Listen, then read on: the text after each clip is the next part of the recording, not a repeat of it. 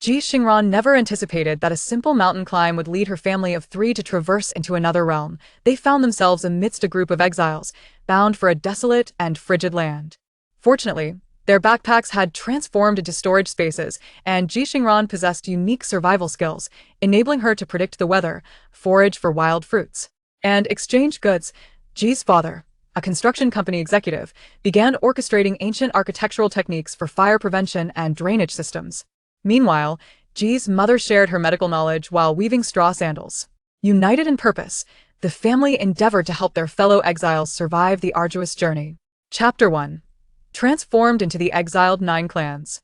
The sun blazed overhead, its scorching rays inflicting pain upon all beneath it. In the forest, a lengthy procession advanced at a sluggish pace, its participants appearing hollow-eyed and emaciated. The adult males were shackled, the sound of clanking chains echoing with each step. After what felt like an eternity, the sound of a gong resonated from the front of the line. At last, a respite was granted. The weary souls within the exile group suddenly regained their vigor, rushing towards the shade offered by the trees lining the path. Ji Xingran, quick-witted and agile, secured the last remaining patch of shade. "Father, mother, hurry!" she called out. Ji Changming, supporting his wife Shun Huixin, hastened to her side. As they reached the tree, another individual attempted to join them, but Ji Changming barked at him, "Get lost. We were here first." After a moment's hesitation, the stranger retreated. At last, the family of 3 settled down. Ji Xingran quickly examined Shun Huixin's straw sandals, discovering, as expected, that the soles had worn through. Blisters had burst, and blood seeped from her feet. Ji Changming's condition was even more dire. He had recently endured a brutal beating, and the wounds inflicted by the whip burned painfully in the sweltering heat. Even a man as resilient as he winced in agony. "This is worse than when I dropped out of school to work at the construction site." Ji Xingran sighed. "And the novels I read about time travel, people usually arrive to enjoy a life of luxury. Why did it have to be us who ended up exiled?" 3 days prior, Ji Xingran had received her admission letter from her dream university. The family had decided to embark on a vacation during the summer break. However, they encountered a deceitful tour guide who locked them inside a tourist shop halfway up the mountain, demanding they spend 8,000 yuan to descend. For Ji Changming, the owner of a construction company, 8,000 yuan was a trivial sum. He had often indulged in spending money for comfort. Yet, many elderly members of the tour group could not afford such an expense, and they were berated by the guide. On a sweltering day, 2 elderly individuals suffered from elevated blood pressure and dizziness, but the guide refused to let them leave. Unable to bear it any longer, Ji Xingran discreetly called the police, only to be discovered by the tour guide, who arrogantly seized her phone and hurled it out of the shop's window, causing it to tumble into a ravine behind the store. While money was of little concern, the phone was Ji Xingran's lifeline, containing her entire high school memories, along with countless novels and music.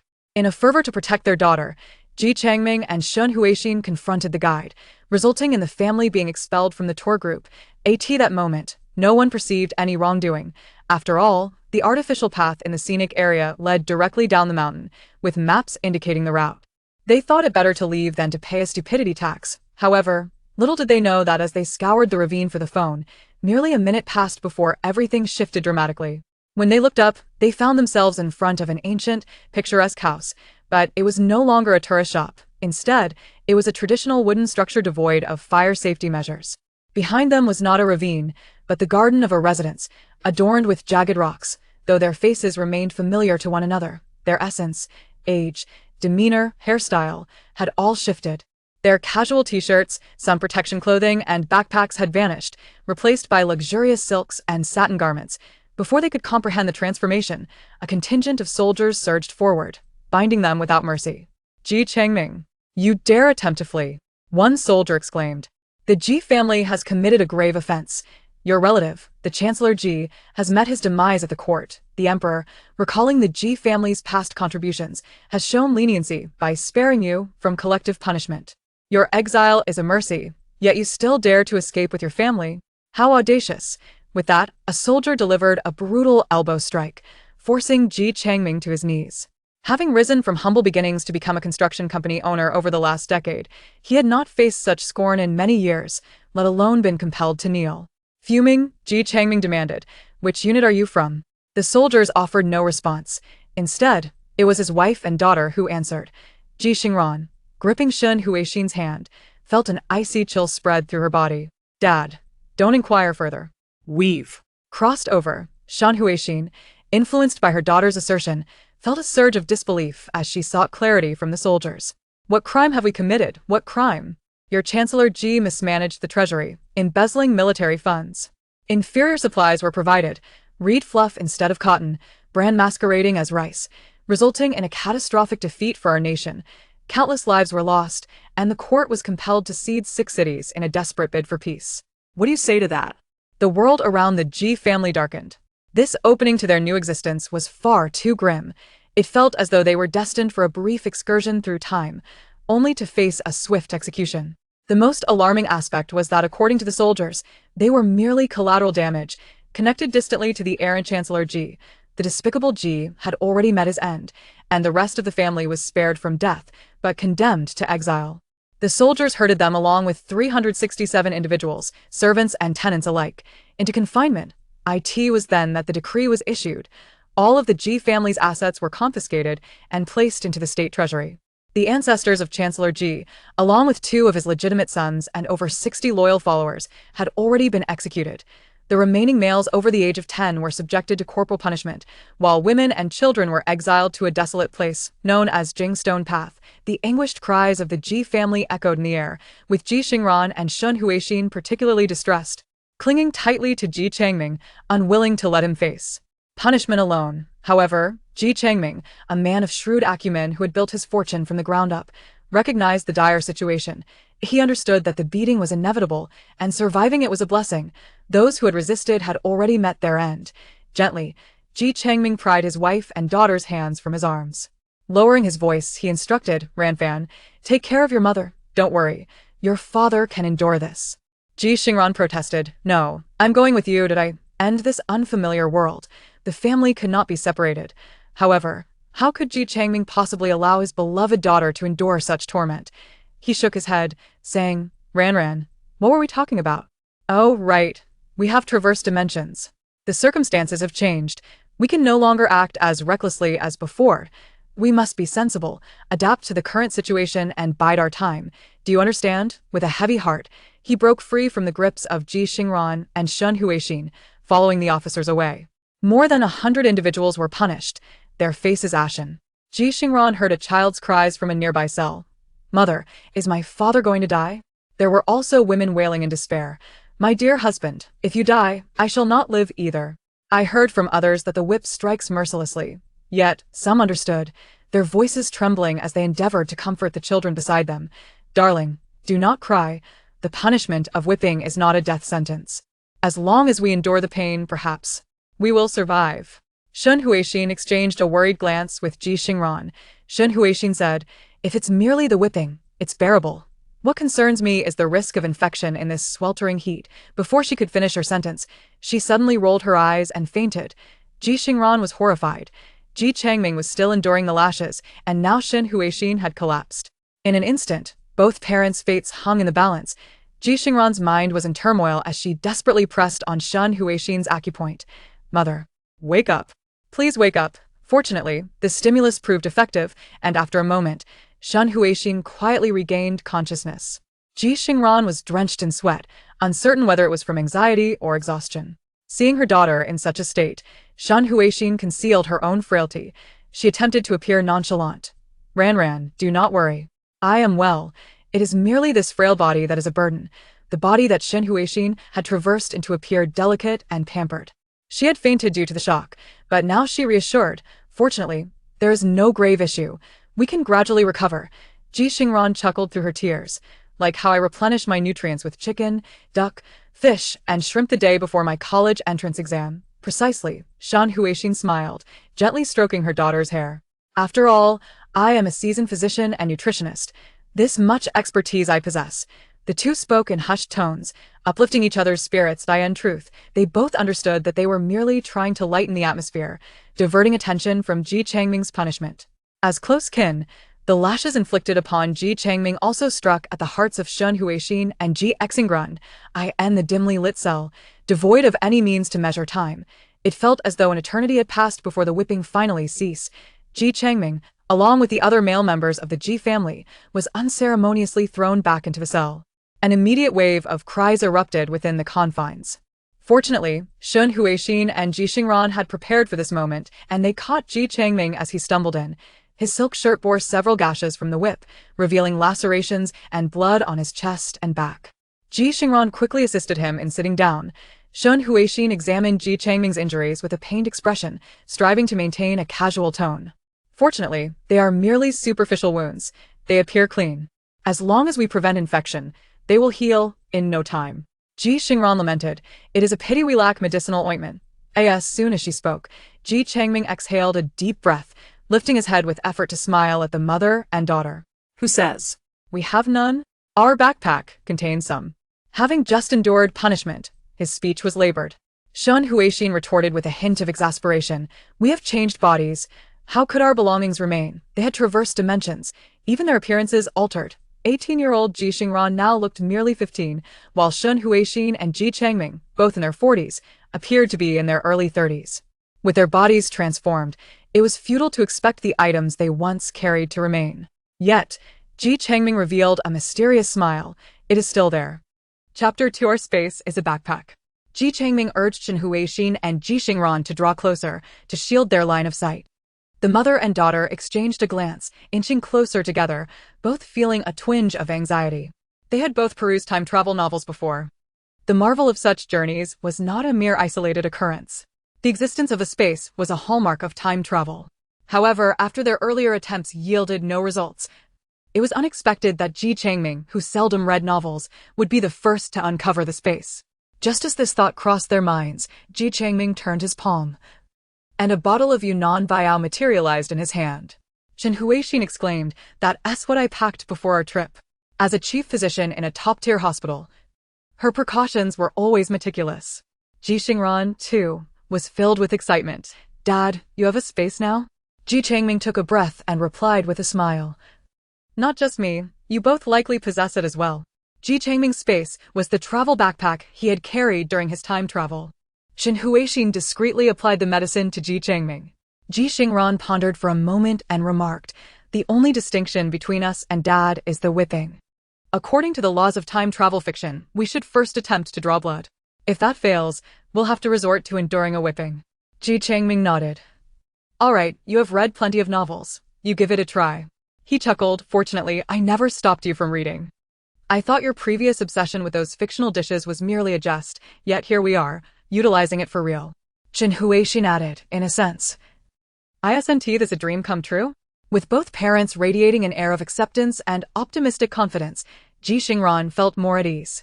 "Dad, Mom, I'm so grateful to have you both. If I were alone, I would surely be on the verge of breaking down." When she had to descend into that little ravine to retrieve her phone, Ji Changming and Shun Huixin could have opted not to follow her. Yet, their concern for Ji Xingran led them to accompany her. Had they not descended, they likely wouldn't have traveled together, and Ji Changming would not have endured the whipping, while Shun Huixin wouldn't have faced the ordeal of illness or exile. A mixture of fear and regret enveloped Ji Xingran. Ji Changming and Shun Huixin comforted her. It's all right. Surviving great calamities brings future blessings. The important thing is that our family is together. Don't be afraid, dear. Your father and mother will always be by your side." Ji Xingran sniffled, "Yes. From now on, I can't call you both Mom and Dad. It has to be father and mother. We also need to be cautious about matters pertaining to modern society." "Understood. It should be thus," they replied. As they spoke, Ji Changming produced a Swiss Army knife and a small bottle of alcohol spray from his palm. "Let us use this to disinfect first." Ji Xingran took the multi-tool, disinfected it, and then made a small incision on her fingertip. A solitary droplet of blood emerged, only to vanish moments later. Simultaneously, a vision of her backpack materialized in her mind. Inside, she discovered a mountaineering jacket, a roll of insulation mats, numerous tissues, and wet wipes. There was a significant supply of food, a large bag of sliced bread, 4 packages of purple sweet potato yogurt sandwiches, 3 cups of instant noodles, a pack of beef jerky, and a pack of pork jerky. Additionally, there were 2 bags of potato chips, a pack of milk candies, a pack of fruit candies, and 2 bags of preserved plums. She also found a bag of dried tangerine peel, a bag of sunflower seeds, and 2 bags of spicy chicken feet. For drinks, there were 2 bottles of mineral water and 2 bottles of sports drinks, all in plastic bottles. To her astonishment, even the clothes she wore during her time travel were present. Grateful to the heavens, she also noted the presence of her undergarments. It must be said that the ancient undergarments extended from waist to thigh. While not entirely comfortable, they were not entirely unpalatable either, though she felt a slight disorientation as if she were not wearing anything at all. After inspecting her backpack, Ji Xingran declared, "Most of the food is in my bag." Xin Huixin reflected on her own backpack, realizing she had packed only a modest amount of food, primarily quick energy-boosting snacks, along with some medications and first aid supplies, a habit ingrained from her medical profession. Upon hearing Ji Xingran's words, Xin Huixin remarked, "I wonder if they provide food in this prison. I suspect whatever they give us won't be of good quality, so we need to conserve our supplies." Ji Changming considered this and said, "Unless it's an emergency, let us try not to use them." Ji Xingran nodded and quickly assisted Xin Huixin in locating her backpack. Xin Huixin's bag contained a few chocolate bars, small packets of peanuts, orchid beans, 3 cartons of milk, and a pack of chewing gum. Upon seeing the chewing gum, Ji Xingran suddenly realized, "Oh no, we didn't bring any toothbrushes. Most of our belongings are still in the hotel. We only took what we needed for the hike." Xin Huixin and Ji Changming exchanged glances, and after a moment, Xin Huixin suggested, "Surely there must be horses in ancient times.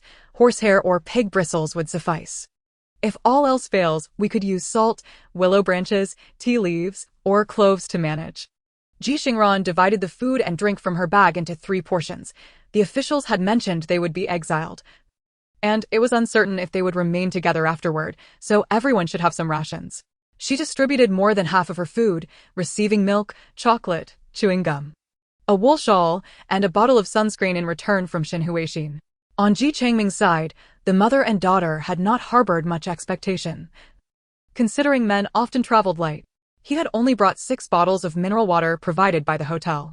However, Ji Changming's expression was peculiar as he extended his hands, producing an array of items. There was a packet of zongzi, a bag of corn, a large bag of boiled peanuts, a pack of oranges, a bundle of eggs, and several stalks of sugarcane. Like a magician, he revealed each item in succession. Scratching his head, Ji Changming explained, "While you 2 were waiting in line for the restroom, I noticed some elderly folks in the tour group struggling with their burdens. Upon inquiring, I learned they had packed quite a bit. Torn between the weight and not wanting to discard anything, I offered to carry their belongings to the summit, planning to return them there.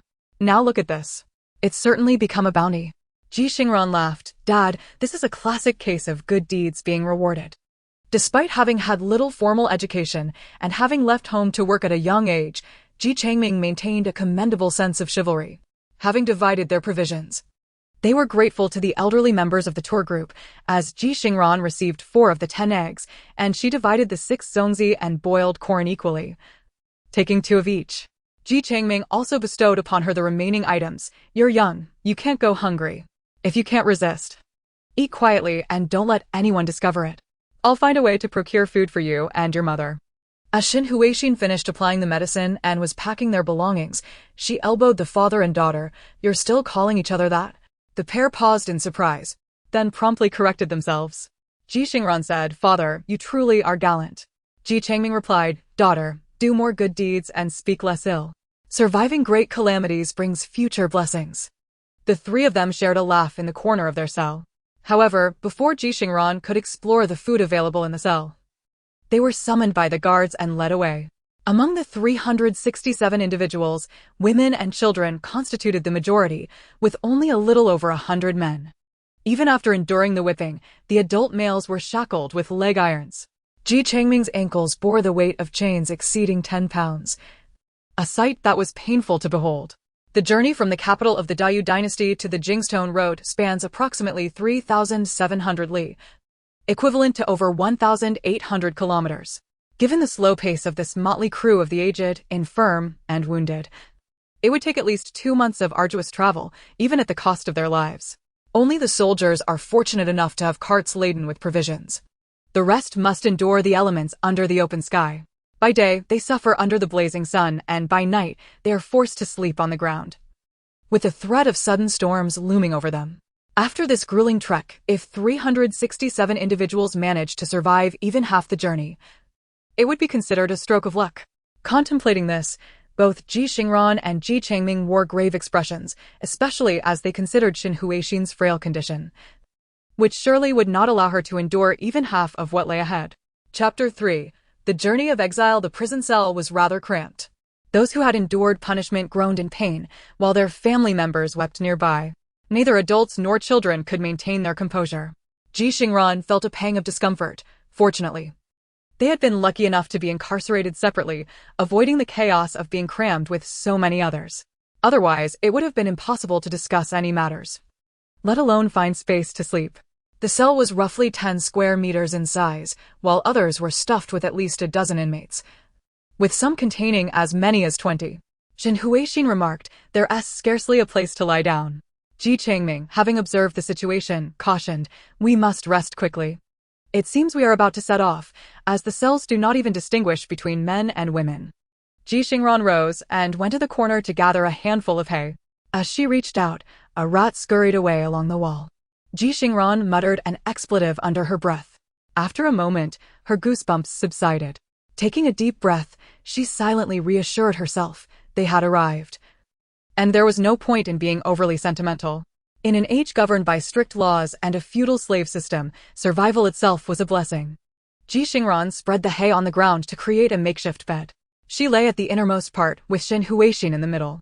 Ji Changming, unable to lie down due to injuries on both his front and back, opted to sit beside them. "You two sleep first.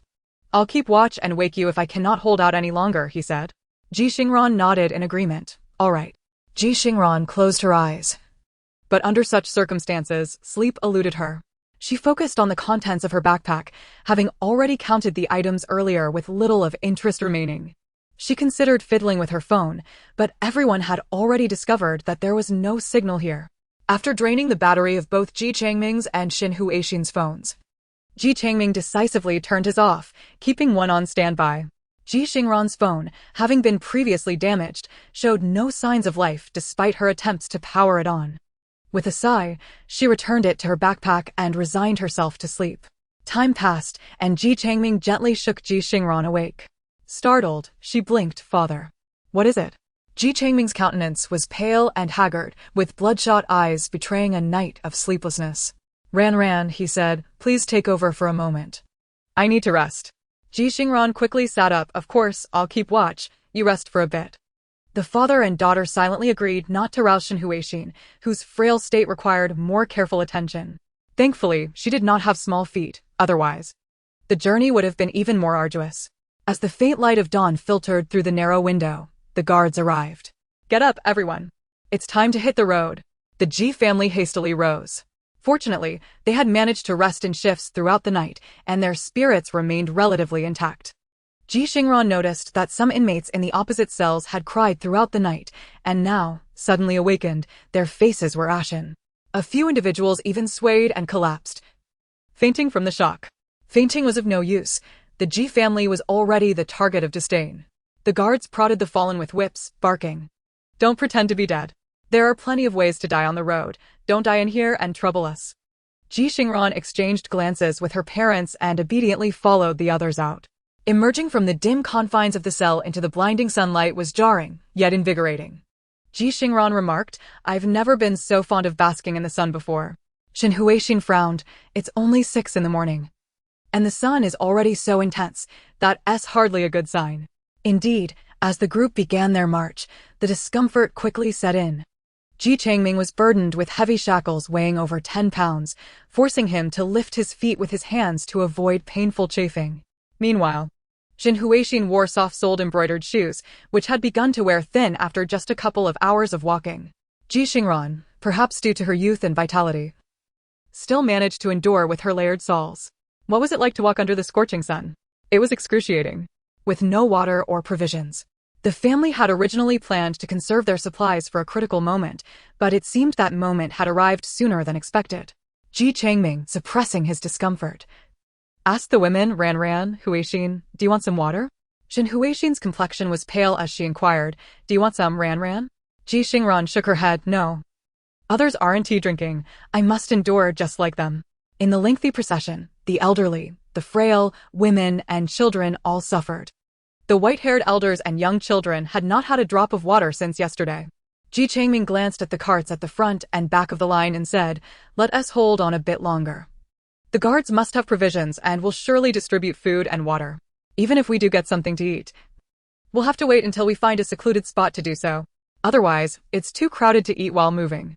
Occasionally, someone would falter and cry out, falling behind, only to be whipped back into line by the guards. The Ji family refrained from testing the guards' patience, choosing instead to walk quietly. Xin Huixin occasionally checked her phone for the time. It was nearly 11 o'clock, the sun at its most oppressive. Ji Xingran fought the urge to lick her lips. "Are we close to a break?" No sooner had she spoken than the sound of a gong echoed, "Rest where you are." Ji Xingran could hardly contain her excitement, exclaiming, "Finally, we can rest." With that, she plopped down onto the ground. Some sharp blades of grass poked through her thin clothing, causing a bit of discomfort. But compared to her aching legs, it was a trifling matter. Ji Changming and Xin Huixin joined her on the ground. Ji Xingran rubbed her legs. "It wasn't too bad while we were moving, but now that we've stopped, it feels like my legs belong to someone else." They had been walking nonstop since 6 in the morning, a grueling 5-hour trek. She looked at Ji Changming and Xin Huixin. Ji Changming tore a strip from his wide-sleeved tie around his ankle, reducing the chafing from the shackles. Xin Huixin's shoes had already sustained 2 tears, and the remaining parts were worn thin. Ji Xingran scanned the surroundings and suddenly rose, returning with some vines. "Mother, you used to weave, right? Why not try to make some grass sandals with these?" Xin Huixin, a teacher of traditional Chinese medicine, had a passion for traditional culture in her spare time. Thus, she was also selected as a cadre for the women's party group at the school and its affiliated hospital, frequently organizing various women's activities. Activities such as embroidery and weaving were well within her capabilities. Xin Huixin took the vines and examined them. They were not quite suitable, just barely passable. Ji Xingran cheerfully suggested, "Mother, you can use these for now. I will go and gather some more." The vines danced between Xin Huixin's fingers and soon, a curvaceous, peanut-shaped shoe sole emerged. 2 women sitting not far away glanced over and quietly rose to gather vines as well. While Ji Xingran was busy picking vines, she suddenly noticed an increase in the number of people around her. After a moment's hesitation, she took the initiative to advise, "You should use this type of vine. It is sturdy and resilient." The woman gathering vines was momentarily taken aback and quickly bowed in gratitude, saying, "Thank you, thank you." Ji Xingran returned with a handful of vines, contemplating discussing with her parents the importance of integrating into the community early. However, upon her return, she found that 3 women had already gathered around Xin Huixin, collaboratively weaving the soles of straw shoes. Meanwhile, Ji Changming had also joined a group, sitting with several others, engaging in animated conversation about Jingsherdao. Chapter 4. My parents have social anxiety. Is Jingsherdao really that far? Ji Changming mused, stroking his chin. A middle-aged man, dressed similarly in a silk shirt, nodded in agreement indeed. "That's up in the northwest corner. Our family's 3rd uncle visited there during his demotion. Don't you remember?" I remember, Ji Changming responded with a smile. "It must be quite cold there, right?" "Absolutely. I hear it's going to snow in October and won't stop until February next year." Ji Changming pondered this information thoughtfully. Ji Xingran placed the vines beside Xin Huixin, asking, "Mother, is this enough?" "Not quite. There are plenty more over by the edge of the forest," came the reply. Perhaps due to the ancient mountains and forests remaining largely untouched, the natural resources were exceedingly abundant. This was why Ji Xingran had decided to offer advice to the women gathering vines. It would not only win their favor, but also safeguard her own interests. Perhaps in the future, they might even offer her guidance in return. Xin Huixin chuckled, "I fear it may not be sufficient. These ants have expressed a desire to learn from me." The ants quickly chimed in, "Thank you, madam, for your kindness." Xin Huixin smiled silently. Judging by the ants' attitudes, it was evident that the Ji Changming family was a respected branch of the clan, regarded as nobility. Ji Xingran hurriedly went to gather a large bundle. By the time she returned, Xin Huixin was surrounded by 7 women. Ji Changming had also shifted positions, engrossed in lively conversation with others. Ji Xingran remarked, "I suspect my parents might be suffering from social anxiety." Ji Xingran sat down to learn weaving from Xin Huixin. Just as she began, a sudden commotion caught her attention. She looked up to see several men arguing with the soldiers. The men were dressed in silk shirts similar to Ji Xingran's, clearly belonging to the Ji family S branch, and appeared quite pampered. They angrily threw a dark, clumped substance to the ground, exclaiming, "We get only one meal a day, and you give us this? Even dogs wouldn't eat this." The soldiers were even harsher, stomping on the black lump, declaring, "Eat it or don't, that's your choice. Don't be ungrateful. Just receiving food is already generous. You should have known this day would come when your Ji family was greedy for military rations." Despite their desire to protest, the men were met with a round of lashes in front of everyone. Having already been punished the previous day and shackled, they were exhausted from walking all morning, and the renewed punishment left them utterly dejected. Two of them collapsed, and the soldiers paid them no mind, allowing their families to weep over them. Several soldiers, with stern faces, approached with large buckets and baskets, standing in the crowd and tapping a wooden spoon against the barrel. "Listen up. From today onward, there will be one meal a day. A lump of mixed vegetable dumpling and a bowl of thin gruel. Eat it if you want. If not, that's your problem." At this moment, Ji Xingran had returned to the side of his wife and daughter. Upon seeing the turmoil, he hurried over to protect them. The ants beside Shen Huixin quickly gathered their half-finished straw chaussals and scurried back to their original places. Everyone was quite fearful of the soldiers. Once Ji Xingran ensured no one was watching, he quietly informed his wife and daughter of the news he had gathered. "If we have no money, this is how our rations will be. If we have money, we can discreetly approach the soldiers to buy something else." Ji Xingran replied, "But we have no money." Shen Huixin added, "When we were captured, we had some belongings that should have contained gold and silver. It's a pity they were confiscated before we entered the jail." At this moment, they were left with nothing. The three of them sat on the grass, lost in thought, feeling bewildered about their future. The soldiers came around to distribute rations. 3 dark, fist-sized vegetable dumplings and 3 bowls of gruel that reflected their shadows were provided. Ji Xingran, having grown up in the countryside, immediately recognized them. Wild vegetable dumplings wrapped in coarse black flour. It was the very lowest quality flour, likely mixed with chaff. Ji Xingran sniffed, detecting a faintly dry taste. Fortunately, there was no sourness. She took a bite, forced it down, and grimaced. "It's a bit scratchy."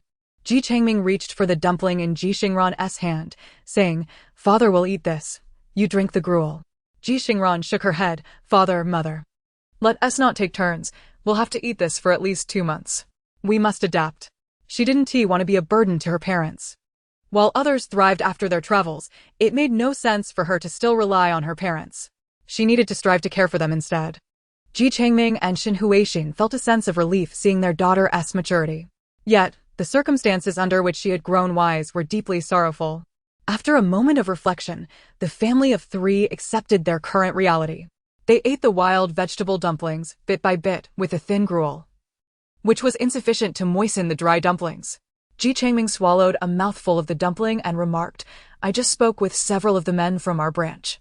We will be able to rest for an hour at noon. The soldiers will stop at places with water, and you can go to the river to fetch some." Shen Huixin cautioned, "River water cannot be drunk directly. It may contain parasites." Before she could finish her sentence, her voice trailed off. She understood that at this point, there was no room for picky preferences. Ji Xingran proposed, "Father, mother, let us drink the water from our bag first.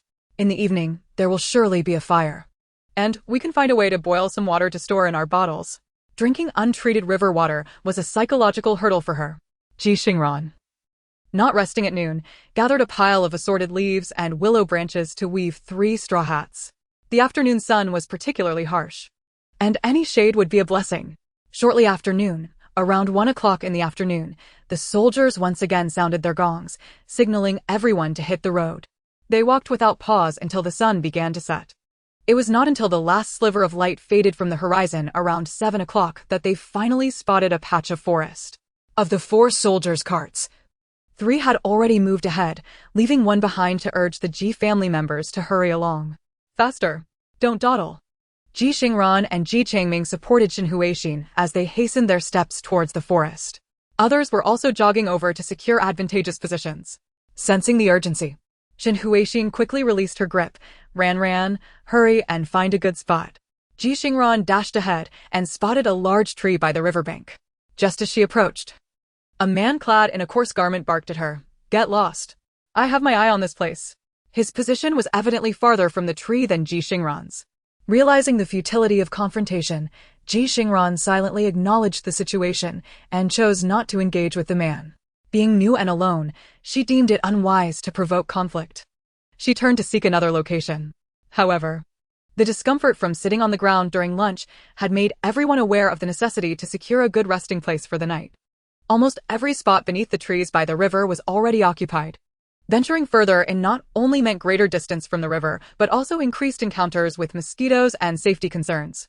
Just as Ji Xingran felt anxious, someone called her from a distance, "Miss, come over here." Surprised, Ji Xingran looked up to see a few women she had worked with alongside Shin Huixin during the shoe sole crafting earlier in the day. Hesitantly, she approached them. The women, who had originally occupied the space beneath two trees, had now gathered under one.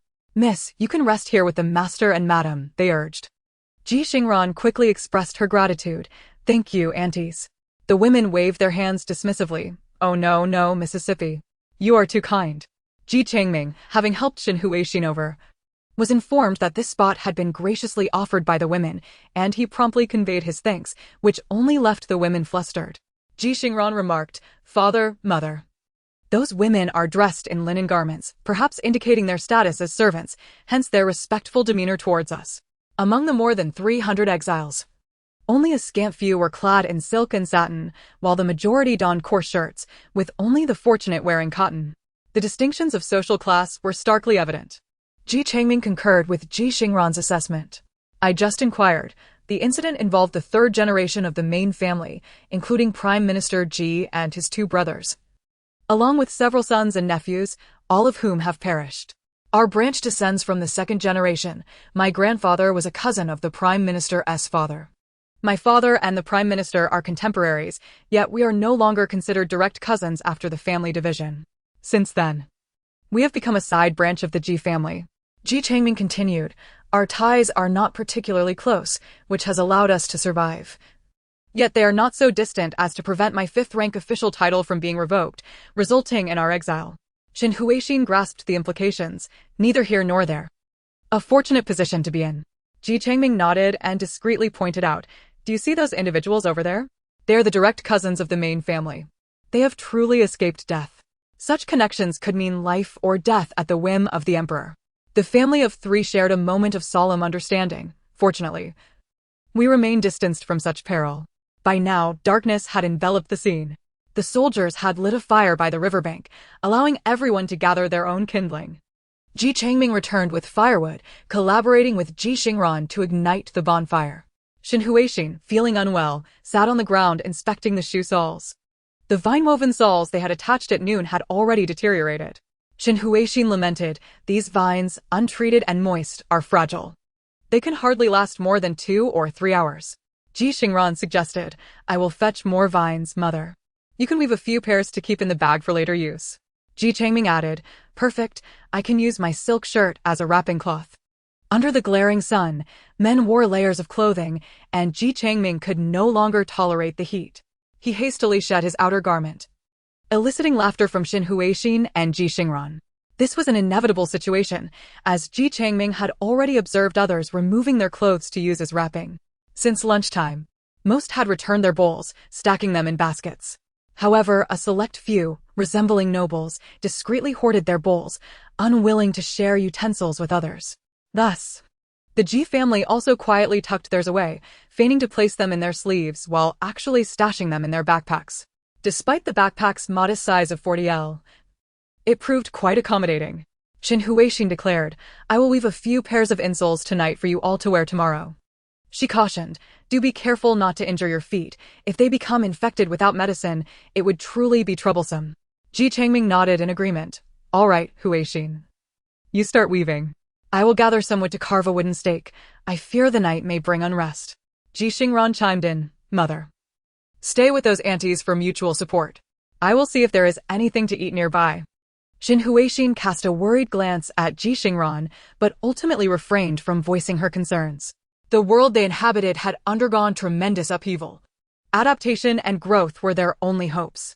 Ji Xingran grasped a burning piece of wood and made her way to the riverbank, hoping to explore for fish or shrimp, and perhaps even snails. However, given the circumstances, it would be best to avoid the snails. As she approached the riverbank, she discovered a considerable number of people present. Some were washing clothes, others were dishes, while yet more were fetching water. A few stood in the water, feeling around beneath the surface. The soldiers' carts were stationed at the camp's periphery, with a few soldiers seated in front of each cart, casually eating meat and drinking while casting indifferent glances at the group of prisoners. That's somewhat reassuring, Ji Xingran thought. At least the soldiers are outside, providing a buffer against bandits and wild beasts. She hesitated to enter the water. While it might hold fish and shrimp, it could also harbor snakes, her greatest fear. After careful observation, she finally identified a depression in the riverbank, partially covered by water plants. Upon closer inspection, she realized it concealed water beneath rather than solid ground. Ji Xingran quickly gathered some vines, grateful for the multifunctional knife her father had given her. Under the cover of night, she worked swiftly. Upon returning to the tree, she immediately sat down to weave the vines. "Mother, I want to weave a fishing net. Will you teach me?" The fishing net was simple, requiring only interlacing knots. In approximately 10 minutes, Ji Xingran and Xin Huixin collaboratively crafted a rudimentary fishing net measuring 1.5 by 2 meters. With the net completed, Ji Xingran eagerly called to Ji Changming, "Father, come help me." Uncertain of her ability to catch fish alone, she preferred to have her family by her side. Wary of trusting the humanity of those in desperate straits, Ji Changming approached with 2 sticks in hand, inserting them through the edges of the fishing net before quietly submerging them into the river's depths. Once in position, he gripped the sticks firmly and pulled. Simultaneously, Ji Xingran forcefully swept aside the water plants above the depression. The fish, previously hiding within, darted towards the river, only to be ensnared by the fishing net. "There are indeed fish!" Ji Xingran exclaimed, her excitement palpable. Ji Changming, recalling his childhood fishing escapades, also felt invigorated. Releasing the stick and bending down, a fish the size of a palm was swiftly tossed onto the grass beside him. Ji Changming was eager to catch another, but was suddenly interrupted by his daughter's piercing scream. "Let go! That's our fish!" Ji Changming lifted his gaze to see a man clad in a coarse garment attempting to snatch the fish that Ji Xingran had pinned down. "Get the hell away! How dare you touch my daughter?" Ji Changming unsheathed his stick and struck the man in the back with considerable force. The man, in pain, collapsed to the ground. Summoning her courage, Ji Xingran kicked him in the waist. "What do you think you are? How dare you attempt to steal? Do you believe there are no laws here? You think you can act like a bandit, robbing others of their belongings?" Ji Xingran was adept at sowing confusion and taking advantage of chaos. Her intention was clear: to alert others that this man, bold enough to steal from her, would not hesitate to rob them as well. One and all, none would escape his grasp. Indeed, upon hearing her words, others began to glance over, their faces marred with disgust. "What a despicable creature! Do you truly believe no one can stop you?" Outnumbered, the man in the coarse garment retreated into the woods, bombarded by a flurry of spittle and stones. Chapter 6: A Plan to Procure Salt. Ji Xingran felt a pang of regret as she gazed at the waterhole. After that commotion, the fish had all fled. Ji Changming lifted his daughter. "He didn't harm you, did he?" Ji Xingran shook her head. "No, father, I've trained in Wing Chun with grandfather." Thus, this 15-year-old girl was able to protect her fish from a burly man. "That's good. Next time something like this happens, just let them have the fish. Never confront them directly, do you understand?" Seeing his daughter unharmed, Ji Changming sighed in relief, yet felt compelled to impart further wisdom. While he would certainly discipline those who harmed his daughter, he knew that if either Ji Xingran or Xin Huixin were ever alone, they must prioritize their safety above all else, even at the cost of their possessions. Ji Xingran nodded. "Father, I understand. It's only because you're here that I dared to dispute with him. Otherwise, I would have been too afraid to voice my anger. Safety first." However, when her father was by her side, she felt invincible. This waterhole was now a lost cause. Ji Changming felt around and only found a few snails. Though inedible, he decided not to discard them. "We can extract the meat later and perhaps use it for fishing." Growing up in the countryside, such skills were second nature to him. Meanwhile, Ji Xingran had begun searching for more waterholes along the riverbank. The father-daughter duo toiled for nearly an hour, during which more individuals joined in, rummaging through the river. Some even trailed closely behind Ji Changming. He didn't mind, as he had previously learned that these were members of the Ji clan. Ji Xingran admired most of her father's traits, save for his inexplicable fervor for family and hometown. Ji Changming had often been taken advantage of by relatives and townsfolk, even funding repairs for the ancestral hall, spending tens of thousands in total. Shen Huixin, normally so good-natured, had been upset with Ji Changming over this matter. Yet Ji Changming believed they were all of the same clan, one family, sharing the same roots. You wouldn't understand. Shen Huixin retorted, indeed, I don't understand. Only you do. Ji Xingran found herself somewhat perplexed. Could it be that their ancestors were truly watching over them, allowing their family to traverse to this strange land together? Otherwise, should any mishap occur, what sorrow would befall those left behind? Would one of them endure the hardships alone, while the others found solace in being together despite the struggles? Ji Xingran pondered silently, choosing not to disturb her father's thoughts on clan matters. After examining the last spot, Ji Changming straightened up. All right, let us call it a day. This catch is sufficient for us. Given this weather, any more would spoil. Ji Xingran glanced at her father, sensing that his words were meant for others as well. After all, they had tested earlier that items placed in their backpack retained their original state. The few boiled corns and dumplings were still warm even at this late hour. Sure enough, after Ji Changming spoke, several individuals glanced at their own catches, hesitating before heading ashore. Ji Changming felt a wave of relief as he returned to the tree with Ji Xingran. This group of clan members, though scattered and from branches he rarely encountered, still retained a semblance of unity. Ji Changming stated, with even a modicum of restraint and a bit of guidance, we can maintain the peace for now. Otherwise, should relations sour, embarking on a 2-month journey empty-handed would turn men into wolves. Shen Huixin nodded, that's true, as newcomers. We must tread cautiously. If we can unite, we will, if not, we can part ways. It was then that Ji Xingran understood why Ji Changming had allowed those people to accompany them. There were indeed deeper considerations at play. Ji Xingran gave her father a thumbs up. Father, it's no wonder you can manage such significant business. Luck and strategy are both indispensable. Ji Changming beamed with pride. Isn't that so? Do you think your father is just anyone? Your mother was a proper graduate student willing to be with a humble bricklayer because she recognized my clever mind, robust physique, and hardworking nature. Ji Xingran burst into laughter. Father, your confidence is truly unmatched. Shen Huixin, however, scrutinized Ji Changming for quite some time before commenting. It's uncanny, truly uncanny. Uncanny of what? Ji Xingran inquired. Shen Huixin smiled. Your father now resembles his younger self to a T, especially so.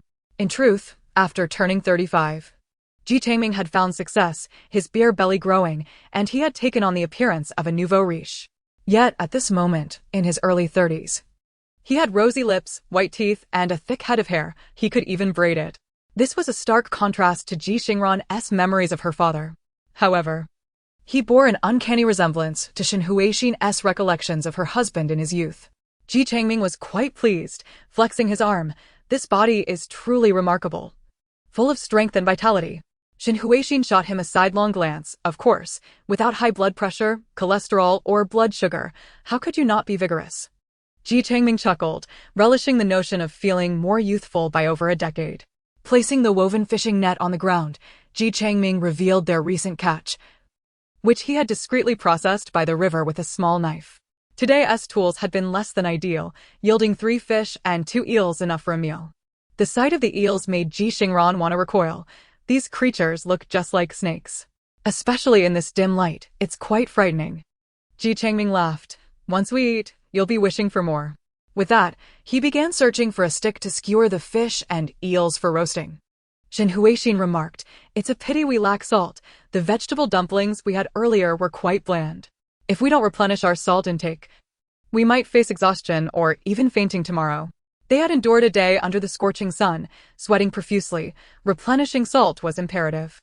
Ji Xingran suggested, perhaps the officials deliberately used less salt in the dumplings to prevent the prisoners from gaining strength. A lack of salt would indeed render one weak and feeble. Ji Changming nodded. That's a possibility. Then we must devise a way to acquire some salt. Yet, the forest by the river is not the seashore, nor does it possess any salt mines. Among the exiled group that travels empty-handed, where is the salt to be found? Ji Changming pondered for a moment and decided to inquire with others. If all else fails, he would devise a means to barter with the soldiers. Silk garments, fish. Whatever could be exchanged would suffice. Ji Xingran nodded in agreement. I shall also scout the vicinity to see if there is anything else that might be of use. The father and daughter then parted ways, while Shin Huixin remained beneath a tree, roasting fish. With over 300 exiled prisoners and 30 to 40 soldiers, nearly 400 individuals were present. Numerous bonfires had been lit, large and small. The riverside was manageable, akin to open wilderness, in close proximity to a water source. However, the conditions within the forest were quite different. Many had lit fires without even clearing a safety perimeter, with dry leaves strewn perilously close to the flames. Ji Xingran thought to herself, this group lacks any sense of fire safety. Yet, she felt it was not her place to intervene. After all, they were in a vulnerable situation, and it was prudent for them to focus solely on their own well-being. Besides, with the river nearby, should a fire break out, it could be extinguished. Perhaps it would be better for them to learn a lesson than for Ji Xingran to take action herself. As Ji Xingran wandered about, apart from spotting a patch of wild berries that had been thoroughly picked and a similarly bare wild pear tree, she found nothing of note. How thoroughly they have foraged, Ji Xingran remarked with a sense of resignation. Chapter 7.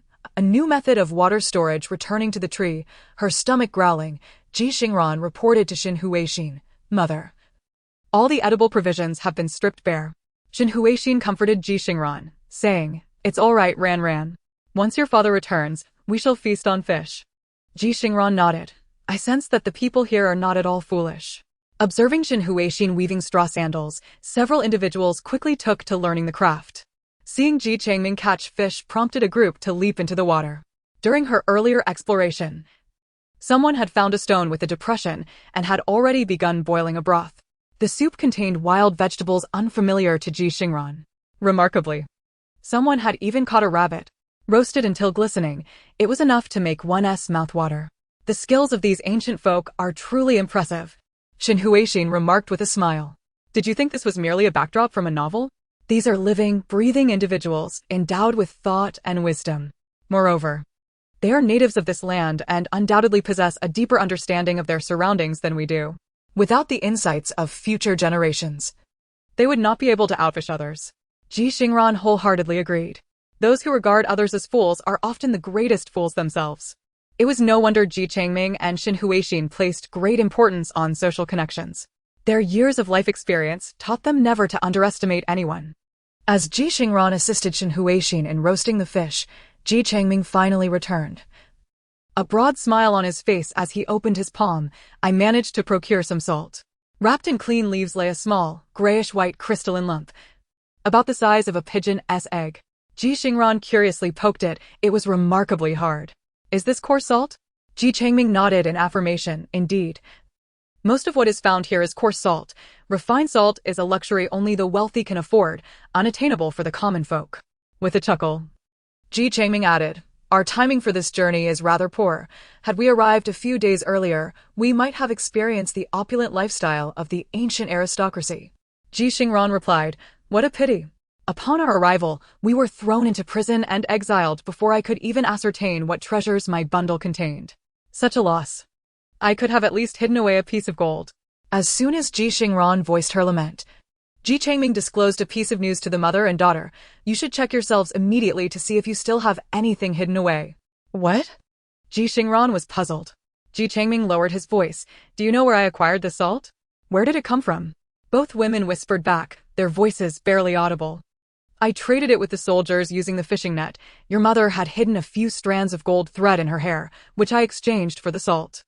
No wonder. Ji Xingran had been wondering how others had salt on them. They hastily assisted one another in concealing their findings, carefully inspecting their bodies. Before long, the observant Shin Huixin was the first to uncover something. Good heavens, there truly is something. From the thickest part of the heel of her worn embroidered shoes, she retrieved a silver note. Heavens! 3,000 taels. Shin Huixin was astonished. Although she had mostly lived in the inner chambers, she retained a memory of the prices during the Great Yu dynasty. This amounted to a considerable sum. Ji Xingran also discovered 2 500-tael silver notes hidden in her collar.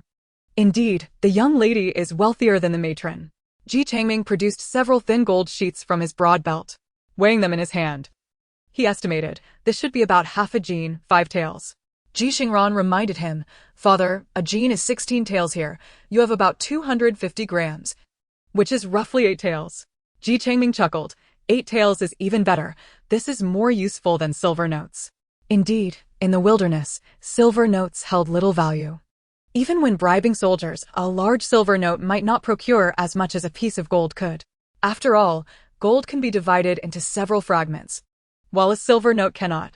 Subsequently, the three of them continued to retrieve small fragments of gold and silver, along with silver notes from their hair, collars, and shoes. Most were thin and delicate items, such as gold sheets and silver threads, which allowed them to evade the scrutiny of the guards. Ji Xingran remarked, "These guards aren't very diligent. Not to mention, Father, your broad belt has not even been unfastened for inspection. That seems rather lax." Ji Changming laughed heartily. "You see, that is something you do not understand." Ji Xingran, curious, asked, "What do you mean I don't understand?" Ji Changming explained, "In matters of confiscation, there are various layers involved. Those counting the goods tend to underreport to facilitate those moving the items into storage to pocket some profit. This practice ensures longevity. The guards conducting the searches may not be oblivious to the fact that we hide things in our hair or collars. It is more likely they choose to turn a blind eye. After all, who wouldn't want to give their fellow brothers a little something for their trouble in this task of escorting prisoners into exile?" Ji Xingran mused, "It can work like that. You'll learn in time. This ancient legal system is underdeveloped, and status and power reign supreme. We still have much to endure." Ji Changming continued, dividing the retrieved gold and silver into 3 portions. "Like our food, each of us shall carry a share for emergencies." Ji Xingran also handed a silver note to her father. With precious metals being scarce, each person received approximately 3 taels of gold and a little over 1 tael of silver. Ji Xingran contemplated, "In these times, few use gold. Carrying silver is likely for the purpose of not revealing our whereabouts in times of urgency. Otherwise, we would carry all gold, as both gold and silver occupy the same space, making gold the more economical choice." Ji Changming expressed his satisfaction. "Daughter, you truly take after me. You are indeed clever."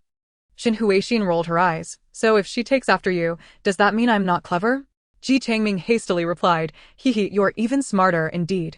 After stowing away the gold and silver notes in their packs, Ji Xingran set out to fetch water. Lacking a bucket, she resorted to using 3 bowls to repeatedly draw water. As Ji Xingran was engaged in her task, a sudden thought struck her. Why not try using a plastic bag? With that, she plunged her hand into the water, filling the bag to the brim before placing it into her spatial pocket. Upon closer inspection, she was delighted to find that the bag, containing nearly 4 liters of water, was floating serenely within her backpack space. What a marvelous discovery! Ji Xingran felt invigorated. The spatial pocket was indeed remarkable. Whatever was placed inside remained unchanged upon retrieval. The water encased in the plastic bag posed no risk of spilling, ensuring that it would emerge intact. Yet, Ji Xingran had never anticipated that she would come to cherish a supermarket plastic shopping bag, priced at merely 20 cents. That flimsy bag had transformed into her prized possession. Upon her return, Ji Changming had already procured a stone pot, preparing to cook. To call it a stone pot was perhaps an overstatement. It was merely a shallow depression, barely 2 finger widths deep. Nevertheless, placed by the fire, it would suffice for boiling water. Xin Huixin had broken coarse salt into bits, dissolving it in water before using leaves to apply it to the grilled fish, imparting a modicum of flavor. The 3 of them shared 3 palm-sized fish and 2 1-foot-long eels. To be frank, they were still left hungry. Ji Xingran licked her lips, her thoughts incessantly drifting to the contents of her backpack. However, after much deliberation, she refrained from indulging. It was only the first day, with 2 months ahead, and uncertainties loomed regarding the situation at Jingsherdao. They had to be prudent and conserve their resources. After their meal, Ji Changming took the leftover fish heads, bones, and tails back to the riverbank. Xin Huixin busied herself with boiling water. They ladled the boiling water into bowls to cool, before discreetly transferring it into mineral water bottles. Each of them had consumed 2 bottles of mineral water throughout the day, which had allowed them to avoid eating, yet the relentless sun made it imperative to stay hydrated. Fortunately, the forest provided streams, leading to a consensus among the 3. Each would take 2 bottles of water, while the others remained sealed for the time being. Now that Ji Xingran had informed them of the spatial pocket's ability to preserve items, they could boil more water, let it cool, and store it in plastic bags. Ji Xingran cheerfully remarked, "Thank goodness, we have a habit of not littering. I still have several plastic bags tucked away in my side pocket." As night approached, nearing 10 o'clock, many had succumbed to sleep. Ji Changming returned with 2 fish, preparing to rest as well. The 3 took turns sleeping, with the one awake responsible for boiling and cooling the water. Ji Changming was on the first watch. Ji Xingran and Xin Huixin constructed a thin bed of leaves, leaning against one another as they drifted off. Ji Changming, on his night watch, remained industrious, using a stone shard to carve wooden stakes of varying lengths, preparing several for future use.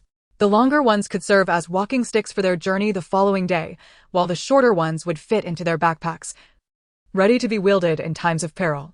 After a day of travel, it would be disingenuous to claim they were not weary. Ji Xingran fell asleep almost immediately. When she awoke in the middle of the night to switch shifts, she continued to weave items in her hands: grass sandals, fishing nets, hats, anything that might be useful. The spatial pocket did not impose limitations on shape. A bundle of vines occupied as much space as the woven items did, without altering its dimensions. At the crack of dawn, the soldiers sounded their gongs. With the clangor, everyone resumed their journey. The long mountain path seemed interminable. Over 300 individuals formed a disjointed line that stretched over a mile. Ji Xingran and her companions found themselves in the midst of the procession. Ji Xingran observed that some quietly strayed from the group. As long as they did not fall to the back, the soldiers paid little mind. She then declared, "Father, mother, I'll go see if I can gather some vines." "All right, be swift and return," Ji Changming replied, supporting Xin Huixin. Xin Huixin's health was fragile. She felt faint upon rising. After coaxing from her husband and daughter, she managed to consume half a box of milk and an egg. At this point, merely maintaining her pace had depleted most of her strength. Xin Huixin couldn't help but complain to Ji Changming, "How is it that a person so particular about exercise and health, ended up with such a body? It truly baffles the mind." Ji Changming chuckled, "Perhaps we complement each other. In my past life, I was quite portly, and in this one, I am robust." Xin Huixin shot him a glare. "Why do you speak so annoyingly? Or are you hoping to trade in wives along with your body? Such words surely wouldn't earn you a wife." Ji Changming fell silent, hastily assuring her, "It's nothing. It's just a bit weak, but it can be nurtured back." He then patiently encouraged Xin Huixin, "Just think, when you were in your 40s. Didn't you always wish to return to your 30s? Now look at you, in your early 30s, with such skin and figure, remarkable." Xin Huixin glanced up at the sun hanging high in the sky. "No matter how fine the skin and figure, traversing this exiled path, I fear I'll end up as a charred figure under the sun." Ji Changming replied, "Don't say that. Sunshine is beneficial. It would be far worse if it were windy or rainy." The soldiers had carts. Perhaps they even brought tents. During the day, they had ponchos, while they still had to brave the rain. Ji Changming's words made Xin Huixin's face pale. The danger lies in getting caught in the rain. Colds can be fatal in these times. At this thought, the couple exchanged a glance. "Do you think our daughter has sensed something? Otherwise, why is she so eager to find vines? She already wove at least 5 pairs of grass sandals, 3 hats, and 2 fishing nets last night. What is she up to today?" Ji Changming and Xin Huixin were indeed correct. Ji Xingran was concerned about the possibility of rain. The night before, she had a dream in which she vaguely heard a phrase: "Survive beyond 24 hours, earn survival points 1, and unlock the gift exchange system." Would you like to proceed? A gift? A treasure? Even if Ji Xingran could not discern dream from reality, she understood that such a moment called for an affirmative response. Thus, in her dream, she shouted, "Yes, I want to unlock it. Please confirm. Would you like to activate the exchange?" "Yes, I want to exchange. Please confirm. Would you like to activate the exchange?" Ji Xingran was infuriated. "Are you deaf? I said yes. I want to exchange for the gift. At least tell me what the gift is." Yet, the voice remained silent, merely asking her at intervals. Ji Xingran thought, "Am I being toyed with?" Sleep had eluded her, and she was vexed. What sort of gift, without even a shadow in sight? Frustrated, Ji Xingran fell back to sleep. But it was not that she lacked the desire to redeem the gift. Rather, her gift seemed to be deaf. How could one not be exasperated? It was not until morning, jolted awake by the soldiers' gongs, that Ji Xingran sat up with a start. Without air conditioning or a fan, she awoke drenched in sweat. It was unbearably hot. Instinctively, she reached for her phone to check the temperature and see if a heat warning had been issued. However, as she grasped it, she remembered her phone was broken. With a heavy heart, Ji Xingran set it down. Before she could even put it away, she suddenly heard the voice from yesterday broadcasting again. Conditions for unlocking the gift exchange system have been met. Would you like to activate the gift exchange system? Ji Xingran shouted internally yes. Finally, she heard the voice she had longed for in her dreams. The gift exchange system is now activated. Please check your rewards. The phone in her hand vibrated, shocking Ji Xingran. She looked down and was astonished to find that her phone had powered on. However, simultaneously, the screen turned a dull gray, reminiscent of a computer crashing. All the icons and apps were unresponsive. Ji Xingran thought to herself, don't make me utter another expletive. Fortunately, the system was somewhat reliable this time, promptly notifying her, please check the phone icons. Chapter 9, Weather Forecast. Ji Xingran hurriedly took a look, only to discover that the icons were indeed unresponsive. Yet, hovering above each icon was a faintly colored number, which had been difficult to see due to the phone's murky display. Ji Xingran noticed that the message icon bore the number 3, the camera showed 10. The calendar indicated 100, and remarkably, the orange shopping app was marked with a staggering 1000. The lowest number belonged to the weather forecast app, which was marked with a mere 1. Ji Xingran tapped on the 1, and the system announced, please confirm if you wish to consume 1 survival point to exchange for the weather forecast feature. Was there any doubt? Ji Xingran shouted, yes. The system responded. Ji Xingran, fearing that the system might suddenly become intermittently deaf again, quickly reiterated in her mind, yes. I said yes. I want to exchange. I want to exchange. Regardless of what it is, I simply want to exchange. The system seemed to pause for a moment before reporting, there is no need for such volume. The system can recognize any decibel of the host's voice. Ji Xingran scoffed. Huh. I would be more inclined to believe that if you hadn't ignored me at least 5 times last night. The system replied, the system's hearing is intact. It is the host who has not met the basic conditions to activate the exchange system.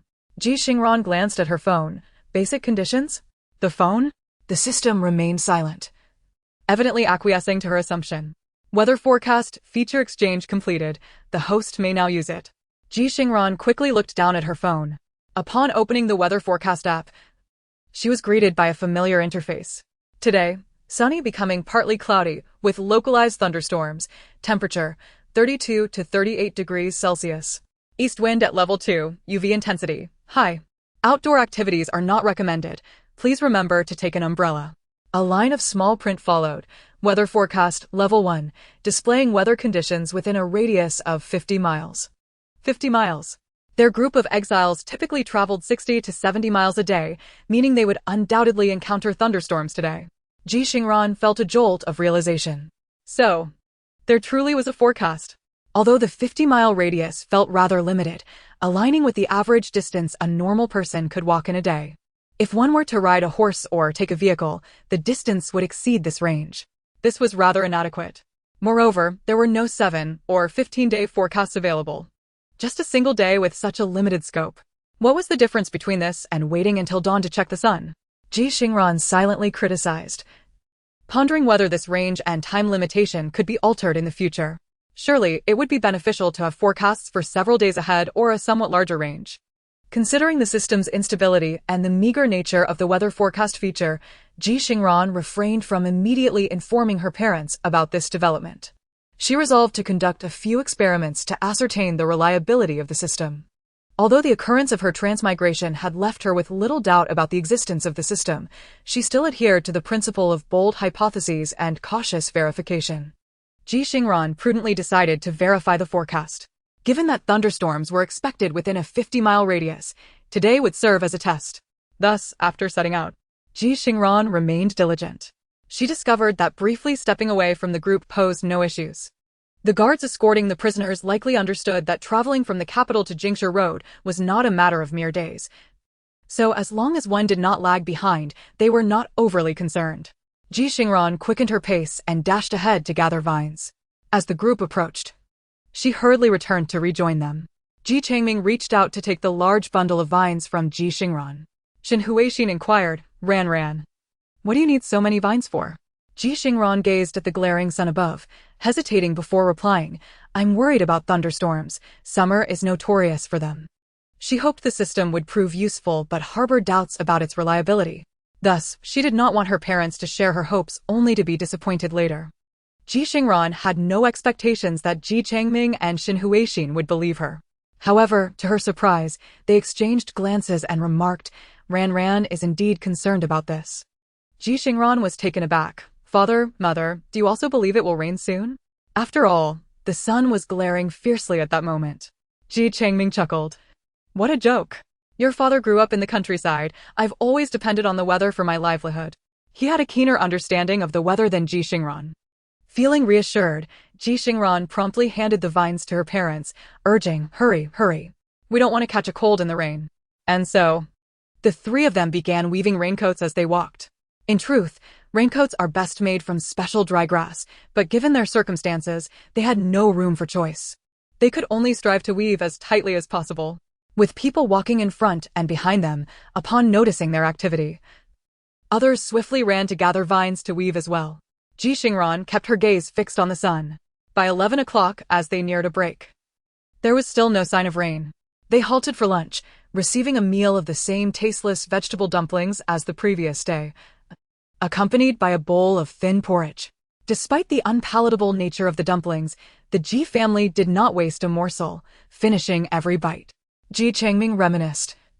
I too ate such dumplings in my childhood. Back then, my family was poor, and we couldn't afford to waste even sweet potato peels. Now that life has improved, even slightly blemished fruits and vegetables are disregarded, and in supermarkets, people can leave behind a basket of discarded leaves. If those individuals knew one day they would be banished to a desolate land, would they perhaps cherish food a bit more? After finishing their meal, the family continued weaving. By the time they resumed their journey in the afternoon, they had managed to create 3 tightly woven straw hats and 2 tightly woven mats. When rolled up, the mats could serve as capes or raincoats. By 2 o'clock in the afternoon, all 3 mats were completed. Yet, the scorching sun persisted. Ji Xingran began to doubt the system's veracity. It was hard to discern whether she felt disappointment or something else, but she certainly felt somewhat lethargic. The system seemed to only appear when she was asleep and dreaming. Once she was fully awake, it vanished without a trace. No matter how she called out, there was no response. Were it not for the phone still displaying the weather page, Ji Xingran would have thought she was lost in a dream. Every so often, she would intently check the phone nestled in her backpack. At 3 o'clock in the afternoon, she glanced at her phone once more, only to find that the display had changed. It now read, 70 chance of rain in this area within the next 2 hours. Ji Xingran felt a surge of excitement, prompting her to check more frequently. Fortunately, her domestic brand phone had a durable battery. Despite her frequent checks, it hardly consumed any power, dropping from 80 to 78. Nonetheless, Ji Xingran still felt a pang of concern. She wondered if the system had any method of recharging. As Ji Xingran observed the weather forecast, the time frame shrank from 2 hours to half an hour, while the probability of rain soared from 70 to 90. Indeed, the sky grew increasingly dark, with ominous clouds gathering. With a resounding clap of thunder, torrential raindrops began to pelt down. People scrambled for shelter, their cries and screams echoing all around. Yet, there stood Ji Xingran, adorned with a straw hat and draped in a grass mat, reveling in the downpour, her laughter echoing joyfully. If not for the fear of drawing attention for her exuberance, she might have burst into a hearty laugh. Ji Changming and Xin Huixin exchanged worried glances. Has our daughter lost her senses? What is happening? While others were wailing at the rain, our daughter appeared to see it as a windfall. Xin Huixin reached out to check Ji Xingran's forehead. No fever indeed. Amidst the patter of rain, Ji Xingran leaned closer to her parents and said, Father, mother, my phone can forecast the weather. Both Ji Changming and Xin Huixin were taken aback. Is that true? Why doesn't ours work? They had tested their phones the very first day they arrived, but without a network, they displayed nothing but a calculator at most. Ji Xingran giggled foolishly. Perhaps it's because I've read so many novels that I possess this special ability. Chapter 10. The Family's Division of Labor. Ji Changming immediately inquired. Is there signal? Can you make a call? What about emergency communication? Ji Xingran shook her head. None of that, just the weather. Observing her slight disappointment, Ji Changming and Xin Huixin quickly reassured her. It's all right. Our dear Ran An is a natural-born lucky star. This weather forecast is already quite impressive. Being able to predict the weather in this era is incredibly useful. Ji Changming chuckled. Once we reach Jingsherdao, we will undoubtedly have to clear land for farming. Relying on the weather for our crops, having such a precious feature will surely make us top-notch farmers. Ji Xingran smiled brightly. Father, mother, I'm not disheartened. No need to comfort me. While her words conveyed assurance, her heart swelled with warmth. Her parents were the best in the world. As a child, she was not particularly bright, nor did she possess artistic talent, often falling short compared to other children. However, her parents had never compared her to others. Instead, they enthusiastically encouraged every small progress she made. It was through their unwavering support that Ji Xingran thrived, ultimately achieving excellent grades and gaining admission to her dream university. Though devoid of artistic flair, she excelled in sports. Her physical prowess allowed her to perform commendably in long-distance running, shot put, Wing Chun, and women's self-defense. With a bit of Thai boxing under her belt, Ji Xingran harbored no concerns about this. Rather, she pondered the other functions her phone might possess. The numbers marked 3, 10, and 100 surely indicated some utility, albeit at the cost of more survival points. The system's survival points were evaluated based on a complete 24 hours, and since their first day had already elapsed half a day, she had not received any system notifications in her dream.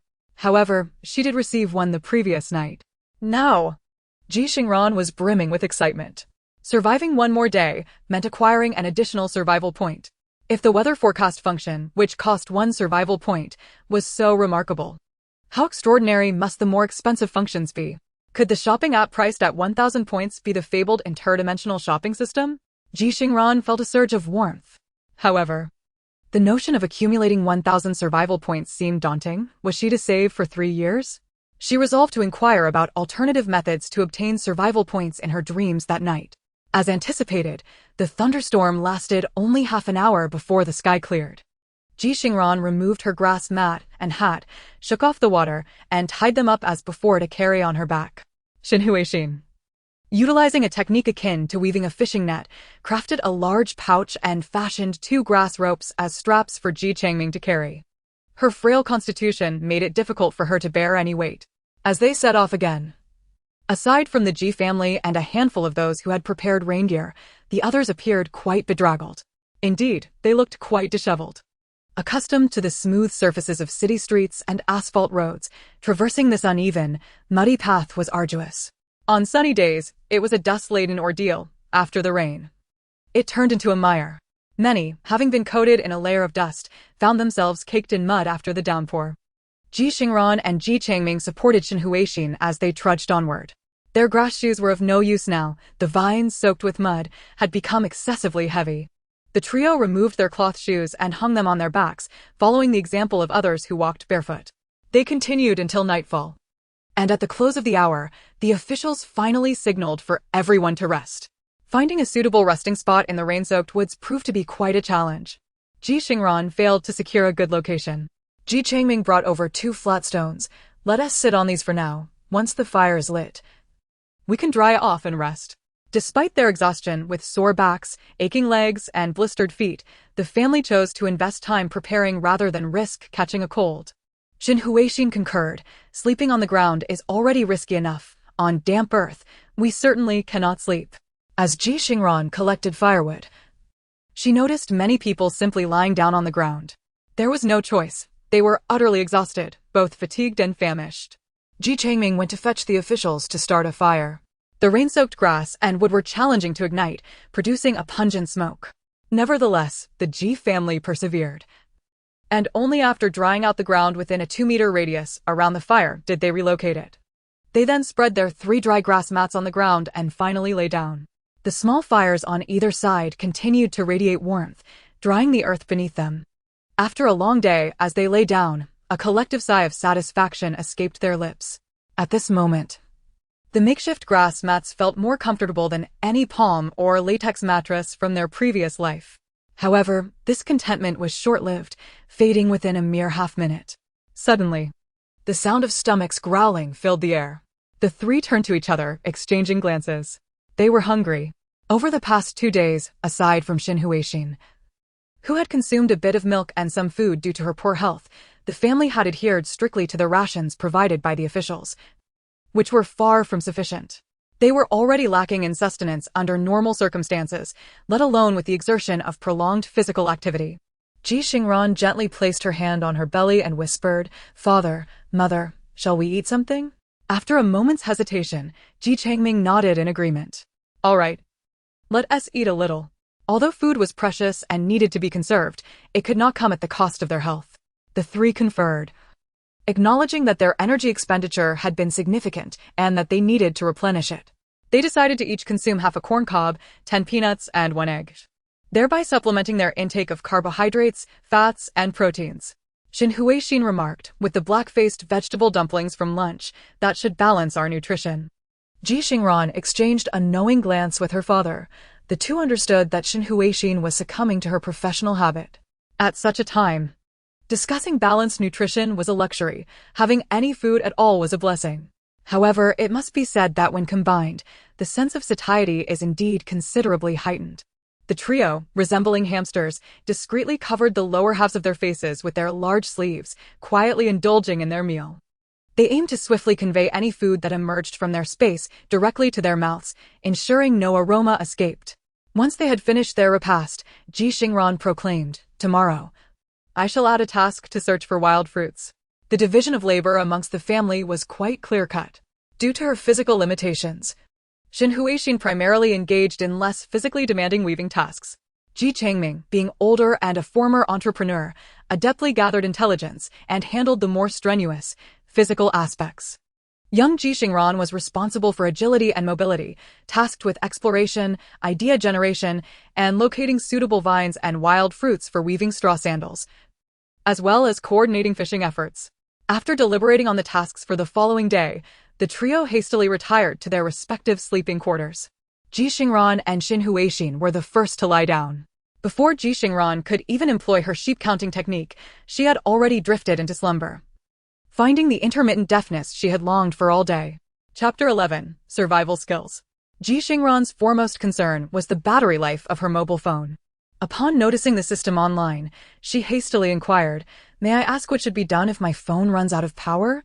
The system replied, "The host can spend 1 survival point to charge the phone to 100. So that is how it works. Quite manageable. At least she need not worry about her phone dying in the future." Ji Xingran felt a wave of relief wash over her. She then pressed further. "Can I charge my parents' phones as well?" The system responded, "In principle, yes, but it is not advisable." "Why not?" Ji Xingran inquired. "Because the host's phone is the origin of the traversal event and possesses uniqueness. Other phones, once charged, cannot activate special functions," the system elucidated. "Oh, what's the big deal?" Ji Xingran dismissed the concern. Even without special functions, the original capabilities remain, such as taking photos, using a calculator, and Bluetooth transmission. Once my phone's Bluetooth function is activated, I can privately message my parents. If we happen to be captured and cannot speak, this could be a means to convey messages, right? If worse comes to worst, once my phone's functions are enabled, I can share novels and music with my parents, letting them explore the world of traversal novels. They can grasp ancient survival skills." Ji Xingran cheerfully exclaimed. The system remained silent for a full 5 minutes, somewhat astonished by this unexpected application. How could the host be so unconventional? The system chose not to respond. Ji Xingran's heart raced again. "Hello? Are you offline again? Are you there? Are you there?" She chided, "You claim not to be deaf." The system replied, "Here." Ji Xingran then posed another pressing question. "Is the only way to obtain survival points by living another day? Are there other methods?" This time, the system responded swiftly, "There are 2 additional ways." As if to prove its responsiveness, the system elaborated on the methods for acquiring survival points. The first method, for each day the host lives, 1 survival point is awarded. The second method, as the host's survival skills improve, survival points will be rewarded. The third method, the system will periodically issue tasks, which, upon completion, will yield survival points. Tasks are divided into optional and mandatory categories, corresponding to the rewards. Failure will also result in the deduction of survival points. After explaining everything, the system queried Ji Xingran, "Would you like to activate the latter 2 methods of obtaining points?" "Is that even a question?" "Of course, I want to activate them. Otherwise, it could be ages before I can utilize the other functions on my phone. Ji Xingran promptly replied, "Activate, activate." Just as she finished speaking, she suddenly recalled, "Wait a moment. What if the deduction method for the third one results in negative survival points? Will it display as a negative number?" The system replied no. If there are insufficient survival points to deduct, resources within the host space will be drawn upon to compensate. If the resources are inadequate for the deduction, the already activated functions will be disabled. If still insufficient, the host's physical condition will be compromised, resulting in injuries, illnesses, or weakness. The notion of daily deductions for survival point debts startled Ji Xingran. Oh my, thank goodness I asked. What if I had activated the third method and then faced a mandatory task? The resource deduction would be minor, but the weak state could be dire. How could I survive injuries or ailments on the road to exile? Embracing her father's bold yet meticulous nature, Ji Xingran contemplated and ultimately decided to activate only the second method. The system, maintaining its official demeanor, declared 1 minute later. The host has activated the survival skill exchange for survival points. It detected Ji Xingran's progress in basic gathering skills, 710, which was insufficient for exchange. It detected her basic weaving skills, 1110, which could be exchanged for 1 survival point. It detected her basic hunting skills, 210, which was also inadequate for exchange. Wow, this is fantastic! Ji Xingran exclaimed joyously. She promptly chose to exchange for her weaving skills. After the exchange, her weaving skill progress transformed into intermediate progress, 11,000. Ji Xingran reflected on her activities over the past few days and deduced that this progress was based on the number of times she had completed corresponding survival skills. While she could not recall precisely how many times she had gathered vines and branches, she remembered weaving a total of 11 items, hats, sandals, and mats. Thus, her progress stood at 11. In the hunting category, most of the fish had been caught by Ji Changming, as Ji Xingran, fearful of eels, had only managed to catch 2 ordinary grass carp. Consequently, her hunting progress was 2. Ji Xingran felt a twinge of regret. If she had not been afraid of eels, her progress might have been even faster. Resolving this in her mind, she vowed to conquer her fear of eels on her next fishing expedition. She would improve her skills and earn skill points to lead her family to a better life. Lost in her thoughts, Ji Xingran soon fell asleep. After midnight, the signal bars next to her phone's battery indicator transformed into a number, 2, representing her current survival points. Upon waking again, she realized it was the 4th day since her family had traversed. Seeing the 2 survival skill points on her phone, Ji Xingran felt the system was somewhat unfair. Why was it that survival days were rounded down rather than rounded to the nearest whole number? It felt unjust, yet only slightly so. Today, Ji Xingran was particularly motivated. Understanding that hard work could not only improve their immediate survival situation, but also accumulate skill progress for exchanging survival points, she transformed into a workaholic. She checked the weather forecast and informed Ji Changming and Xin Huixin, "Today will be entirely sunny, but the temperature is quite high, so be careful of heat stroke." Both parents nodded in understanding, expressing their delight. Having a weather forecast is truly wonderful. Xin Huixin remarked, "The maximum temperature has risen compared to yesterday. Everyone should be mindful to stay hydrated. Last night, we dried a considerable amount, all packed neatly in plastic bags to stow in our backpacks, enough for us to drink." Upon finishing her words, the 3 exchanged a light-hearted smile, feeling a significant sense of relief. It seemed they were gradually acclimating to the grim realities of their newfound existence. Not long after setting off, as dawn barely broke, Ji Xingran darted off to gather vines. After collecting a substantial bundle, roughly the size of her clasped hands, her basic gathering skill progressed to 810. Ji Xingran returned with a cheerful demeanor, weaving as she walked. Even Xin Huixin appeared puzzled, saying, Ran, we have enough of what we've woven for now. There's no need to rush. Your mother will weave this evening." With fervor, Ji Xingran replied, "Mother, I'm not tired. I simply enjoy weaving." She then inquired about other potential items to create. After a moment of contemplation, Xin Huixin suggested, "Perhaps we could weave some pockets and sacks, as our possessions are increasing." At present, only Xin Huixin possessed a small net bag, while Ji Xingran and Ji Changming carried mats on their backs, adorned with straw hats. Ji Changming and Xin Huixin each held a wooden stick, sharpened at one end for use as a stake. Additionally, their mats contained 3 ceramic bowls and wooden chopsticks. all of which needed to be kept under close watch to avoid drawing attention, making it difficult to store them in their designated space. Their backpacks, aside from their original contents, were stuffed with several pairs of straw sandals and some unprocessed vines. The accumulation of their items necessitated tools for wrapping and transportation. Chapter 12. Foraging for wild fruits. The unrefined vines were particularly fragile, prone to breakage and wear. Thus, it was prudent to weave as much as possible. Ji Xingran's basic weaving skill had already been exchanged for survival points, while the intermediate level required 1,000 instances of weaving, so there was no rush. She remained focused on gathering, collecting bundle after bundle until her basic gathering skill reached 1,010, earning her another survival point. She now possessed a total of 3 survival points. The SMS function on her phone was now available for exchange, however, Ji Xingran chose not to utilize it. She could not fathom what unique features the SMS might offer. Perhaps it was for transmitting information? Yet the system had already stated that her phone was unique, and her parents' devices were disconnected from the network. It seemed this function might be of little utility. She preferred to accumulate more survival points as a safeguard, hoping to explore the task feature for acquiring additional points. Ji Xingran set aside the thought of exchanging for now and continued her diligent exploration, eager to discover more items to gather or hunt. Ji Changming and Xin Huixin observed their daughter, who was running with great enthusiasm, filled with curiosity.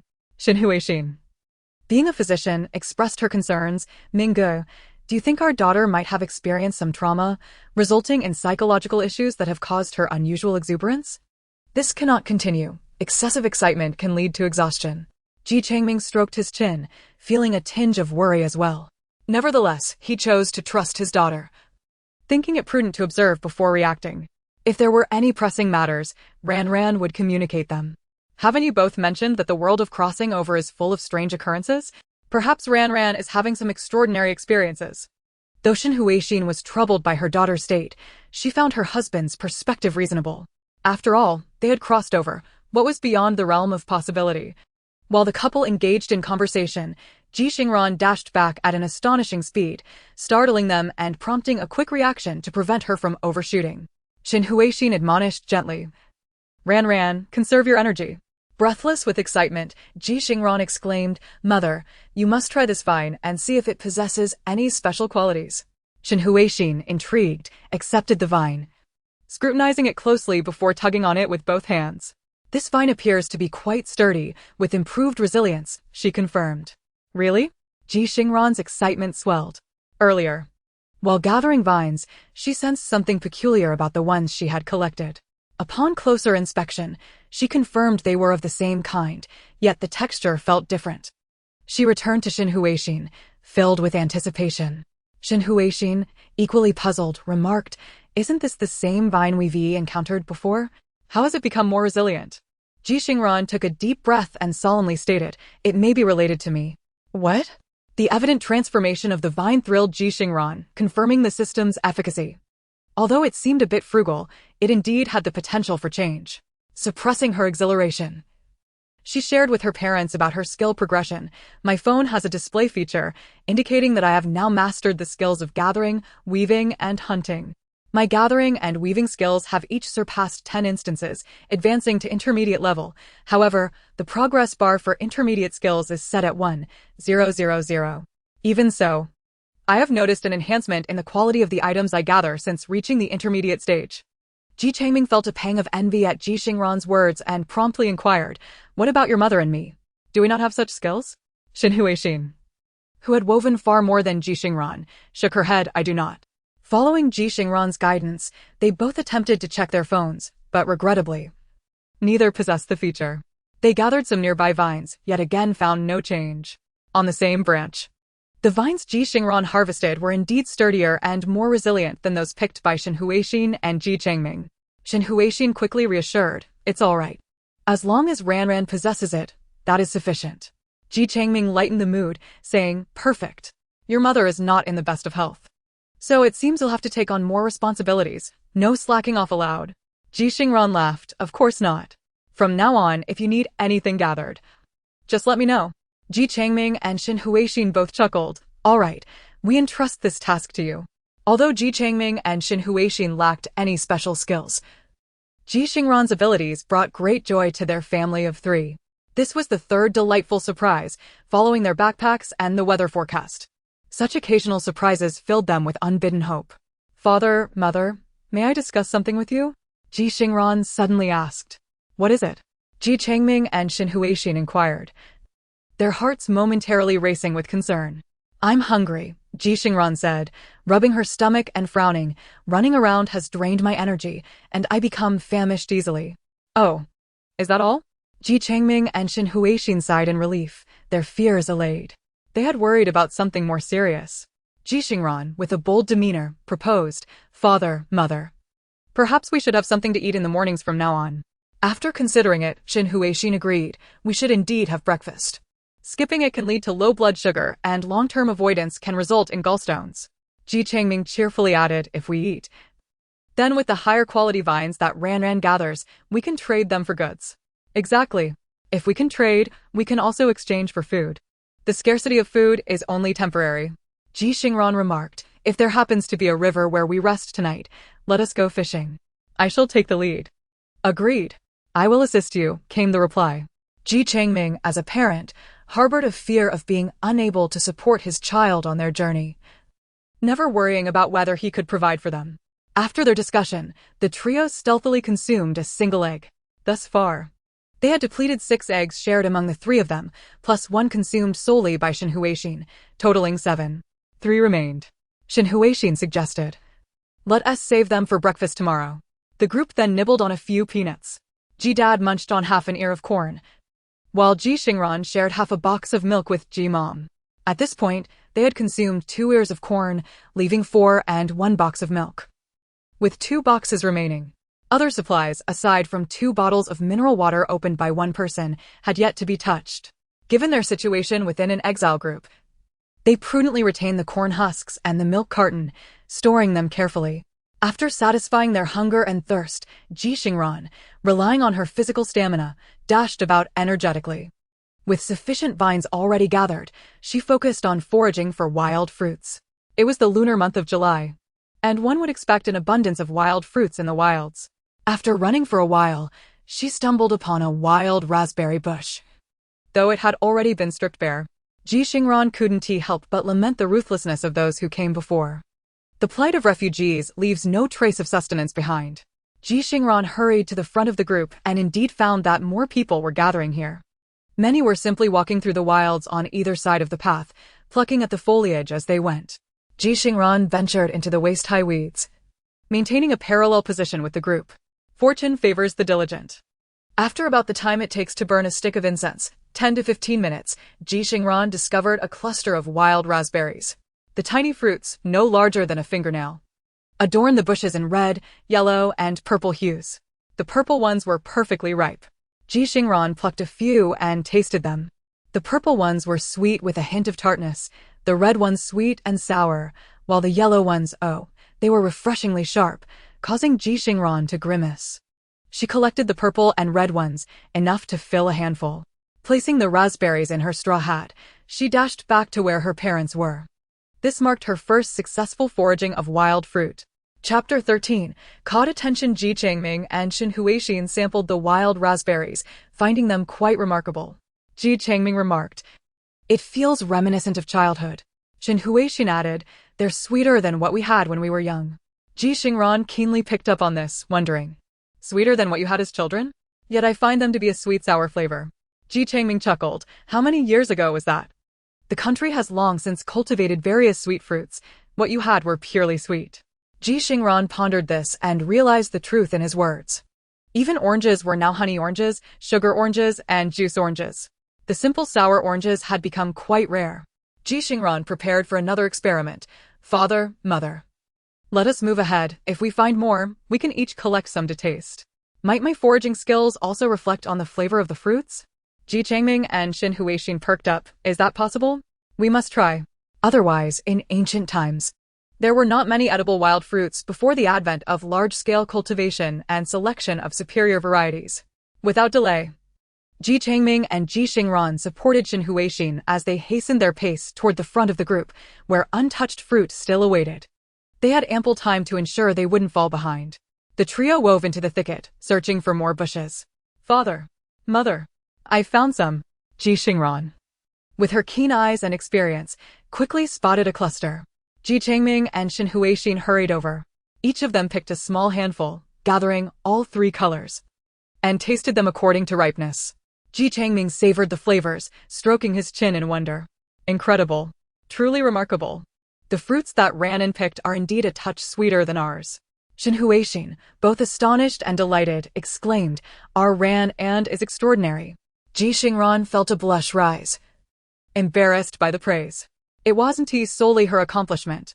Knowing her foraging skills had a certain enhancement made her eager to take on all gathering tasks. After trekking for over 2 days, her legs ached and her feet burned, yet she felt no pain now. Ji Xingran proposed to Ji Changming, "Father, could you carry the mat for me? Mother, could you weave me a sturdier little basket? I'd like to gather even more fruit." Although these fruits wouldn't serve as a meal, they were still a source of sustenance. The trio moved swiftly. Ji Changming, in excellent health, found it no trouble to carry an extra mat. With her exceptional weaving skills, Shen Huixin soon crafted a small basket, about the size of a soccer ball, from resilient vines. Ji Xingran took the basket and embraced her role as the fruit-gathering girl. By noon, when it was time to rest, they had already amassed half a basket of wild fruits, predominantly raspberries, along with some sour apricots and a couple of unripe pears. Lunchtime became quite a feast. Just as the Ji family was enjoying their wild fruit alongside rice dumplings, trouble arose within the ranks of the exiled. It was the 3rd day of their exile. For Ji Xingran's family, having filled their stomachs, it wasn't too unbearable.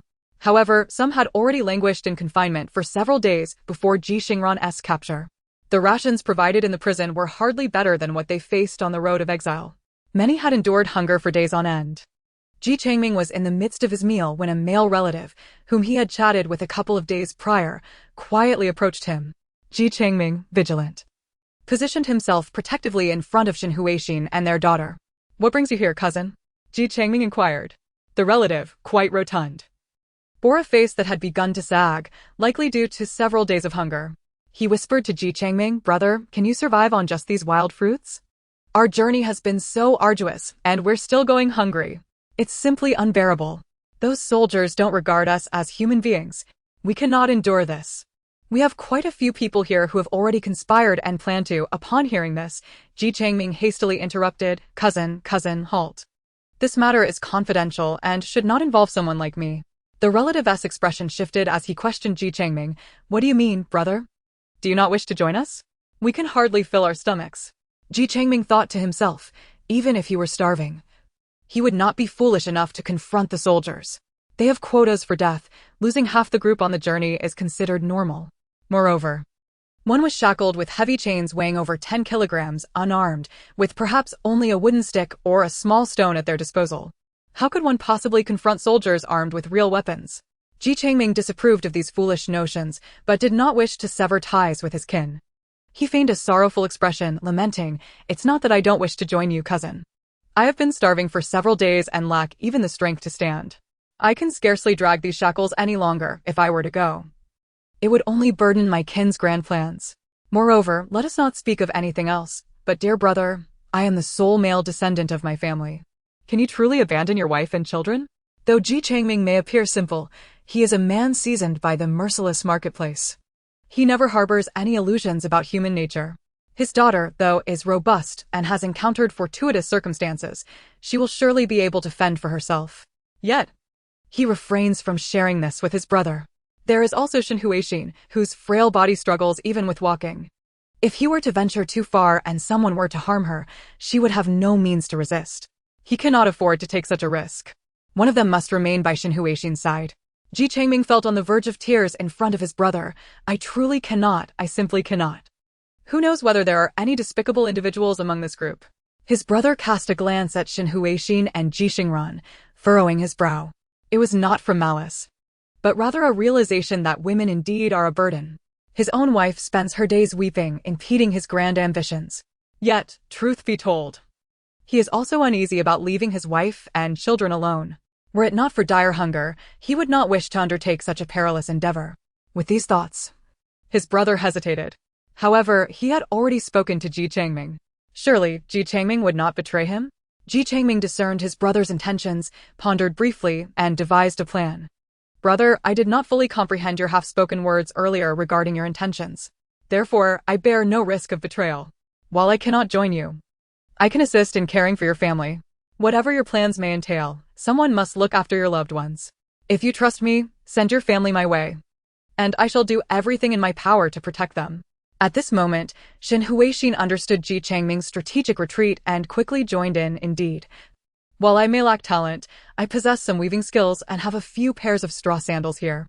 Should you find them useful, please feel free to take them. Ji Xingran hastily produced wild fruits. At the very least, they can stave off hunger. The three members of the Ji family beamed with sincere smiles, their demeanor warm and inviting, leaving Ji Xingran momentarily speechless, caught in a whirlwind of confusion.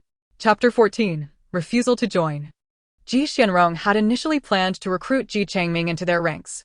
If Ji Changming agreed, that would be splendid. After all, he appeared strong and possessed skills such as fishing and whittling stakes, making him seem more capable than those feeble gentlemen. However, if Ji Changming refused, there remained the option of coercion. After all, Ji Changming was aware of their plans. Whether he willingly joined or was dragged along, it made little difference. But before he could articulate his thoughts, Ji Changming interrupted him. From that point on, Ji Changming spoke incessantly, leaving Ji Xingran utterly bewildered. What was he to do now? The refusal meant collaboration was out of the question, and logically, he should have the man bound. Yet, the other party was unaware of the plan. It had not even been fully articulated before being interrupted. Binding him now seemed unreasonable, especially since Ji Changming appeared quite enthusiastic. Ji Xingran found himself momentarily dazed, his hands filled with 3 pairs of straw sandals and a handful of wild fruits. Ji Changming noticed his brother's expression and, with a pained smile, produced a straw hat, placing it atop Ji Xingran's head. Brother, is this enough? Is it sufficient, brother? Ji Changming inquired kindly. Ji Xingran detected the tone reminiscent of a vendor selling bread at the school gate. Child, is this enough? Is it enough, dear? Ji Xingran snapped back to reality. Hands brimming with goods, a green hat, no, a straw hat, perched atop his head, suddenly feeling a bit flustered. Enough, enough. No more. I cannot carry any more. Ji Changming reassured him, no worries, no worries. Use these for now, and if they prove insufficient, simply let your brother know. His demeanor exuded unreserved warmth. When Ji Xingran left, dazed and clutching wild fruits and straw sandals, he couldn't shake the feeling that something was amiss. This was not how things were supposed to unfold. Yet, no matter how he pondered, he could not discern where it had gone awry. After Ji Xingran departed, Ji Changming's expression grew solemn. They were likely planning to act tonight. It was already midday, and with the sun blazing in the afternoon sky, it was hardly an opportune time for action. Under the cover of darkness, when the moon was obscured and the winds howled, was the traditional time for mischief. It was obvious that the strike would occur at night. Shen Huixin expressed her concern. Are we being watched? Ji Changming nodded, cautioning Ji Xingran, for today, let us refrain from using the backpack. We do not know who might be observing us covertly. Ji Xingran promptly agreed. Very well, mother has woven a net bag, which will suffice. Shen Huixin then asked, should we inform the authorities? It truly posed a dilemma. Ji Xingran and Ji Changming simultaneously shook their heads. Shen Huixin looked between the father and daughter, puzzled. Ji Xingran glanced at Ji Changming, who encouraged her to speak first. I believe the authorities must be prepared. They are not inexperienced in escorting individuals for exile, and surely have contingencies for uprisings during transport. Before departure, apart from us, most were confined for several days, diminishing their strength. Additionally, all male individuals above the age of 10 were beaten, while those of a suitable age were shackled, evidently to suppress them. The rations provided were pitifully scant, with almost no salt in the vegetable dumplings. In the oppressive heat, as sweat pours from everyone, limbs weaken and some may even faint. Ji Xingran meticulously analyzed. The aforementioned uncle likely possesses less strength now than the several ants who have been near us these past 2 days. At least, those ants have not faced lashes nor wear shackles. Ji Changming regarded his daughter with approval and pride, recognizing her astute observations. Thus, the conclusion was drawn. Even if they managed to rally all the able-bodied men, they could not match the strength of the authorities. Regardless of whether we inform them or not, the outcome would remain unchanged, thus avoiding the risk was prudent. At this juncture, Ji Changming revealed a steely resolve. Preemptive strikes without sufficient force would yield no results. Without a substantial uproar, the repercussions would only escalate. Were he alone? He might have contemplated joining in, for victory would offer a chance for negotiation and perhaps a chance to turn the tides. He would have chosen to gamble, much as he did in his youth when he embarked on his entrepreneurial ventures with keen insight and decisive action. However, that was no longer the case. With his wife and daughter by his side, should calamity strike, their family would suffer the consequences. Furthermore, the disparity in strength was vast. The authorities would assuredly prevail. So why court death? Ultimately, and most importantly, they are far from reaching a dead end. Although the beginning of this journey is rather grim, the compensation offered is exceptionally generous. Ji Changming remarked, "We shall not take sides. We will merely observe the unfolding events. This is a precautionary measure. Should a misjudgment occur and the officials and soldiers face defeat, their family would not have incurred animosity with Ji Xingran and his kin. Rather, by actively providing support in terms of resources, they might even reap benefits themselves." In the afternoon, Ji Xingran's family exhibited a remarkable sense of diligence. Ji Xingran was tasked with foraging for wild fruits, while her mother wove, and her father discreetly sharpened the ends of wooden sticks with stones for self-defense. As night fell, the sound of a gong summoned everyone to rest.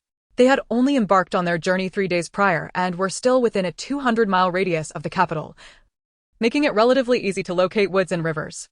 The group continued to camp along the riverbank. Ji Changming assisted Ji Xingran in catching fish, while keeping a watchful eye on the scattered resting troops. It was unexpected that Ji Xingran had indeed brought his family along. Ji Xingran addressed Ji Changming courteously, saying, "Brother Changming, I entrust my mother, wife, and children to your care." Ji Changming quickly reassured him, "Rest assured.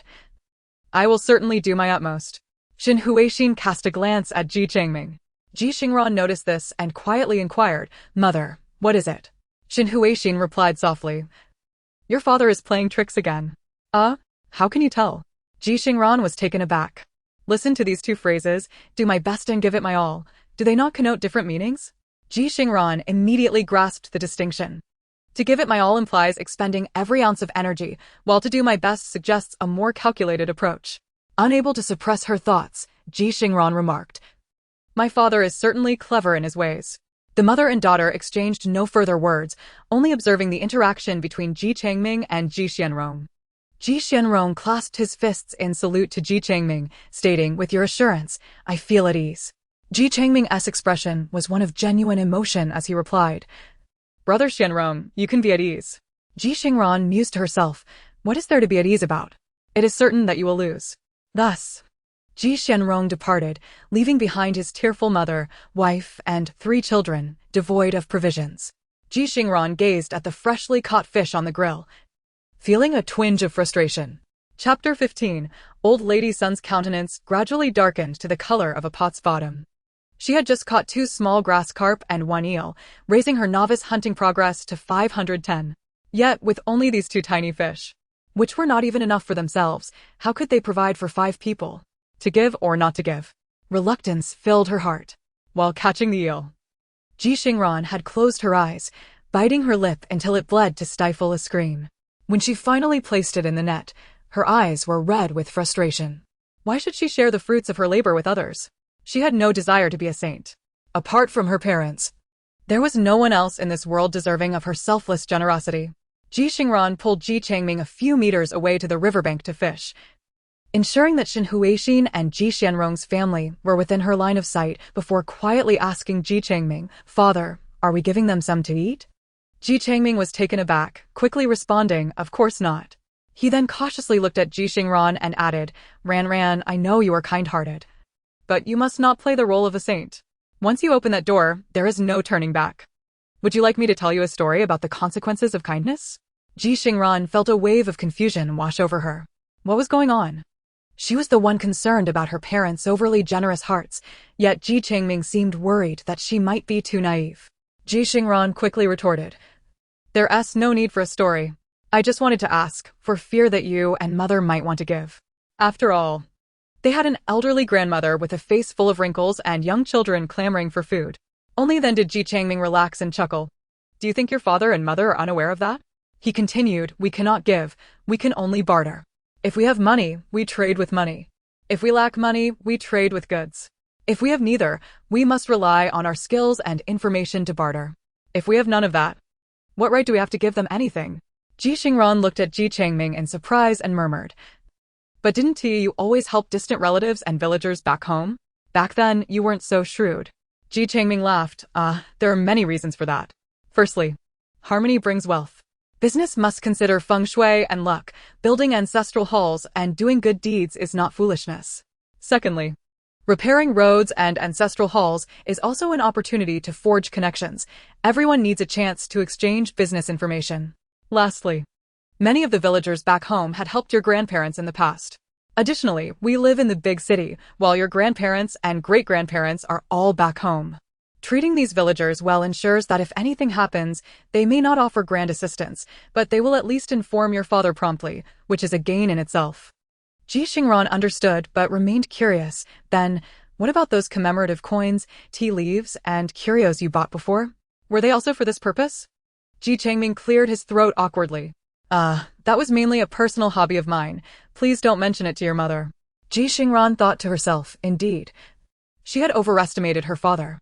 The father and daughter duo were fortunate enough to catch 3 more fish, one of which was quite sizable, weighing about a pound. Ji Xingran joyfully presented it to Xin Huixin, "Mother, this will taste delicious when roasted." The earlier small fish had too little flesh and when grilled, they turned to char. This larger one had a bit of fat, ensuring that it would be absolutely delectable when cooked. Ji Xingran delightedly imagined. Xin Huixin carefully took out a well-stored chunk of coarse salt and gently grated a bit off. Ji Xianrong's 4-year-old son tugged at his grandmother's clothing, saying, "Grandma, I want to eat fish too." Then, old lady's son coaxed her grandson, "Yuner, be good, the fish isn't cooked yet. We can only eat it once it's ready." Ji Xingran's neck stiffened. "No way, old lady. We never said we would give you fish. Whether raw or cooked, those fish belong to us. They have nothing to do with you." She caught a glimpse of Ji Xianrong's family gathering around the fire and dared not turn her head. What to do? Ji Xingran looked pleadingly at Xin Huixin. Xin Huixin gently said, "Want to eat fish? That's simple." Ji Xingran's eyes widened in disbelief. "No way. My foolish, wealthy father didn't fall for it." "Mother, what are you doing?" Xin Huixin smiled at the Ji Xianrong family standing dumbfounded nearby. "There are plenty of fish in the river. Look, our Ranran has caught 3 already in such a short time. Would you like to go catch some? We can lend you our fishing net and rest assured, there will be no rental fee." Ji Xingran was taken aback. Ji Xianrong's family was also left speechless. Ji Xingran couldn't help but stifle a laugh. "Absolutely brilliant. My mother is truly brilliant. Your home is your own, while mine is mine. Moreover, my daughter Ranran is merely 15 years old. Your elderly matriarch appears quite spry, capable of caring for her grandchildren. There's also a robust woman in her prime, and your daughter is merely 2 years younger than my Ranran. With several adults among you, how can they possibly outshine my daughter in catching fish? If you desire fish, you must catch them yourselves. I can lend you a fishing net without demanding any rent, which signifies a gesture of goodwill. Of course, I harbor no expectations for repayment. However, it would be rather audacious to demand a share of the fish from my household while enjoying such a favor." Though Xin Huixin appears delicate and her smile is gentle, her words firmly thwart the intentions of Ji Xianrong's family. The 5 members of Ji Xianrong's household, excluding the infant Ji Xiaobao, who is cradled in his mother's arms, are left stunned. Grandma's son, Ji Yang, Ji Shuanger, and Ji Yun. Particularly, Grandma's son's eyes nearly bulge in disbelief at Xin Huixin's audacity. What does she mean? Is she implying that this wretched fishing net requires a fee? No, that is secondary. Your family had claims to offer us care, and this is how you extend it? Not even providing a meal? Grandma's son's expression darkens momentarily, but she soon adopts a facade of distant affability. You must be Changming's wife. In terms of seniority, you ought to address me as aunt. Changming's wife, you have no sons, so you wouldn't understand. This boy cannot endure hunger. Look at my Yun and Bao. They haven't had a proper meal in days. They've grown so thin. How pitiful. Xin Huixin concurred, indeed. It is truly lamentable. However, dear grandmother, I cannot acknowledge you as aunt, for my own aunt has long since passed. To say so would be to curse oneself. Grandma's son's expression shifted dramatically. Xin Huixin continued, but you are correct, dear grandmother. I am indeed unfortunate, having no sons, only this one daughter. You are truly blessed, with sons and grandsons aplenty. With so many males in your family, surely you can catch more fish than my daughter, who has only managed to catch 3. I envy you, but, dear grandmother, should you wish to borrow our single fishing net, please handle it with care. If it gets damaged, there would be no food for anyone. Given our close relationship, I assure you I wouldn't demand compensation, but I know you to be a person of dignity, not one to be shameless. Shin Huixin's smile grew ever more gentle and gracious, while Grandma Sun's face darkened further. Chapter 16. Trading a rattan fishing net for a sturdy headband. What a bargain! Ji Xingran busied herself with the fire, listening to Shin Huixin, who, without uttering a single curse or harsh word, had effectively silenced Grandma Sunday. They were barely related, yet here they were, claiming kinship. If it weren't for the current plight caused by Minister Ji, they would hardly exchange a word at family gatherings. Why come now to seek kinship? What conditions do we have, and what do you possess? Is it autumn harvest time? It wasn't that they hadn't considered mutual assistance, after all. Surviving the path of exile, or the desolate wilderness of Jingstone Road, requires more than 1 or 2 individuals. Yet Grandma Sun's insolence and veiled insults regarding Shin Huixin's inability to bear sons were utterly excessive. Those in the know would understand your plea for help. Those unaware might think you a malicious matron. Could Shin Huixin tolerate such disrespect? Ji Xingran reflected on how, in her past life, Shin Huixin had dealt with all manner of oddities while on duty at the hospital. With the institution's requirements for kindness and the omnipresent cameras, she had managed to pacify rowdy patients and bizarre individuals with ease. Now, could she truly be intimidated by an elderly woman who couldn't even speak properly? So, Aunt, I'm afraid you must first meet your end before you can claim such a title. Furthermore, what is the significance of having many sons? Shin Huixin harbors no bias against sons or daughters. She loves each child equally. But if your words upset my daughter, that is unacceptable. With your abundance of boys, let them catch the fish instead of feasting on what my daughter has caught. Moreover, due to Grandma Sun's foul tongue, Shin Huixin decided against lending her the fishing net. Initially, she hadn't cared much for the net, as it was easily woven from wild grasses and vines, perfect practice for Ji Xingran. Given the net's low durability, it would wear out after a few uses. They had caught enough fish for the day, and there was no intention to fish again. Not lending it to others was tantamount to discarding it. Yet, since Grandma Sun had shown her poor manners, Shin Huixin wouldn't indulge her. Although she had offered to lend it, she made it clear that if it were to be damaged, compensation would be expected. Shin Huixin didn't even desire the net, as she felt it beneath her. What she wanted were cloth strips. Where would you find cloth in a land of exile? Why, from clothing, of course. She had no qualms about it. She could use them to weave a basket or a carrying pouch, far sturdier than rattan. With a cheerful demeanor, Shin Huixin conveyed her thoughts to Grandma Sun, who was known for her sharp tongue and habit of boasting about her experiences. Did she not grasp Shin Huixin's implication? Her face darkened immediately. You wait.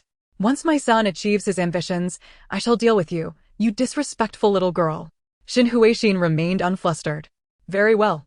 I shall await your arrival. When will that be? Tonight? This very night. You shall wait. Grandma Sun shouted. Grandma Sun spoke boldly, while Ji Yang and Ji Xingran turned pale. This old woman. How could she say such things? Tonight, his grand endeavor shall be realized. Did she not realize how blatantly obvious that was?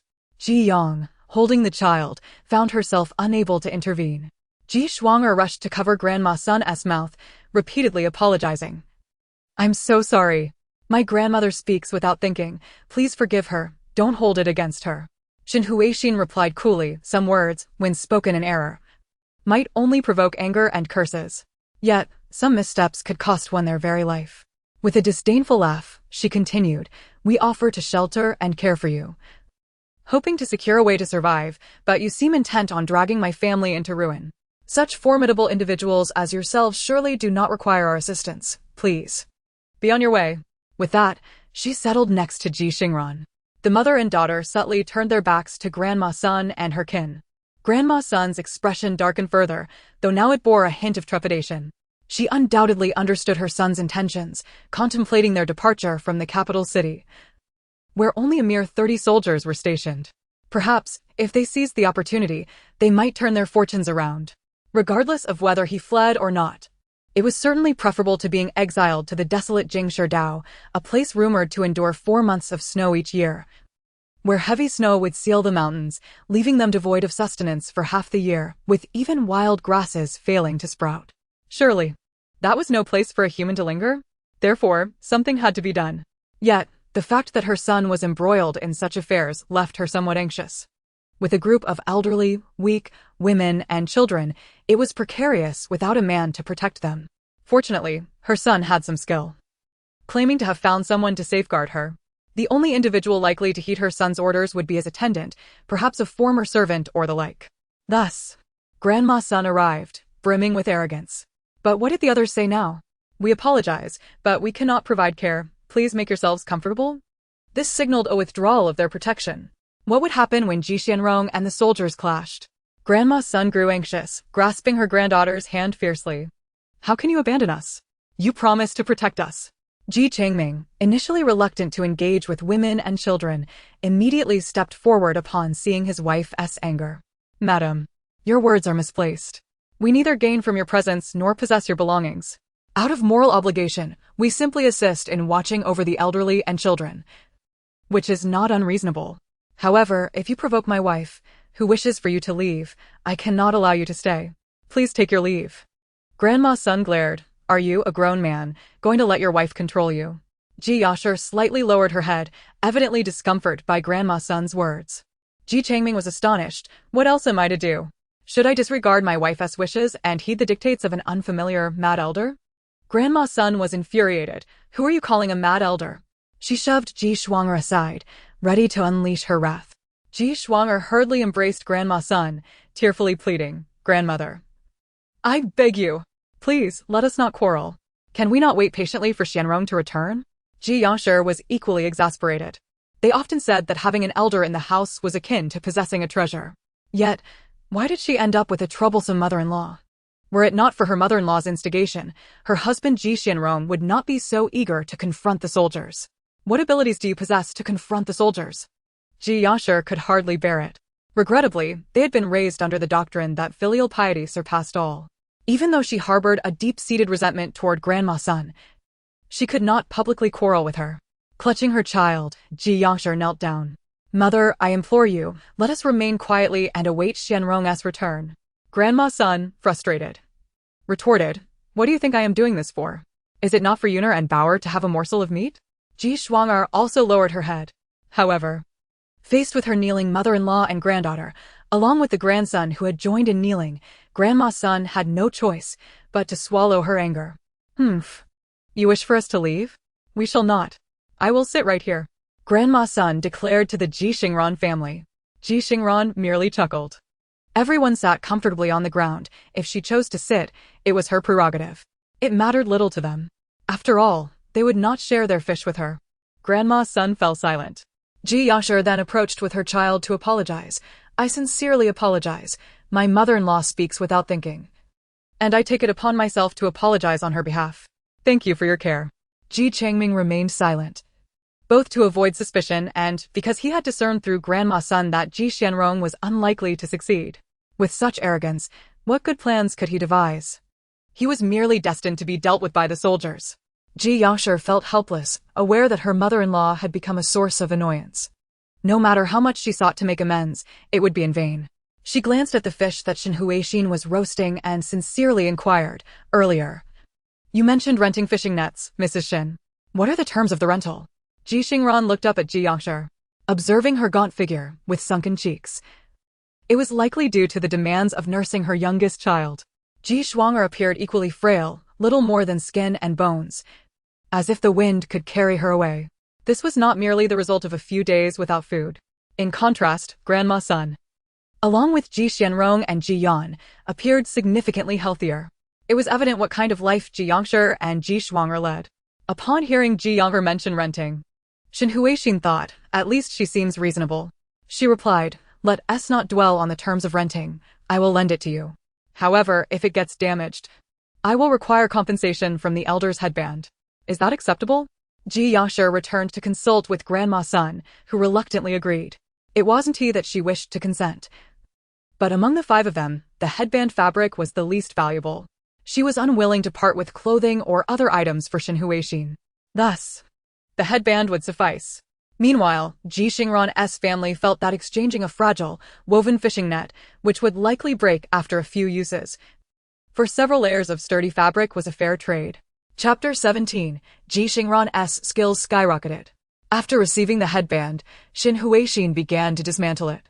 This headband measured nearly half a head's circumference in length, made from multiple layers of fabric. It was wide in the middle and narrow at both ends, with 2 ties at the back for easy fastening. Xin Huixin cut the stitching and, upon disassembling, discovered that the fabric was over 2 meters long. When fully spread out, the widest section measured nearly half a meter. Ji Xingran observed and remarked, "This is truly excellent, mother. What can we use this for?" Xin Huixin, equally pleased, responded with a smile, "Did you not mention that the woven basket had large holes, causing small fruits to fall through, necessitating leaves as a cushion?" Xin Huixin demonstrated to Ji Xingran, "Once we tear the fabric apart and lay it beneath the basket, nothing will fall through." Ji Xingran considered this and agreed it was a splendid idea. She added, "It would also work for the backpack. Placing a piece underneath would be beneficial. And we could also replace the straps with fabric for added durability. If the backpack breaks, both the cushion and the straps can be detached and replaced." Xin Huixin nodded. "Exactly." Ji Xingran, filled with enthusiasm, exclaimed, "Mother, please teach me how to sew and mend." Xin Huixin shot Ji Xingran a glance. In modern times, what girl her age would be skilled in needlework? Clothes, pants, shoes, and socks were all worn until discarded without ever needing mending. What would she learn this for? Xin Huixin suddenly lifted her head. Could it be that she meant what she thought? Ji Xingran gently nodded. "Indeed, it is exactly what you are thinking." Xin Huixin took a deep breath and began teaching Ji Xingran. The first step was to make a needle, with fish readily available. She selected a fishbone that was appropriately sized and sturdy. Using a sharp stone or discreetly employing a multi-tool, she drilled a small hole at the end of the fishbone. Thus, the needle was crafted. The second step involved unraveling the thread and fabric. The thread was also sourced from the headband. The sewing thread had already been pulled, rendering it unusable. However, the ties at the back of the headband were perfect for repurposing. The ties were either sewn from narrow strips of fabric or wrapped in dyed cotton twine. If one did not mind the lack of finesse, either could be effectively used on the large fishbone. Step 3. Mending. This phase is quite straightforward. With the needle and thread at hand, and given that the basket and backpack are inherently perforated, the task of mending is easily accomplished.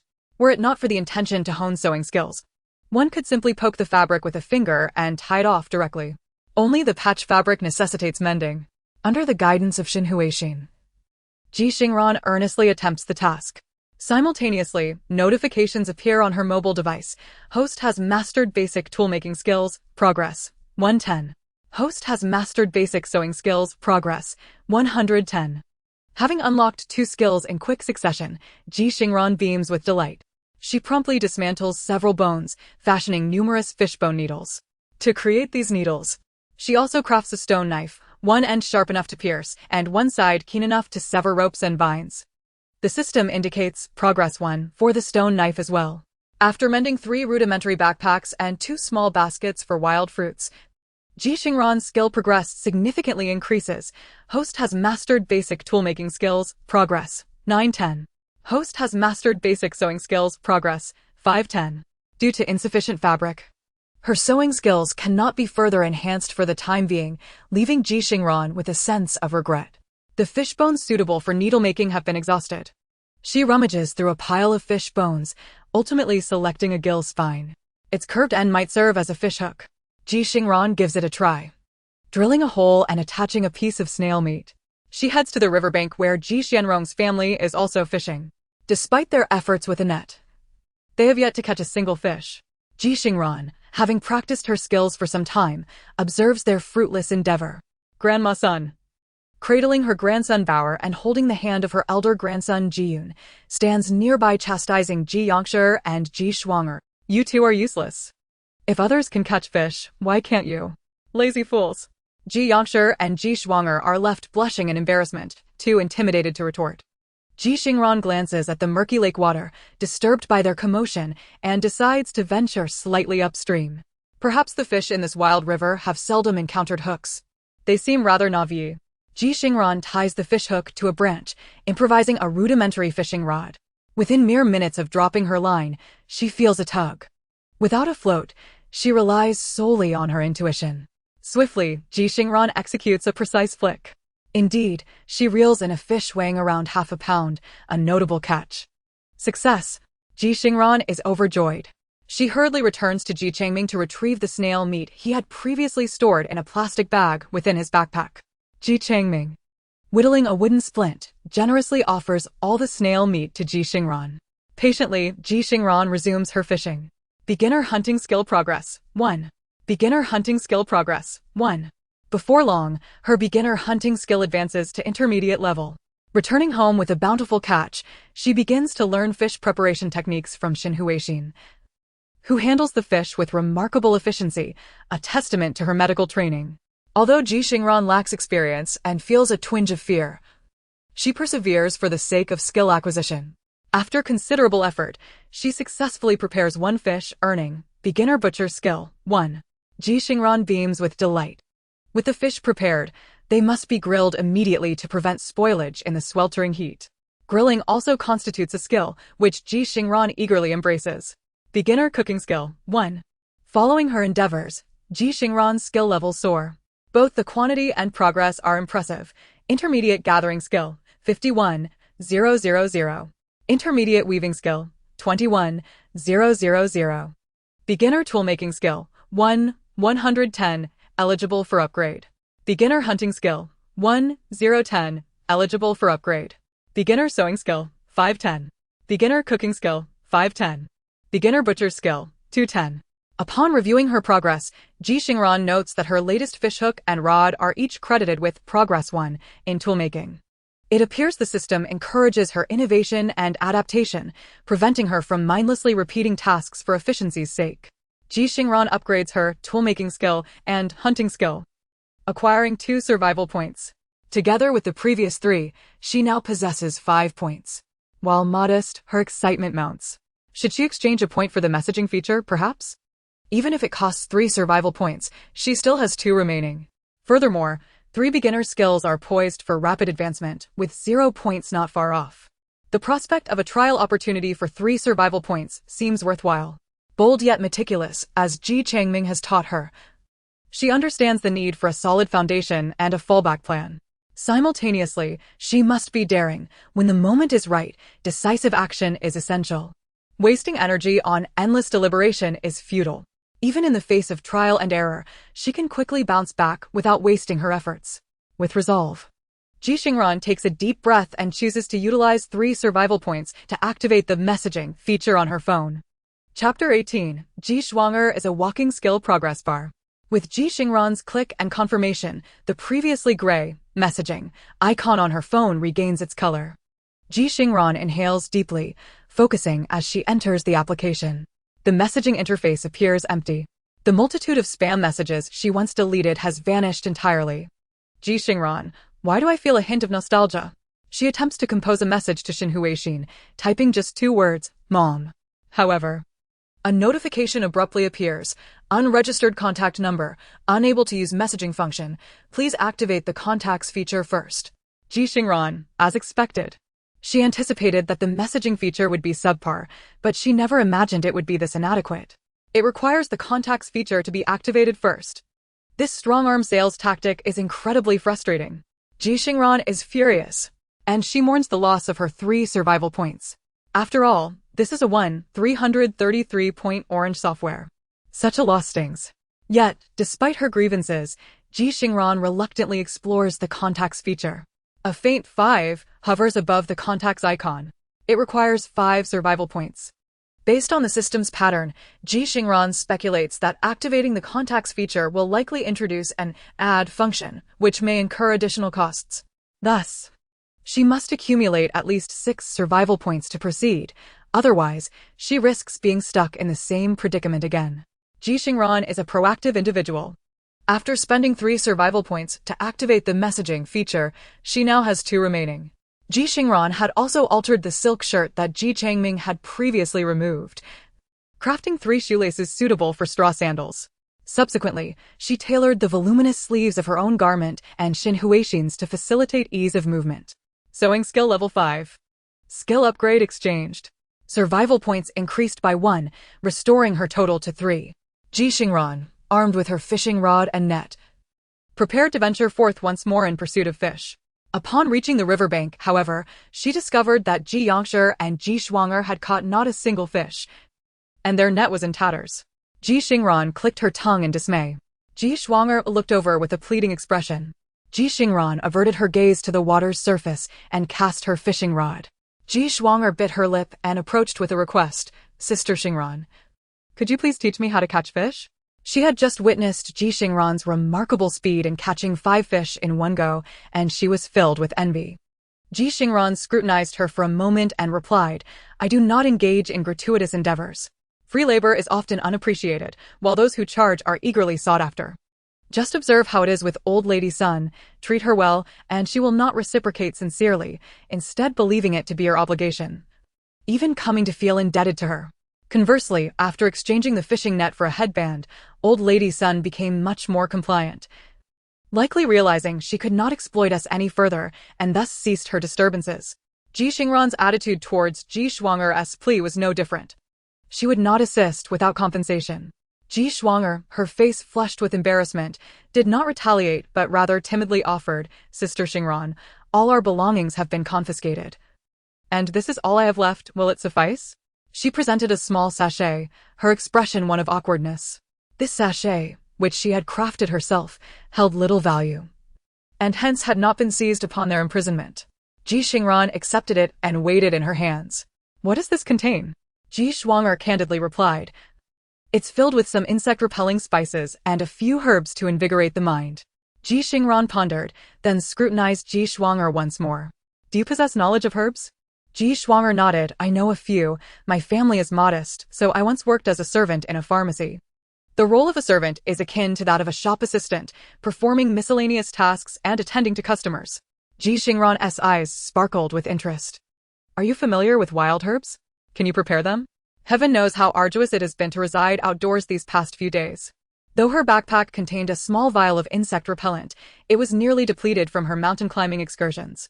This sachet could indeed serve as a valuable resource for repelling insects. Ji Xingran appeared puzzled.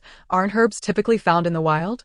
Why would one need to distinguish between wild and cultivated herbs? Ji Xingran smacked her forehead in realization. Oh, I almost forgot. In ancient times, most herbs were foraged from the mountains, while cultivated varieties were exceedingly rare. Weighing the sachet again, Ji Xingran proposed. This sachet holds little worth. How about this? I will teach you how to catch fish, and in return, you will teach me to identify 10 herbs. What do you say? She felt an intense desire to develop new skills. Ji Xingran, surprisingly delighted, responded, That sounds wonderful.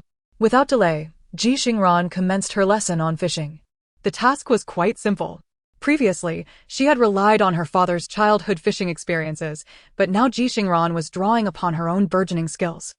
With her hunting skill elevated to an intermediate level, she had seemingly gained enhanced observational acuity regarding hunting. She could now discern the current of the river and the contours of the banks, enabling her to identify potential gathering spots for fish. Observing the aquatic vegetation along the riverbank, she recognized that the lushness indicated it was likely to be a favored feeding ground for fish. Without a doubt, this was a transformation brought about by her newly acquired intermediate skills. Ji Xingran explained to Ji Xingran, Look here, this area has a swift current. Yet some fish swim upstream at night. They will encounter resistance here, slowing their movement. Thus, it is an ideal spot to cast the net. Additionally, over there, we have a campfire on the shore. Beneath the dense water plants, fish may very well be hiding. She pointed out several locations and helped Ji Xingran mend the holes in the net. Summoning her courage, Ji Xingran followed Ji Xingran's guidance and cast the net. After 3 or 4 attempts, she was astonished to find that fish had indeed been caught. Sister Xingran, we've caught fish. We've caught fish, she exclaimed. Ji Xingran smiled. I see it. Quickly, let us pull the net up together. We must act swiftly. When they hoisted the net, to their delight, they discovered 2 fish. Ji Xingran swiftly reached in, pleased with their catch. Hunting skill progressed too. It appeared that assisting another in catching fish could also contribute to her skill advancement. With this realization, Ji Xingran became unreserved, simultaneously fishing while directing Ji Xingran on where to cast the net, thus accelerating her skill progress with doubled efficiency. Ji Xingran expressed her heartfelt gratitude. Sister Xingran, thank you so much for teaching me how to fish and even helping me stun the fish. Ji Xingran, with a twinkle in her eye, replied, no need for thanks. Perhaps I could also assist you in preparing the fish. Skills in butchering also require practice. In Ji Xingran's eyes, Ji Xingran had become a living embodiment of skill advancement. Every catch was a step forward. In Chapter 19, Ji Xingran truly grasped the notion that life is as ephemeral as grass. They were set to depart again early the next morning, and she could not possibly catch all the fish alone. With Ji Xingran, who was eager to help and filled with gratitude, assisting her in accumulating experience points, Ji Xingran felt elated. After collaborating for about half an hour, Ji Xingran's intermediate hunting skill progress had soared to 111,000. Her butchering skill had advanced from a novice level of 210 to 710. There was no avoiding the fact that butchering fish proved to be quite a challenge, necessitating further practice. Ji Xingran had also successfully caught 10 fish, 5 of which Ji Xingran had already prepared. Ji Xingran expressed her immense gratitude.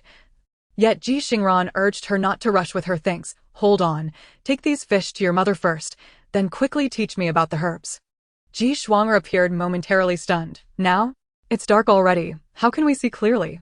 Ji Xingran insisted. Now is the time. I will fetch a torch. It had to be now. Your father is planning a rebellion tonight. Who knows what may happen to your family tomorrow? We cannot afford to wait to settle our debts. Ji Xingran recognized Ji Xingran's urgency and felt a wave of embarrassment wash over her. With such a family, there was little she could do. She hurriedly returned with the fish. Ji Yashir was overjoyed, and even old lady Sun wore a smile. Ji Xingran felt a pang of regret for the culinary skills that were slipping away. However, the thought of preparing fish for old lady Sun was unappealing. She exchanged a few words with Ji Ba and Ji Ma, then rolled a torch and followed Ji Xingran to learn about the herbs. Remaining close to the riverbank where the light from the fire and torch barely illuminated their surroundings, Ji Xingran pointed out, this is mint, invigorating and refreshing. Ji Xingran replied, all right, I've got the mint. Elementary herbal identification skill, progress 1. This is mugwort. When mature, it becomes artemisia, effective for repelling insects and warding off diseases. This is dandelion, known for its heat-clearing and detoxifying properties. This is plantain, used to treat phlegm and coughs. As Ji Xingran diligently followed along, he watched the newly acquired skill, herbal identification, progress to 1010. Ji Xingran was also counting. Upon reaching 10 varieties, they finally breathed a sigh of relief.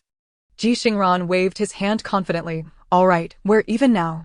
Ji Xingran hurriedly expressed her gratitude and rushed back to Ji Yang's side beside Granny Sunday. Ji Xingran returned to his parents, Ji Ba and Ji Ma.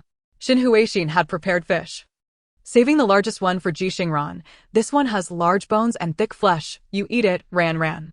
Ji Xingran intended to decline, but Ji Changming interjected sternly. Your mother and I have already eaten. You should hurry up and eat. Rest quickly, tonight will not be peaceful. Ji Xingran's heart suddenly tightened. Indeed, Ji Xingran could strike at any moment. He needed to act swiftly. The large fish bones were relatively easy to extract, and Ji Xingran swiftly finished the fish. He collected the suitable bones, preparing to craft fishing hooks and bone needles. The three of them then resumed their arrangement of 2 sleeping while 1 kept watch, hastily lying down to regain their strength. Ji Xingran did not grant them much respite. Almost the instant Ji Xingran received the notification at midnight, survival point 1. He was jolted awake by a piercing scream. Ji Changming had remained awake and immediately urged his wife and daughter, quick, behind that tree, climb up. I've already set several wooden stakes up there. There are a few more in the unshaped backpack space. Without hesitation, Ji Xingran and Xin Huixin dashed to the spot Ji Changming had prepared.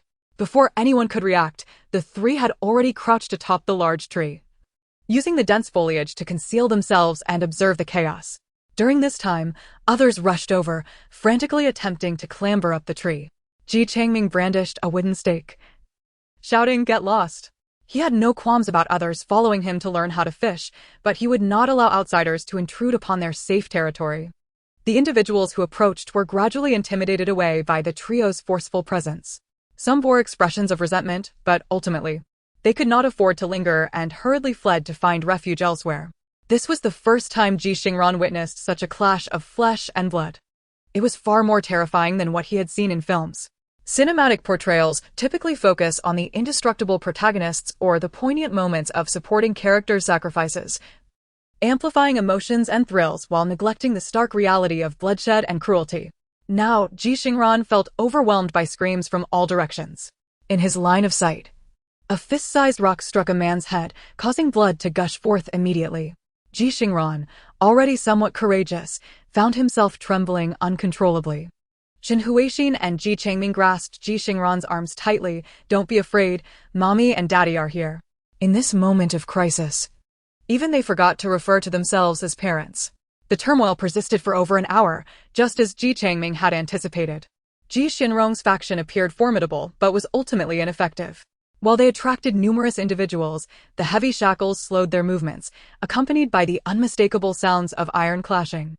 The soldiers, having been well prepared, bore iron-tipped spears and barbed whips, swiftly quelling the uprising. 7 or 8 lives were lost, their bodies lying grotesquely on the ground. Among the living were 33 robust men and over 10 strong women, all wailing in agony from the lashes. They could hardly move, each one kneeling in supplication. Ji Xingran covered his ears, gradually calming himself. It was truly tragic. Ji Changming remarked coldly, "They are truly foolish." They did not endure and remain patient, yet blindly resisted. Is that not courting death? Shen Huixin, with her benevolent heart, felt a pang of compassion. If we could rescue them now, perhaps some might still live. Ji Changming shook his head. "What do you have to offer for rescue? Afterward, they would require meticulous care, and there are no conditions for that." Shen Huixin sighed, falling silent. This was their first true confrontation with the harsh realities following their transmigration. Previously, they had been fortunate enough to escape with a sentence of exile and had not truly grasped the value of human life. But this time, they saw, heard, and felt the grim reality, even the scent of blood clinging to their nostrils. Ji Xingran felt nauseous, instinctively pulling out Ji Xingran's pouch and placing it under his nose, which provided some relief. The soldiers were counting heads. Ji Xingran and the others hastily descended. Of the 360-odd exiles, more than a dozen had escaped amidst the chaos, while 7 or 8 had perished. Shen Huixin whispered, "Those severely injured are unlikely to survive. Without conditions for rescue, they are doomed." Indeed, as the soldiers continued their inventory, the death toll rose to 12. Among the escapees, a few were recaptured. In the end, only 347 remained. But that was not all. The soldiers brought back the fugitives and bound them alongside the riders, forcing them to kneel on the ground. "Run? Where do you think you can escape to? Without household registration or travel permits, you cannot traverse the official roads. You cannot enter the city. Thinking to flee into the mountains? Not a chance. You should have known that you prisoners cannot be unruly. The village heads and town heads have already been informed by the authorities. Any unfamiliar faces should be reported to the officials immediately. If you resist or flee, you may be executed on the spot."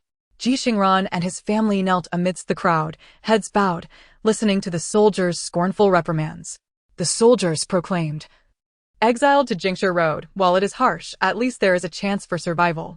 After 5 or 10 years of exile, with meritorious conduct, one may even be pardoned and have the opportunity to reintegrate into society. But now, to rebel against the soldiers? To incite a riot? That warrants immediate execution. Choosing to forsake the path to survival for the way of death. Now you will learn the consequences." As they spoke, they meticulously verified identities, names, and appearances, executing sentences on the spot. Chapter 20. Only by enduring to Jingshu Road can one hope to live like a human. In that moment, Ji Xingran felt an even greater fear than before. She shivered uncontrollably, unable to contain her trembling.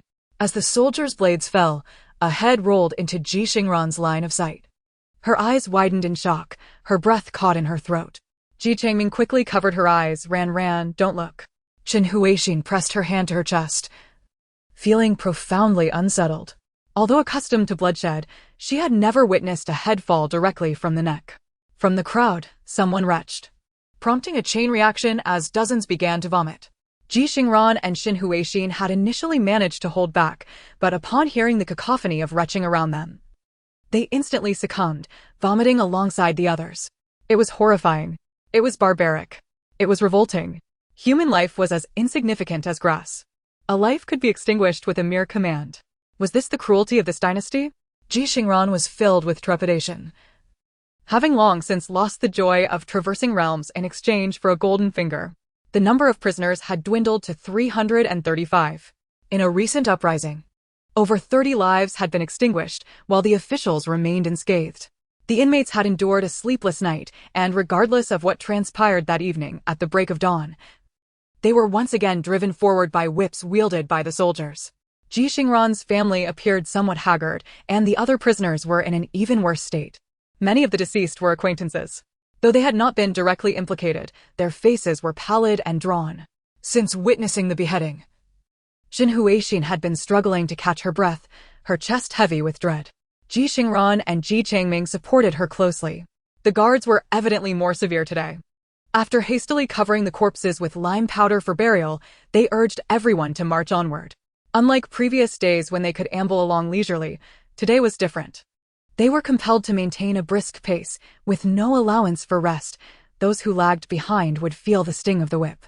Under such circumstances, Ji Xingran could no longer engage in gathering and weaving activities, merely hoping to avoid falling behind and receiving punishment. There was no respite at noon either.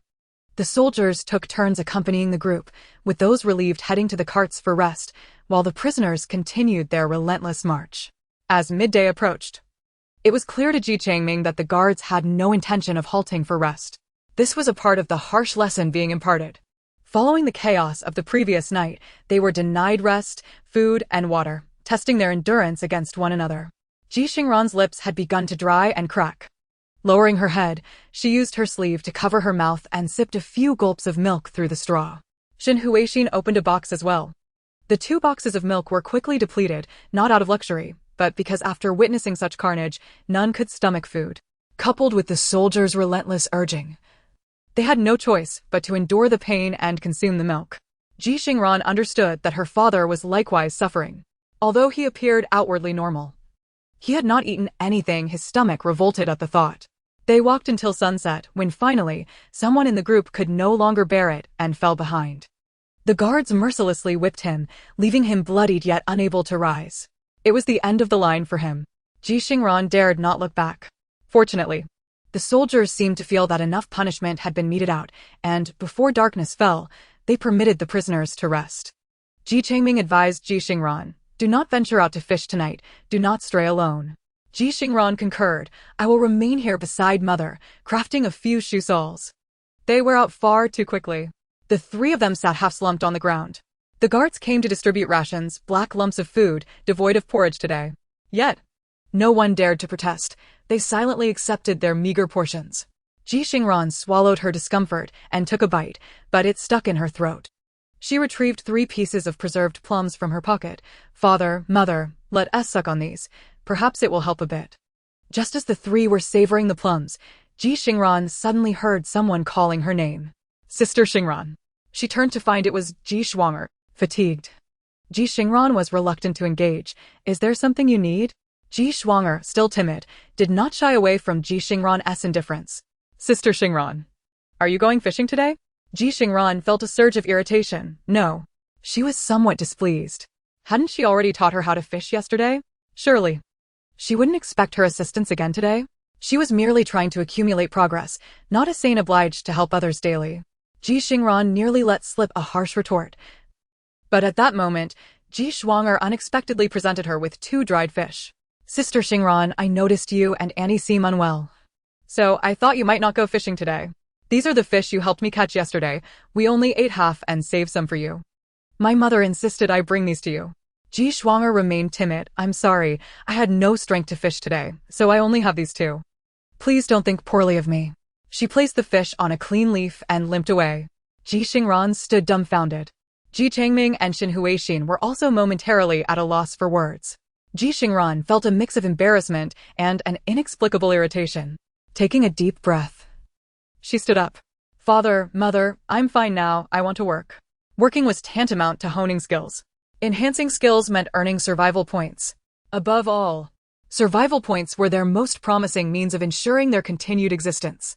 Otherwise, how could they navigate life in this cannibalistic era? Ji Changming and Shen Huixin's expressions gradually shifted. Indeed, as modern individuals, they found it difficult to accept such bloody scenes, instilling within them profound fear and confusion. However, they could not remain engulfed in this state of shock. They must rally themselves and press on. At the very least, the guards had a point. Reaching Jingshidao with a household registration and travel pass would allow them to exist as normal citizens. They had to survive until Jingshidao. The family shared the dried fish Ji Xingran had brought. If an indigenous girl could confront such sights, they had no right to wallow in despair. They discussed, "Let us have something good today to replenish our strength." Thus, each person consumed an ear of corn, a handful of peanuts, and they shared a zongzi. The immense satisfaction brought by the carbohydrates revitalized the three of them. Ji Xingran retrieved the fish bones she had collected earlier to fashion needles and fish hooks. Shen Huixin continued to weave various items. Ran, she said, "I noticed Ji Xingran's embroidered shoe soles are worn out. Later, you should send her 2 pairs of insoles." They were not overly benevolent, refusing to play the role of saints. Yet, they would repay those who aided them, refusing to be ungrateful. Ji Xingran stood up. "All right. I've settled my debt with Ji Xingran from yesterday. Today she brought fish. I must return the favor." Ji Xingran delivered the shoe soles. And Ji Xingran and Ji Yasher expressed their heartfelt gratitude. Ji Xingran waved her hand dismissively, saying nothing. She needed to focus on upgrading her skills and earning survival points. This place was far too perilous. She needed to quickly exchange for a function that could ensure her safety. Chapter 21. It turns out this function is so useful. Ji Xingran regretted not activating it sooner. After exchanging for the text messaging function last time, she had 2 survival points remaining. Yesterday, she earned 1 more at midnight. Ji Xingran swiftly executed her plan. The skills of herb identification, sewing, and butchering could all be upgraded to intermediate level. Without delay, she upgraded in one go, spending 3 survival points. Today marked the 4th day of their exile. Before midnight, she had 213 points, totaling 6 survival points. After midnight, she would have 1 additional point. Among her 8 skills, only cooking remained at the beginner level, as she had not cooked that evening, maintaining a progress of 510. The other 7 skills had now reached intermediate level. Ji Xingran held 6 survival points and focused intently on operating her phone in the spatial realm.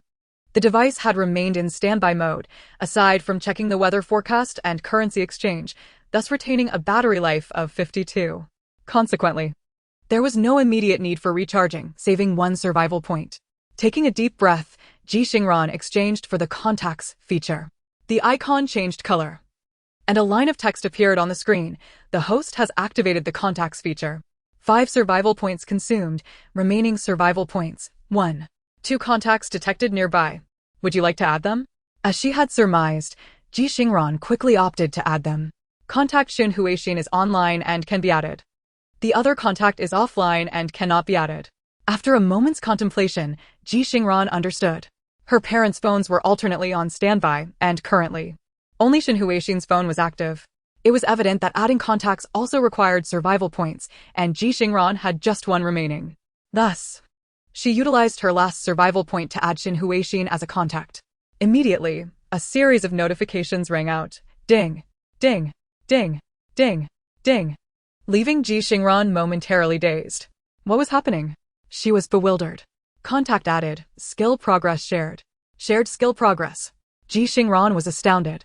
She hurriedly checked the skill progress displayed on her phone. The previously modest progress of her intermediate skills had surged dramatically. Gathering skill 4, intermediate progress, 121000. Weaving energy level 23, intermediate progress, 311000. Tool creation skill 6, intermediate progress, 171000. Sewing skill 11, intermediate progress, 161000. Butchery skill 5, intermediate progress, 51,000. Traditional Chinese medicine identification skill, intermediate progress, 01000. Cooking skill 18, beginner progress, 2310, eligible for upgrade exchange. A cascade of increases dazzled Ji Xingran's eyes. She was utterly elated. It turned out that this 5-point contact feature was remarkably beneficial. Earlier, she had regretted being the only one working effectively while her capable parents, Ji Dad and Ji Mom, did not accumulate progress. Now, that was no longer the case. Their skill progress could also accumulate, and crucially, it was shared. Ji Xingran gazed at her phone in excitement. The addition of Xin Huixin had also completed her beginner cooking skill progress. Without hesitation, she opted to upgrade, earning 1 survival point. Ji Xingran quickly awakened Ji Changming. "Dad, hurry, turn on your phone." Ji Changming, still groggy, wondered if something was amiss. Once his phone was on, he asked, "What's wrong, Ran?" As Ji Xingran listened to the notifications indicating the rise in skill progress, she was overjoyed. Ji Changming's skill progress was primarily centered on hunting and tool creation, both increasing by over 20 points, with a few points added to gathering, weaving, and cooking. Just then, Xin Huixin, who had been lightly dozing due to her poor health, woke up. Ji Xingran quickly shared the news. "I can add you both to my phone, and our skills are shared." Upon realizing this, Ji Changming and Xin Huixin were filled with delight. "Really? From now on, the vines and wild fruits we gather will be just as good as yours?" Ji Xingran nodded vigorously. "Yes." The couple rejoiced. "This is wonderful news." Ji Xingran was immensely excited. It turned out this feature was so useful. She almost regretted not activating it sooner. Thankfully, the skills were synchronized, otherwise, Ji Xingran would have been heartbroken. The contacts feature invigorated Ji Xingran. Returning to the messages function, she discovered the names of Ji Changming and Xin Huixin already present. However, sending a message required 1 survival point. Ji Xingran thought, a poor girl does not deserve such luxury. Knowing about the shared skills, Ji Dad and Ji Mom were too excited to sleep. Despite their physical exhaustion, their spirits soared. Xin Huixin took out the vines from the basket and leaned them against a tree to weave. Ji Xingran continuously received notifications of weaving progress 1. Ji Changming, unwilling to be outdone, snatched the fish bones from Ji Xingran's hands. "I saw how haphazardly you were working yesterday. Since I can do it too, let me take over. I'll definitely be faster than you." Ji Xingran, left empty-handed, pondered. Why was she suddenly being dismissed? Eventually, when the vines and fish bones were all used up, the family took turns to rest. At midnight, Ji Xingran received a message indicating survival point 1. It was unfortunate that Ji Dad and Ji Mom had no survival points. Nonetheless, Ji Xingran felt satisfied. Whatever the heavens bestowed was their business. Regardless of what was given, she would strive to maximize their circumstances and ensure her family enjoyed a good life. At dawn, another day of relentless travel awaited. After so many days of walking, many people's shoes had long since worn out. Ji Changming's entrepreneurial instincts stirred as he contemplated, "Since we must practice our skills, why not sell the many straw sandals we've made?" Xin Huixin chimed in, "Let us sell them quickly. I have no more room in my space." The basket was filled to the brim with either vines or straw sandals. Ji Changming stealthily ventured into other areas of the group while carrying the basket. Now was the perfect time to sell shoes. In the initial days, aside from the embroidered shoes worn by women, others could still manage with their footwear. But now, the demand was high. Many pairs of layered soles had worn thin, and while some were skilled at weaving, many were not. Ji Changming sold a basketful of shoes, gaining little in return, mostly items in exchange, with clothing being the most common. Initially, everyone had set out wearing layered garments, but now, a single layer of clothing sufficed for modesty. Wearing too many layers was hot and burdensome. Under extreme conditions, even an extra piece of fabric felt unbearable. Many opted to trade clothes for straw sandals. Before long, Ji Changming returned with a basket full of clothes. Xin Huixin grimaced, covering her nose. "What a stench." Ji Xingran remarked, "Of course. We have been on the road for so many days, sweating profusely. The smell is quite potent." Xin Huixin gently stroked Ji Xingran's hair. "Your hair is all greasy."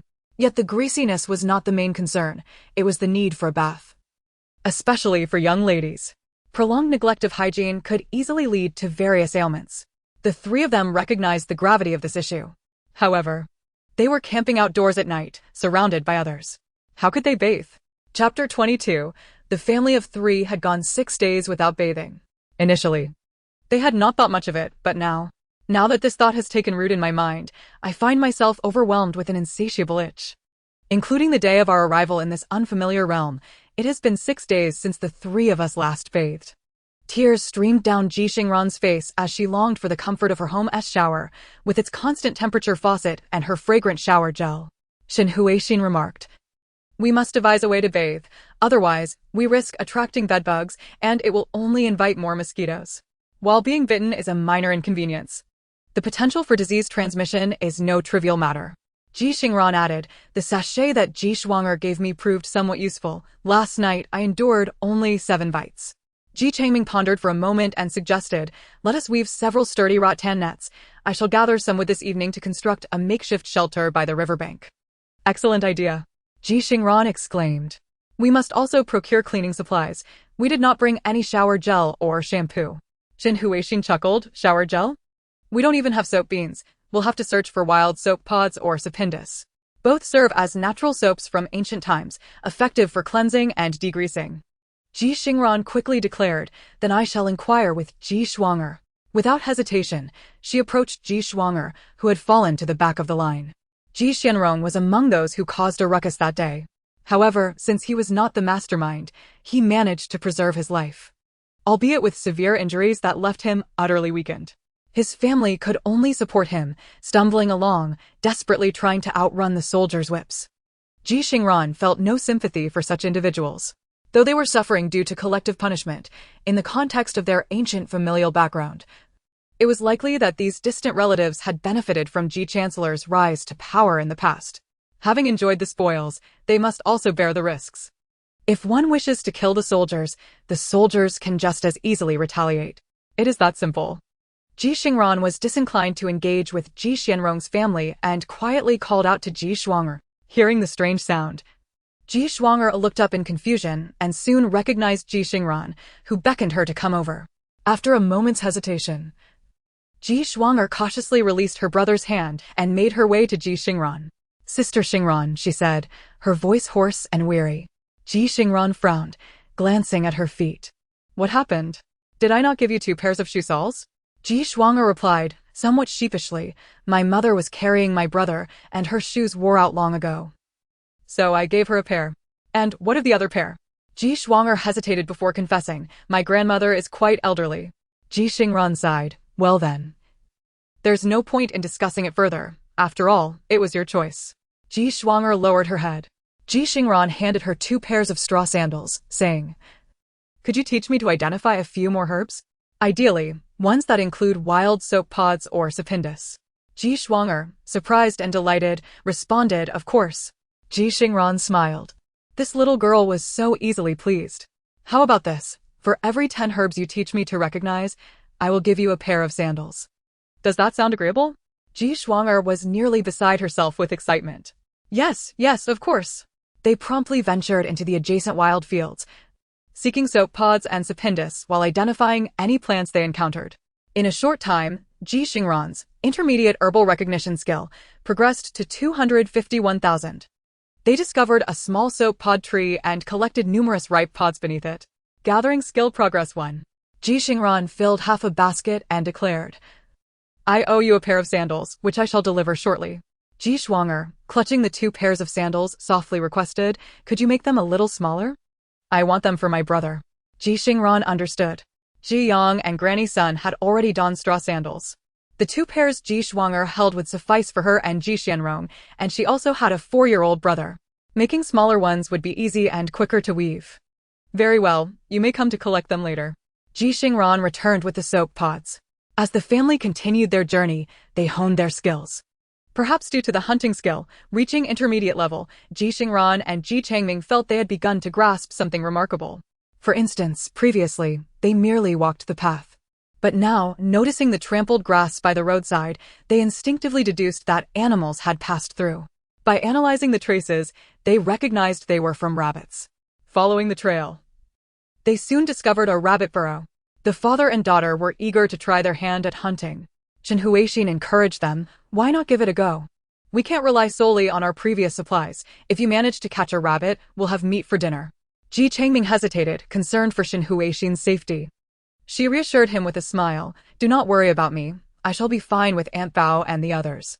Aunt Bao was a middle-aged woman who had learned weaving from Shin Huixin on the first day and had offered assistance to Ji Xingran.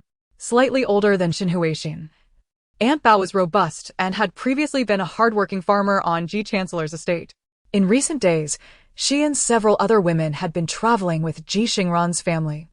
Aunt Bao remarked, "We, with our humble origins, are left without guidance now that our master is gone." Aunt Bao and her companions were indigenous like Ji Xingran, fortunate enough to have escaped execution. However, without a master, they felt lost and adrift. Seeing Shen Huixin with her gentle demeanor, not shunning or dismissing them but willing to teach them, fostered a sense of gratitude in them, leading them to stick close to Ji Xingran's family. Ji Changming observed that they had become somewhat familiar. Given that it was still daylight and the soldiers were more vigilant during the day, he felt assured that no significant trouble would arise. Thus, he took Ji Xingran with him to catch rabbits. With nets in hand, they discovered 4 entrances to the rabbit burrow. They plugged 2 with dirt and encircled the other with rattan netting. Ji Changming then ignited some dry grass at the last entrance using a homemade fire starter he had packed the day before. Grateful that his backpack maintained the condition of its contents, allowing even a non-smoker like him to have a lighter. As the acrid smoke billowed into the burrow, Ji Xingran stood guard by the rattan net. 1, 2, 3, 4. A total of 6 rabbits burst forth. 1 large rabbit and 5 of medium size. The large one weighed nearly 3 pounds and charged out with such force that Ji Xingran nearly lost her grip. "Father! Quick! Come help! The rabbits are gnawing at the net."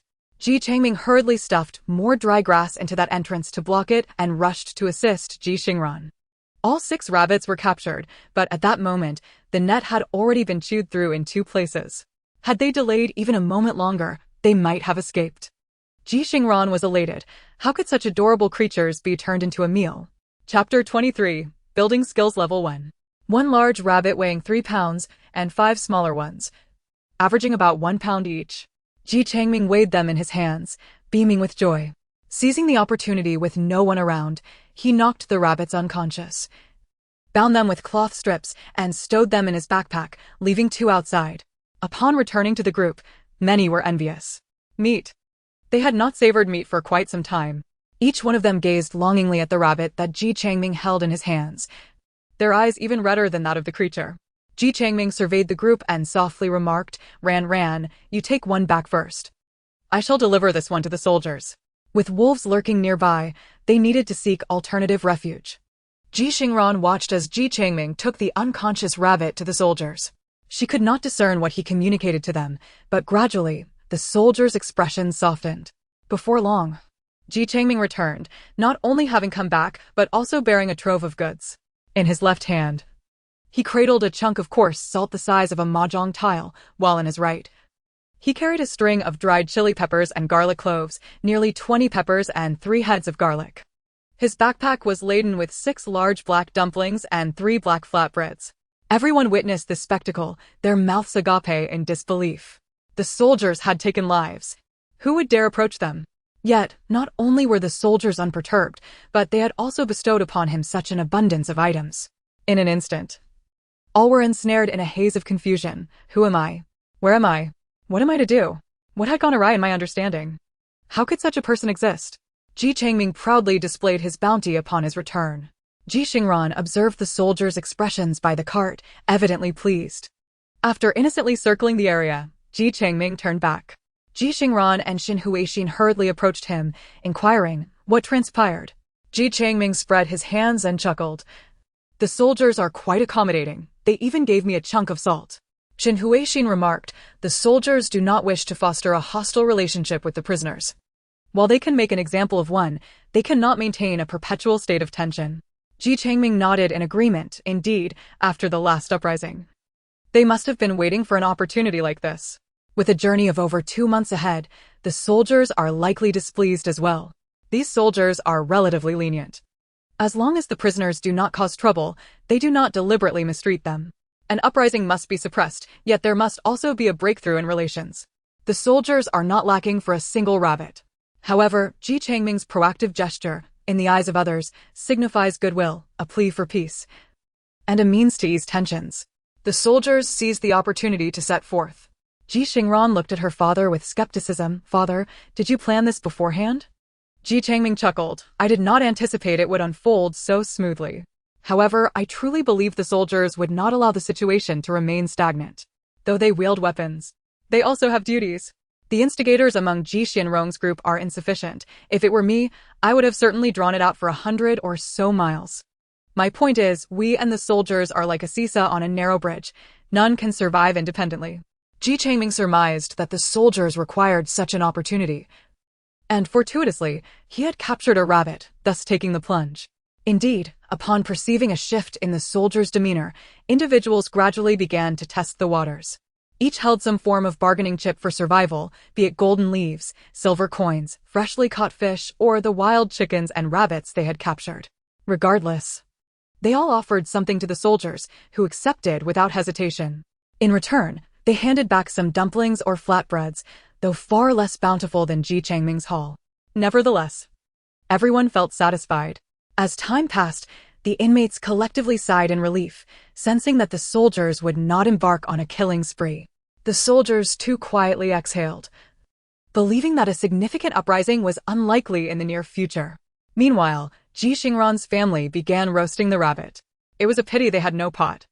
They could only marinate the rabbit with chili, garlic, wild pepper, and coarse salt before roasting it over the fire.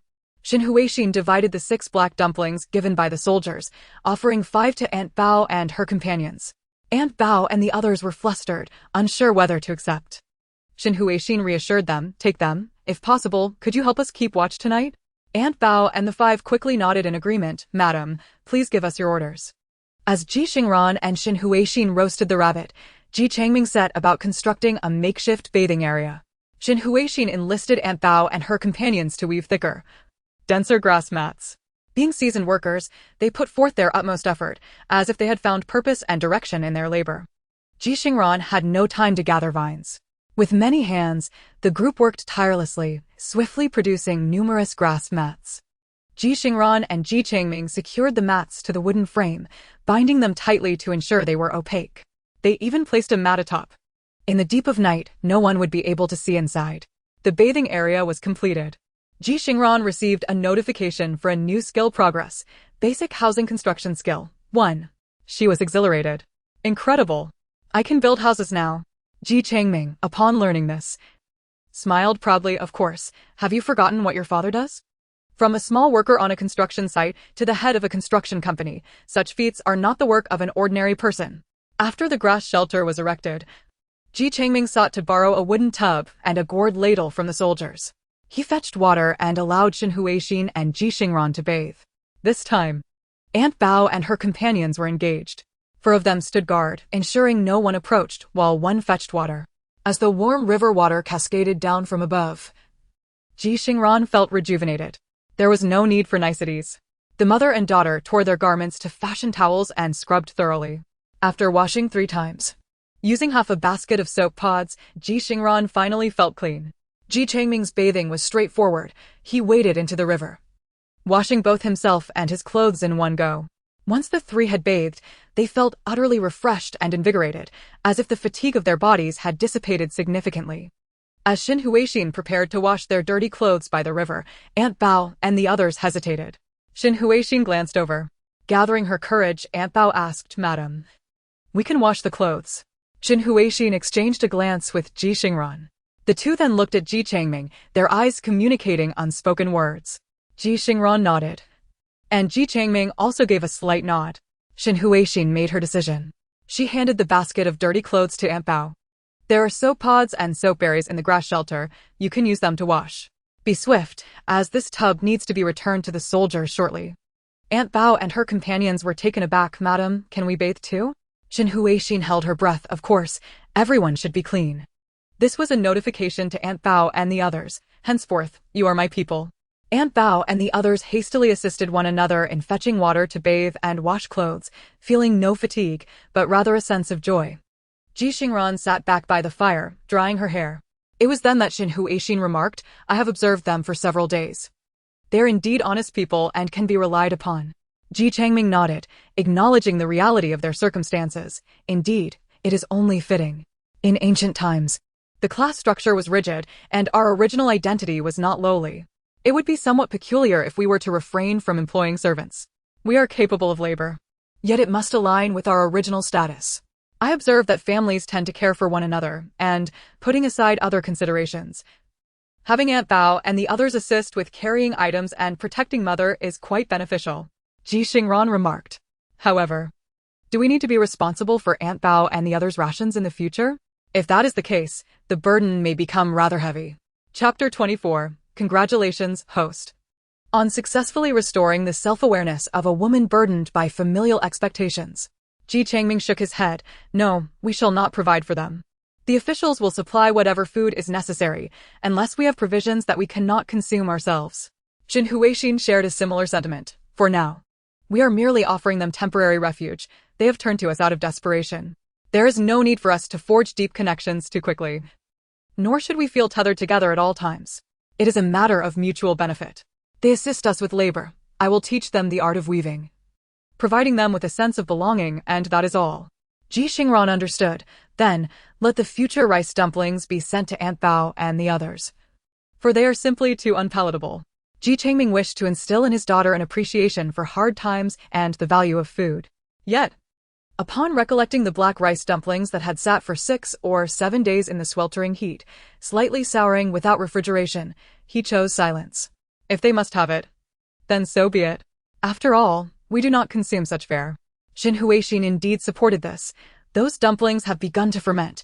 We certainly will not eat them.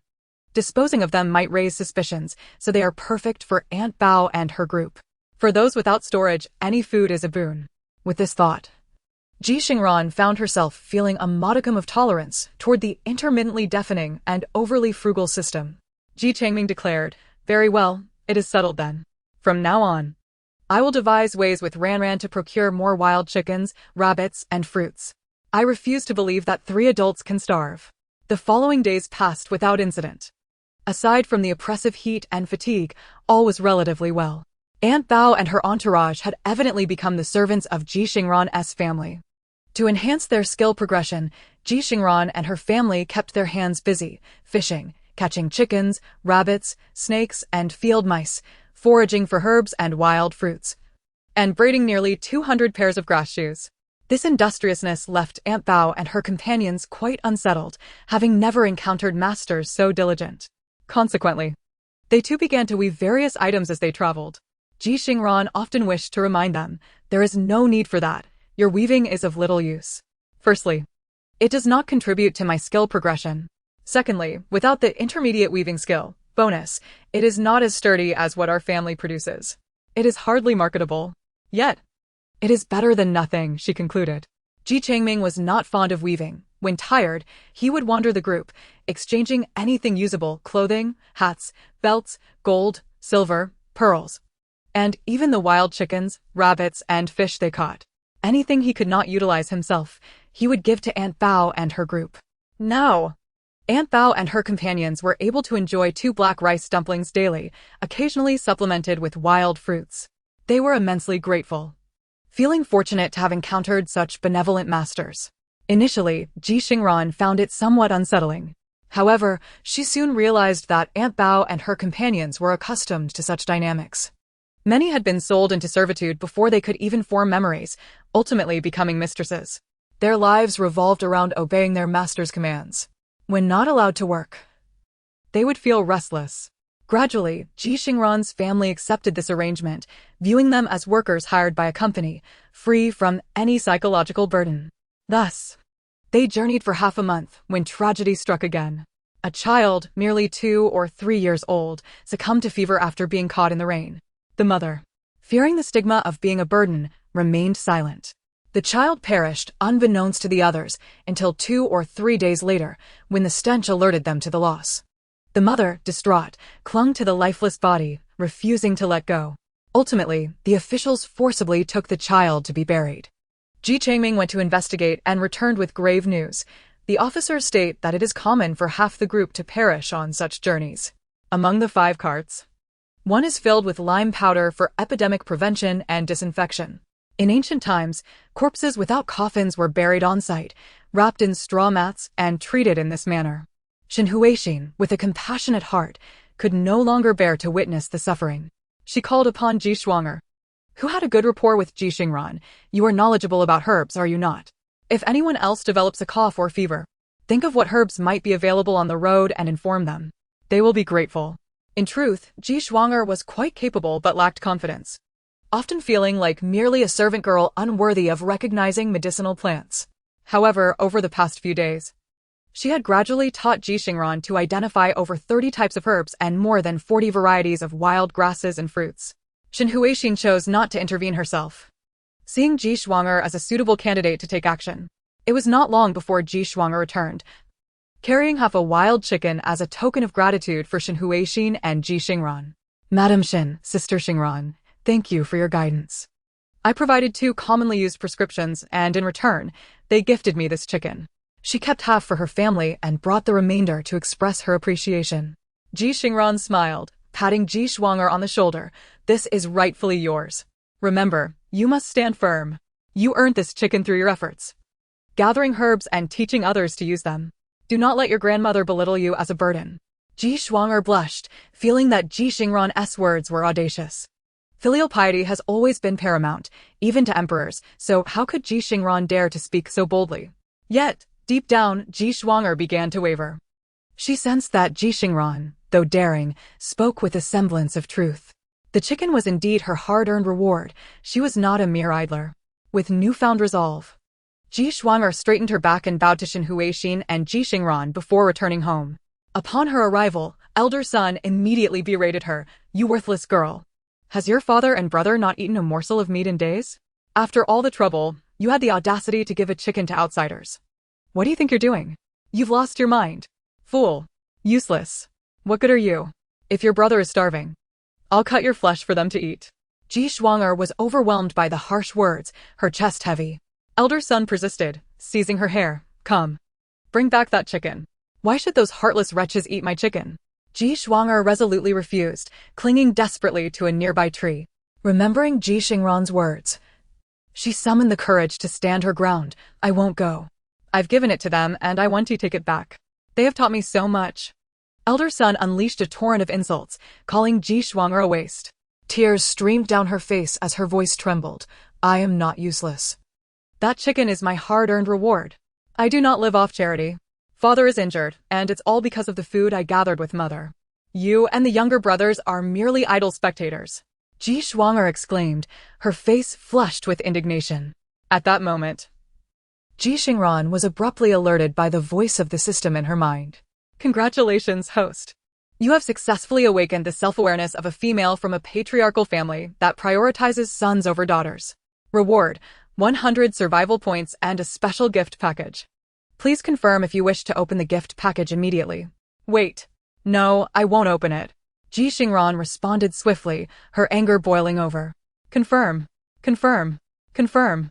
It's crucial to repeat important matters thrice, lest the system be deaf to my pleas.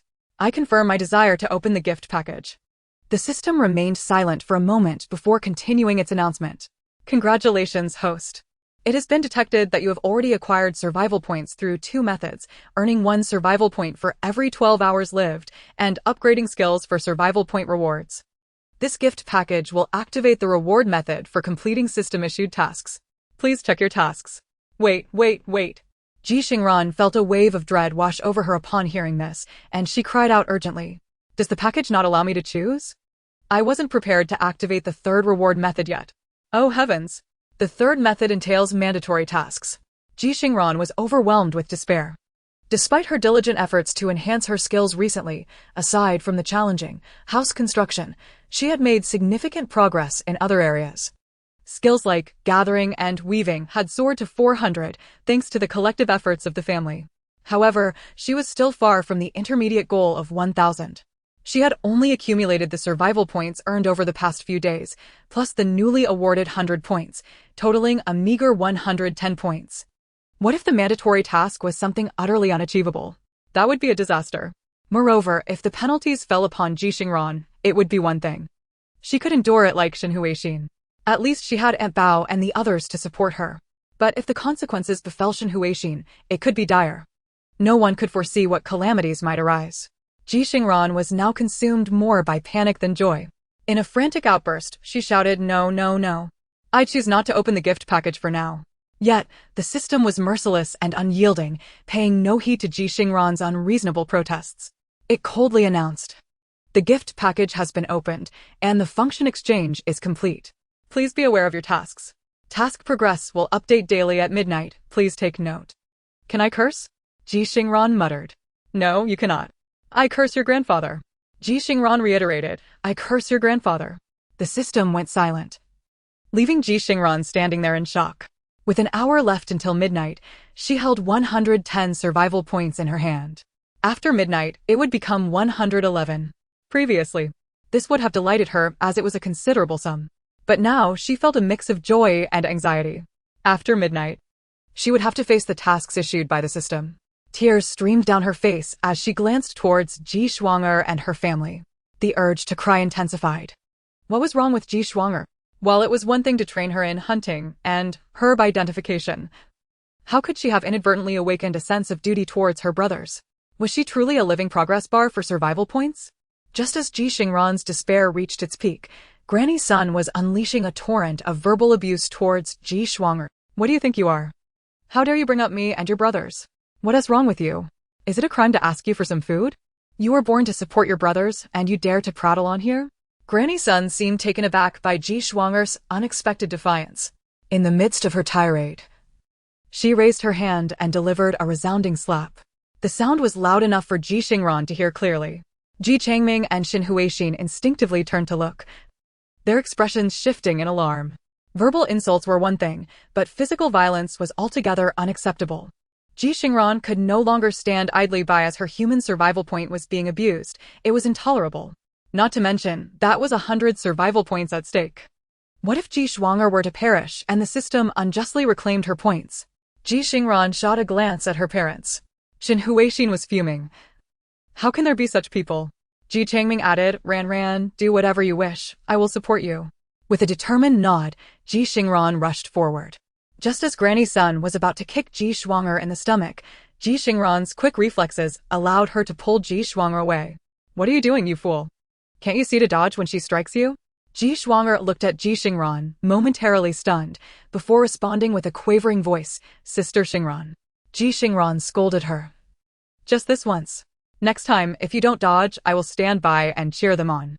Good hit. You deserve it. Ji Xingran grasped the message and quickly replied, I understand, Sister Xingran. I will dodge next time. Ji Xingran nodded. Saving a person was commendable, but saving a fool was futile. Ji Xingran glared at Granny's son and demanded, What? Do you wish to reclaim the wild chicken from me? Dream on. Granny's son was about to explode, You shameless girl. Eating our wild chicken. Ji Xingran sneered, Is it truly yours? Who among you contributed? Ji Xingran earned it, it was meant for me. How dare you try to take it? Granny's son could only scream in frustration. Meanwhile, Ji Changming approached Ji Xingran. Ji Xingran had been traveling injured, barely able to eat enough, and had lost considerable weight. Ji Changming crossed his arms and asked, Can you manage your old lady? If not, others will take care of her for you. Ji Xingran looked up, Changming, aren't you meddling a bit too much? Ji Changming chuckled, Who said I was going to intervene? Did you see the soldiers over there? You really think that just because they haven't taken your head, you are safe? Well, the soldiers are unharmed. 2 of them were injured, right? They are likely displeased, and your old lady is causing quite the ruckus, even leading the charge against someone. To put it bluntly, who knows if you are merely disciplining your daughter and granddaughter or inciting a riot? Ji Changming stated nonchalantly. Ji Xingran's expression darkened.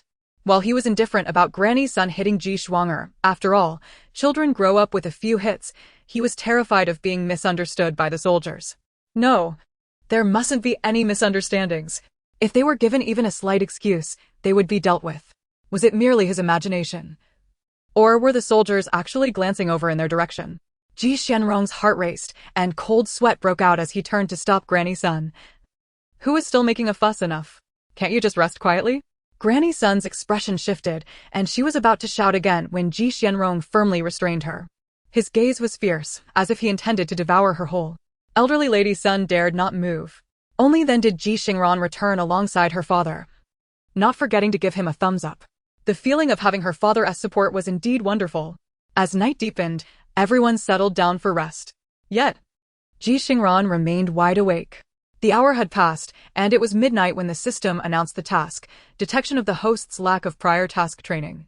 Issuing new optional task 3. Please check and claim it. Chapter 26, Luck Overflowing. It was unexpectedly an optional task. Optional task. Optional task.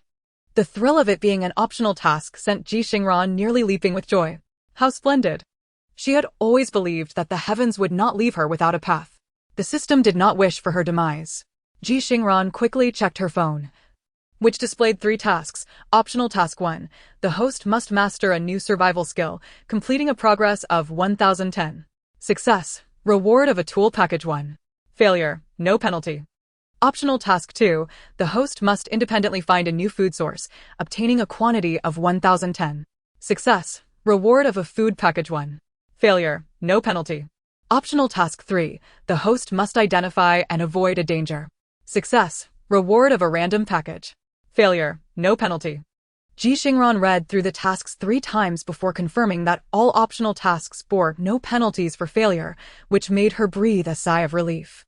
After some contemplation, she opted to claim Optional Task 1 to master a new survival skill. This seemed the simplest. Currently, Ji Xingran had already mastered 8 skills, all upgraded to intermediate level, and was diligently working to fill her progress bar. Finding another skill did not seem overly difficult. The main issue lay in the lack of conditions on the road of exile. She could write, paint, throw a shot put, and even learn tea brewing and embroidery from Xin. If absolutely necessary, she could also learn to apply putty and find level ground from Ji Changming. Yet, what could she possibly do in their current situation?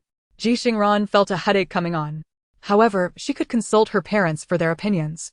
Ji Xingran forced herself to sleep, knowing that good physical condition was essential to withstand the day's journey. Without good stamina, all else would be in vain.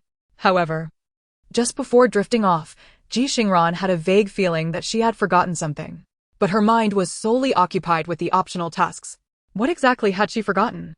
Before she could ponder further, she was already immersed in dreams. The next morning, Ji Xingran was startled awake by the sound of a gong from the soldiers. Her heart raced uncontrollably. No matter how many times she heard that gong, it always sent her into a panic. Couldn't there be a gentler way to wake someone? Ji Changming, while tidying up the straw mat, remarked, when the soldiers start treating you gently, it's likely that a snap is not far off. Ji Xingran sighed. All right. Fair enough. She assisted Ji Changming in packing up and inquired, Mother, what skills do you think I could still acquire? Ji Changming and Xin exchanged amused glances. There are plenty. It all depends on what you wish to learn. However, Ran, even though you have such fortunate encounters, one must remain grounded. Having too many skills can lead to spreading oneself too thin. The couple spoke earnestly to Ji Xingran. That skill bar of yours. While it's easy to upgrade to the initial level, reaching the intermediate level requires 1,000 attempts. Rather than spending time acquiring new skills endlessly, it might be wiser to focus on upgrading one to an advanced level first. The distinction between intermediate and initial levels could yield sweeter fruits, sturdier vines, and more robust fishing nets. The bigger game caught, such as wild chickens, hares, and fish, would only increase in size and quality. And this was merely the intermediate level. What changes awaited at the advanced level? Ji Changming and Xin were eagerly anticipating it. Ji Xingran shared the details of the tasks, omitting the penalties, only mentioning the rewards. She did not wish to cause them undue worry. Mother, I understand, but I still want to give it a try. While spreading oneself too thin is a concern, having multiple skills can only be advantageous, especially with rewards at stake. In our current situation, rewards are most welcome. Upon hearing Ji Xingran's words, her parents hesitated briefly before sharing their own skills. They refrained from mentioning complex procedures like surgeries and bandaging, instead offering simpler skills such as wound cleaning and preparing basic herbal remedies for experimentation. For instance, a simple hemostatic herb could be crushed or chewed, mixed, and applied to a wound without requiring elaborate preparation. Ji Xingran found this quite agreeable. Perfect. I've gathered some herbs these past few days and was worried about how to utilize them. She then looked expectantly at her father. Ji Changming scratched his head and chuckled awkwardly. Does catching crickets count? Cockfighting, dog racing, and climbing walls were just games we played in the village as children. There are many, but they don't seem very serious. Ji Xingran looked at her father with disdain. Father, that's just frivolous play. Ji Changming huffed. You've turned the tables on me. However, on a serious note, I advise both of you to learn some self-defense techniques as the journey ahead grows increasingly perilous. A few days prior, they had merely been circling around the outskirts of the capital. Although they traversed mountain paths, the safety concerns were not overly worrisome. Few dared to cause trouble under the Emperor's nose. Yet, as their journey progressed, Ji Changming felt the atmosphere growing darker. His apprehensions were not unfounded. Just the other day, while passing through a mountain gorge, they had all been weary and oblivious to their surroundings. However, Ji Xingran, eager to progress her skills, had strayed slightly from the group and spotted shadows flitting among the dense trees atop a nearby hill. Ji Xingran remained vigilant, gathering herbs while observing, and discovered that there were not just one but several figures watching them from various points. She promptly returned to inform Ji Changming and Xin Huixin. The trio remained on high alert. Although they eventually exited the gorge without incident, Ji Changming still perceived the situation as highly dangerous.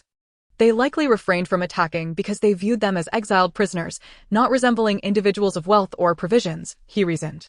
Yet, one must not let their guard down. For being poor and released from captivity was hardly a cause for celebration. That strikes a chord, Father, Ji Xingran remarked. Ji Changming continued, I was once a scholar. But it seems that even scholars here pay great attention to health. They perform a series of exercises daily. How about I teach you this? Absolutely. The family quickly reached a consensus. That evening, Xin Huixin distributed the 3 black-faced dumplings allocated to their family, along with the wild fruits Ji Xingran had gathered, to Aunt Bao and her companions. Aunt Bao, you two sit back to back and converse. Do not fall asleep, understood?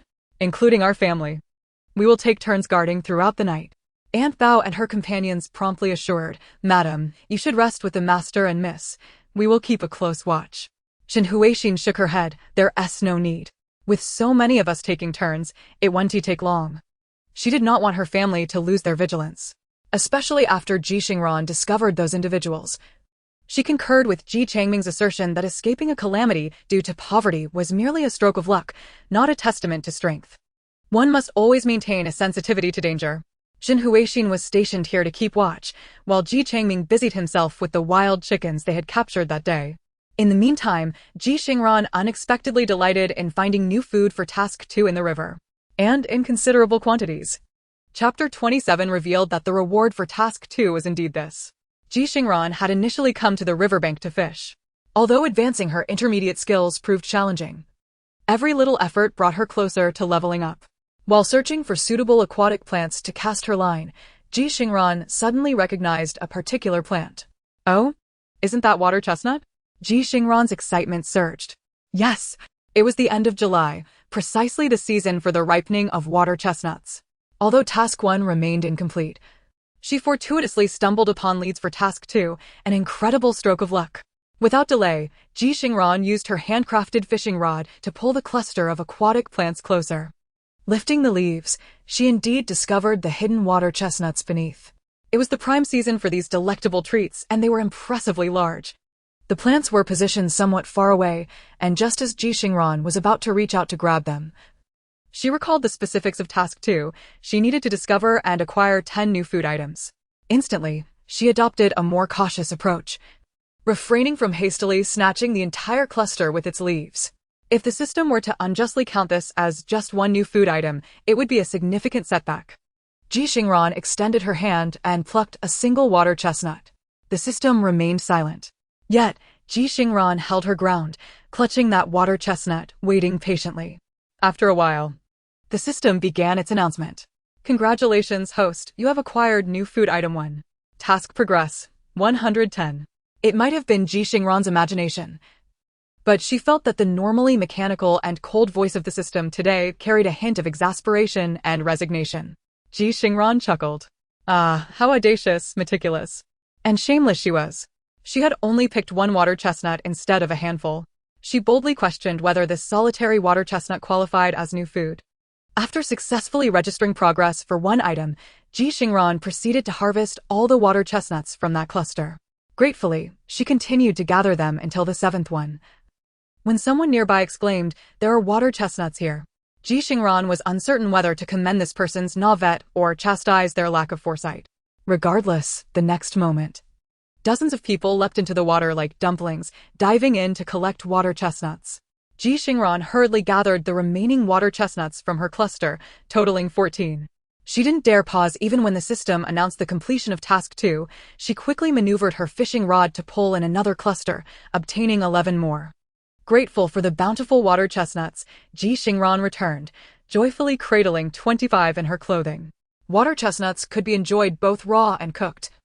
The raw ones were crisp and refreshing, while the cooked ones were soft and tender. Xin Huixin was equally astonished. Oh right, this is the season for water chestnuts.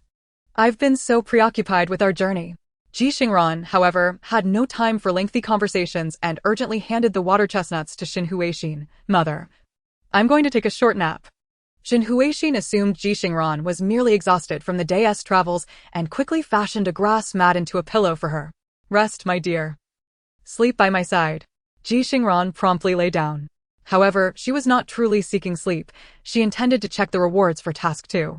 Focusing intently, she accessed her space and checked her phone. Indeed, the status of Task 2, optional, displayed as completed, and the food package icon revealed two options, open or temporarily store. Could she really store it temporarily? Curiosity piqued, she tentatively selected temporarily store. The system responded, sorry, backpack space not upgraded, unable to temporarily store the package. Ji Xingran.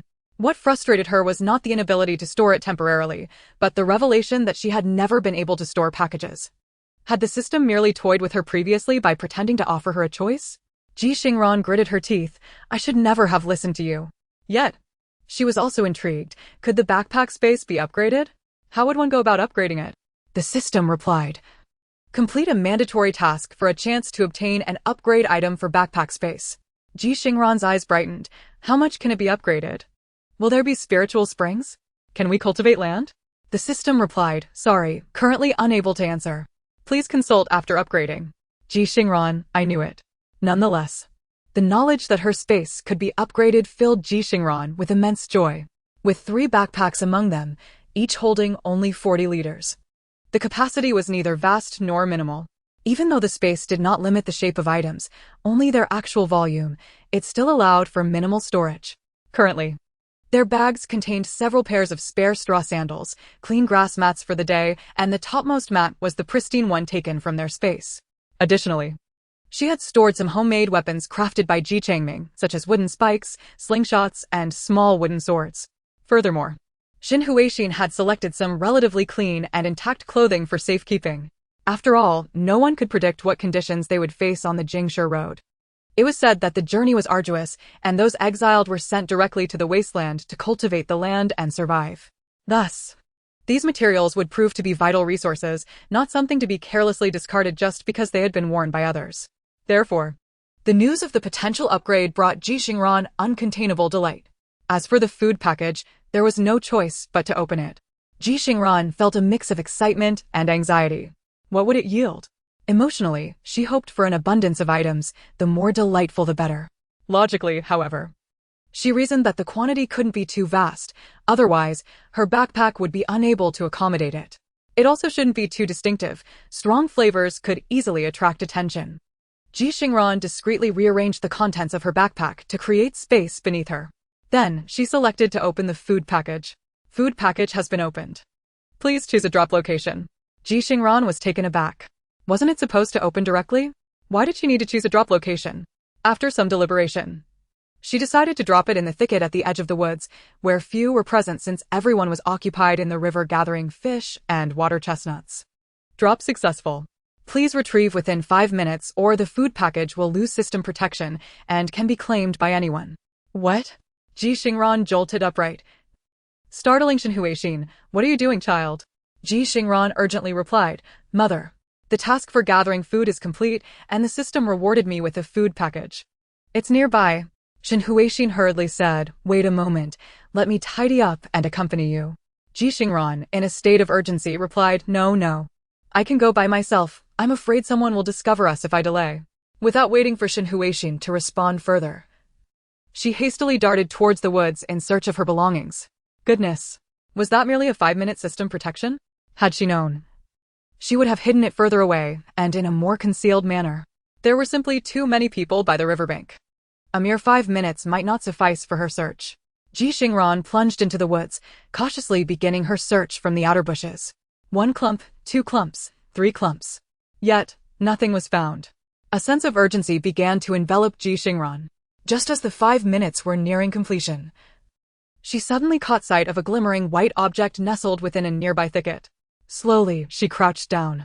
To her astonishment, there sat a bowl of instant noodles, quietly nestled among the bushes. Chapter 28. The family of 3 indulges in steaming hot instant noodles. The coarse white ceramic bowl resembled that of packaged instant noodles, but featured a handle.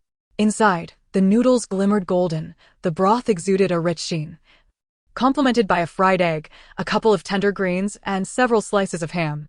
Wisps of steam visibly rose from it. Ji Xingran could not help but swallow hard. God knows what she had been eating these past few days. Even the items in her backpack were mostly dry rations. In her current state, this steaming bowl of instant noodles, enriched with a fried egg, appeared to her as the most delectable food in the world. Ji Xingran quickly stowed the instant noodles into her backpack. Upon touching the ground where the noodles had rested, she found it still warm. This felt utterly miraculous. "What are you doing?" a voice inquired nearby. Ji Xingran beamed. "It's still warm here." Suddenly jolted back to reality, she leaped up 3 feet high.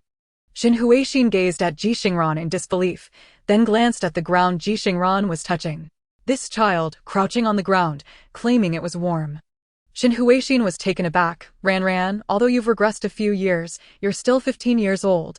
Why are you engaging in such childish antics, playing with urine and mud? And it's warm, no less. Ji Xingran's face flushed crimson, and she quickly waved her hands. "I didn't. It's not what you think." However, Xin Huixin had already taken a step back in distaste. "Don't bring your hands near me. Medical students tend to be a bit particular about cleanliness. Although I know urine is relatively clean, I still cannot accept such behavior." Ji Xingran felt on the verge of tears. "I truly didn't. Let's just call Dad over. I want to tell you about this food package." 10 minutes later, the trio crouched stealthily behind the bushes in the woods. Ji Changming wore a serious expression. Ran. "Are you saying that the reward for completing the task is just a bowl of instant noodles?" Ji Xingran nodded and then shook her head. "It's a reward for finishing the task, but I have no idea what else the food package might contain." Ji Changming replied, "I see. But I can't help but think that this system is rather stingy, isn't it? And in this era, is it reasonable to reward with instant noodles?" Ji Xingran, however, seemed quite pleased. "I think it's wonderful. If the rewards contain things we can find here, it wouldn't be much of a surprise. After all, we can strive to obtain those ourselves. But what is unexpected and unattainable here is truly exciting. This time it's instant noodles, next time it could be cola, chips, or snail noodles." Xin Huixin parted her lips, pondering for a moment before saying, "I used to think these were junk foods to be avoided. But now I find myself craving them and unable to have any." Ji Xingran wholeheartedly agreed. Yes. The thought of never being able to eat these again was overwhelming. Thankfully, we now have this task. Occasionally receiving a food package is truly delightful. Xin Huixin looked at Ji Xingran with affectionate eyes. During her adolescence, Ji Xingran had experienced a sudden weight gain along with breakouts, feeling quite despondent. Xin Huixin had restricted her consumption of junk food, encouraged her to maintain a healthy routine, and eventually, she returned to her former self. At that time, she had thought these foods were unappealing, yet now, she found herself developing a fondness for them. After their conversation, Ji Xingran took out the steaming bowl of instant noodles from her backpack. "Dad, Mom, this is what I just redeemed from the package." The aroma of the noodles, mingled with savory, spicy, and fragrant notes, wafted out, instantly causing their stomachs to rumble in unison. Hunger was one thing. The real issue was the craving. They hadn't tasted hot soup noodles in over half a month. Their supplies of popcorn, peanuts, rice dumplings, and milk had been depleted. And they had even consumed some bread, dried plums, and chocolate. Yet, all those items paled in comparison to the allure of instant noodles. Ji Xingran urged, "Dad, Mom, shall we eat it now?" Ji Changming decisively nodded. "Let us move deeper into the woods so the aroma doesn't escape." The 3 of them quickly crouched further in and fashioned branches into makeshift chopsticks. Each took a bite, savoring every morsel of the noodles accompanied by the fried egg, ham, and greens until the bowl was completely empty. They even slurped every drop of broth. The bowl was cleaner than their faces. After finishing, Ji Xingran couldn't resist licking her lips. "If only we could have instant noodles every day." Xin Huixin caressed her stomach, saying, "Instant noodles aren't particularly healthy. The sodium content is too high. However, we currently lack salt, so a little one tea hurt." The frequency seemed just right now. Their usual meals were bland and purely natural, so indulging through the system occasionally provided a delightful diversion without overindulging to the detriment of their health. Ji Changming was more pragmatic. Ran, you are a child of discernment. Your system presents new tasks daily. We cannot fully comprehend it. Use your judgment. If any new tasks arise or difficulties present themselves, regardless of whether we can assist, you must inform us. We will help when we can, and if we cannot, you shouldn't bear it alone. Ji Xingran felt a sudden tightness in her throat. No matter the circumstances, her parents unconditionally trusted her. She nodded vigorously, yes. Don't worry, Dad, Mom, I will definitely tell you if something arises. Good news should always be shared. More voices mean greater strength, just like skills. Having parents involved always accelerates growth compared to going it alone. However, she would carefully consider sharing matters with risks. Just seeing Shen Huixin staying up late to assist her with skill development made Ji Xingran feel somewhat pained. Parents always devote themselves unreservedly to their children. Yet, she also wished for her parents to have a more relaxed life. After their meal, it was the perfect opportunity to stretch. Ji Changming guided the mother and daughter through a session of bajuanjin, 8 pieces of brocade. Ji Xingran focused intently, and when she was finally able to perform it independently, the system provided a prompt. Congratulations, host, you have mastered basic martial arts. Bajuanjin, progress, 110. Ji Xingran was filled with enthusiasm and immediately continued practicing. Shen Huixin, whose health was not the best, had grown somewhat fatigued after so long. However, witnessing Ji Xingran sweating profusely yet persevering, she gritted her teeth and continued to practice, thinking of the tasks that Ran would occasionally issue and the need for upgrades. Ji Changming took the lead, while the mother and daughter duo practiced at a leisurely pace. After a considerable amount of time, the system finally notified them that the progress for beginner martial arts, 8 sections of brocade, had been achieved, completing optional task 1. Without further ado, Ji Xingran promptly exchanged her reward for a tool package, which she immediately deployed in proximity to the 3 of them. To her surprise, it contained a small iron knife, approximately the length of an average person's palm. The handle at the end was crafted from wood, having been forged around the blade's tail end during the ironworking process, resembling a dagger. Ji Changming tested the blade and found it to be quite sharp. Chapter 29 revealed that the random package had yielded Ji Xingran's most coveted item. Ji Changming was pleasantly surprised, exclaiming that this was splendid. He would no longer need to resort to primitive stone tools for carving wood. The multifunctional knife was given to Ji Xingran as she frequently ventured out to explore. The wooden spikes and arrows that Ji Ba had diligently crafted were all fashioned using stone blades, which had been a laborious endeavor. Now, they finally possessed a proper iron knife, and it was remarkably sharp. Ji Changming immediately cut down a branch from a nearby large tree, roughly the thickness of his wrist, accomplishing the task with only 3 strokes. He felt quite satisfied. Shen Huixin, cradling a bowl that once contained instant noodles, was equally pleased. This was far superior to instant noodles. Henceforth, they could boil water and prepare soup during their evening rests. The past few days had been spent using a large stone with a hollow, which made boiling water an arduous task. Now, with this 1-liter capacity bowl, the efficiency of boiling water would dramatically increase. Life was certainly improving. At midnight that evening, Ji Xingran found herself unable to sleep, eagerly awaiting the refresh of tasks. The task slots were fixed, with only 3 available. The 3rd task, which involved discovering and eliminating a danger, remained uncompleted by Ji Xingran. Thus, she could only accept 2 of the 3 newly refreshed tasks. Optional Task 1, discover a new species and collect 10 specimens of that species. Reward, seedling package 1. No penalty for failure. Optional Task 2, prepare a dish. Reward, limited food package, 10 servings, can be exchanged. Does not occupy inventory space. No penalty for failure. Optional Task 3, upgrade a skill to intermediate level. Reward, random package 1. No penalty for failure. Oh my! Each task was incredibly tempting. The seedling package, was it what Ji Xingran hoped for? Would it provide seeds or seedlings, thus initiating a farming life? The prospect of reaching Jingshidao seemed exceedingly promising. The 2nd task, which involved preparing food, offered a limited package with 10 servings. That was certainly much more than a bowl of instant noodles, enough to feed the 3 of them for several meals. As for the 3rd task, Ji Xingran's progress in 8 sections of brocade was merely at the beginner level with a score of 1010, and she had yet to upgrade it. This task could be immediately completed upon selection. With 3 tasks at hand, but only 2 slots available, Ji Xingran found herself in a quandary. After much contemplation, she ultimately chose Task 2 and Task 3, reluctantly forsaking Task 1. With a month and a half remaining until reaching Jingshi, there would likely be another opportunity. Moreover, discovering a new species and collecting specimens required a degree of luck. Although she had been fortunate enough to find Jililing that day, tomorrow's luck was uncertain. If she failed to complete it, it would occupy another task slot. Thus, Ji Xingran opted for Task 2 and Task 3, both of which were straightforward and could be completed immediately.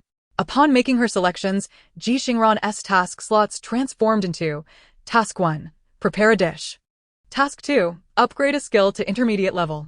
Task 3, discover and eliminate a danger. Ji Xingran promptly lay back and upgraded her 9th skill.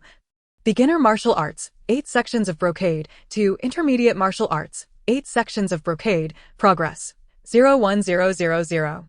Task 2 was now completed, granting her a random package. As it could not be stored, she had no choice but to open it immediately. The system announced, "Congratulations, host. The random package has yielded a pair of undergarments, which have been stored in your inventory. Please check your belongings." Ji Xingran was taken aback. How absurd. A random package could yield such an item? Yet, she had to admit that this was one of the most essential items she needed at the moment. After all, she only had 1 pair of undergarments. Though, under Shen Huixin's insistence, they could manage to bathe every 5 days. If the undergarments were washed and not dried, she would have nothing to change into. Resorting to wearing her original trousers as makeshift undergarments, Ji Xingran gazed at the small triangle floating in her inventory, her eyes brimming with tears of joy. She finally had a new pair of undergarments. No longer would she have to endure the discomfort of oversized trousers sliding down her backside. Ji Xingran even contemplated accepting additional random package tasks to provide her parents with new clothes and shoes. Clutching her new small triangle, she drifted off into a blissful sleep. The following day was yet another day of travel. Perhaps it was due to having walked continuously for half a month. But Ji Xingran felt as though she had begun to acclimate to this lifestyle of constant travel. Walking for an hour or 2 no longer felt tiring. Her stamina could sustain her until the midday rest without faltering. Due to the scorching sun, the soldiers also preferred to take a break rather than march in the heat, allowing for an hour of rest around noon, from 11 o'clock until 1 o'clock. Ji Xingran volunteered to prepare the rabbits from Ji Changming's backpack. Their food supply was no longer critically low, as the provisions distributed by the soldiers had been shared with Aunt Bao and her group in exchange for their assistance with night watches, carrying burdens, fetching water, gathering firewood, and weaving. The food Ji Changming acquired through bartering for woven goods yielded occasional bountiful returns, such as wild chicken eggs, fish, and even malt candy hidden on people's persons. Ji Changming and Ji Xingran continued their hunting and gathering efforts. This batch of rabbits was a considerable haul, alleviating any worries about food for the time being. When Ji Xingran suggested they eat rabbit, Ji Changming had no objections. Shen Huixin chimed in, "Let me help you." However, Ji Xingran stopped her. "No need, mother, you rest. I can manage." Shen Huixin understood this was Ji Xingran's way of looking out for her health. She rubbed her legs and remarked, "Wan. I don't know if it's just my imagination, but I feel like I have more energy this morning. I can walk with a bit more strength." Just a few days prior, she had been completely reliant on Aunt Bao and her group to help her walk. Ji Xingran paused, an inkling of realization dawning upon her. "Mother, we practiced the 8 sections of brocade yesterday. The 3 of us went through it 10 times, and I just upgraded it. Just as the fruits we gather become sweeter and our hunted prey larger and more abundant, upgrading to intermediate level may enhance the health benefits of the 8 sections of brocade." Shen Huixin was both astonished and elated. "Really? If I practice more, perhaps my health will improve." Ji Xingran smiled reassuringly. "Don't worry, it certainly will." As Ji Xingran spoke, Ji Changming pretended to wander into the woods, feigning a successful rabbit hunt. He also took the opportunity to borrow a pot from the soldiers as per Ji Xingran's request. Ji Xingran personally prepared the rabbit for cooking. Seasoning the dish, Ji Xingran refrained from allowing Ji Changming to meddle, fearing it might interfere with the system's recognition. Utilizing some garlic and chili peppers exchanged by Ji Xingran with the soldiers, along with wild ginger and wild scallions, she skillfully prepared a sumptuous braised rabbit dish. Although devoid of soy sauce and rock sugar, rendering it somewhat lacking in flavor, Ji Xingran diligently endeavored to enhance the rabbit's taste. Moreover, she cleverly incorporated uneaten water chestnuts from the previous day, along with the dried fish roasted on their journey, sweet potatoes traded by Ji Xingran, and wild chicken eggs into the mix. She even added the remaining peanuts and orchid beans from her backpack, sparing no effort in enriching the dish. In a moment of hesitation, Ji Xingran considered retrieving a handful of preserved plums and a piece of chocolate, which startled Shen Huixin, prompting her to urgently restrain Ji Xingran. Ran, don't do anything foolish. Regretfully, Ji Xingran withdrew her offerings. Chapter 30. Ji Xingran finally recalled what she had forgotten. Gazing at the nearly overflowing pot brimming with rabbit meat, fish, sweet potatoes, eggs, peanuts, and orchid beans, she focused intently on her phone in the spatial realm. The system remained silent. The quietude marked the rabbit meat of the evening, while Ji Xingran's flair subtly lingered in the air. Do you think this qualifies as a dish? She inquired. The system hesitated momentarily before reluctantly responding, "Congratulations, host. You have successfully created a rabbit meat stew. Completing today's task 1. Reward, 10 dish points, not occupying backpack space and retrievable from the backpack. Please check your rewards." Ji Xingran glanced at her backpack space. Indeed, 10 identical large iron pots filled to the brim with rabbit meat stew floated peacefully alongside other items. The slightly varying colors seemed designed to distinguish whether they occupied backpack space. Overwhelmed with excitement, Ji Xingran felt a scream bubbling within her. These iron pots were typically used by soldiers for communal cooking, boasting a diameter of at least 60 centimeters and containing a substantial amount of rabbit meat along with various ingredients. Regardless of their peculiarities, they would suffice for an extended period. The enticing aroma of the rabbit stew wafted through the air, capturing the attention of numerous exiles nearby, who gazed on with envy and jealousy. Ji Xingran quietly cheered, "It's done," and promptly allocated half of the stew for Ji Xingran to deliver to the soldiers. Evaluating from a business perspective, Ji Xingran remarked, "This return seems rather generous." Ji Xingran mused internally, "Not at all. There are still 10 pots worth in the backpack. Father, go ahead. It's fine, we have more." Ji Xingran surveyed the remaining portion, which indeed appeared substantial, weighing at least 6 or 7 jin, now resting on wide, thick leaves fashioned into plates, with 5 servings laid out. In fact, a small pot containing additional stew remained hidden in a white ceramic pot within the spatial realm, unnoticed by Shen Huixin during the distribution. Shen Huixin served a plate of rabbit meat to Aunt Bao and her companions, urging, "Eat up. Only a full stomach will provide the strength to continue our journey." Aunt Bao and her friends expressed their gratitude repeatedly. "Thank you, madam, thank you." Afterward, they took their food aside, adhering to the custom that servants do not dine with their masters. Honest by nature, Aunt Bao and her companions dutifully maintained this tradition, even without anyone enforcing it. Ji Xingran approached Shen Huixin and remarked, "If only we could openly use the white ceramic pot." Shen Huixin chuckled, "Patience, opportunities will surely arise." Just then, Ji Xingran returned, bringing a small assortment of salt, chili, garlic, and even a small jar of bean paste along with a few dried corn stalks, all provided by the soldiers. The rabbit meat tastes delightful. The soldiers enjoyed it. I mentioned it lacked soy sauce, but they didn't quite grasp what soy sauce is. Although they acknowledged it had some sauce, Ji Xingran conveyed. Shen Huixin examined the palm-sized jar and stated, "If there is sauce, we can make soy sauce." Ji Xingran added, "Soy sauce existed during the Song dynasty. However, this era, the Dayu dynasty, is evidently not one we are familiar with. Perhaps it hasn't been developed yet, or is simply not widely circulated. It's akin to tofu, which is said to have emerged during the Han dynasty, yet it existed in the pre-Qin period, but didn't gain traction until the Han dynasty." She speculated that soy sauce's current status might be similar. Shen Huixin pondered, "Once we reach Jingsherdao, if we can stabilize ourselves, we should attempt to make soy sauce." The journey lacked the conditions for fermentation. It was impractical to carry ceramic jars around. Moreover, without proper resting, the beans would not ferment well. Ji Xingran exclaimed, "Document it. We must remember to try once we reach Jingsherdao." With that, the family began to relish the rabbit meat stew. Ji Xingran reflected, after more than half a month, We can finally enjoy a proper meal: fish, meat, vegetables, corn, and sweet potatoes. Though it doesn't compare to white rice and fine noodles, it at least bears semblance to a civilized society. The meal brought the family to tears of joy, leaving them overwhelmingly full and drowsy afterward. Ji Xingran wrapped the remaining food in large leaves, feigning to place it into the backpack while discreetly storing it in the spatial realm. For only within the space could it remain fresh, otherwise, in such sweltering weather, it would spoil by afternoon. As they resumed their journey in the afternoon, Ji Xingran successfully completed 2 tasks, feeling invigorated. However, she was troubled by the third task. An unsettling intuition suggested that danger might loom ahead; otherwise, the system would not deliberately impose a task requiring her to identify and evade or resolve peril. This thought rekindled her anxiety.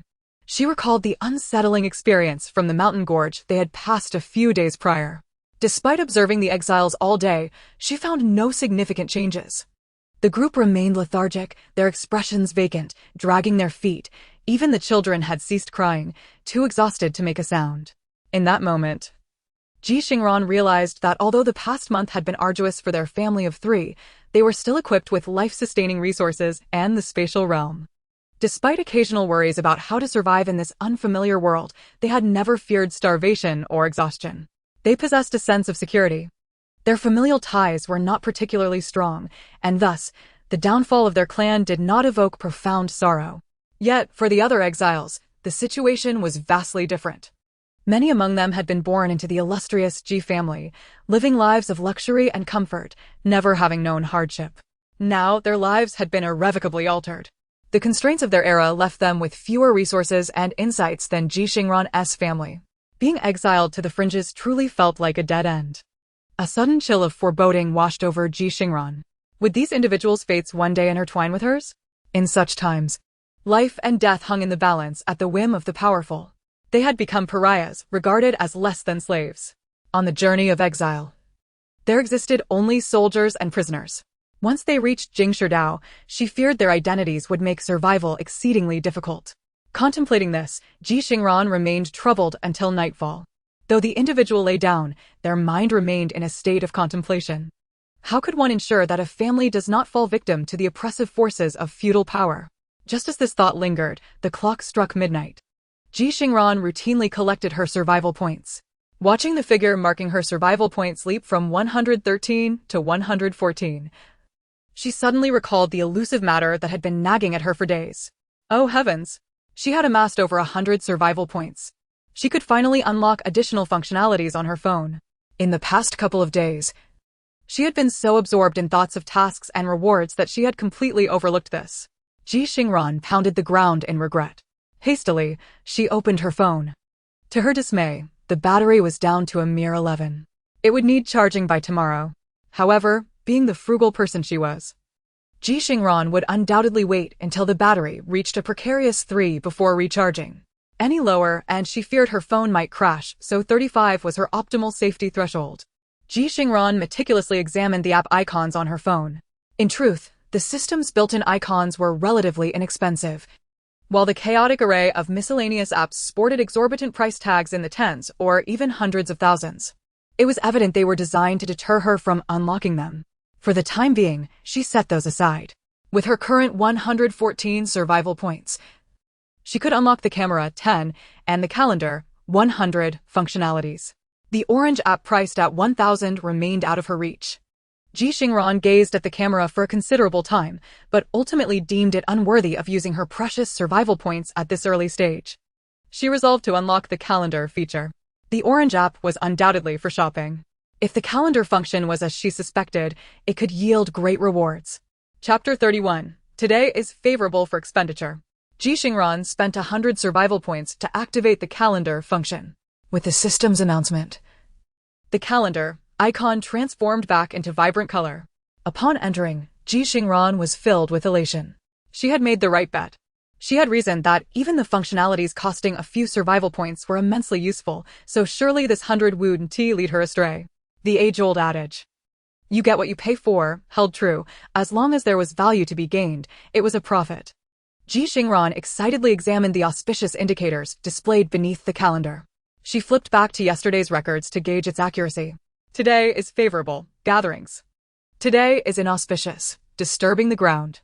Favorable for gatherings? Ji Xingran mused. It was indeed fitting.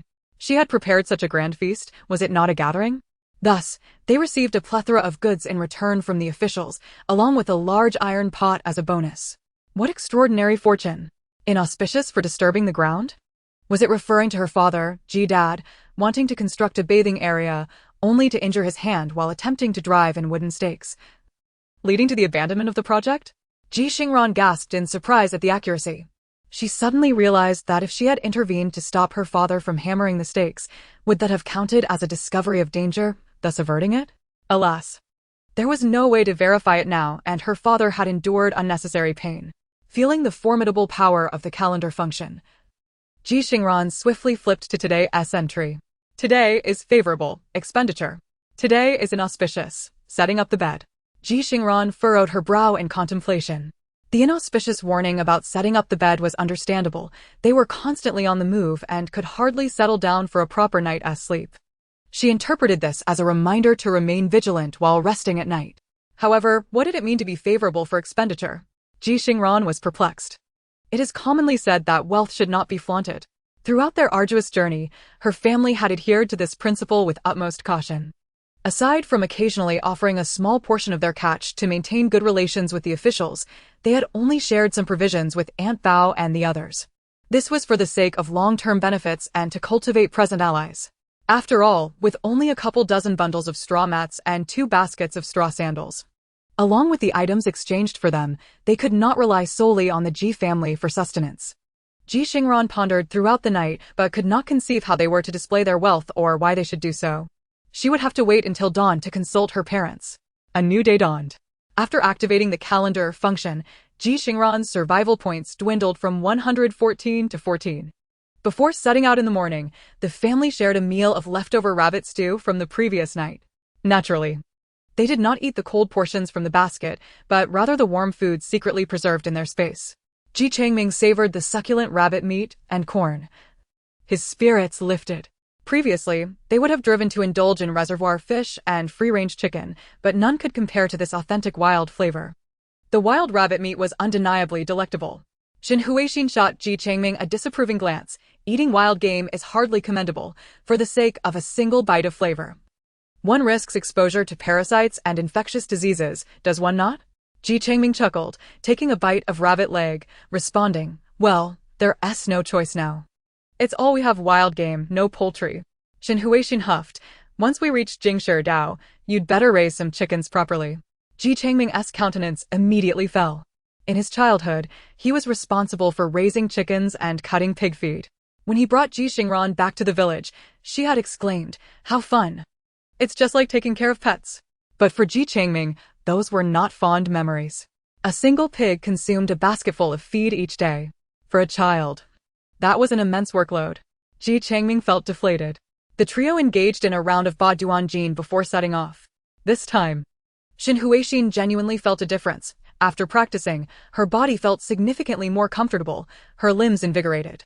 Ji Changming immediately sought to please. I'll practice more sets in the future, level up early, and strengthen your constitution. The journey was monotonous. The trails through the mountains were rugged and devoid of signposts. At times, Ji Xingran was unsure of how far they had traveled. She still could not fathom how to display their wealth. She shared her thoughts with Ji Changming and Shin Huixin on this journey of exile. We have no other means of showing wealth. Perhaps we could share some rabbit meat with Aunt Bao and Shuang'er? However, Ji Changming and Shin Huixin quickly interjected, ran. While it may seem pragmatic, you must understand. With those above us, we should invest effort in fostering good relations, such as with the officials. Do not seek returns overtly. But at the very least, do not create animosity that would leave a negative impression of us. With those on our level, normal interactions suffice. Being a bit more enthusiastic is also acceptable. But with those beneath us, we must exercise discernment. We can help, but we must not overextend ourselves. In simpler terms, while we should not look down on the youth in poverty, our actions should reflect that we assist in emergencies, not in perpetual need. Ji Changming agreed with Ji Xingran's teaching of fishing to Shuang'er, but opposed the idea of giving away rabbit meat. Teaching her to fish enables her self-sufficiency.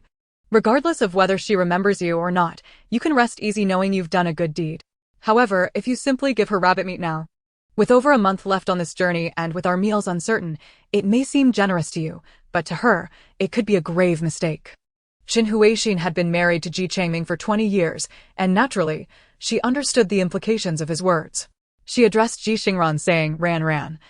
Even if Shuang is a good girl, she is still tied to her family. In ancient times, familial ties were of utmost importance. A solitary girl cannot survive without her kin. Therefore, she will never sever her ties to her family. If you were to gift her something during this time, it would merely serve to make her a tool for her family's financial gain. Ran, as a young lady, you harbor no ill intentions toward her. Yet she must learn to protect herself. It would be best to avoid such opportunities for unearned gifts, for it may not bode well for a girl like Shuang. Ji Xingran nodded, I understand. In truth, she had always comprehended this. However, apart from delivering food to Shuang and Aunt Bao, she could not conceive of any other means to reveal her wealth. Surely, she could not expose her spatial backpack. That would be foolish. Having failed to execute her plan and subsequently received a thorough reprimand, Ji Xingran decided to temporarily set aside her thoughts of displaying her wealth. Ji Changming reassured her. We need not adhere strictly to what the system dictates. We must not allow it to lead us by the nose. If it suggests revealing our wealth, we should only do so when the timing is appropriate. The origins of this system remained a mystery. Whether it was truly aligned with Ji Xingran's interests was debatable. Ji Xingran pondered, that makes sense, let us observe further. Before long, the midday break arrived. Ji Changming, who had been attentively monitoring the movements of the guards, suddenly remarked, something seems amiss. What is it? Ji Xingran inquired. Ji Changming pointed towards the guards' horse-drawn carts. They are clearing out the carts, making them empty. So? A thought suddenly struck Ji Xingran. They must be restocking. Ji Changming smiled, indeed. An opportunity to reveal our wealth has presented itself. In Chapter 32, the separation of the family of three unfolds. Ji Changming elucidated to Xin Huixin and Ji Xingran, with over 300 of us. We consume more than 2 baskets of black-faced dumplings daily, and the guards have only 5 carts. Thus, their supplies are certainly insufficient. Consequently, they must replenish their stock periodically. Ji Changming stroked his beard, which had grown over an inch long, and continued, what remains uncertain is whether they will restock at roadside inns or purchase from the villages. Purchase? Ji Xingran could hardly contain her excitement. Father, could this be a sign that today is auspicious for revealing our wealth? Ji Changming nodded. The guards have consistently maintained the minimum living standards for the prisoners. If they wish to thrive, they must offer some silver and goodwill. This opportunity to procure supplies is undoubtedly a prime moment for financial gain. They would not let it slip away. This is not malice, but rather the common practice of the guards. Otherwise, after months of travel, the guards would be uncomfortable as well. Without a little extra income, how could they manage this task? Ji Changming had been vigilant throughout. In total, we have only glimpsed the visage of the Great Yu dynasty for half a day, captured in the back garden of the original residence, imprisoned, and then escorted out of the city. We have traversed the wilderness without experiencing the local customs or architecture. I have been waiting for this opportunity. The guard supplies will surely not last 2 months, and they will need to restock along the way. Ji Changming aimed to seize this resupply opportunity. Ji Xingran grasped the situation but asked, Father, will the guards take the prisoners into the city to resupply? Ji Changming affirmed, I believe they will, firstly to acquire wealth. And secondly, given the small number of guards, they likely cannot manage the labor themselves and will enlist the prisoners to assist. Xin Huixin felt a pang of sympathy for Ji Changming. Your wounds have only just healed. Must you endure hardship again? Ji Changming chuckled dismissively. What is this? I am still in my early 30s, in my prime. This labor requires little effort. Moreover, after practicing the 8-section brocade, the spirits of the 3 of us have certainly improved. Compared to other prisoners, I am the guard's best option. Ji Xingran sensed the opportune moment and subtly suggested to Ji Changming, then, it is fortuitous. Father, make arrangements to reveal our wealth, allowing the guards to know you still possess some reserve silver. Ji Changming contemplated for a moment and agreed, of course, I have yet to showcase my economic strength. Relying solely on the game I catch to foster relations with them, if I do not reveal some wealth this time, they may not even permit me to accompany them. Ji Xingran suppressed her excitement and nodded, yes, indeed. Father, this matter is entrusted to you. She awaited the changes that would unfold after Ji Changming revealed their wealth according to the auspicious signs on the calendar. Though intending to reveal their wealth, Ji Changming did not extract the silver reserves from their backpack. Instead, he presented the modest earnings he had obtained through exchanging straw sandals, straw hats, mats, and wild fruits for a few coins. Not much, just some small silver pieces, a few strands of gold thread, and perhaps the most valuable item, a pearl the size of a fingertip that had miraculously made its way out with him. Ji Changming paraded these items before the guards, who were well aware of the situation. Upon seeing what Ji Changming had produced, they had no doubt that these were the limits of what could be smuggled.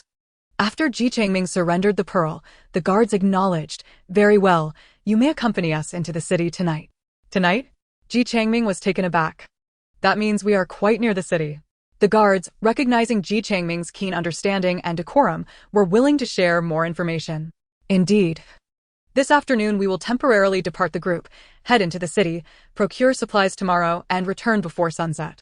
Upon hearing this, Ji Changming grew apprehensive. He returned to discuss with Shen Huixin and Ji Xingran.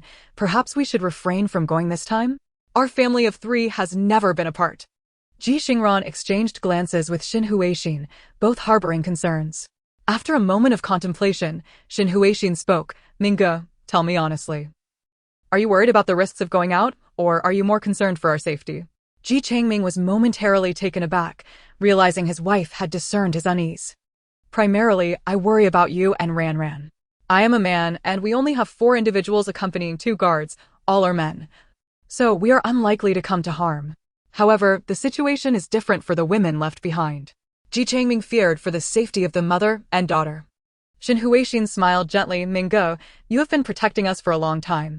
Our status as prisoners renders us unable to approach towns. We will likely have to traverse rugged mountain paths to reach Jingshidao. That place is desolate. We might not even glimpse the true visage of the Great Yu dynasty. The only opportunity to experience it lies in this journey. Therefore, Minge, do go and explore." Ultimately, the 3 reached a consensus. Ji Changming swiftly packed his belongings, shouldering 2 woven baskets that could fold flat when empty. He cleared out the items in his backpack, taking with him essential food, water, silver, a small iron knife, and several wooden stakes. He allocated the remaining items to Shen Huixin and Ji Xingran. "Rest assured, supplies in the city will surely surpass those in the wilderness. I carry silver. If need be, I can purchase what is necessary. As a strong man, I can endure any hardship. So you too should exercise caution and keep the supplies for your protection." His words stirred emotions in all 3 of them. This was their first separation since their arrival in this world. In the afternoon, the exiled procession set forth, with Ji Changming and 3 other convicts accompanied by 2 guards, hauling an empty horse-drawn cart down the mountain. Ji Changming took a moment to scrutinize the 4 individuals descending with him.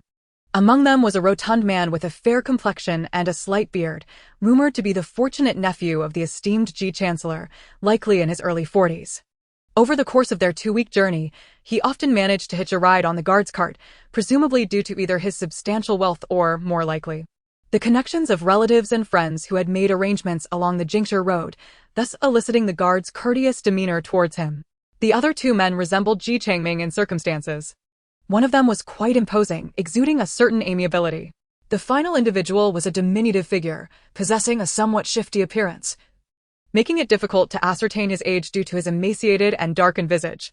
His identity was discernible from the coarse cloth trousers he wore, which revealed his calves, marking him as the only servant among the 4. Yet, he donned a silk shirt over his humble attire, its provenance a mystery.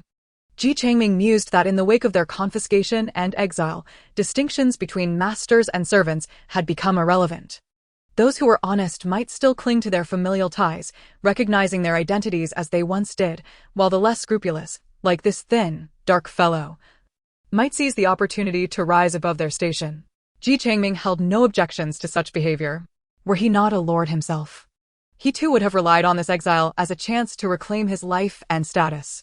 However, now that he occupied the role of a lord, he remained particularly vigilant of this individual, wary of being used as a stepping stone. Though he pondered these thoughts internally, his outward demeanor was notably affable. Chapter 33. Ji Changming's opportunity to shed his shackles. The gaunt man in coarse trousers proved quite gregarious. After a short while, he took the initiative to speak. "Esteemed lords, My name is Tian Wang. I was once a stable hand at a manor, skilled in driving a carriage. Should you find my services of use in the future, please do not hesitate to command me. The rotund man cast a sidelong glance at Tian Wang, snorting derisively as if to say he was not worthy of such a position. Another individual, glancing at Tian Wang, simply stated his lineage, from the Binshi Ji family. The third in line. Tian Wang immediately clasped his hands in respect. You hail from the illustrious Binshi Ji family, the very heart of Ji Academy. Even the princes and princesses of the royal household come to study there. I, Tian Wang, am indeed fortunate to make the acquaintance of a lord from Binshi Ji. It is a true honor, Master Ji-san. Please forgive my presumptuousness. Though Tian Wang spoke of respect, his beaming smile belied any genuine sentiment of deference, revealing a man reveling in newfound favor. Meanwhile, Master Ji-san's countenance paled, as the reminiscence of former glory only accentuated his current desolation. Tian Wang then turned to Ji Changming. Ji Changming greeted him with a smile reminiscent of the Buddha. I am from the Donghua Ji family, the second in line. Name Changming. If it pleases you, feel free to call me Changming.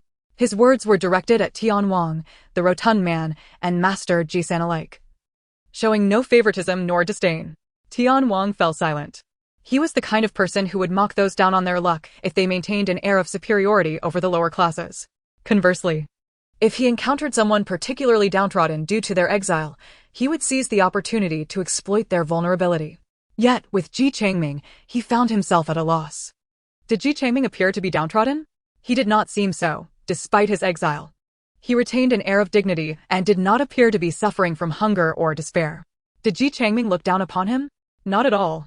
Ji Changming's demeanor remained consistent towards all three men, leaving Tian Wang uncertain of how to proceed. Ultimately, he offered a few awkward chuckles. Master Ji-san then remarked, Donghua Academy is indeed quite renowned. Ji Changming replied, those are matters of the past. It is futile to dwell on them. If fortunate, I hope to teach my younger kin a few letters and some principles along the Jingshu road, which would be a great blessing. Upon hearing this, Master Ji-san was jolted by a sudden realization. Yes, he could still impart knowledge to the younger generation. Even if he could no longer be the renowned Master Ji-san of Binshi Academy, he could still teach. Moreover, there were so many children in the clan, all enduring the hardships of following them to Jingshu Road, not merely to become descendants of criminals, but to strive for a chance to shed their burdens of guilt and servitude. Perhaps this generation would not succeed, but what of the next? Or the one after that? The despair that had threatened to consume Master Ji-san due to the exile and closure of the academy was rekindled with hope. He sincerely bowed to Ji Changming, thanking him for his guidance, admitting, I was foolish, Brother Changming. Ji Changming smiled graciously. Master Ji-san, you honor me with your words. The familiar address, reminiscent of a previous life, deeply moved Master Ji-san, erasing any lingering distance between them and fostering an intimate rapport. Ji Changming, noticing the shift in Master Ji-san's demeanor, felt reassured that he had once again navigated the social landscape adeptly. His observations of Tian Wang's words about the renowned Binshi Academy and Master Ji-san's mention of Donghua Academy led him to surmise that he was indeed a scholar. By combining age and demeanor, he had addressed him appropriately, and the immediate reddening of Master Ji-san's eyes confirmed his assumptions. Even in his current plight, he still yearned to be called Master Ji-san rather than merely Ji-san. The rotund man, noting their congenial exchange, could not resist glancing over. After appraising both men, he slightly adjusted his attitude. I am Ji Fu-ting, the fourth in line. Though still somewhat haughty, he seemed to express a willingness to forge a connection. Ji Changming, ever the adept diplomat, responded with a respectful gesture. Brother Fu-ting. Master Ji-san, witnessing Ji Changming's return of the courtesy, reciprocated. I am Ji Yun-tai. As the three men were of similar age, they opted to address one another without reference to their years, adhering instead to their established ranks. Tian Wang, observing from the sidelines, interjected, I am the eldest at home, with 4 younger siblings. Upon hearing this, Ji Fu-ting's countenance darkened. The budding desire for camaraderie dissipated, and he turned his face away. Master Ji-san, who had just been mocked by Tian Wang, also lost interest in engaging him. Although Ji Changming was typically smooth in his dealings, an excess of such tact could appear insincere. He merely smiled, choosing not to engage with Tian Wang's comments. which inadvertently relieved both Ji Futing and Ji Yuntai. Meanwhile, Tian Wang's expression darkened as he glared at them, lost in his thoughts. Upon reaching the foot of the mountain, the guards halted the cart. Standing by the roadside, they addressed the four. Wearing shackles in the city may draw unwanted attention. Ji Changming hesitated, unsure of how to respond, and Master Ji San was similarly indecisive. Ji Futing, however, spoke up first. His tone laced with impatience. How much will it cost? The guard's expression soured at this. Meanwhile, Tian Wang wore a broad grin. Esteemed officers, I have no issue with the shackles, but I fear they may hinder my ability to serve you effectively. I kindly request that you remove them for me. The guards regarded him with disdain. They were clearly after money, and individuals like Tian Wang were certainly not worth considering. Ji Futing's attitude was rather unyielding, leaving them somewhat embarrassed. Ji Changming, noticing this, quickly interjected, You are indeed astute, my lord. We had not anticipated this. Yet the leg shackles are a requirement for our escort. It would not be appropriate for you to remove them privately, would it? The guards nodded in agreement. Ji Changming then proposed, How about this? Let us each deposit 5 taels of silver with you, my lord. Should we fail to wear the shackles diligently for a day, you may keep our deposits. What say you? The guards smiled, acknowledging his cleverness.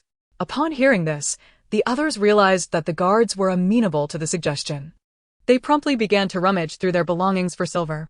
Ji Changming felt a mix of astonishment and admiration. Each of them seemed to have some hidden wealth. Even Tian Wang.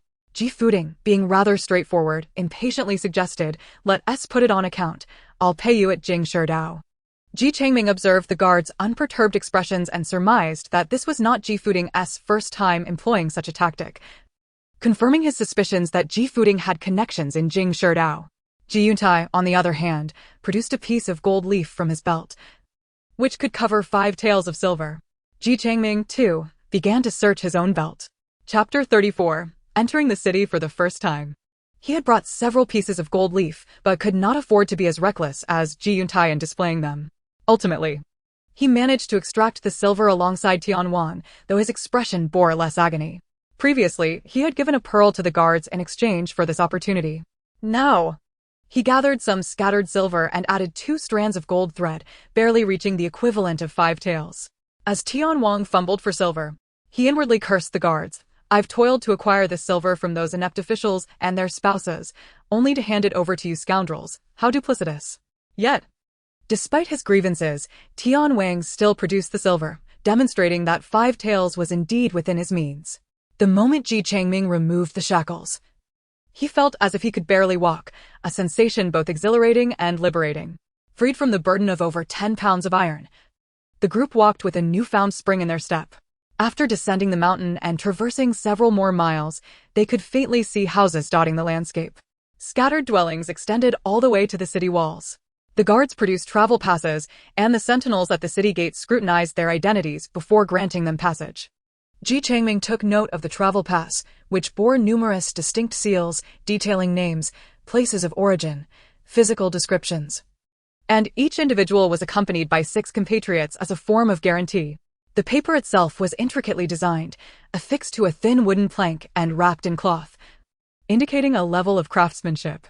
Upon entering the city, most buildings were single-story, constructed of blue bricks and dark tiles, with some made of yellow clay bricks. The passing pedestrians predominantly wore cotton and hemp fabrics, while those adorned in brocade and silk constituted less than 1/10 of the crowd. This reflected the social stratification typical of contemporary towns. Following the guards, Ji Changming and his companions arrived at an inn, where they exchanged their tokens, prompting the inn staff to hurriedly prepare accommodations. The guards instructed Ji Changming and the others, Tonight, we shall all share a common sleeping area, each paying their share. Those without funds may stay in the stables. This was to be expected, and everyone complied. The only grievance arose when the inn charged 10 per person without providing food or water, while the guards demanded 1 tael of silver from Ji Changming and his companions. How outrageous!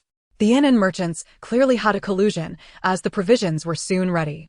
Ji Changming and his companions then assumed the role of laborers, hauling over 10 bags of rice, sweet potatoes, corn, radishes, pumpkins, winter melons, and sun-dried vegetables onto the cart, 1 bag at a time.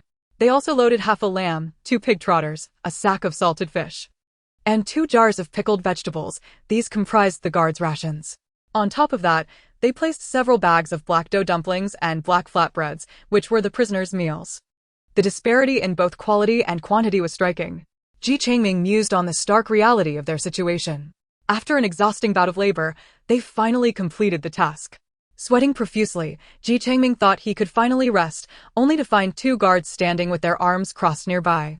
The in-south staff also lingered close by, and silence enveloped the atmosphere. The group of men felt somewhat bewildered. Ji Xingran glanced around and suddenly realized that the guards had not settled the bill for their purchases. Tentatively, he inquired of the merchant, "May I ask how much for this cart of goods?" The guards visibly relaxed, dropping their arms and leaning against the cart. The merchant smiled obsequiously, stating, "Grains and dried vegetables are 5 won per pound, fruits and vegetables are 2 won, fresh meat costs 30 won, dried fish is 25 won. And the pickled vegetables and black dough dumplings belong to the inn, so we'll give the guards a discount. Altogether, it amounts to 15 taels of silver." Goodness, that was rather steep. Not for the goods themselves, but for the illicit funds the guards had previously pocketed. Ji Xingran calculated that 1 won roughly equated to 1 modern yuan, with some fluctuation in purchasing power. For instance, ordinary rice cost 3 yuan, while the expensive kind reached 5. Meanwhile, a shared sleeping area at the inn was merely 10 won. Yet even the most basic modern lodging would not charge just 10 yuan. There was a slight discrepancy, yet the overall picture was clear. By his calculations, the 4 of them had just turned over the equivalent of 20,000 won to the guards upon their release from shackles, while this cart of provisions only amounted to 15,000. Once he grasped the pricing, Ji Xingran turned to Ji Xingran and the others, suggesting, "Since the officials have gone to the trouble of escorting us, we should do our part as well. These provisions will ultimately be for our consumption, so why not pool our resources?" Ji Xingran was indifferent, responding, "Just put it on account." Mr. Ji San hesitated slightly. He still had some money, but he had not anticipated this expense. Tian Wang's expression grew even darker as he was poorer than the others. Observing this, Ji Xingran recalled his daughter's quiet admonition before his departure, "Father, when you are out in the world, any problem that can be resolved with money is not a problem at all. You might consider being less frugal." Ji Xingran certainly understood his daughter's reasoning, realizing that her advice stemmed from a genuine concern.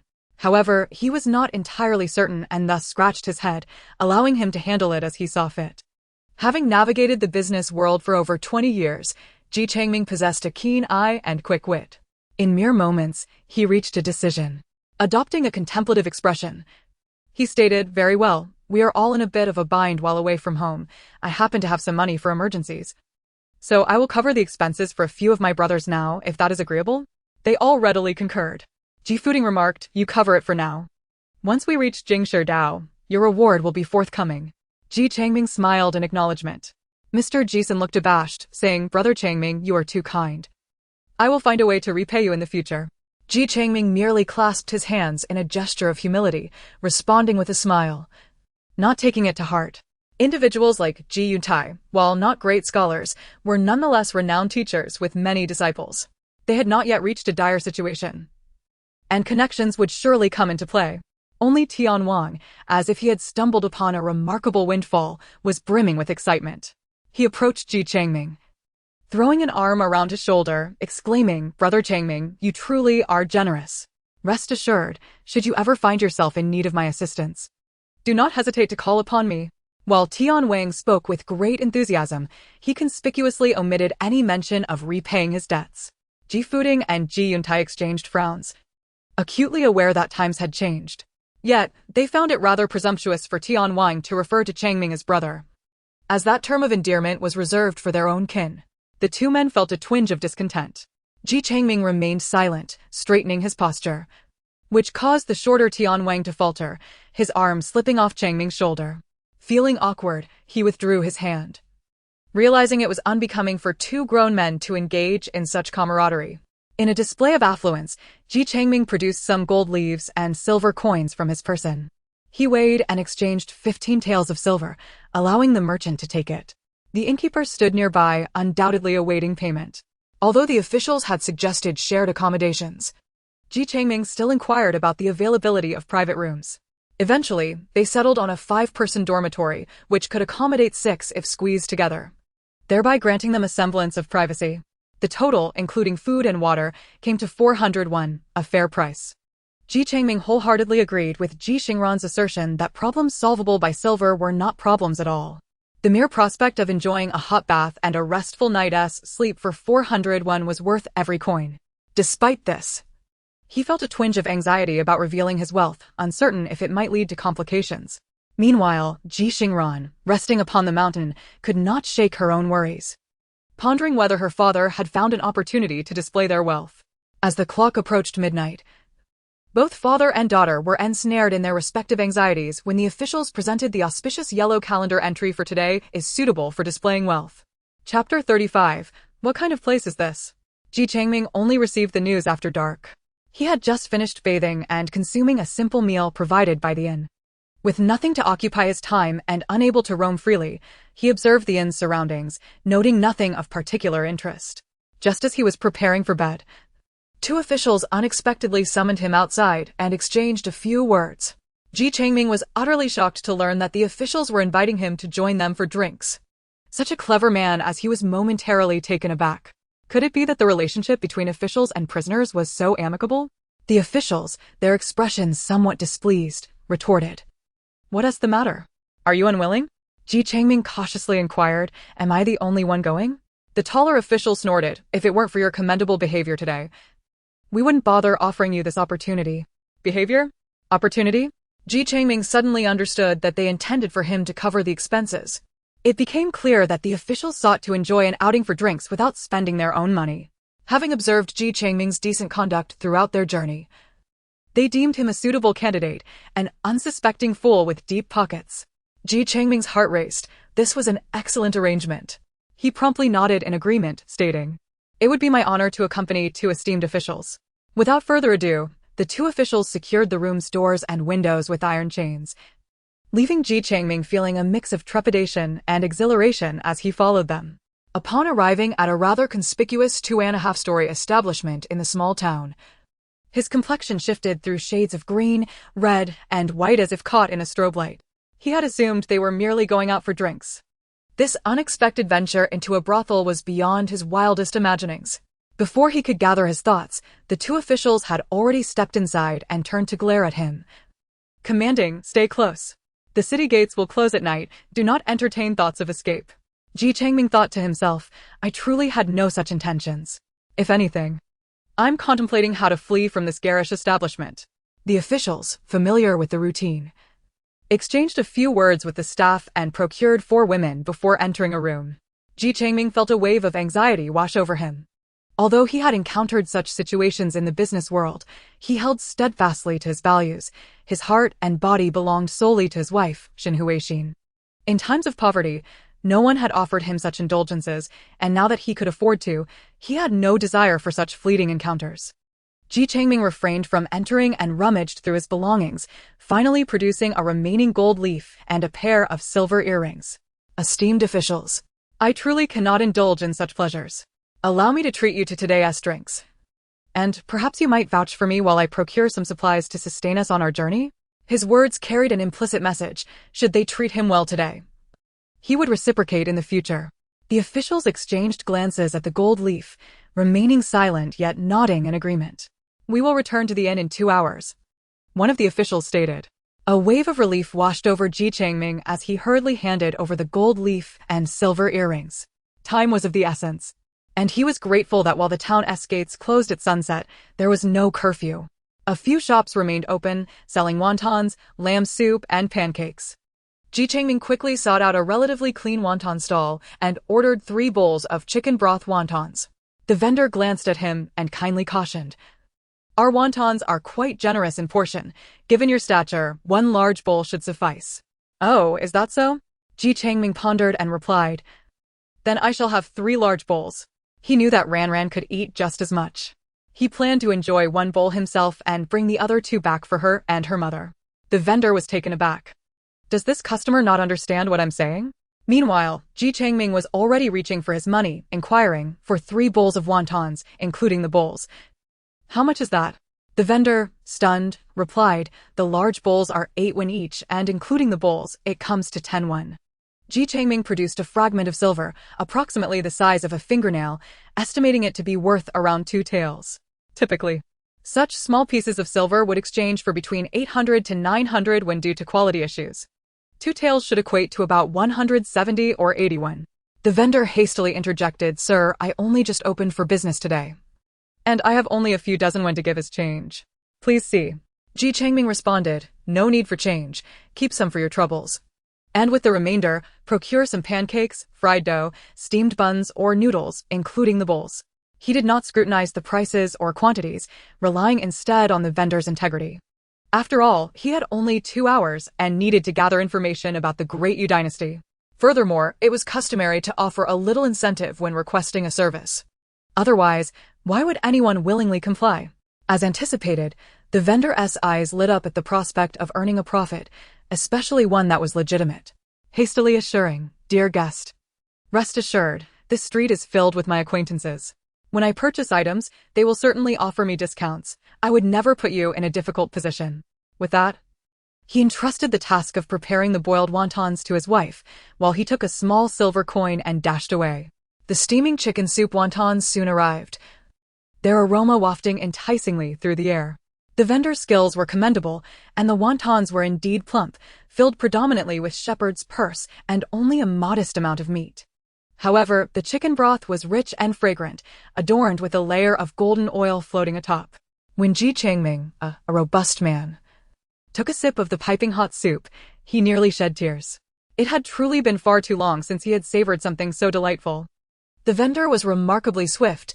As soon as Ji Xingran set down his empty bowl, the vendor returned, carrying a large bamboo frame filled with 2 pounds of steaming buns, 2 pounds of savory pastries, a pound each of meat and vegetable dumplings, and 10 sizable flatbreads. Additionally, there were 2 bowls of soup noodles and 2 bowls of plain noodles, a delightful assortment, with many items still steaming. The young waiter was indeed honest. A mere glance at the items confirmed to Ji Xingran that he had received fair value. Had he been tasked to procure them himself, he could scarcely have obtained such a bounty for just 2 coins of silver. With a beaming smile, the vendor inquired, "Dear guest, where shall I deliver this?" Ji Xingran replied, "No need, just hand me the entire basket." The young waiter paused momentarily, but said nothing more, simply responding, "Very well, dear guest." Thus, Ji Xingran took away both the basket and its contents. Behind him, the young waiter chuckled in disbelief as he retrieved a small string of copper coins from his belt, saying to his wife, "I thought I might earn 10 coins, but he took the whole basket with him." In their small wonton business, selling for 8 coins. After deducting costs, they barely earned over a coin per bowl, not even 2.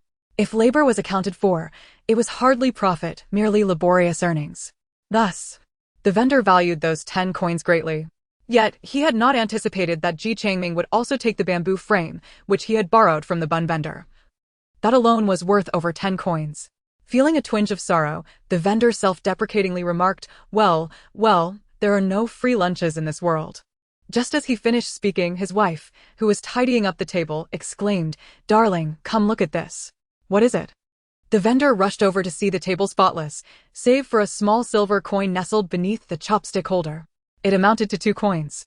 Chapter 36, Ji Xingran Strikes Gold. The vendor's wife was astonished and elated. "It must be from that guest we just served. He took our chopsticks. And when I came to replace them, I discovered this beneath the holder." The vendor quickly glanced in the direction Ji Xingran had departed, but he had already vanished from sight. The couple clutched the silver coin overjoyed. Though it was not much, it represented the fruits of their labor from foraging for vegetables, buying meat, washing, chopping, and wrapping wontons during their market stalls over several evenings. What a kind-hearted person. After departing from the wonton stall, Ji Xingran hurried into a deserted alley. When he emerged again, his hands were utterly empty, yet a hint of embarrassment lingered on his face. His 40-pound backpack was simply too small. After packing in several pounds of buns and dumplings, there was barely any room left. However, he still had numerous items on his shopping list. Well, he decided to procure what he could and obtain a carrying frame. If it still wouldn't fit, he could share some buns and dumplings with Mr. Ji San to foster goodwill and ease his burden. Ji Xingran continued his stroll, browsing through small shops to acquire useful knickknacks, such as genuine needles and thread, as well as fragrant soap made from pig intestines and bean powder. He also purchased a unicycle and 2 large baskets to replace his rudimentary wicker basket. Forget about horse-drawn or ox carts, those were too cumbersome. And a long cart would be exhausting to pull. The unicycle proved far more convenient.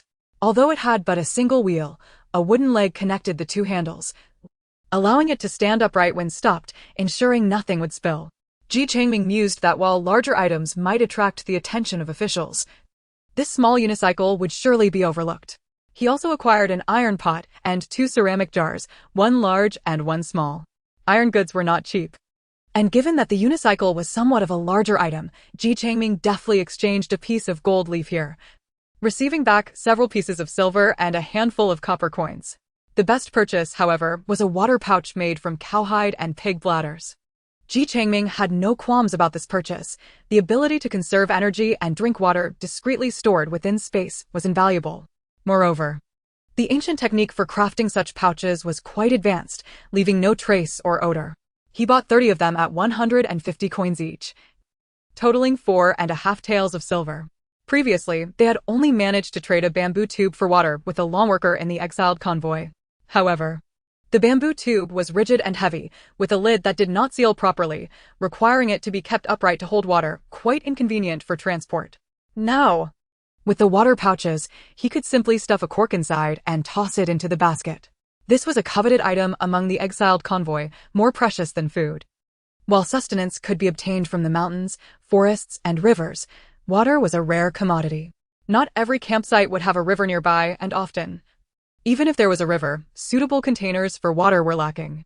The sweltering heat of July and August underscored the importance of the water pouch. Finally, Ji Xingran purchased a flint and some inexpensive coarse cloth. As the time grew late, he hurried back to the brothel. After waiting a while at the entrance, 2 soldiers emerged, reeking of alcohol. Judging by their appearance, they must have had a good time. Ji Xingran refrained from commenting on their behavior. Morality is inherently tied to its era. Standards of ethics vary across different times. Ji Xingran held deep feelings for Shenhuaixin, and even now, nothing had changed. Whether ancient customs allowed for multiple wives or concubines, or whether a man could take concubines if he remained childless, mattered little to him. His heart was devoted solely to Shenhuaixin. Furthermore, morality is a tool for self-restraint, not for imposing on others. If he disapproved of the soldiers' actions during their escort, he chose merely to disregard them. It would be foolish to feel compelled to express disdain. The 2 soldiers, having indulged and now feeling satisfied, regarded Ji Xingran with newfound favor. Seeing him pushing a unicycle laden with 2 baskets, they did not express any discontent. Instead, they smiled broadly, saying, "You know how to handle yourself, don't worry, we'll speak well of you when we return." Ji Xingran felt a wave of relief. The unicycle was secure. Upon returning to the inn, the other 3 had already retired for the night. The ancients tended to sleep early. As dusk fell, they began preparing for bed. If not for their travels, they would have been asleep by 7 or 8 in the evening. There was no time for late-night labor, as they earned barely enough for lamp oil. Ji Xingran pushed the unicycle into the corner of the room and quickly settled in for the night. The next morning, surprisingly, the soldiers were up before him. It seemed they had their fun, but their routines remained strict. Ji Xingran and the others were astonished to learn that Ji Xingran had accompanied the soldiers and managed to procure so many items. Ji Xingran immediately regretted his earlier decision. Why wasn't I included? He yearned to procure goods as well. Ji Yuntai and Tian Wang also felt profound remorse. A moment's reflection made it clear that it was undoubtedly due to Ji Xingran's impressive display of wealth yesterday that the officers had chosen to accompany him. While Ji Xingran was also financially sound, what use was mere bookkeeping? This was clearly a special privilege granted to the officers for their procurement expedition. In an instant, the expressions of the 3, aside from Ji Xingran, turned ashen. What a folly it was to save a small amount only to suffer a significant loss. Fortunately, Ji Xingran was a considerate person. He promptly produced some items. Here are the steamed buns and pancakes I bought yesterday. Please, my brothers, don't stand on ceremony. Help yourselves. Although this was but a trifling offering compared to his 2 large baskets of goods after being exiled for over half a month. Even the sight of simple cornbread seemed delectable. As they grasped the fragrant, oily pancakes along with the meat and vegetable buns. The three were rendered speechless.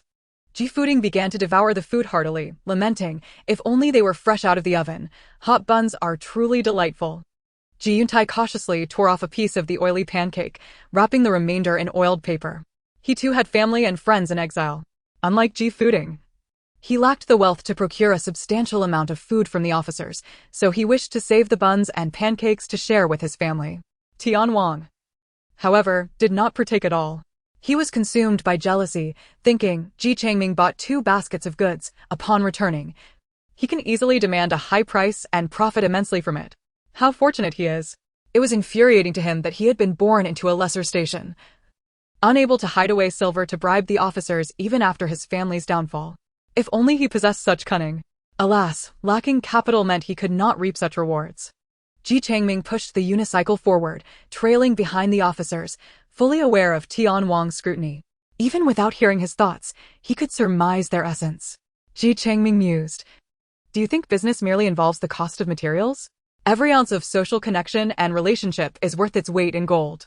You only envy my 2 baskets of goods, yet you fail to see the throngs ahead scrambling to pay. What good is that? He kept his thoughts to himself, silently adding Tian Wang to his list of watchful concerns. Chapter 37. Under surveillance, danger approaches. The 6 trudged along, exiting the city and ascending the mountain, hastily pursuing their path. In the midst, Tian Wang eagerly sought out the officers, being the first to exchange his shackles. Simultaneously, he stealthily pocketed the silver that Ji Xingran had advanced. He had no intention of repaying it. He resolved that if Ji Xingran asked him for it back, he would simply claim it was a loan. After all, those without shoes fear not the barefoot. He could keep pressing if Ji Xingran refused. After all, the silver was already in his grasp. However, what baffled Tian Wang was that none of Ji Xingran's companions spoke up. It was as if they had completely forgotten the 5 taels of silver they had staked with the officers. Only when Tian Wang, burdened with over 10 pounds of shackles, was breathlessly chasing after the agile trio did realization dawn upon him. Ji Xingran and the others had no intention of reclaiming their shackles. They had effectively spent 5 taels of silver to purchase their freedom from shackles. Tian Wang was left dumbfounded and regretful. He hurried to seek out the officers. Sir, could I possibly exchange my shackles back? I no longer want the silver. Please, return my shackles. The 2 officers sneered. Now that you don't need to re-enter the city, why would you want to remove your shackles? Did you forget when you shamelessly demanded the silver from us? They dismissed Tian Wang's pleas entirely. Ji Yuntai assisted Ji Xingran in pushing the unicycle, feeling elated. Ultimately, a petty person remains petty. There is always a reckoning, just not yet. As twilight approached, the 6 finally caught up with the convoy. Shen Huixin and Ji Xingran were anxiously scanning the horizon. Traditionally positioned near the front of the line, they had nearly fallen to the very rear. Fortunately, it seemed the officers had intentionally slowed their pace to accommodate those who had gone on errands, offering Shen Huixin a modicum of reassurance. After hearing the sound of approaching carts, they waited a moment before seeing figures emerge from the winding mountain path. Ji Xingran supported Shen Huixin, nearly rushing toward Ji Xingran. Brother Ming. Shen Huixin couldn't help but call out, her eyes glistening with tears. Upon seeing that the mother and daughter were safe, Ji Xingran felt a weight lift from his heart. It's all right, I've returned. There's nothing to fear. Ji Xingran gently reassured Shen Huixin. Feeling slightly embarrassed, she replied, At her age, she still felt bashful in front of her daughter. Ji Xingran, however, was amused. You 2 carry on. I am now a mature adult capable of discreetly managing my own affairs. The 2 officers, familiar with Ji Xingran, remarked, Don't rush. We'll set up camp shortly. There will be plenty of time to converse.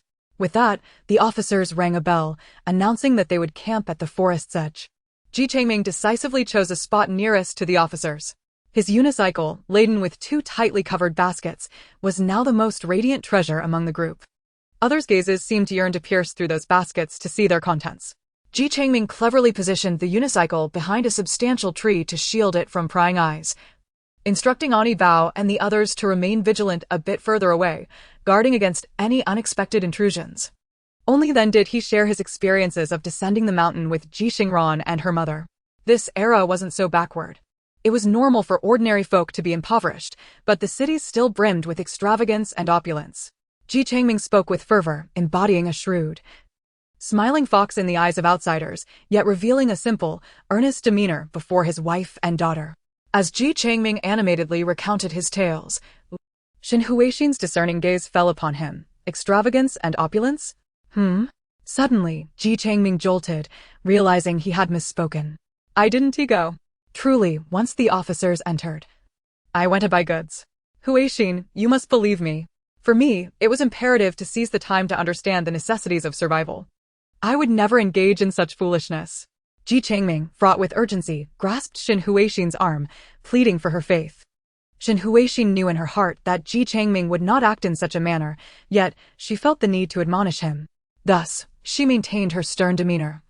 Watching as Ji Changming grew increasingly anxious, Ji Xingran, meanwhile, was thoroughly entertained, busily sorting through the items.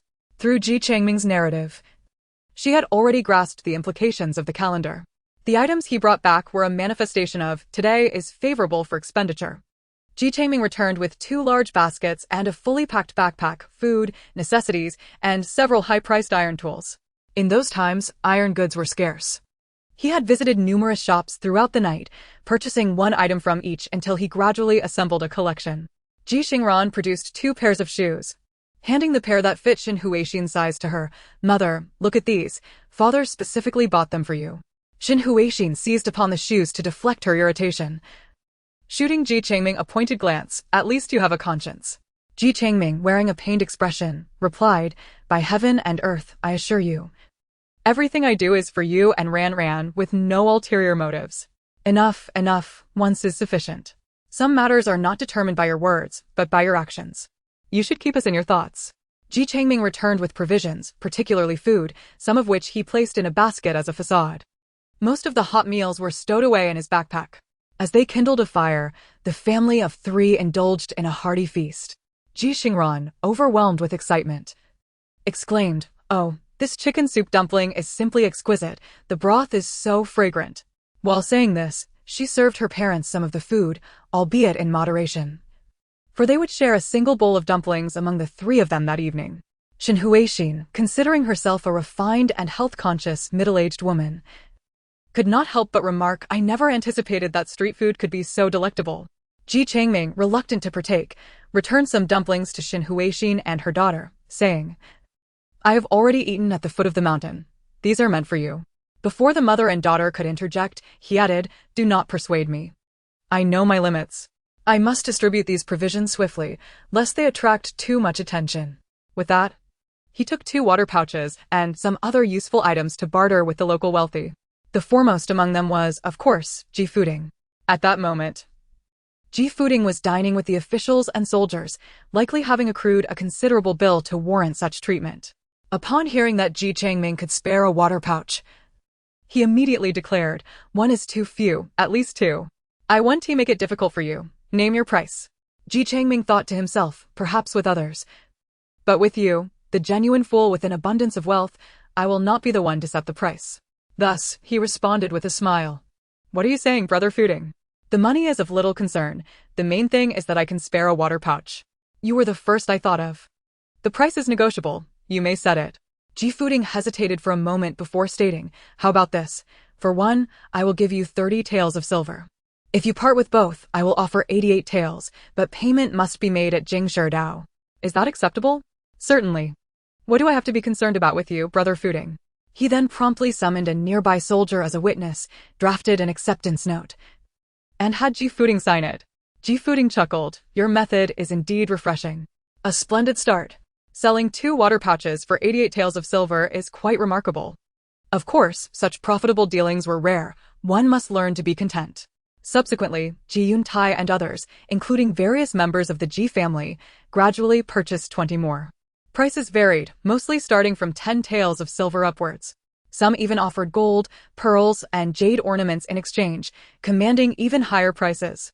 Tian Wang observed this with envy, his heart bleeding with jealousy. He inwardly cursed, No matter how much you earn today, I will ensure that you kneel before me one day. While harboring such thoughts, his mind raced. Ji Changming was merely a member of the Changhe Ji family, possessing little power. It seemed he had dispersed his family early on and was now traveling with his wife and daughter. Although a few servants accompanied them, what could women do? He planned to summon a few ruffians like himself to swiftly deal with the servants. Whatever Ji Changming possessed would then belong to them.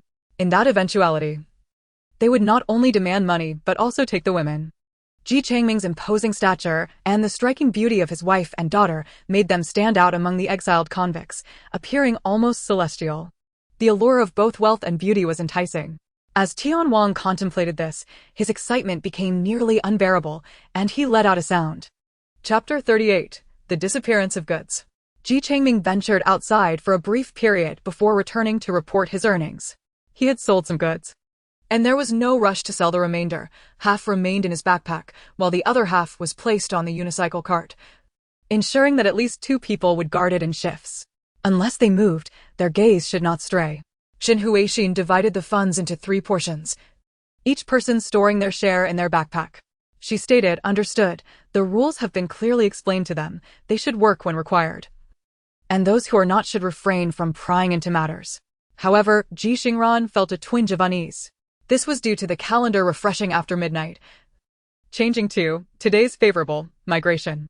Today's disfavor, resting. The favorable activity had shifted from revealing wealth to migration, which was easily understood. As Ji Changming had made purchases the previous night, aligning with the prior day's favorable activity, the mandate for migration today was also clear, as they had been on the move. Yet, the disfavor for resting had now been stated for 2 consecutive days. Last night, Ji Changming had been absent, and Ji Xingran had not slept a wink. Although Aunt Bao and the others stood guard, Ji Xingran remained vigilant. Some had watched them, noticing they were all women. Fortunately, Aunt Bao and her companions were robust. When provoked, they exuded an intimidating presence that deterred a foolish ruffian. Afterward, nothing else occurred.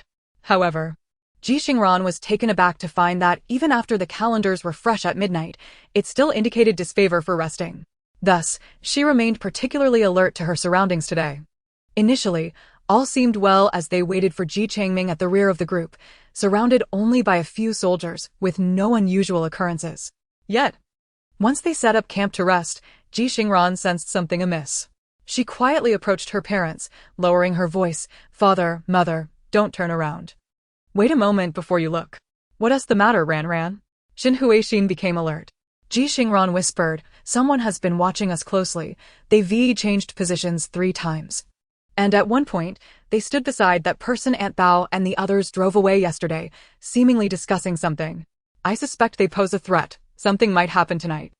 Ji Changming and Xin Huixin nodded in understanding. The 3 then dispersed, engaging in their own activities, using their motions to hide their observations of the 2 individuals Ji Xingran had pointed out.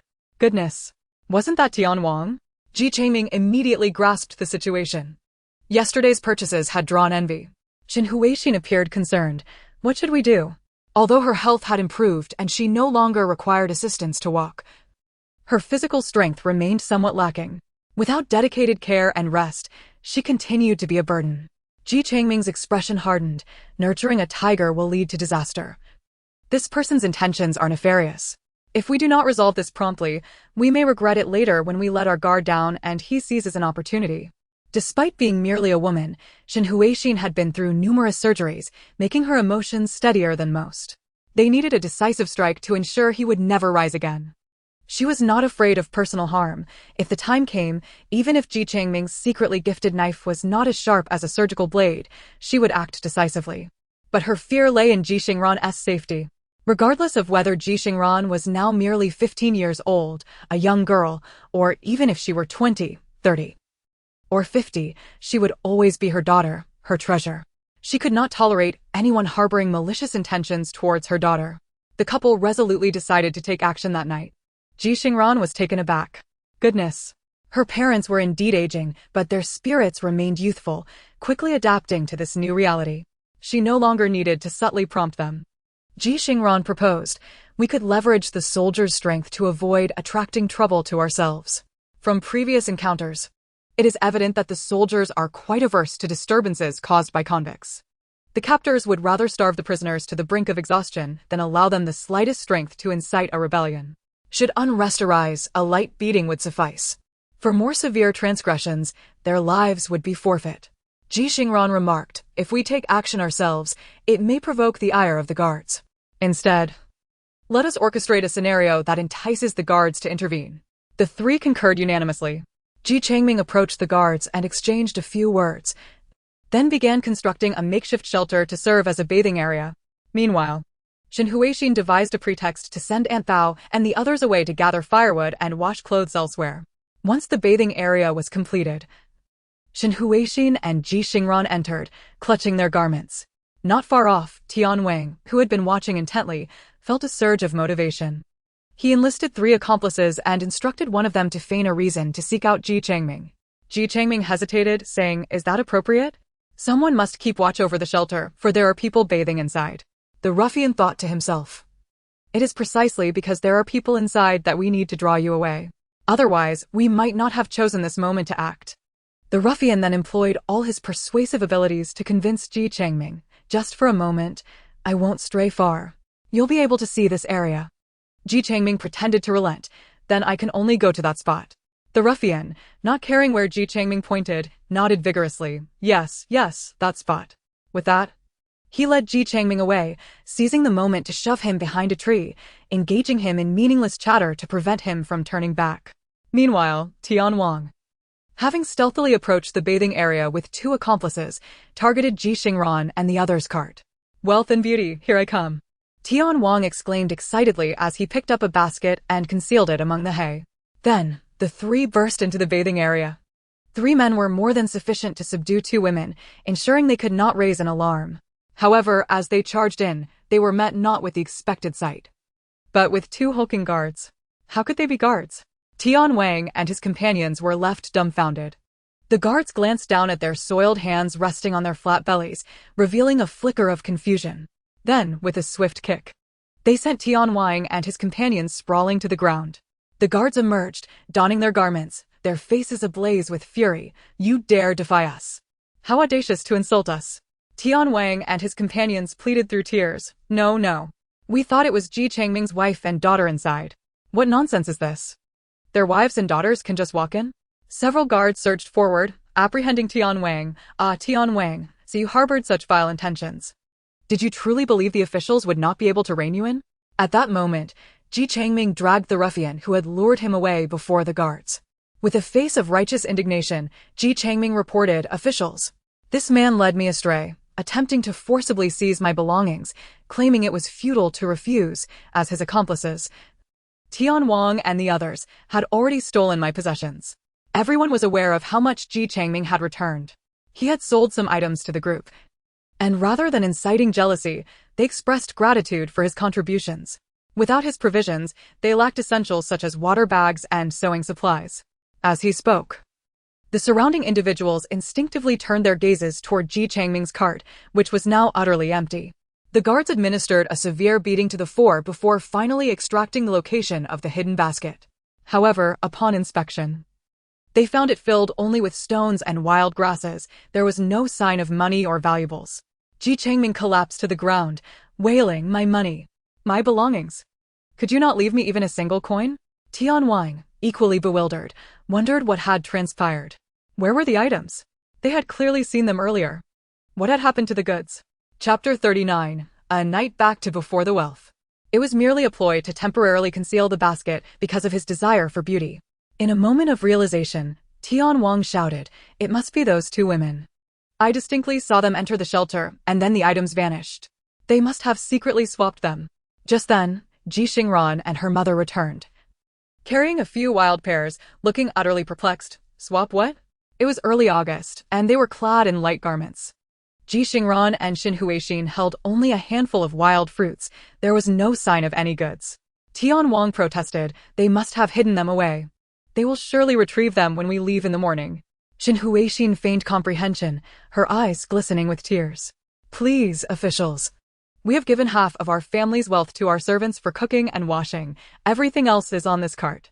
Beneath the tree lay only a few clay pots, iron pans, and water bags. Clearly, they were of little value. The true treasures of gold, silver, and jade had vanished without a trace. The guards held a favorable view of Ji Changming's family, especially since Ji Changming had previously invited them to use the bathing area. It warmed their hearts. They were resolute in their determination to beat Tian Wang and his accomplices. "Confess. Where have you hidden the money and goods?" with fists raining down. Tian Wang and his companions soon bore bloodied faces, their features bruised. Yet, they could not reveal the location of the items. They had not touched any of them. Ultimately, the guards, incensed, declared, "You had your chance to confess, but you squandered it.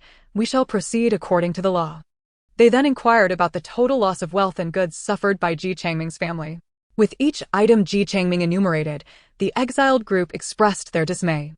They felt deeply for Ji Changming's family, who had painstakingly acquired their belongings, only to have them stolen by a band of ruffians.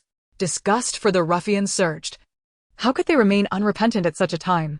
The guards shared a similar sentiment, albeit with an added appreciation for Ji Changming's generosity. With Ji Changming holding the wealth, the guards knew there would be some benefit for them. A bit of stringency would yield all the goods back to them without issue. Yet, the likes of Tian Wan, a petty and unscrupulous character, was merely a nuisance. Now he had hidden all the money, and even after such a beating, he remained silent.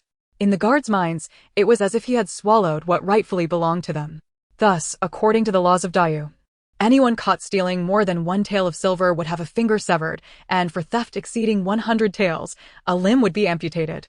Ji Changming's total loss was roughly calculated at 400 taels, to be divided among the 4 culprits.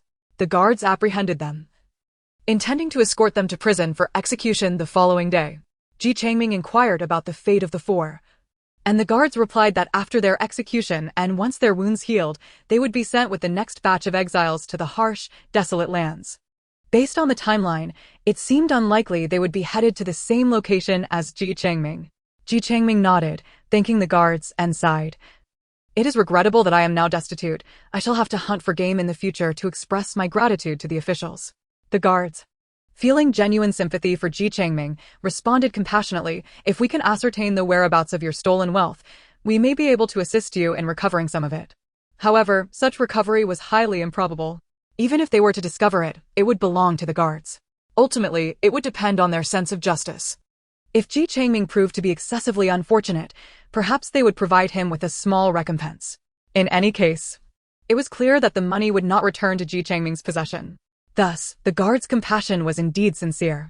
However, Ji Changming's suffering was but a fade. Upon his return from the officers, he conveyed to Ji Xingran and her mother the grim tidings. Even if these few individuals were fortunate enough to survive, it was unlikely they would ever cross paths with us again. The family of 3 sat in silence, words unspoken. After a prolonged pause, Ji Changming finally addressed them, urging, "Do not dwell on it further. Our mere survival is a considerable feat in itself. We cannot concern ourselves with whether the laws of the Dayu dynasty are excessively harsh." Nevertheless, despite his reassurances, it took quite some time for the trio to regain their composure. They, at least, managed to cope, however. Aunt Bao and the others were in a state of utter despair. Ji Changming had brought back a wealth of provisions, instructing them to kindle a fire for cooking, boiling water, and steaming buns. Yet, somehow, amidst their gathering of firewood, fetching water, and washing clothes, not a single soul remained by the side of the wheelbarrow. Just like that, they found themselves abruptly returned to a state of poverty. Aunt Bao and her companions were filled with trepidation, nearly kneeling to implore Shen Huixin and Ji Changming for forgiveness. This evoked a twinge of sympathy in Shen Huixin and the others, as the belongings, akin to currency, were presently secure within their own spatial bags. The grass hut constructed by Ji Changming featured doors on both sides. Once Ji Xingran and Shen Huixin entered, she swiftly slipped out the other side to summon the officers, requesting their aid in utilizing the grass hut. Meanwhile, the two quietly observed as Tian Wang and his companions concealed their goods, seizing the opportunity to swap them for stones, clods of earth, and wild grasses. The following day, when the group set out again, they indeed did not witness Ji Changming's family retrieving any items. Apart from the cooking pots and ceramic jars, the wheelbarrow contained only the same grass mats, straw sandals, and woven baskets as before. A wave of sympathy washed over the group. Ji Fuding and Ji Yuntai even sent some provisions their way. Ji Fuding dispatched half a bag of rice, instructing, "Let the officers settle the account. You may partake of this for now." Meanwhile, Ji Yuntai contributed half a rabbit and half a wild chicken, stating, "A disciple skilled in hunting sent this. You may share in it." Ji Changming expressed his gratitude profusely, taken aback by their kindness, though he felt a flicker of warmth in his heart. The journey was marked by monotony and anguish. Were it not for the presence of their phones and the system, Ji Xingran often lost track of time, only aware of her own numbness as she trudged along, as if her legs were no longer her own. The suffering within the group intensified, with those unable to procure food relying solely on the black vegetable dumplings and thin gruel distributed by the officers to sustain themselves. Many faces had already sunken deeply. Even for those like Ji Xingran, who had seldom felt hunger, the extensive physical exertion led to rapid weight loss. Yet, this was not the gravest concern. The most pressing issue was that as they progressed northward and the days advanced, the weather grew increasingly frigid. After the middle of the 8th lunar month, Ji Xingran and her companions found it exceedingly difficult to sleep at night. The cold was unbearable. Layering multiple grass mats provided little respite, as the chill and biting winds seemed to penetrate through the stacked mats, seeping into their very bones. They donned every piece of clothing they possessed. Those who had previously bartered their garments for food now found themselves filled with regret.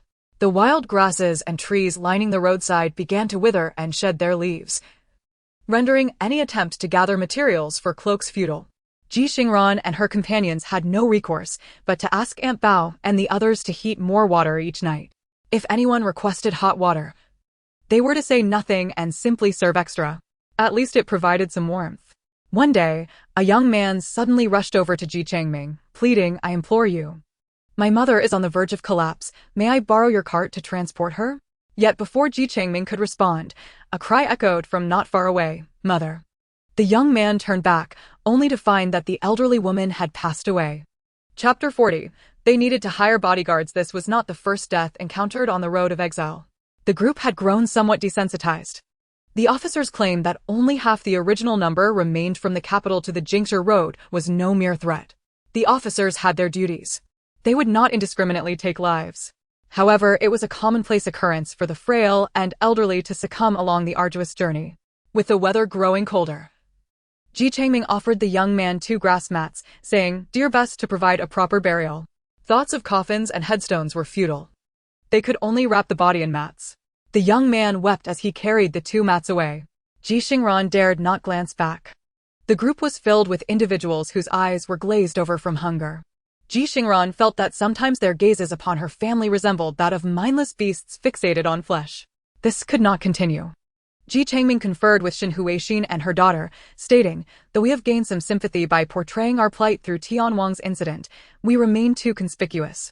Others are gone to the bone, while our family appears plump and healthy. No amount of stealthy consumption can conceal this disparity, unless we choose to starve ourselves into the likeness of refugees."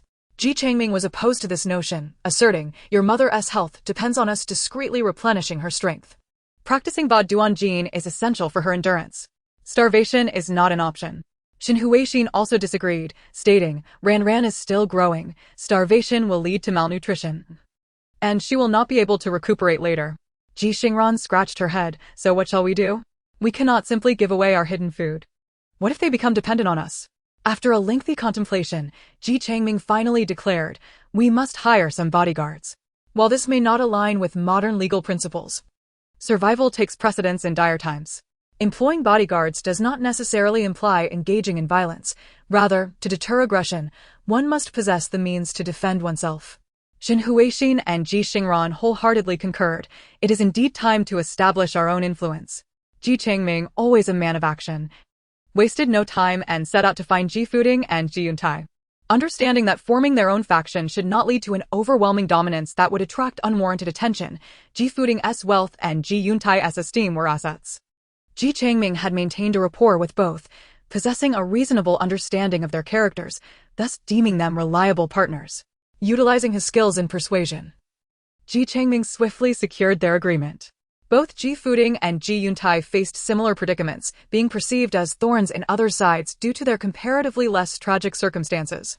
After deliberation, the 3 decided to temporarily unite to endure the trials of exile. Ji Fuding had 15 individuals at his disposal, comprising himself and a steward, while the rest were servants. He revealed to Ji Changming and Ji Yuntai, "I have entrusted my wife and daughter to my brother-in-law. They have gone ahead to make arrangements on Jingsha Road." That is splendid news. Ji Yuntai, having divorced his wife, was now accompanied only by a few trusted disciples. These disciples were also from the Ji family's extended lineage. alongside family and servants, totaling 27 individuals. With Ji Xingran's family of 3 and Aunt Bao's group, the number reached exactly 50, a considerable assembly amidst a convoy dwindling to just over 300 souls. The 3 families relocated their belongings and congregated. By day, they traveled together, with the men positioned at the front and rear to shield against any intruding prisoners. As night descends, the group gathers to set up camp, forming a vast circle. 8 individuals are paired off into 4 groups, each guarding a different direction. After 1 hour, they rotate, ensuring that everyone can enjoy a respite of over 4 hours. With a smaller contingent on Ji Xingran's side, they compensate for their numbers with supplies, thanks to the enhancements from their intermediate skills in gathering and weaving. The nets and baskets crafted by Ji Xingran and her family prove to be sturdier than those made by others, while others must replace their creations every 3 to 4 days, often breaking and scattering their contents during transit. The items produced by Ji Xingran's family can endure for approximately 10 days. Xin, together with Aunt Bao and others, tirelessly weaves, gradually providing each of the 50 individuals with her crafted baskets, straw sandals, and hats. Thus, a semblance of fairness is maintained. On the other side, Ji Changming accompanies Ji Xingran in fishing and hunting, displaying impressive accuracy. They rarely return empty-handed, and the larger game they catch is shared with Ji Fuding and Ji Yuntai, allowing them to make arrangements. Consequently, Ji Fuding and Ji Yuntai have come to respect Ji Changming. The 3 brothers are aptly referred to as Erge, Sangge, and CD, maintaining their titles without alteration. This formidable trio swiftly becomes the most formidable faction within the exiled group, leaving others who harbor ambitions to reconsider their positions, aware they cannot muster more support and thus choosing to retreat. Xin finally breathes a sigh of relief, grateful for the prospect of a peaceful night's sleep. Yet Ji Xingran finds herself restless, as both her weaving and gathering skills are on the verge of leveling up. These 2 skills, which she mastered initially and has utilized most frequently, have seen her family diligently honing them over the past month, pushing her intermediate progress to an impressive 950. With success tantalizingly close, sleep eludes Ji Xingran. She volunteers for night watch, keeping her hands busy with weaving. Coincidentally, a few of Ji Yuntai's students come from families with children. Ji Xingran crafts several small trinkets, a grass butterfly, a grass grasshopper, and a small fan, and calls the children over, distributing 1 to each. Among the 5 children, the eldest is 11 and the youngest merely 3. The children are somewhat intimidated by Ji Xingran, who is known for her prowess in hunting, often returning with bloodied rabbits and wild chickens, and once even a snake. One bold child musters the courage to ask her, "Do you kill people?" Ji Xingran gazes at him with a hint of exasperation, affirming, "Yes. If anyone threatens me or my family, I would not hesitate to strike hard." Mercy towards enemies is cruelty towards oneself. Kindness is not warranted in such circumstances. The children instinctively take a step back. Ji Xingran, annoyed, commands, "Come here. Each of you. Take 1. The children, wide-eyed and teary, shuffle forward, accepting her gifts as if facing a sentence. With a wave of her hand, she dismisses them, and they flee, fearing they might be caught and devoured by her. Ji Xingran silently muses, who isn't a little princess in their heart? Would I willingly transform into this iron-blooded female killer? It's simply a matter of survival. A month ago, she would have sobbed at the sight of an eel. Now, casually slicing open a snake is just another day's work. Surprisingly, it's quite exhilarating. Chapter 41, a 1% chance to trigger special items. If not for the rapid crafting of these small items, Ji Xingran would not have found such leisure. Eager to avoid waiting another day, she implores Xin to engage in an intense crafting session that night. Although Xin is unwell, seeing her daughter so spirited, she willingly joins her. The mother-daughter duo works tirelessly. Finally, after 2 hours of darkness, Ji Xingran receives a notification from the system. "Congratulations, host. Intermediate weaving skill progress. 1000. Eligible for upgrade and exchange." Her heart races, and her hands tremble with excitement. Ji Xingran wants to shout in joy. She immediately lies down, closes her eyes, and focuses on accessing her space to check her phone. After a period of accumulation, her survival points have risen to 123. To charge 3 phones, she expended 3 survival points, leaving her with a total of 120. The new skills available include beginner herbal crafting, beginner surgery, intermediate tai chi, and beginner tool repair. Due to the higher difficulty of the new skills, only Tai Chi has reached the intermediate level, while the others remain at the beginner stage. Akin to house building, weaving remains the first skill to ascend to advanced. Without delay, she opts to upgrade and exchange. Congratulations, host. Upgrade successful. Advanced weaving skill progress. 100,000. Reward, 100 survival points. Current survival points remaining, 220. Advanced weaving skill increases weaving speed by 50, enhances weaving quality by 50, and has a 1 chance to trigger special items, limited to weaving-related items. Ji Xingran is ecstatic. She grips the straw mat tightly to stifle her urge to scream. The increase in speed and quality is significant, yet the prospect of triggering special items is the real thrill, even with only a 1% chance. The mere mention of special items is enough to send her into a frenzy. Ji Xingran thinks, I really don't want to sleep. I just want to stay up weaving 100 items to discover what this special item is. However, she knows her health must come first. After walking for 7 or 8 hours during the day, her stamina has been severely depleted. Ji Xingran refuses to engage in such self-destructive behavior and reluctantly persuades herself to sleep. The following morning, she rises as usual to check the weather and calendar. The weather is tolerable, though the temperature has dipped to 25 degrees during the day and 15 at night. A 15-degree night is rather chilly, especially since they lack blankets. Even wrapping themselves in layers of straw mats proves ineffective against the cold. Xin Huixin secretly sews several layers into a blanket using straw mats and fabric, discreetly placing their thermal, moisture-proof mat beneath them for some insulation against the biting ground chill. The calendar displays normal readings. Ji Xingran has learned to utilize the calendar effectively. It refreshes daily at midnight, indicating auspicious and inauspicious activities. Should she wish to inquire about a specific matter, she can spend 1 survival point for a divination, which will reveal the fortune of that endeavor, usually providing timely advice or directions for good fortune, while offering corresponding solutions for misfortune. However, given the relatively few dangers on their path of exile, Ji Xingran is keen to accumulate enough survival points 1000 to unlock the orange shopping software and refrains from wasting points on the calendar's divination. Ji Xingran shares the news of her skill upgrade with Ji Changming and Xin Huixin. Ji Changming is pleasantly surprised. Does this mean my weaving speed will increase as well? Although he possesses the skill, he does not particularly enjoy such manual labor. Xin Huixin cast a sidelong glance at Ji Changming. With your speed, you're surely dragging me and ran down. Ji Xingran urged them both, today, or at most within these 2 days, we must weave 100 items. There may be special tools to emerge. Ji Changming, invigorated, inquired, what shall we weave? Ji Xingran shared her speculation. I've pondered this. The special tools are likely related to the items themselves. Among all weave woven, straw sandals, mats, and baskets are the most useful. The straw hat holds little value now, as the daytime sun isn't as harsh as before. Fisher nets are redundant since we already have fishing rods. And father has begun setting traps at night, so they are not urgent. Therefore, we should focus on the mats, sandals, and baskets. Weaving these 3 is paramount. Ji Xingran stated with conviction. Ji Changming and Xin Huixin nodded in understanding. All right, we'll follow your lead. They had Aunt Bao and her companions push the unicycle, while most items were carried by them.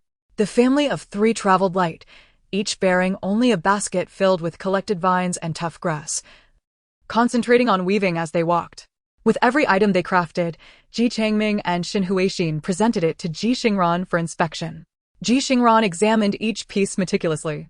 Although she was uncertain about the appearance of the special tools, she was confident that she would discern any differences. In a continuous endeavor, they crafted over 20 items. With Ji Xingran inspecting each one thoroughly, pulling and tugging at them, finding nothing amiss.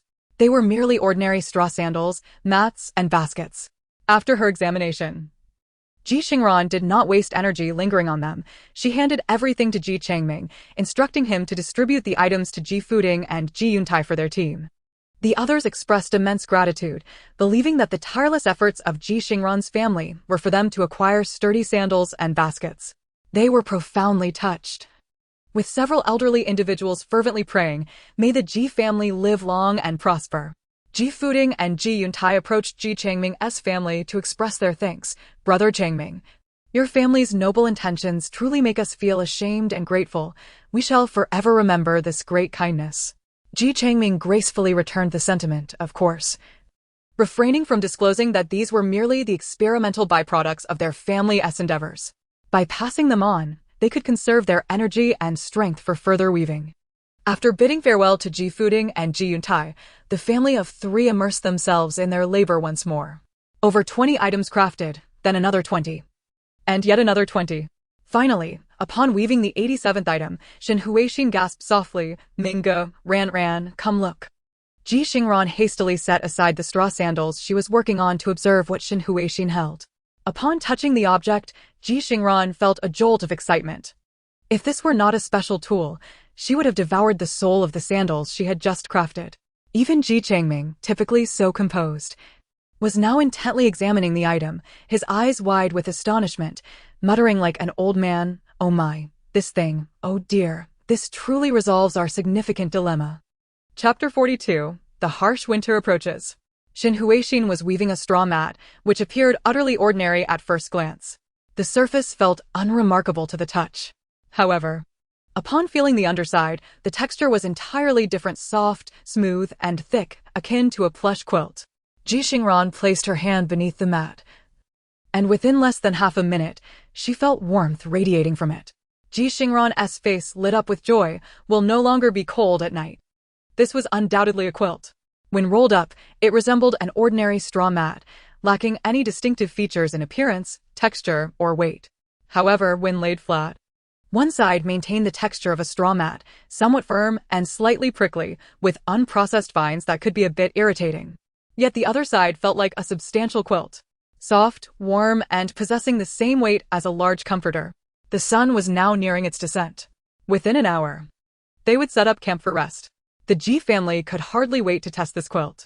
For the first time, they opted not to hunt or cook and instead all eagerly nestled into their warm bedding. Shen Huixin, being the most delicate, settled in the middle, while Ji Changming and Ji Xingran flanked her. They lay atop a 5-layered insulating moisture-proof mat made of straw and burlap, covered by a thin but remarkably comforting straw mat that felt as though it weighed 8 pounds. It was sheer bliss. The three of them nestled within the warm quilt displayed expressions of sheer enjoyment. Such happiness! Not far off, Aunt Bao and her companions were busy fetching water and cooking, observing the Ji family's demeanor with some confusion. What is with the master's family? Why are they so delighted just by draping a straw mat? Aunt Bao retorted. Mind your own business. Is it our place to pry into the master's affairs? Just do as you're told and don't meddle. Ji Xingran and her family remained unwilling to emerge from their cozy bedding. Outside, the northern wind howled, yet within the quilt, it felt like spring. This sensation was akin to being wrapped in a blanket while enjoying air conditioning. Ji Xingran contentedly squinted her eyes. We need not fear the cold while sleeping any longer. Shen Huixin remarked, whether or not it's cold is secondary. The main concern is avoiding a cold. I've noticed several people sneezing today. Although the likelihood of catching a cold from wind exposure is low, the incessant sneezing and runny noses were intolerable for Shen Huixin. If anyone harbored an illness, transmission through droplets was easily facilitated. Shen Huixin was focused on preserving their health, paying close attention to any potential mishaps. Her words heightened the vigilance of both Ji Changming and Ji Xingran. Indeed, especially with so many of us sharing food and shelter now, we must be extra cautious. Consequently, Ji Changming instructed Shen Huixin to remain wrapped in the quilt while sitting under a tree to weave, while he and Ji Xingran ventured forth. Ji Xingran sought out Shuang to research remedies for wind-cold ailments. Given their limited resources, they could only utilize wild scallions and ginger. Shuang explained. This isn't from a pharmacy. It's a remedy we've always had in our village. If one contracts wind cold, boil white scallions for a soup to consume. And you can also crush white scallions, garlic, and ginger to apply to the navel, enhancing the medicinal effects with hot porridge or soup. Encouraged by Ji Xingran, Shuang now felt emboldened to share her ideas. Ji Xingran responded, Perfect. I've collected quite a bit of wild scallions and ginger. As for garlic, we can request some from the soldiers and perhaps trade for a few radishes to slice and make a radish soup. At least it can warm us up. The Ji family, nestled beneath their quilt, enjoyed hot soup, reveling in the comfort. Alongside them, the 50 others also occasionally savored fish soup and wild chicken or rabbit dishes. The previous large iron pot filled with rabbit stew had been gradually consumed by Ji Xingran, who then exchanged it for fresh fish and chicken for his family. Despite the constraints, Xin Huixin, as a professor at a medical university, is quite particular about dietary choices. If we were without a backpack, it would be one thing. But since we do possess one, we ought to consume fresh and nutritious food. Ji Xingran quipped, "Mother, are you implying that the meals I prepared previously were unhealthy?" Xin Huixin shot him a glance, prompting him to reflect on his own culinary endeavors. Ji Xingran chuckled, "Well, they weren't exactly palatable, so I traded them away." Nevertheless, the biting cold of the weather was undeniable. On a certain day, 1.5 months into their journey, Ji Xingran was roused from slumber by the clang of gongs from the soldiers. Before he had fully emerged from his cocoon of blankets, he extended an arm and was met with a shiver that compelled him to retract it immediately. What was happening? Why had it suddenly turned so frigid? He trembled. Ji Changming and Xin Huixin also awakened, and upon surveying their surroundings, a heaviness settled in their hearts. The temperature had plummeted. It was already the beginning of the 9th lunar month, equivalent to mid-October in the modern calendar. In the south, this might be bearable, but in the north, it marked the most trying period. Ji Changming exhaled. In the northeast, heating would typically commence around this time, although northern regions generally begin heating around November 15th. Some areas initiate it as early as mid-October. Xin Huixin furrowed her brow. Was there any form of heating in ancient times? If not, many souls may perish from the cold this winter. Ji Xingran responded, "There likely wasn't. They probably just relied on heated kong beds." Ji Changming nodded in agreement. It goes without saying, even in the 1970s, people still froze and starved. Xin Huixin's heart grew heavier, her expression turning grave. "We must rise and check. I fear there may have already been casualties from the cold last night." The soldiers, having struck the gongs for quite some time, approached those who had yet to rise. Upon a forceful push, one unfortunate individual rolled away lifelessly, frozen and stiff. Many small children were startled into tears.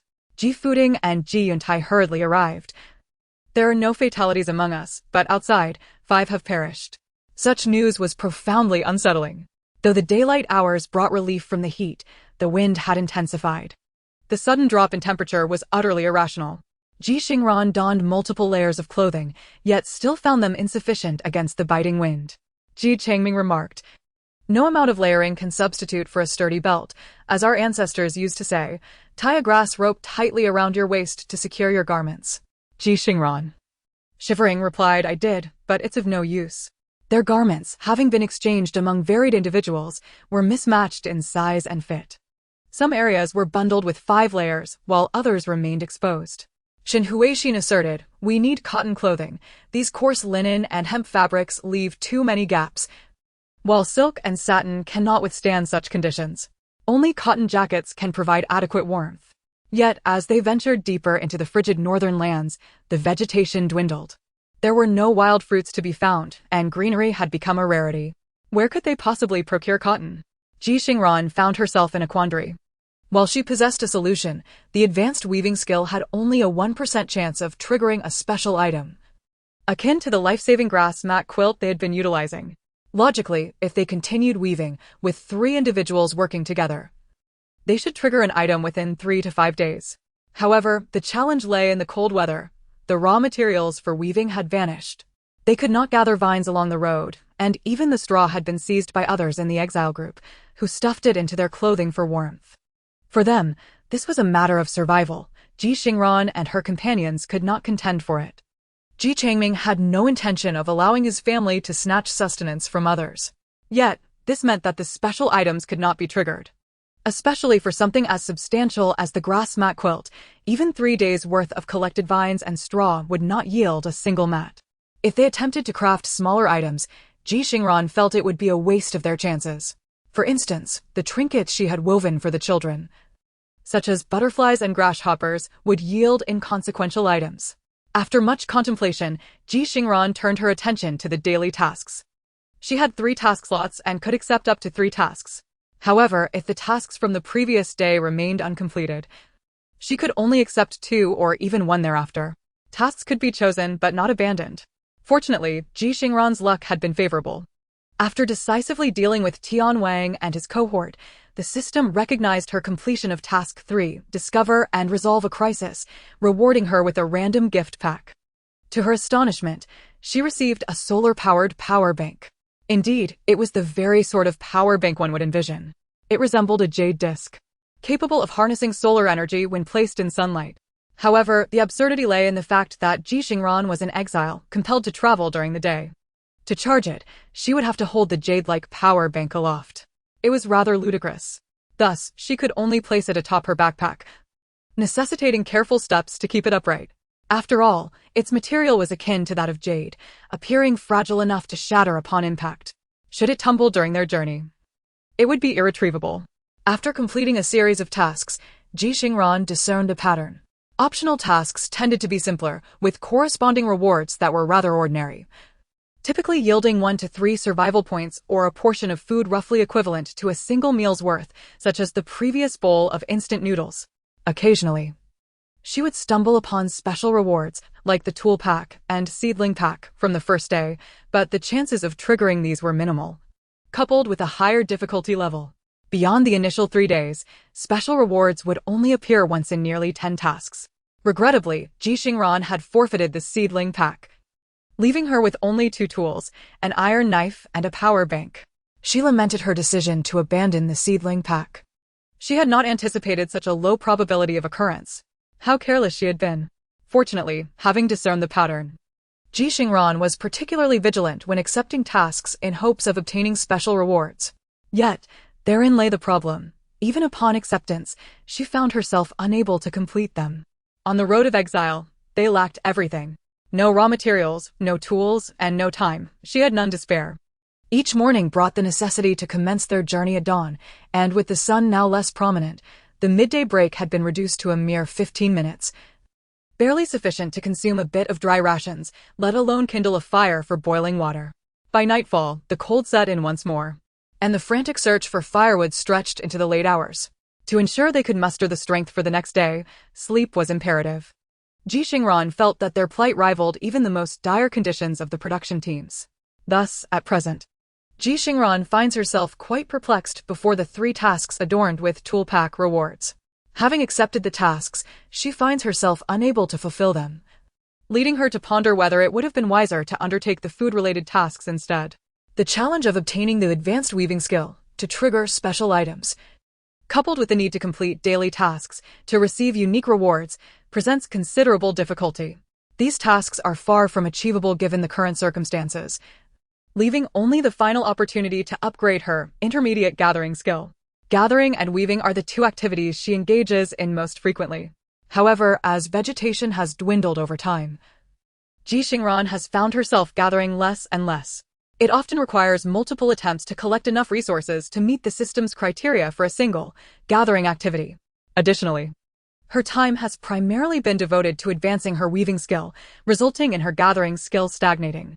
Presently, her progress in the intermediate gathering skill stands at 7,821,000, with over 200 more attempts required to attain the next level. This appears quite daunting. Nonetheless, to cultivate her advanced weaving skill, she must strive to craft larger grass mats, and the requirements for special rewards in the task list are even more challenging. In comparison, enhancing her gathering skill seems somewhat simpler. Ji Xingran discussed her decision with her parents, who fully supported her choice. As parents, they are not oblivious to the tendency of children to share only good news, concealing their worries. Acknowledging their child's growth, they understand the desire to spare them from concern. However, the essence of parenthood is the enduring worry for their child's well-being. Respecting Ji Xingran's thoughts, they refrain from probing further. Whatever Ji Xingran proposes has undoubtedly been pondered thoroughly, and they extend their unconditional support. The trio commence their journey while simultaneously seeking out items to gather along the way. Vines, straw, wild fruits, and herbs were all fair game. Initially, the task proved challenging, but Ji Xingran fortuitously discovered that gathering seeds also counted as gathering, significantly accelerating her progress. Although these grass seeds hold little value, collecting a handful registers as a single gathering activity within the system. Consequently, the 3 of them enthusiastically harvested seeds from dogtail grass, ferns, and weeds. Meanwhile, Aunt Bao and the others were utterly perplexed, struggling to comprehend why the trio engaged in such peculiar activities. While Ji Xingran and her family diligently focused on their skill progression, they soon noticed that they were not alone in their endeavors. Many members of their group began to gather seeds from wild grasses as well. Upon realizing this, Ji Xingran was initially taken aback. Father, mother. Could these seeds possess some unique significance? After all, the wisdom of ancient people should not be underestimated, and traditional remedies do hold certain value. Ji Xingran felt a twinge of pride. Not bad, I have a keen eye. However, upon inquiring with Ji Xingran, she learned that it was not the seeds that were valuable. Rather, the onlookers were merely mimicking Ji Xingran's family, drawn to their fervent gathering. Ji Xingran exclaimed, "How utterly absurd!" Chapter 44. The Emergence of the Second Advanced Skill. No one anticipated such a comical turn of events. Ji Xingran now found herself in a quandary. Neither gathering nor abstaining seemed viable. Ji Changming chuckled. This demonstrates our prowess. They acknowledge us and believe that whatever we do is correct, so they follow suit. He regarded this as beneficial, asserting that Jiran cannot apply modern perspectives to ancient life. Not to mention the perils of their current journey or the potential dangers they might face upon settling in Jingshi Dao, such as bandits, warfare, or even wild animal attacks. In an era of limited productivity, unity is strength. The more individuals united, the better they could fend off bandits and beasts, enabling them to withstand external threats. Otherwise, a solitary thatched hut at the foot of the mountain could be easily trampled by a buffalo. That would leave them with no recourse for justification. Shen Huixin added, Jiran, consider your parents' generation. Marriage was deemed a monumental milestone, a necessary life experience. Why? Because it represented the pinnacle of efficient collaboration. Grocery shopping, cooking, washing dishes, sweeping, laundry, furniture repairs, glass replacements, and even building a stove or a kitchen can exhaust a person. Balancing household responsibilities with earning a living is undeniably challenging. Thus, most individuals opt for marriage, supporting one another. However, as you have matured, the advent of productivity improvements, washing machines, vacuums, takeout, and online shopping has rendered such time-consuming tasks less critical, allowing one to thrive independently, making marriage no longer a necessity. Ji Xingran came to understand that the productivity of the present still pales in comparison to the era in which her parents married. Ji Changming nodded, therefore, in this context, it is crucial to earn the respect of others, to have them heed our words. If we lack the ability to command attention, we must acquiesce to others. Consider the prevailing outdated customs. Which ones can we accept? In the current situation, it is preferable for them to respect us rather than disregard us. Becoming a formidable force within a group might attract admiration, but without the means to conceal one's strengths, it is far better to leverage one's abilities to compel others to yield. Ji Xingran contemplated her parents' words earnestly, committing them to memory. Every matter possesses dual facets. Merely exerting force is ineffective. Equally, hiding one's capabilities is not a solution. The speed of gathering seeds accelerated remarkably. Within 2 days, Ji Xingran's family had amassed a basketful of grass seeds. At last, her gathering skill reached the advanced level. Ji Xingran, filled with anticipation, listened to the system's announcement. Congratulations, host, for successfully leveling up. Advanced gathering skill progress. 2,100,000. Reward, survival points 100, current survival points remaining, 218. The advanced gathering skill will enhance gathering speed by 50, improve gathering quality by 50, and provide a 1 chance of obtaining a gathering map, centering around the host, within a radius of 500 meters, plant-based only. Ji Xingran. Though she prepared herself mentally each time, the system's revelations consistently astonished her. A gathering map. Does it mean what she hopes it does? Displaying all collectible items within a radius of 500 meters, that's a mile's worth of resources. Ji Xingran's only concern was the possibility of triggering this reward during winter or in a barren land. That would render the effort futile. After all, it's a reward that can only be triggered at a 1 chance. Tears brimmed in Ji Xingran's eyes, feeling an unspoken frustration. This doggone system. It was a double-edged sword, necessary yet anxiety-inducing. Such emotions were truly tormenting. As she grumbled under her breath, Ji Xingran continued to gather seeds, with more people following her lead. The pressure mounted as everyone closely observed her family's every move. Ji Xingran felt compelled to shout, "I'm gathering seeds to level up my skill. Why are you all following me?" Although wild grass seeds were plentiful and unlikely to be exhausted, she still felt an odd sense of unease. Initially, Ji Xingran intended to discard the seeds after gathering them, as they held little purpose. However, now under the watchful eyes of others, she felt inhibited from discarding them. Collecting seeds was already peculiar enough. If she were to throw them away, they might think she had lost her mind. Ultimately, Ji Xingran resorted to placing the seeds into a pouch made from old clothes, which she then stored in the basket for Aunt Bao and the others to carry. Aunt Bao, I just don't understand. Ji Xingran, I do not comprehend either. However, perseverance proves valuable. As the progress of my advanced gathering skill reached 27,100,000, a sudden chime echoed in the air. Immediately, I discovered an object resembling a scroll within my backpack, its hue faint yet seemingly aglow. Eagerly, I rubbed my hands together to unveil it. The system prompted, "The map can be stored in the backpack without occupying space. Would you like to open it now?" With unwavering certainty, I nodded, "Yes. Open it immediately. Beyond lies only desolation. The sooner I activate it, the better. At least here, there are some trees and wild grasses." Upon opening the gathering map, my mind instantly grasped the various plants within a radius of 1 mile. Additionally, there were map markers denoting forests, pathways, rivers, gentle slopes, and even caves and rock piles. A smile spread across my face. The gathering map also functions as a map. What delighted me most were the different colored glowing points on the map. Green indicated grass, yellow signified fruits, and brown represented trees and shrubs. These were all easily comprehensible. But what perplexed me were the red and black points. Though few in number, they stood out strikingly. Focusing intently on a red glowing point, I sought to discern its significance. To my astonishment, I realized it could be identified as well. Without hesitation, I rushed with my father, Ji Xingran, towards the nearest red light on the map. Moments later, we returned, beaming with joy. Shenhuixin, curious, inquired, "What were you two in such a hurry for?" I replied with pride, "We went treasure hunting." "What treasures could possibly exist in this desolate wilderness?" Shenhuixin queried, puzzled. Ji Xingran unloaded a heavy cloth bag from his back to show her. "Wanron's system has leveled up again," he exclaimed. It indicated that there was treasure nearby. And when we investigated, guess what we found? "What did you find?" Shenhuixin urged, playfully slapping Ji Xingran. "Hurry up and tell us. If you keep teasing us, you can sleep on the grass mat tonight. Don't steal our blankets." Ji Xingran feigned a look of grievance. We crossed over. How can we still have to deal with sleeping on the couch? However, he decided not to prolong the suspense and promptly opened the cloth bag. Inside was a bounty of fruits, including pine nuts, chestnuts, hickory nuts, and fruit pits.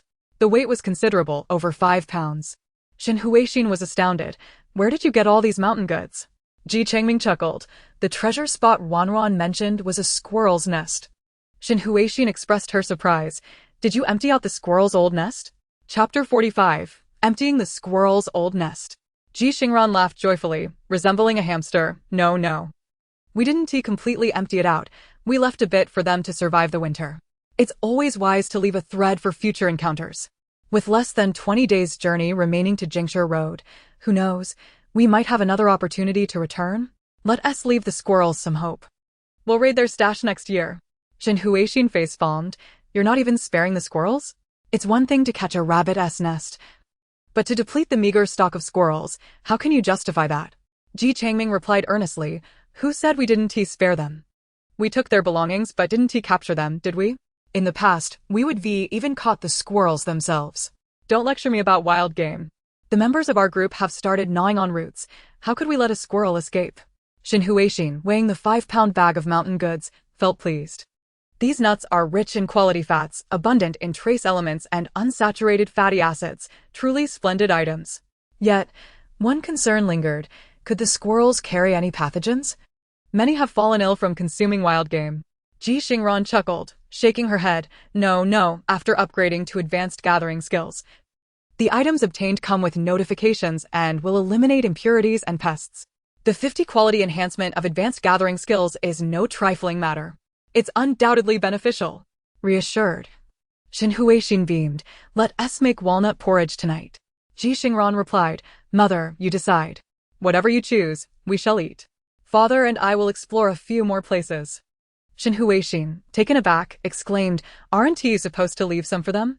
Ji Xingran, already pulling Ji Changming away, called back, "Rest assured, we want to be ruthless. Sustainable development is the key principle." The gathering map displayed 4 red points and 2 black points. Fortunately, the group was evidently fatigued and moving slowly, allowing Ji Xingran and Ji Changming ample time to explore several locations. They discovered 2 squirrel nests, a hedgehog burrow, and an unknown animal's den within a cave. Upon reaching the cave entrance, Ji Xingran was met with a pungent, foul odor. Ji Changming speculated it might be a bear's den, or that of another large animal. There could be rodents residing in the bear's cave, consuming its leftovers. We should avoid going in. They were practically unarmed. A metal dagger and a multi-purpose knife would be no match against a bear, so they opted for caution. The duo promptly left the cave and proceeded towards the locations marked by the black points. There were 2 black glowing points in total. Ji Xingran had a vague suspicion that they might indicate poisonous plants. Upon arriving at the designated locations, she confirmed her hypothesis. It was a castor bean plant. Ji Xingran was familiar with it from biology class. Although castor beans can be pressed for oil, they contain ricin and ricinoleic acid, both of which can cause poisoning. Even a child consuming 3 or 4 beans could experience diarrhea, headaches, high fevers, and convulsions. In severe cases, it could be fatal. Even adults face life-threatening risks if they ingest 20 beans at once. Ji Changming frowned. "Let us not gather this. While we should be cautious of others, we must also refrain from causing harm. Moreover, this plant is unremarkable in appearance. If we bring it back, it's highly likely our own people might mistakenly consume it. That would be disastrous." Ji Xingran carefully plucked the castor beans.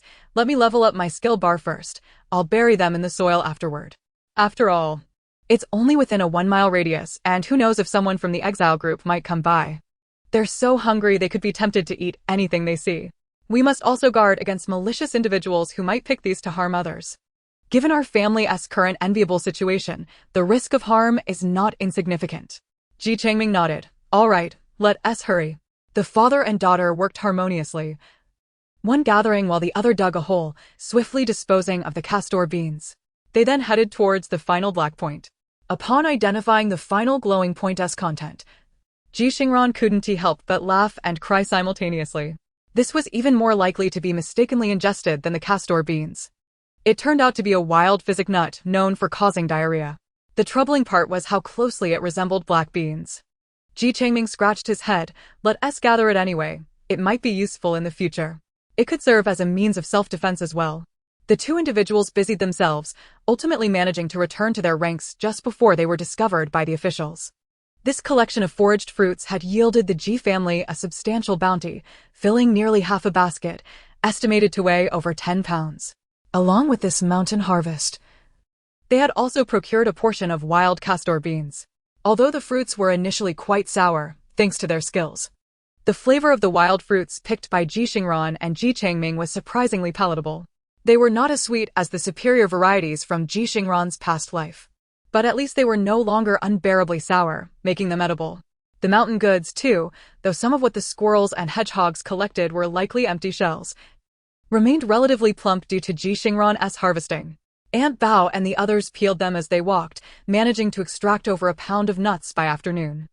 Ji Xingran joyfully munched on the hard-earned snacks, reveling in the sweetness of their labor, a delightful reprieve during their exile. However, this small, hamster-like joy was short-lived. Once darkness fell, the exiled group set up camp on the leeward side of the hillside. As the temperature dropped, they had ceased to camp by the river or in the woods, opting instead for this sheltered slope. The Ji family erected a grass hut, selecting suitable timber and straw mats, allowing Aunt Bao and the others to transport them with a wheelbarrow.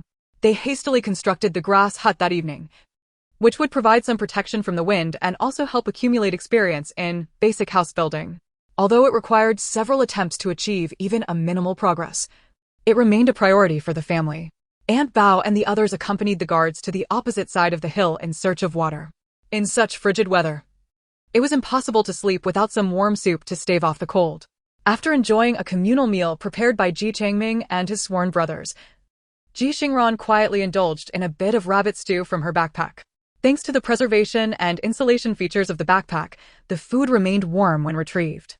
The Ji family, having satisfied their hunger and thirst, nestled into their small triangular grass hut for the night. Ji Changming reminded the night watchmen within the larger group they should patrol every half hour and rouse anyone who seemed to be sleeping too deeply. In this weather, the hope of dying in one's sleep should not be entertained. Ji Xingran took the opportunity to sleep, having trained herself to fall asleep instantly upon resting, only to be awakened promptly at midnight by the system's announcement. Though she could have slept until dawn, Ji Xingran still preferred to check the weather and calendar at midnight for peace of mind. However, this night was different.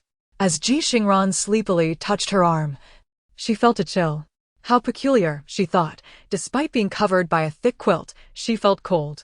Groggy and shivering, she glanced at the calendar, only to feel her blood run cold. The usual indicators of auspicious and inauspicious activities were absent, replaced instead by a stark proclamation: "Today, danger." The exclamation mark seemed to emphasize the seriousness of the warning, as if the system wanted Ji Xingran to grasp the gravity of this day's fortune-telling. Instantly alarmed, she sprang into action. She quickly opened the weather icon and was met with a shocking message: "Today's cold wave, the most intense in nearly a century. Temperatures will plummet below zero. Please take precautions to keep warm." A cold wave. A once-in-a-century cold wave. Ji Xingran's heart raced. "Father! Mother! Wake up!" As she moved, a rush of cold air swept into the bed. Ji Changming and Shin Huixin jolted awake, feeling something was amiss. Ji Changming immediately wrapped Shin Huixin tightly in the quilt, his expression grave. Ran, what is going on?" Ji Xingran, nearly in tears from anxiety, hurriedly bundled herself in clothes while relaying the urgent news. "The weather forecast says there's a once-in-a-century cold wave. The temperature will drop below zero in just a few hours." Ji Changming hastily dressed. "This cold wave will surely claim lives. Quick, make the fire bigger. I'll go find the guards." With that, he threw on his clothes and darted out of the grass hut. As he exited, he felt the warmth dissipate from his body in an instant, his face stinging from the biting wind and frigid temperatures. Meanwhile, Ji Xingran urged Shin Huixin not to leave the hut and to wrap herself tightly in the straw mat and quilt. "Mother, you mustn't take any risks. Stay safe. I'll check on Aunt Bao and the others." Shin Huixin felt helpless in her weakened state. In this ancient time, there were no miracle cures or antibiotics. Her body was ill-equipped to survive the cold wave, and even a slight breeze could lead to severe illness. She could only bundle herself tightly in the straw mat and quilt, striving to avoid becoming a burden to Ji Xingran and her father. Ji Xingran hurried to the area where Aunt Bao and the others were resting, only to find them curled into rigid balls, causing her heart to race with dread. "Aunt Bao, Aunt Yu, wake up, wake up."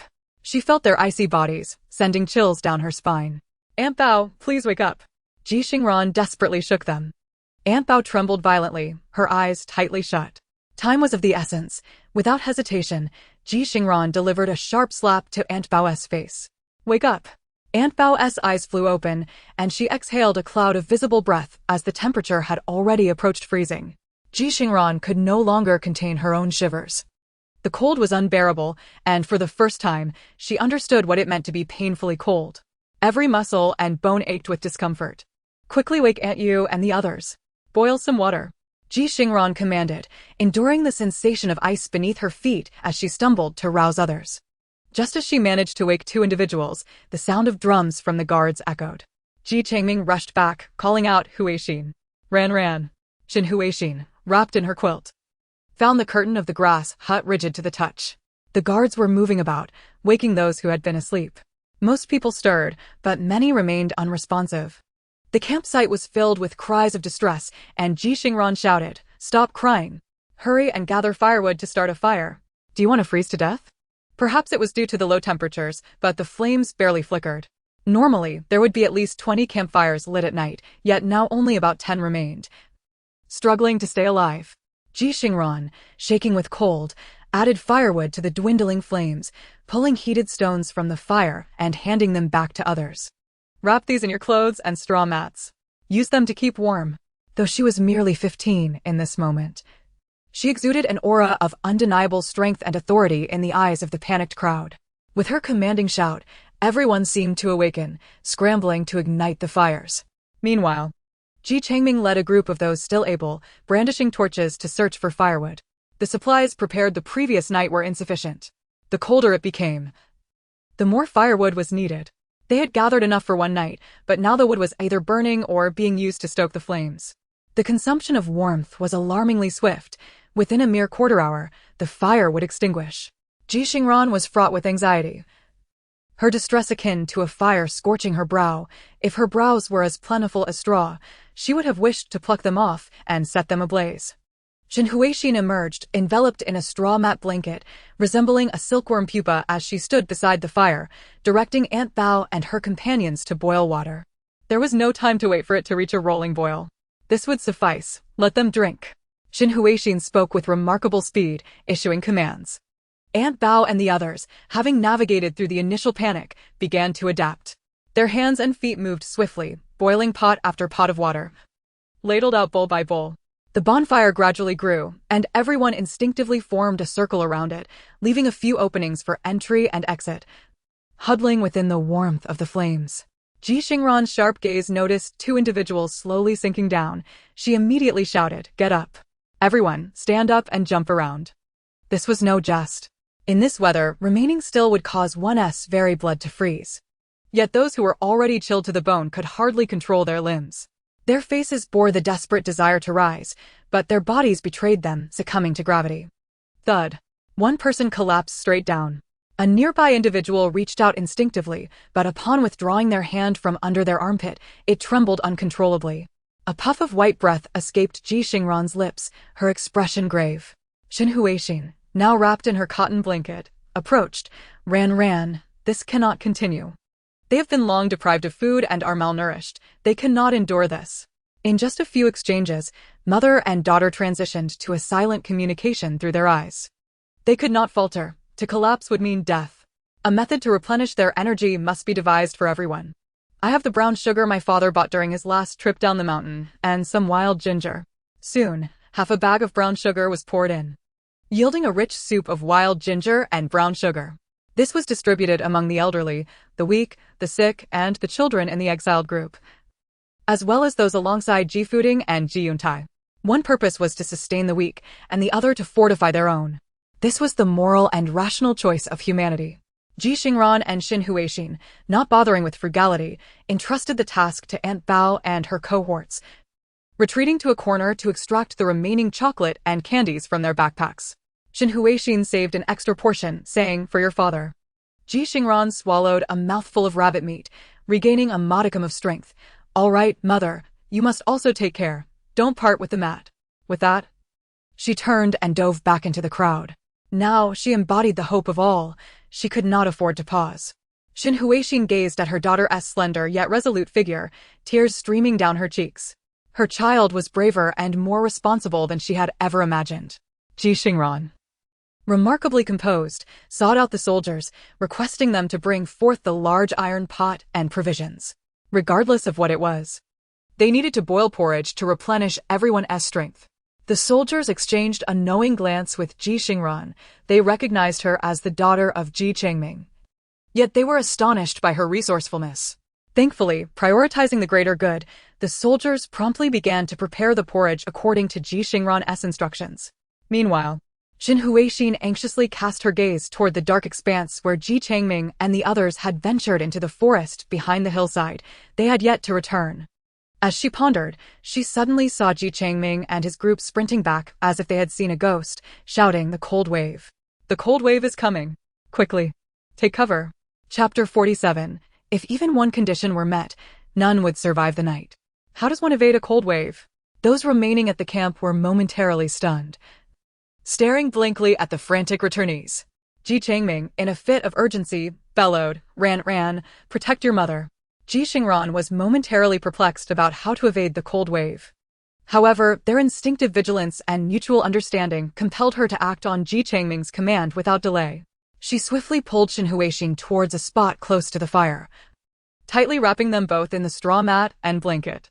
This location had been intentionally chosen. Instead of standing directly on the ground, it was elevated upon several large stones, layered with bundles of straw mats. Direct contact with the ground was too frigid. Elevating them slightly offered a modicum of relief. Ji Changming and over 20 sturdy men and middle-aged women came rushing back, adhering to Ji Changming's instructions. Upon reaching their destination, they immediately placed firewood beside the bonfire and quickly shielded themselves. Those with straw mats wrapped themselves in them, while those with straw bundled themselves up.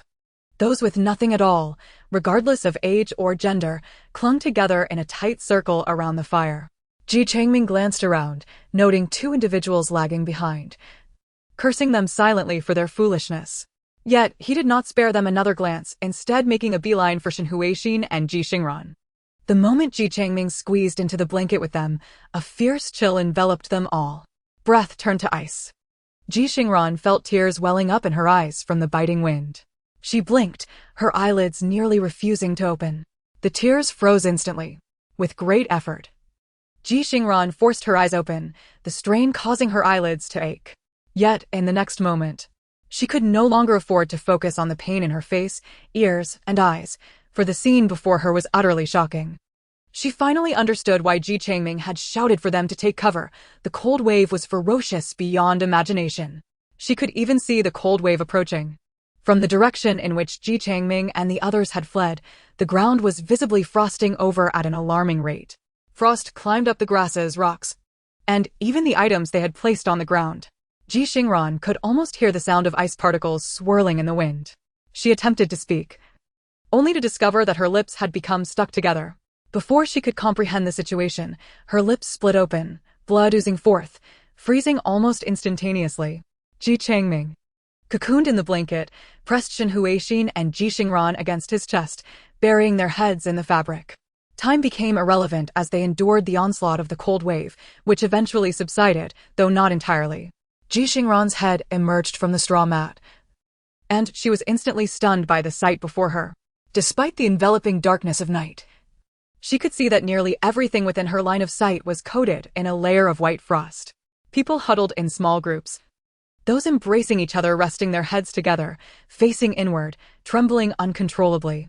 Yet, on everyone's hair and clothing lingered a chill that Ji Xingran could not quite articulate, though it was visibly apparent. The cold wave possessed color. It cloaked the world in a seemingly beautiful, yet lethally ominous, misty white. Ji Xingran's heart sank. After what felt like an eternity, someone finally found their voice. Without needing to say it aloud, they all bore the taste of blood in their mouths. The soldiers hurried to check on the horses. 5 carriages were hitched to a total of 10 steeds. 2 had fled, and 1, possibly startled by the cold wave, lay on the ground, its hooves frozen, emitting pitiful cries.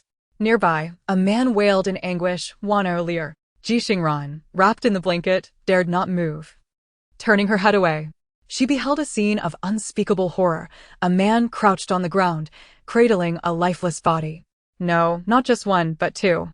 The woman cradled a child in her arms. Ji Xingran heard voices nearby. Before the onset of the frigid wave, the child had wanted to relieve himself and his mother, fearing that doing so within the fire circle might draw disdain, led him a short distance away, barely 10 meters. Yet, at the very moment the cold front struck, they were unable to return, leaving them frozen outside the warmth of the fire circle. Ji Xingran glanced down at the dwindling flames and sprang into action. Quickly, the fire is dying. Everyone had just awakened from the terrifying chill that had swept over them, focusing solely on determining who among them still lived and who had perished. They were oblivious to the pitiful state of the fire. In such weather, survival was impossible without its warmth. People hurried to add firewood. Ji Xingran shouted, "Do not touch the wood yet." However, some were too late to retract their hands, and the warmth of their palms quickly adhered to the frost-laden branches. A thought flashed through Ji Xingran's mind. This person must be from the south, unaccustomed to the biting cold of winter's iron railings. Ji Changming turned to Ji Xingran with intent focus. Ran, come with me." Surprised for a moment, Ji Xingran soon grasped her father's intention and nodded in agreement. The father and daughter left the straw mat and quilt with Shen Huixin, steeling themselves as they jumped down onto the stone cushioned by thick grass. Ji Changming immediately sought the soldiers to assess how many remained alive. Meanwhile, Ji Xingran joined Aunt Bao and others to rekindle the fire beside Shen Huixin, leaving 2 individuals to boil water and prepare soup for her. She then took Aunt Yu and 2 others to assist those trapped in the cold wave, cautiously advising the person whose palm was stuck to the firewood to gently pour warm water over the frozen area. helping another whose feet were frozen to the icy stones escape, and providing 2 mats to the elderly couple supporting one another. Ji Xingran's lips were chapped. Her face and ears stung with cold. The biting wind pierced her limbs like a multitude of needles. This cold wave was terrifying. Its intensity and swiftness left no time for reaction. Just the night before, the temperature had still been several degrees above freezing. She had thought that no matter how cold the night might be, there would always be someone on watch, ensuring no one would freeze to death. No one had anticipated such an unprecedented cold wave. The temperature plummeted to 0 or even lower in such a short span. Freezing everything in its path, both the living and the inanimate, none could escape. Ji Xingran felt a profound sense of dread. If she had not insisted on waking at midnight every night to check the calendar and the weather, if she had not heeded the system's warning, if her parents and the soldiers had not cooperated swiftly, if the exiled group had not habitually followed their commands, if, when this dreadful cold wave arrived, everyone had been asleep, any single if could have resulted in a scene far more tragic than the one unfolding before them. Chapter 48. What is the skill of a female surgeon with a blade? The fire blazed anew, expanding in size. The count of survivors was completed. From a group of over 360 exiles, along with the soldiers, nearly 400 in total, only about 220 remained. Among the soldiers, 2 out of 28 had ventured out with prisoners to seek water and had become frozen by the river. Of a group of 10, only 3 had escaped. The number of exiled prisoners had dwindled to fewer than 200. The reported casualty rate of 50% was indeed accurate. The soldiers herded the survivors into the fire circle, leaving the frozen bodies unattended for the night, as everyone feared another onslaught of cold. The Ji family huddled together on the warm stones, remaining silent for a long stretch. The phrase "frozen to death" seemed merely a casual complaint about the weather. But when faced with its stark reality, no one could remain calm. Ji Xingran silently shielded herself with her sleeve, nibbling on the food from her backpack. The warmth of the food felt like the only temperature she could sense. Though the fire burned, only the side facing it was warm, while her back remained cold, necessitating frequent shifts in position to warm herself. The soldiers, with grim expressions, unloaded supplies from the carts. 2 large baskets of black vegetable dumplings were placed in the center of the fire circle for all to take. 4 large iron pots were set over the flames, cooking a thick porridge of rice, vegetables, and meat. The dumplings had frozen solid, and 2 individuals struggled for an extended period to pry them loose. Finally, they resorted to slamming the basket down, scattering the frozen dumplings across the ground. Aunt Bao and her companions collected a significant number, over 30, and the soldiers said nothing. Aunt Bao approached Shen Huixin with the dumplings, but Shen Huixin shook her head. "You all eat. By the way, how is Aunt Fong doing?" Among the 5 women on watch, Aunt Bao and Aunt Yu fared relatively well, while the other 3 suffered from minor frostbite, with Aunt Fong in the most serious condition. She had been helping Shen Huixin prepare porridge and at that time appeared well. But once she rested, she developed a fever and began to babble incoherently, a rebound from the cold exposure. Not just Aunt Fong, but half of the surviving exiles had begun to run fevers and shiver uncontrollably. Shen Huixin instructed Aunt Bao and the others to boil the previously gathered herbs along with wild onions and ginger. Anyone who wished could have a bowl. Ji Xingran noticed that Ji Fuding and Ji Yuntai, who were on good terms with her father, had also set up large pots to cook. Not only for their own group, but sharing with others as well. Those who could had surreptitiously stowed away some supplies. At this moment, no one pursued inquiries into how they had hidden them. They simply consumed the hot porridge, warming the dumplings by the fire. The camp was enveloped in a somber silence, as though it were a desolate wasteland. Ji Xingran shivered. The sun finally emerged. As a faint light appeared in the east, Ji Xingran could not help but look up. Her eyes stinging from the brightness, refusing to blink until tears streamed down her cheeks. Daylight had broken. They had survived. Ji Changming spoke hoarsely, a plume of white vapor escaping his lips. "Ran, I will go find more firewood. Remember that white ceramic pot we had for instant noodles? I can make a hand warmer from it to warm your mother's hands." Ji Xingran nodded. "All right, father, you go. I will watch over mother." Shen Huixin had fared little better after last night's cold wave. Although she was protected by a heavy 8-pound quilt, she appeared noticeably more haggard. The exhaustion of the day, the chill of the night, and the lack of sleep had taken their toll, compounded by the fear that had gripped her throughout the night. Not to mention the frozen figures shrouded in white frost outside the fire circle, which made it impossible to rest peacefully. Gradually, people began to awaken. Having weathered last night's wave of cold, they could finally feel the warmth of the fire. It was only then that some, suppressing their sorrow, dared to look upon the bodies that had yet to be dealt with. As the sun rose, the white frost on the bodies of the frostbitten began to dissipate, revealing a semblance of life beneath. Yet, they would never again see the light of day. Ji Xingran silently followed the others, complying with the soldiers' demands to kindle a fire, warming the frozen earth before digging graves. In ancient times, cremation was not practiced. Even those who perished on the road must be interred, for it was deemed essential to lay them to rest. The half-grown children in the procession were also summoned to assist, digging holes, transporting earth, and dragging the corpses. No one protested, for they all understood that to be alive and able to endure such toil was a blessing from the heavens. Ji Xingran's strength was notably superior to those who had been starved for over half a month, allowing her to work diligently, digging as industriously as the laborers. Suddenly, a piercing scream erupted from Xin Huixin's direction. Ji Xingran turned to see 3 individuals surrounding her. Alarm surged within Ji Xingran, and she swiftly grasped the wooden shovel intended for digging, rushing forward to shield Xin Huixin. "Mother, what happened?" Xin Huixin patted Ji Xingran's arm reassuringly. "It's nothing, Ran. The scream had not originated from her, but rather from the 3 encircling her. Ji Xingran's countenance darkened, and she pointed the shovel menacingly at the leader among them. "Speak." What transpired? The man, his face contorted in pain, clutched his wrist, unable to utter a word as blood dripped incessantly between his fingers. Xin Huixin, wrapped in a straw mat, spoke softly. "I had just sent Aunt Bao and the others to fetch water, and these ruffians thought to take advantage of my solitude to pilfer." Understanding dawned on Ji Xingran. Was this truly a jest? Did they really believe Xin Huixin was a mere sickly cat? An esteemed medical professor, was she to be trifled with? Without genuine skill, could Ji Changming have entrusted his wife and daughter to gather firewood? Ji Xingran cast a sympathetic glance at the man's wrist. Surely, a surgeon's precision with a blade must be commendable.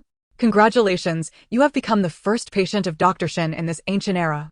The severed tendons, oh, how exquisitely they must have been sliced. Ji Xingran swung her shovel in front of the 3, her gaze fierce. "Get out of here."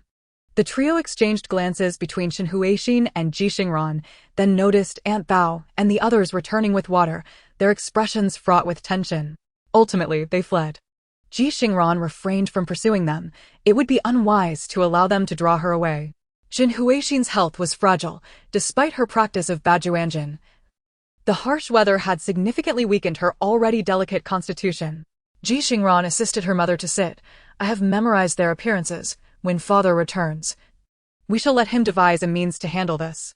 She would not recklessly confront 3 adversaries alone. In matters of discreet retribution, her father was far more adept. Meanwhile, Ji Changming, scavenging for firewood in the distant woods, sneezed. Chapter 49. The Bully Duo. Upon Ji Changming's return, Ji Xingran promptly recounted the incident involving the 3 individuals attempting to rob them, only to be thwarted by Xin Huixin. Ji Changming's expression darkened. "Ungrateful wretches. I should not have roused them yesterday." It was not a matter of seeking praise. Had Ji Xingran not shouted for everyone to awaken, the remaining survivors would have been halved by now. Such treachery, taking advantage of the vulnerable, ignited a fierce resolve within Ji Changming. Due to the significant loss of life the previous night, the soldiers made an unprecedented announcement to rest for the day. However, rest was a misnomer. They had to finish burying the corpses. Ji Changming refrained from gathering firewood, choosing instead to remain with the soldiers. They held Ji Changming in high regard. After all, his family had aided them the previous night. Ji Changming assisted the soldiers with their tasks and generously offered them 2 wild chickens left from their hunts. Then, he discreetly requested a favor from them. Before long, as Ji Xingran savored a pot of hodgepodge porridge, a commotion erupted among the soldiers, who began to loudly reprimand and subdue several individuals, mercilessly whipping them. "Dare you engage in thievery before us? Do you seek death?" The sound of the lashes echoed throughout the camp, and many turned their backs, unable to bear witness. Whispers circulated. Such audacity. The soldiers have already provided ample provisions, and they still dare to steal. Serves them right. Indeed. Just the other day, they robbed me of my life savings and assaulted my father. Had it not been for them, My father might have survived last night. Ji Xingran listened intently. Ji Changming, returning from another direction, remarked, "Those foolish fools. While I helped the soldiers move supplies, I intentionally left the cart's curtains slightly ajar, prompting their greed. If they do not perish today, they shall not see tomorrow." Ji Changming, typically a cheerful and affable man, held a wealth of experience in construction. He had encountered all manner of unsavory characters, gangs extorting protection fees, debt collectors threatening from atop cranes, brawls on construction sites, and even hidden corpses. One could not run such a large construction company without genuine skill. Ji Xingran, at that moment, realized that her mother seemed entirely unfazed by her father's conduct. This was not the naive man she had always perceived, nor the fastidious, talkative mother she knew. Shin Huixin, sensing Ji Xingran's gaze, offered a faint smile. "Your father and I first came together when I was leaving the study room during my graduate studies and encountered some ruffians. Your father, having taken advantage of a discounted shower ticket, single-handedly confronted 3 of them, emerging bloodied. I accompanied him to the hospital and the police station, and thus our relationship blossomed." How else could a mere construction worker like Ji Changming have crossed paths with a medical graduate student like Shin Huixin? Ji Xingran was taken aback. What a thrilling beginning to their romance. She had always imagined her father had simply spotted her beautiful mother and had waited at the school with flowers, compelling her to stoop to the rough man's advances. After laboring throughout the day, burying an unknown number of corpses, both Ji Xingran and Ji Changming's hands were raw and calloused.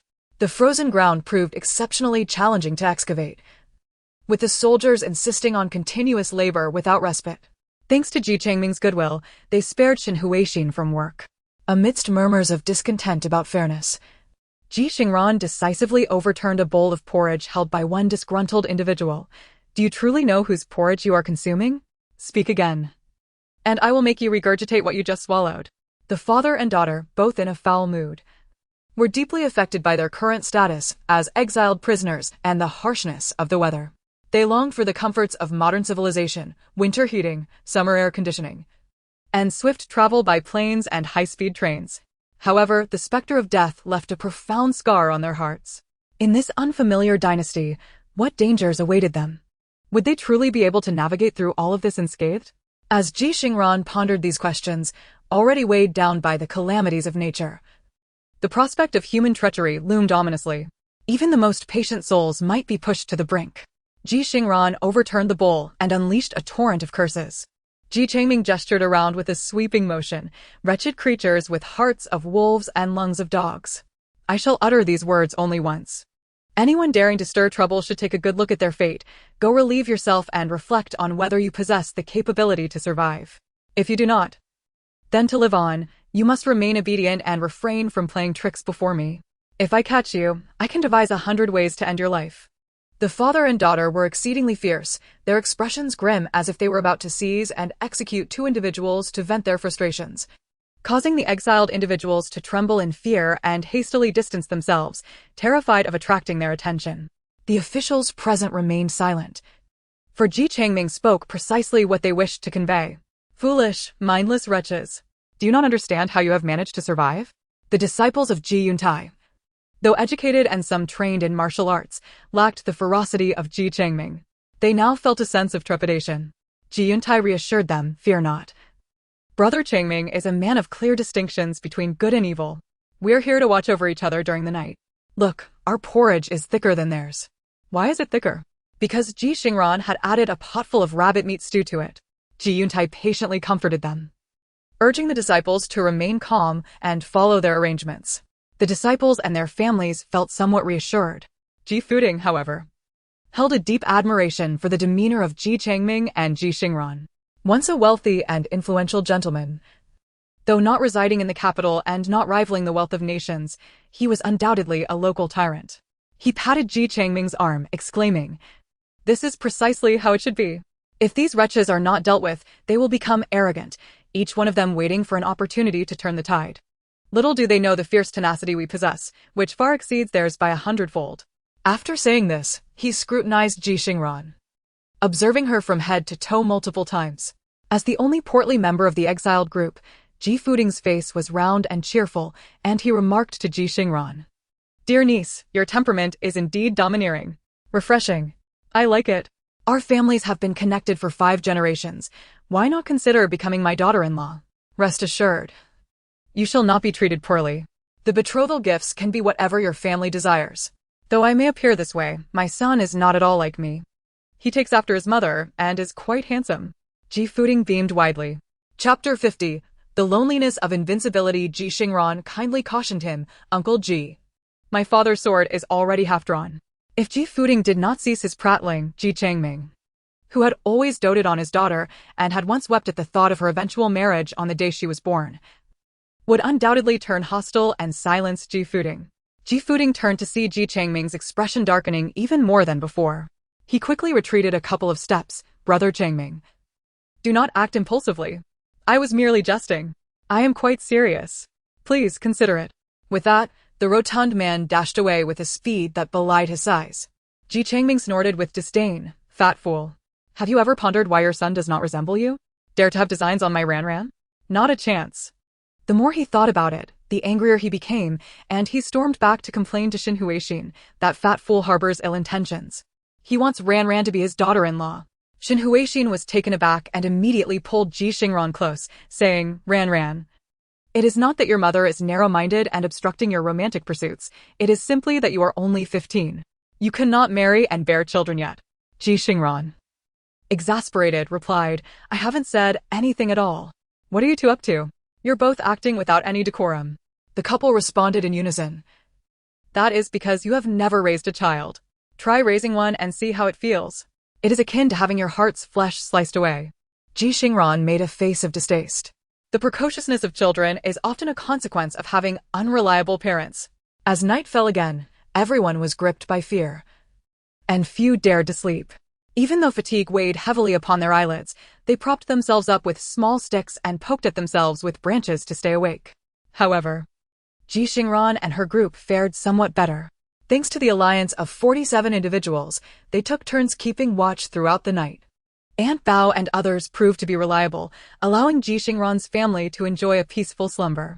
Unfortunately, there was one downside. Shin Huixin, who had seemed perfectly fine during the day, started coughing at night. Initially, she tried to suppress it, but as the saying goes, there are 3 things one cannot hide: poverty, love, and a cough. No matter how much she stifled it, her abnormal condition raised the alarm for Ji Xingran and her father. Ji Changming checked Shin Huixin's forehead with his hand and immediately became alarmed. Ranran, your mother has a fever. Upon hearing this, Ji Xingran sprang up, touched her mother's forehead, and confirmed that it was indeed hot. They both grew anxious.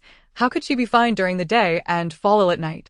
Shin Huixin, her head pounding, struggled to explain. This is just a normal reaction from having been chilled earlier. Do not worry, Mingo.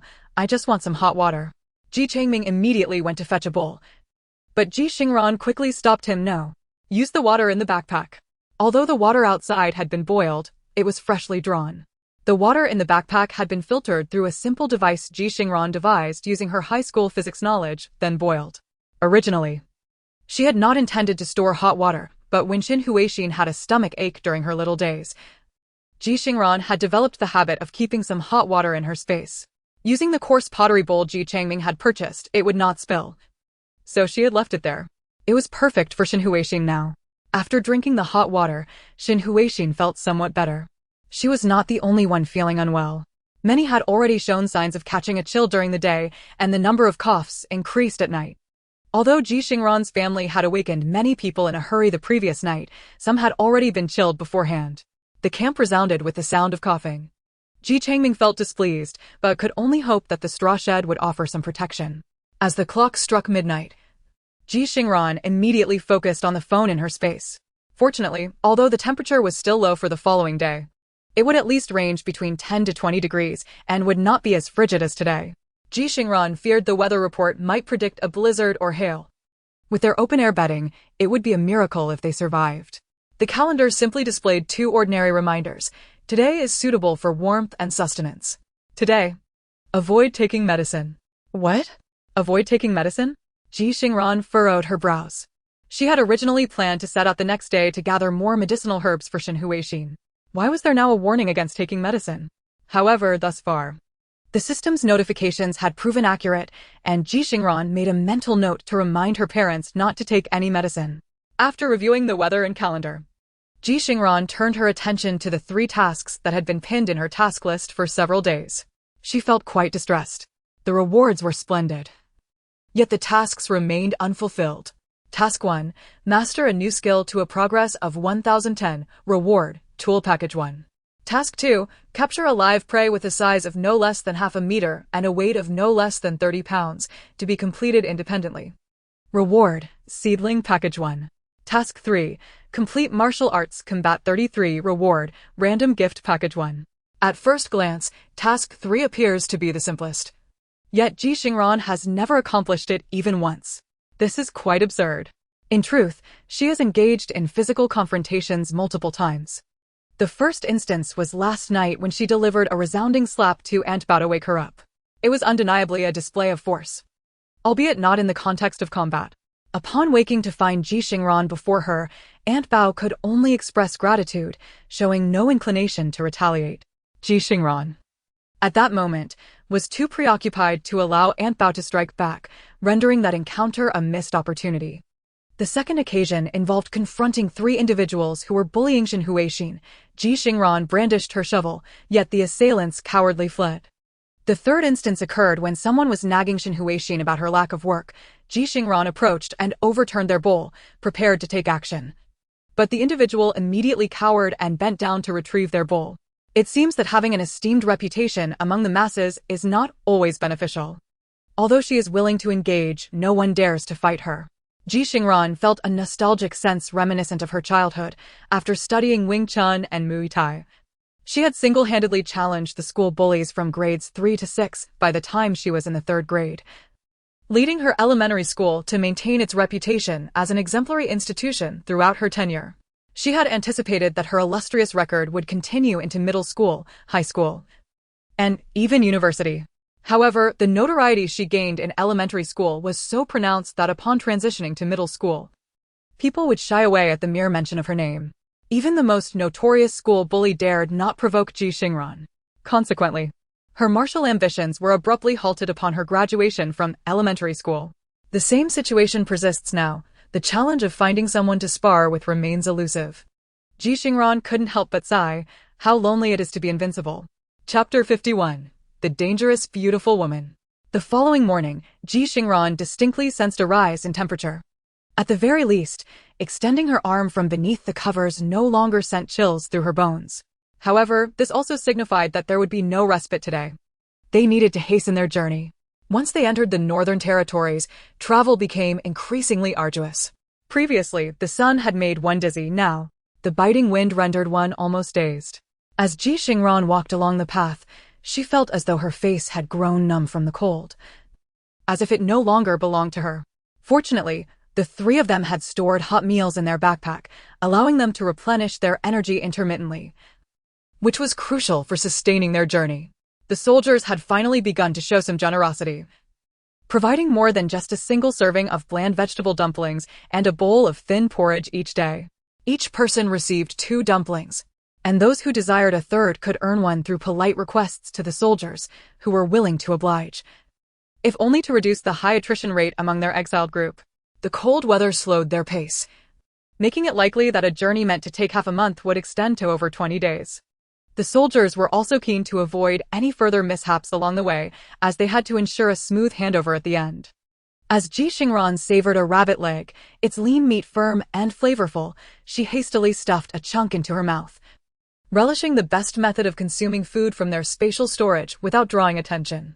As she ate, Ji Xingran reflected, had she known earlier, she would have placed an entire chocolate bar in there. As long as it didn't tea melt, she could have easily retrieved it.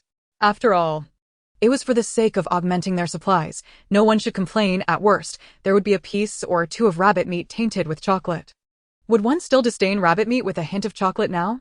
Ji Changming licked his lips. Indeed, chocolate is an excellent source of energy. Each piece consumed diminishes their supply, and now only the last piece remains, which must be reserved for your mother. Shen Huixin, supported by the father and daughter, took a sip of warm sugar water. It's all right, as long as it is a carbohydrate. Sweet foods can quickly replenish energy. And drinking brown sugar water serves the same purpose. Ji Changming calculated the position of the sun, contemplating, before entering the Jing stone path. The soldiers should make one more procurement trip. However, he pondered whether he should accompany them this time. It would be advantageous to go, as the previous supplies were scant. He hadn't anticipated the weather turning so cold so soon and had only purchased a set of cotton clothing for Shen Huixin. This time, if they went down the mountain, he would certainly need to acquire more supplies. Yet, given the current circumstances, Ji Changming felt uneasy about leaving Shen Huixin and Ji Xingran alone. Shen Huixin encouraged Ji Changming to go. You and Ran do not have cotton clothing. The weather is growing colder by the day, and it's imperative to buy more cotton. Furthermore, you've mentioned that this will be the last procurement before entering the Jing stone path, which is a desolate place.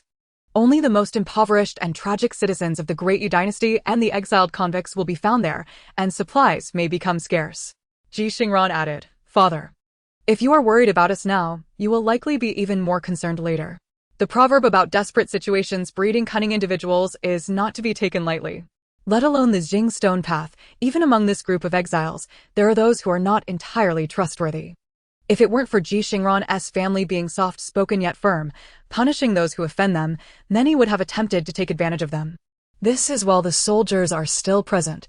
Once they reach the Jing stone path, at their wits' end and without the soldiers, the situation will become even more perilous. One should never trust in the goodness of human nature. The three of them deliberated and ultimately decided that Ji Changming would accompany the soldiers down the mountain to procure supplies. This time, the familiar faces included Ji Changming, Ji Fuding, and Ji Yuntai. The remaining individual was surprisingly a woman in her 30s, possessing an exceptionally alluring beauty and walking with graceful, measured steps. Upon encountering the three men, the young woman curtsied.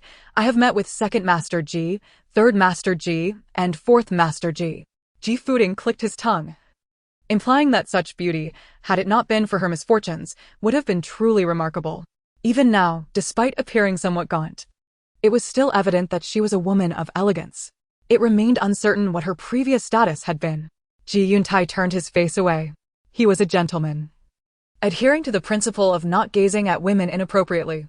Ji Changming, however, offered a polite smile, no need for such formality. Yet, internally, he remained cautious.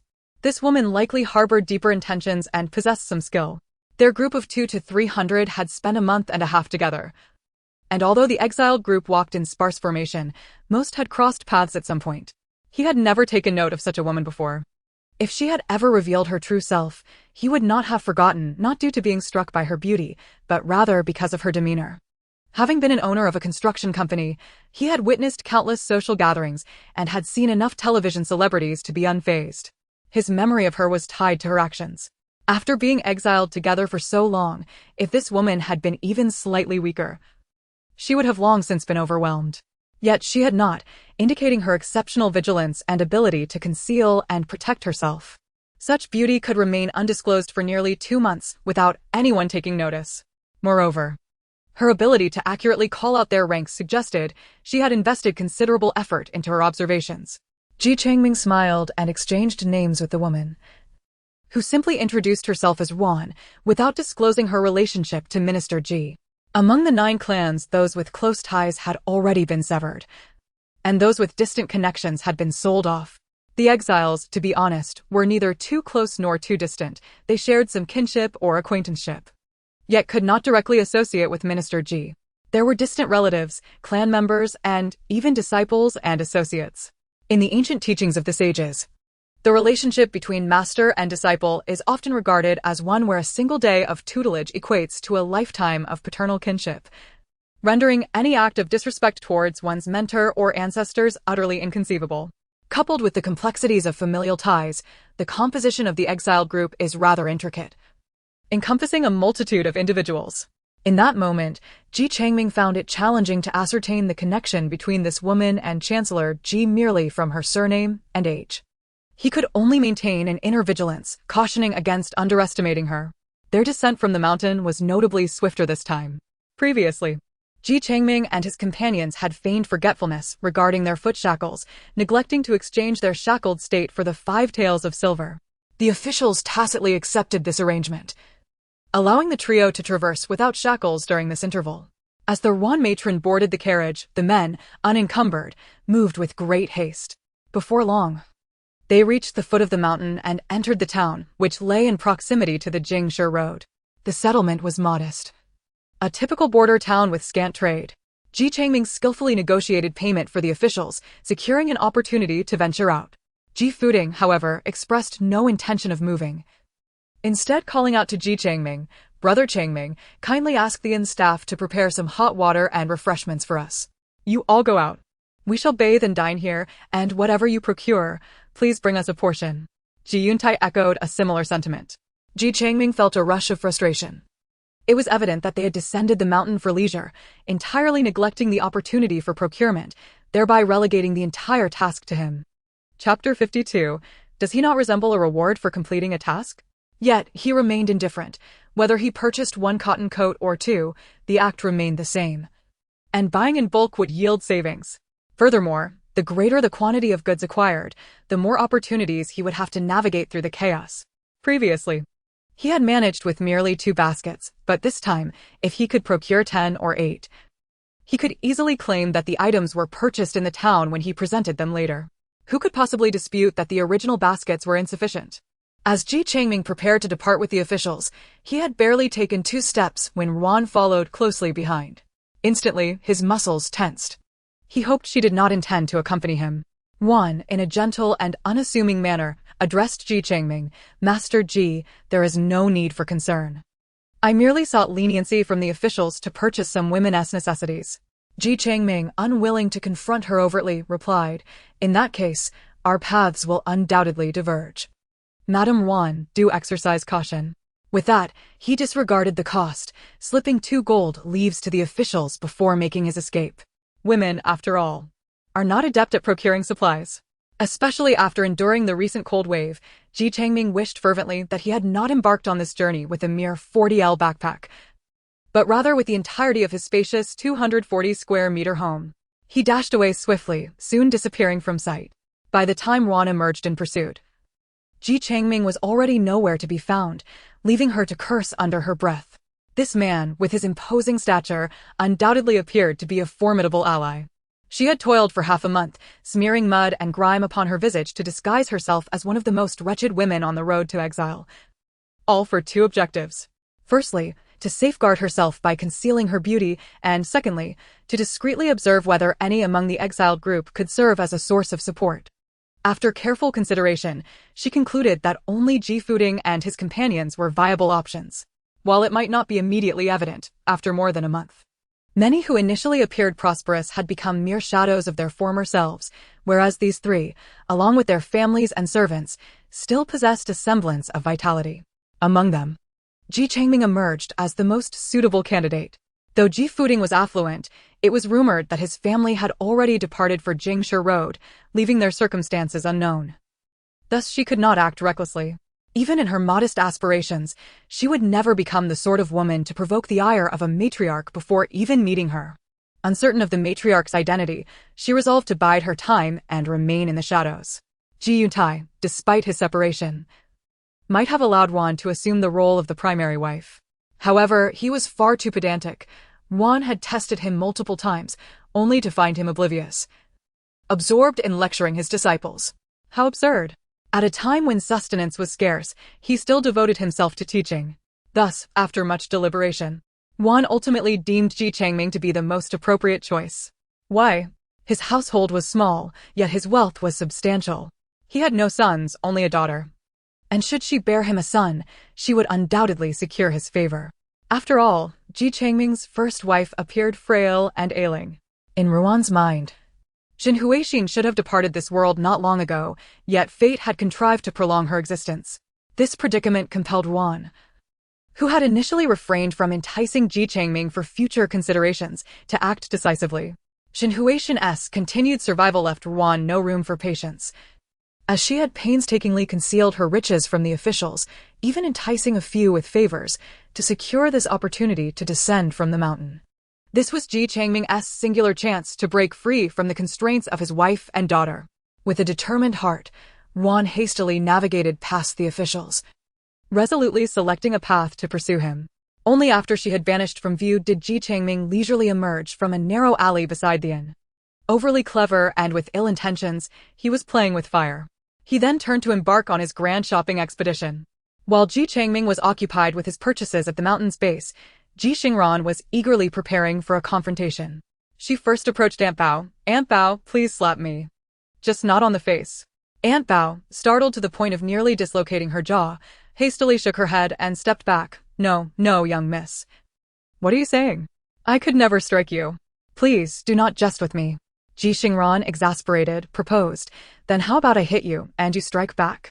Aunt Bao was momentarily stunned, then suddenly knelt before her, weeping inconsolably. "Miss, if I have wronged you in any way, feel free to chastise me, but please, do not dismiss me. To strike a servant is one thing, but to allow them to retaliate could only lead to dismissal." Aunt Bao's heart raced with terror. They had finally found a master so benevolent, and she had no desire to leave. Not to mention, everyone had witnessed the harshness of the recent cold wave. Being cast out now would be tantamount to a death sentence. Aunt Bao's wails drew the others, including you, Aunt, and the rest, to kneel and bow in alarm. Shen Huixin, who had been resting, awoke to this scene, utterly bewildered. Ran, what are you doing? Why are Aunt Bao and the others in such distress? Have you started beating them again, just like when you were a child? Ji Xingran felt a deep sense of helplessness. She would have relished the opportunity to strike. But alas, the others were not cooperating. Frustrated, she glared at Aunt Bao and the others, exclaiming, "Can you not play your roles properly? You cannot expect me to unleash my fists upon my parents, can you? That would be utterly unthinkable." Even if Ji Xingran shares a close bond with her family, she has her own principles. Overwhelmed, Ji Xingran turned to the others. Perhaps it was the fierce determination in her gaze that caused everyone to instinctively avert their eyes upon meeting her stare. They dared not provoke her, for she belonged to a family that could easily befriend the officials. Ji Xingran lamented, "How dreadfully lonely." Just as Ji Xingran was on the verge of despair, her all-powerful points artifact astonishingly came online. While she was repeatedly dismantling and reassembling the grass mat to hone her skills, she suddenly heard a familiar cacophony of insults nearby. "It's not you who's dead. It's you calamity. You froze my precious grandson to death. You must pay for his life. You wretched creature.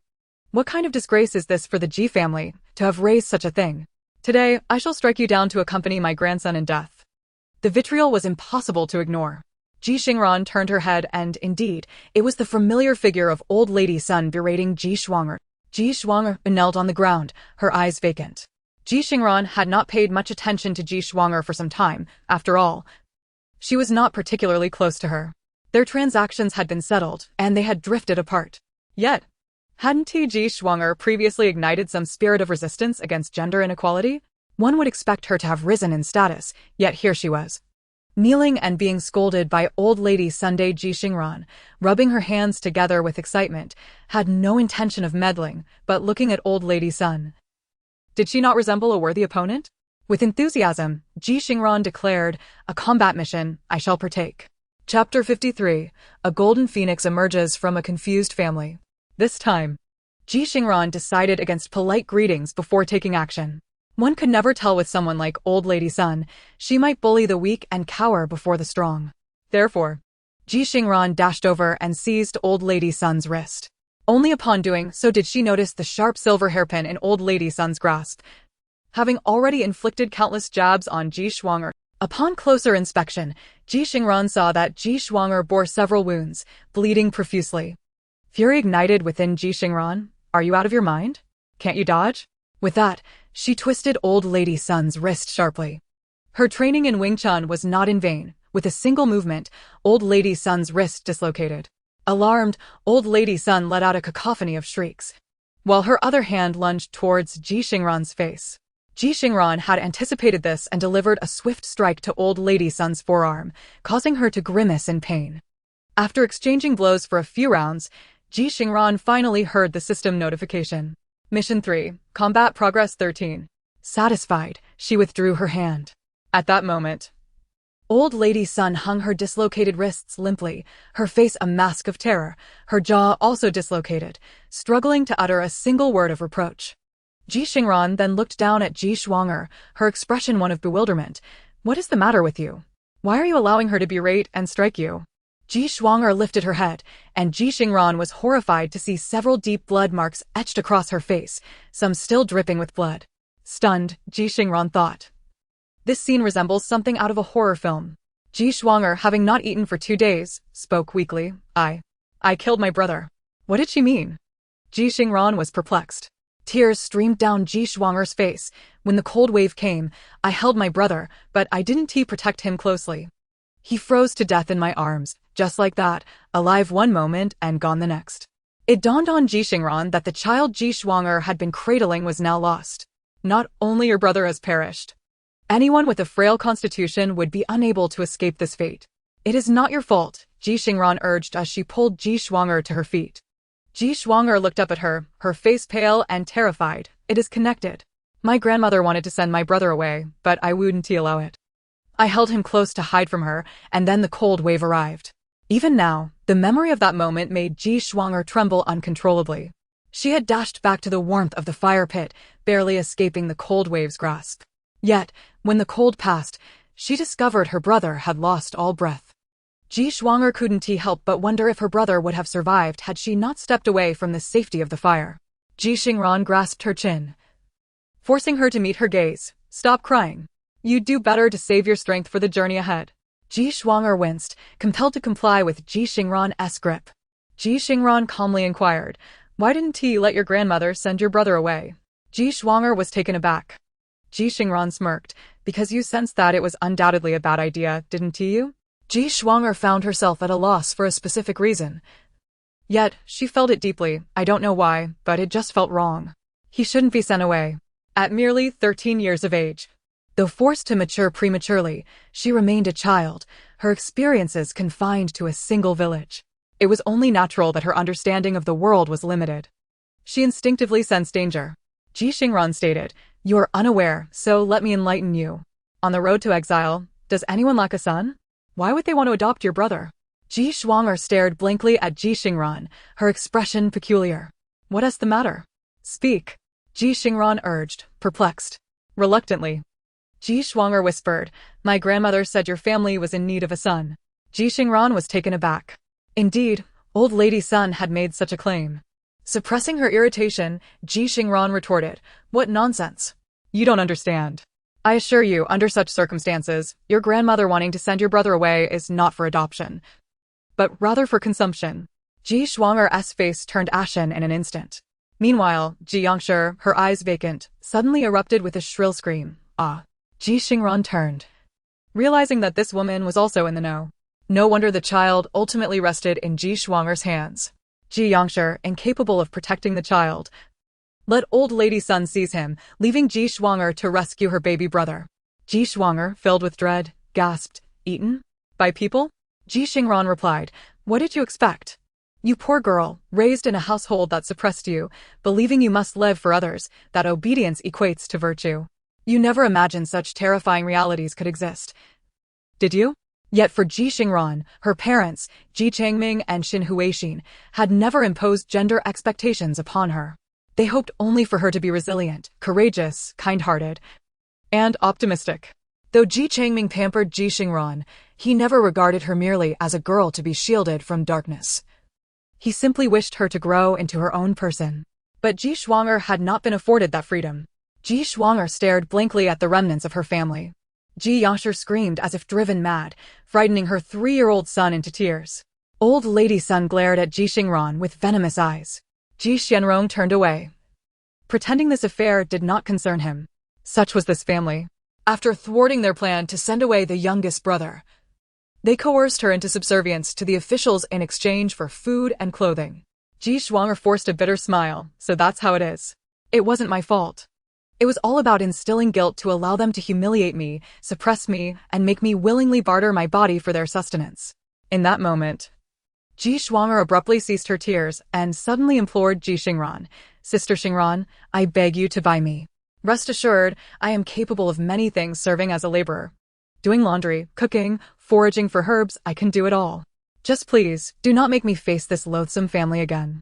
Huh? Ji Xingran was taken aback. No. I had no intention of purchasing anyone.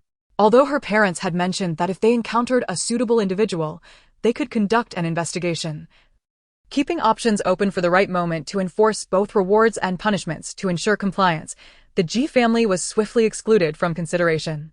Despite Ji Xingran being quite useful, her entire family, comprising the meddlesome old matriarch, the overconfident Ji Xingran, and the muddled Ji Yangshi, proved to be burdens that weighed her down. Thus, Ji Changming was the first to dismiss them. After all, your mother is a physician by training. She would surely adapt quickly to the ancient medicinal practices and herbal remedies. Consequently, Ji Xingran never contemplated fostering a closer relationship with Ji Xingran. However, the current predicament posed a dilemma. Should she agree or not? Refusing would mean missing out on a potential ally in the form of a resourceful individual and a skilled herbalist. Yet, acceptance raised concerns about future complications. Chapter 54. Congratulations to Ji Xingran for receiving a mandatory task. Ji Xingran knelt on the ground, clutching Ji Xingran's garment tightly, and bowed her head. Sister Xingran, I beg of you, I will be immensely useful, I swear. Ji Xingran's expression was strange. It was not that one could not purchase a person.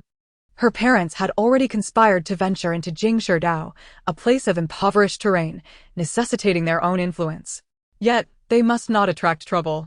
Ji Xingran lowered her gaze to Ji Xingran and asked calmly, "Why do you insist on relying on others?" Huh? Ji Xingran looked up in confusion, struggling to grasp Ji Xingran's meaning. Ji Xingran continued, "This is not the first time I have saved you. You know how to leverage your abilities for resources and support. So, why must you depend solely on others and not on yourself?" Ji Xingran had no need for someone to serve her as a beast of burden. Did one truly believe that caring for livestock was effortless? Cattle required grazing, and horses needed night fodder. It was only then that Ji Xingran began to comprehend Ji Xingran's words, her face paling. Indeed, Ji Xingran had previously warned her that the exiled were subjected to harsh elements, deprived of food, and worn down by fatigue, with many succumbing to illness and weakness. Had she not exchanged herbs for wildfowl? Ji Xingran murmured, "I thought I caused my brother's death." Ji Xingran could empathize with such feelings, but did not wish to share in Ji Xingran's plight. "Your statement is precisely why I cannot take you with me." Ji Xingran looked up, bewildered. "Why?" Ji Xingran replied, "Today it is your brother. I can hypothesize that perhaps you felt less guilt when your grandmother passed. But what about your father? Your mother? Your other brother? If I take you with me, it means I have to sacrifice a meal for every task you require. Yet, you have so many mouths to feed. Open your eyes and see, besides your brother, which of your father, mother, or grandmother is incapable of working for sustenance. Even the most cherished grandson can be sent away. Do you truly believe they wish for you to submit to others as punishment, rather than acknowledging their own malicious intent all along?" Without hesitation, Ji Xingran laid bare the sordid thoughts of Ji Xingran's family before them. Ji Xianrong's expression darkened as he remained silent, while Ji Yangshi, having ceased her wailing at some point, tightly embraced their last remaining son, her countenance numb. Only the old matriarch, Sun, continued to flail about, her hands and chin dislocated, resembling a windmill as she swung her arms. As Ji Xingran observed her family, realization dawned upon her. Her tears ceased and a vague, unnameable smile emerged on her blood-stained face. "I understand now. Thank you, Sister Xingran. Rest assured, I will live well and not allow this group of ravenous people to have their way." Ji Xingran stood up, grasping the wild fowl beside their fire pit. In the face of the old matriarch's wrath, Ji Xingran coldly stated, "This is what I earned." She had gone several days without food, since her brother's death. She had not been permitted to eat. Reflecting on it now, why should her hard-earned possessions require permission to consume? She needed to survive on her own. And that meant eating what belonged to her. Ji Xingran carried her belongings to another tree. Instead of using the original fire to ignite her own, she approached another family. "I have wild scallions. I will trade them for firewood." The family, horrified by Ji Xingran's bloodied visage, instinctively nodded, "You may take it." At that moment, a smile finally graced Ji Xingran's face. Was it truly this simple? "Thank you," she said. Ji Xingran silently watched as Ji Xingran kindled her fire and began roasting the wild fowl. Though it was not fully cooked, she tore off a piece that was edible and ravenously stuffed it into her mouth. Observing this, Ji Xingran felt a complex mix of emotions. She prepared to return home, but suddenly recalled something and turned back to Ji Xingran. "What happened to your face? Did the old matriarch do that?" Ji Xingran's gaze remained steady. "I did it myself. They intended to sell me. If I marred my face, no one would want me.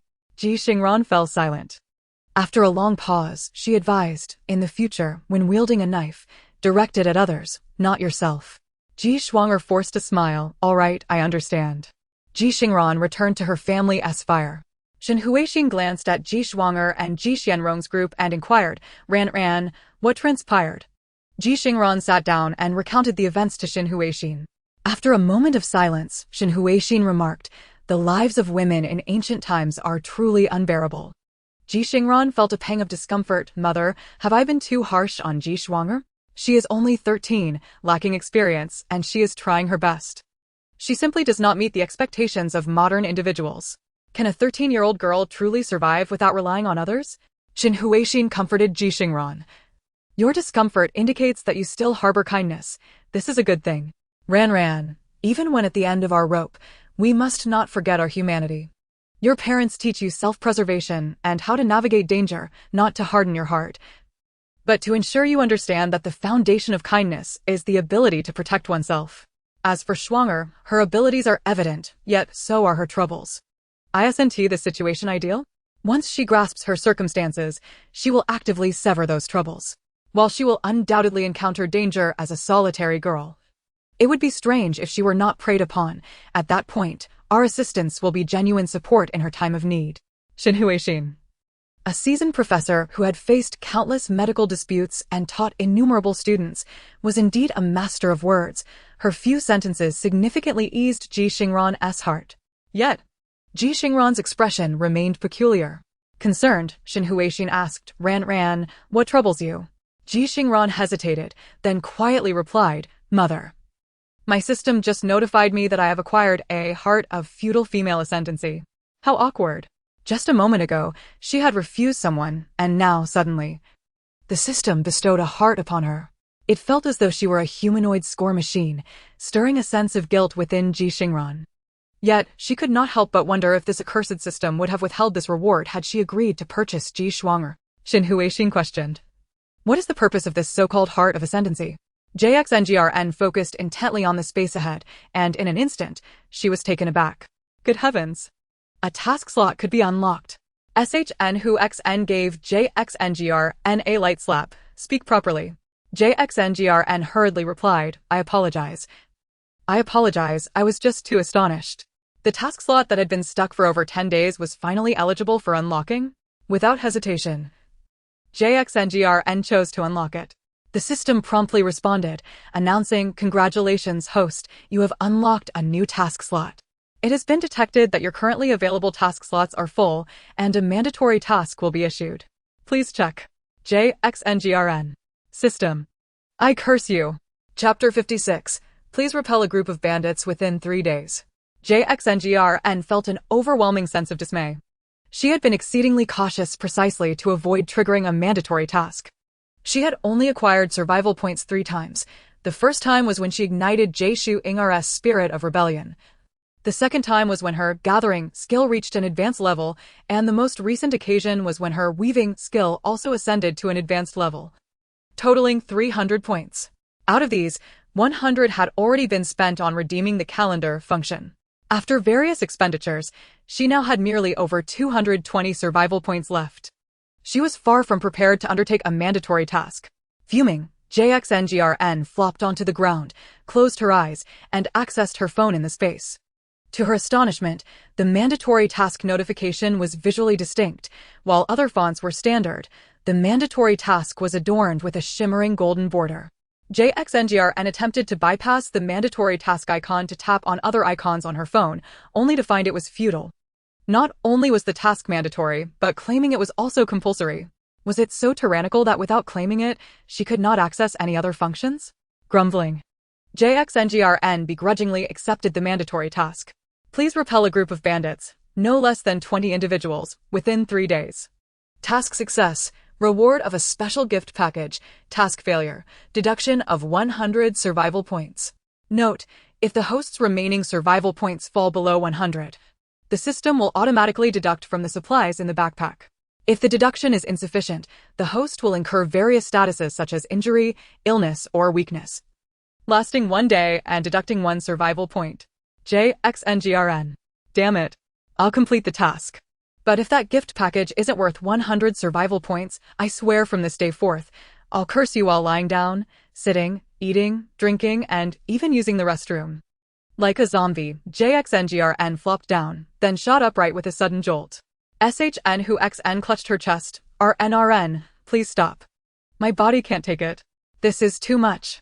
No wonder characters in period dramas frequently suffer from headaches and fainting. It is indeed true. A single shock. A burst of excitement, fatigue, and worry. Those sensations can overwhelm one's senses. Under such conditions, SHN who XN felt utterly powerless against the frail body of this original self, which was truly vexing. Ji Xingran seized the wooden bow and arrows crafted by JCHNGM, along with the iron knife rewarded by the system, and clambered to her feet. The mandatory task had a time constraint, commencing from the moment she accepted it, totaling 72 hours. A countdown was visible on her phone's home screen, already showing 71, 58, 31. There was no hope of a decent night's sleep tonight.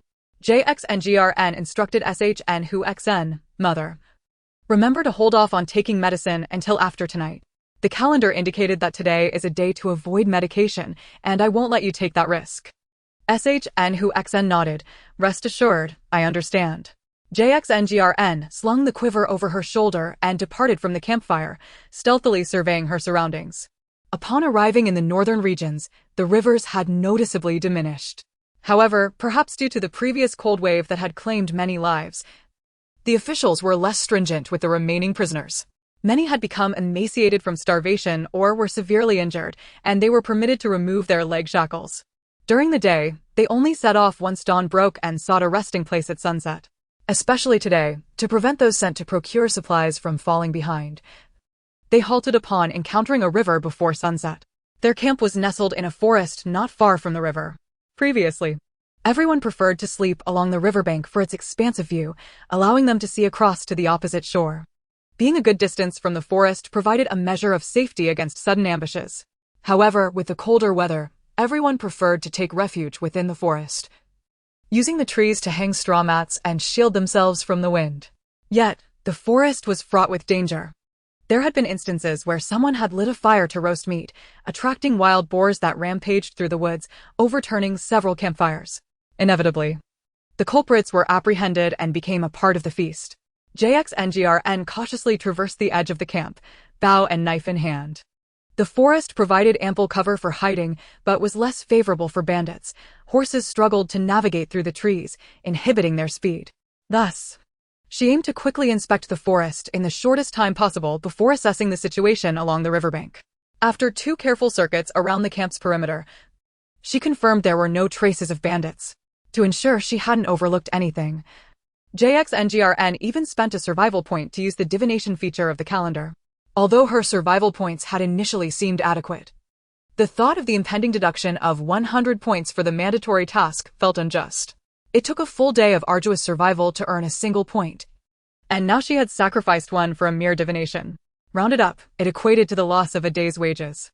Though she had never been a wage slave, it still felt unjust. Divination request, direction of the bandits. Divination result, no bandits within a 100-mile radius. Ji Xingran, well, I divined, but not thoroughly. With that, Ji Xingran ceased her wandering, preparing to return and conserve her strength. However, as she turned back toward the camp, she happened upon the officials directing some prisoners in brewing herbal medicine, claiming it was to be distributed for everyone's consumption.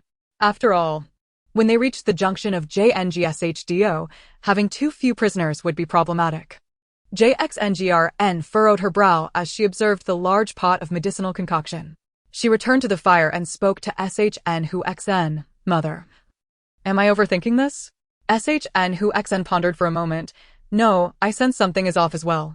Our family agreed that even if we had a cough or fever today, we would temporarily refrain from taking any medicine. Thus, no preparations were made. Now, it is already night, nearing midnight, and nothing has manifested. At this critical juncture, the officials are brewing herbal medicine to distribute to everyone? SHN who XN's expression turned serious. RNRN.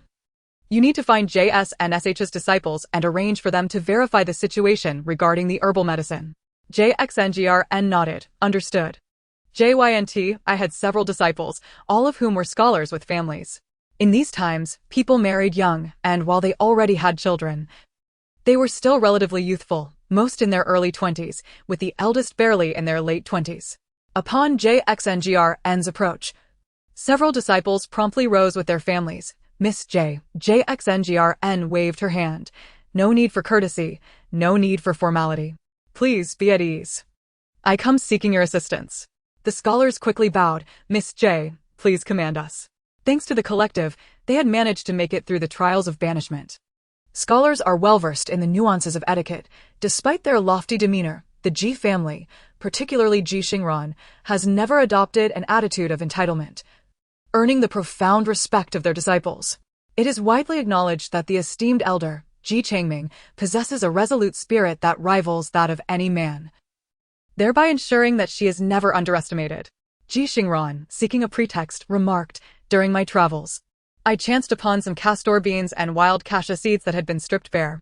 Just now, as I passed the military officers, I thought I glimpsed these very items simmering in a pot.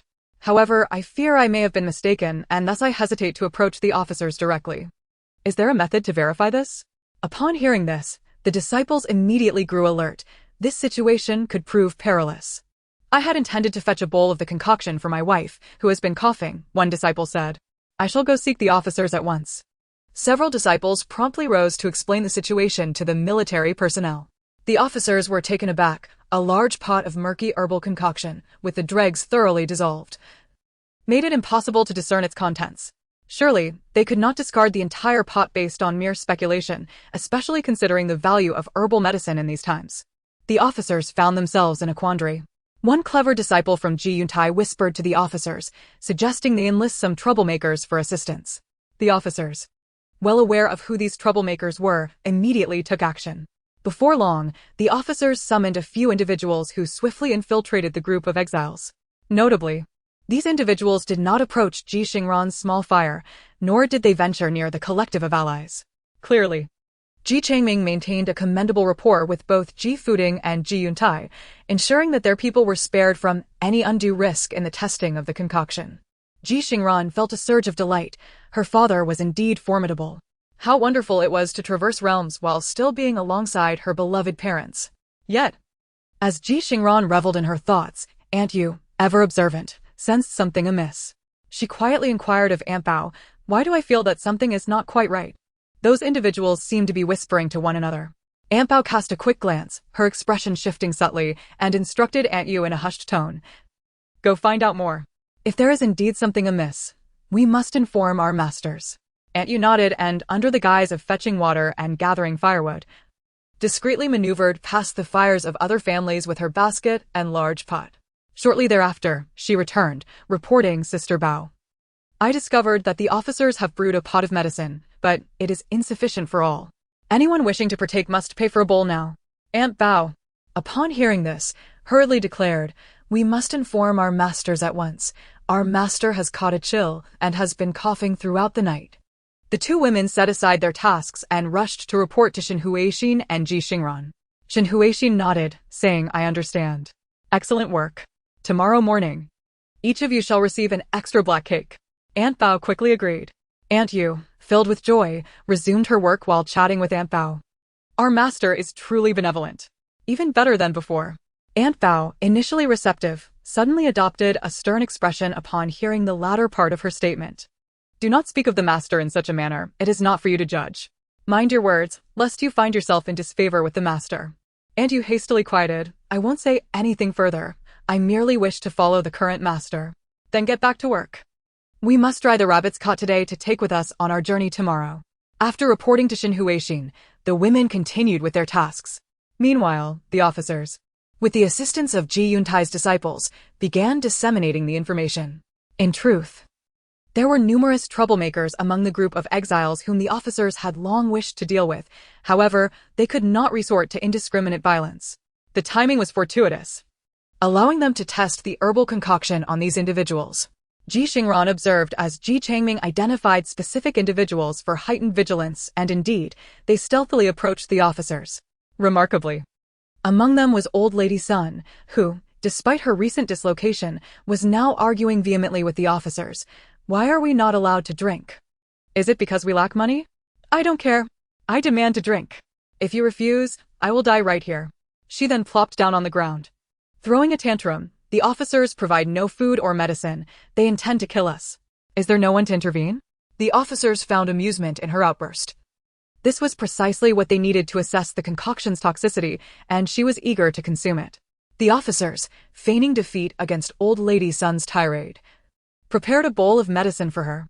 Very well, drink up. Old Lady Sun scoffed at the small quantity, insisting, what about my son and grandson? They must have theirs too. Without further ado, the officers provided her with 2 additional bowls. Ji Xingran and several disciples watched closely. Old Lady Sun consumed 1 bowl, while Ji Xingran took another. Ji Yun, discontented with the bitterness of the concoction, passed his bowl to Ji Yongshi, saying, I refuse to drink it, mother. You should drink it instead. Ji Yongshi, unable to pacify him, prepared to drink it herself as it grew cold. However, Old Lady Sun seized the bowl from her hands and downed it in several gulps, berating Ji Yongshi, what are you? You think you deserve to drink medicine? Even allowing you to breathe is a waste.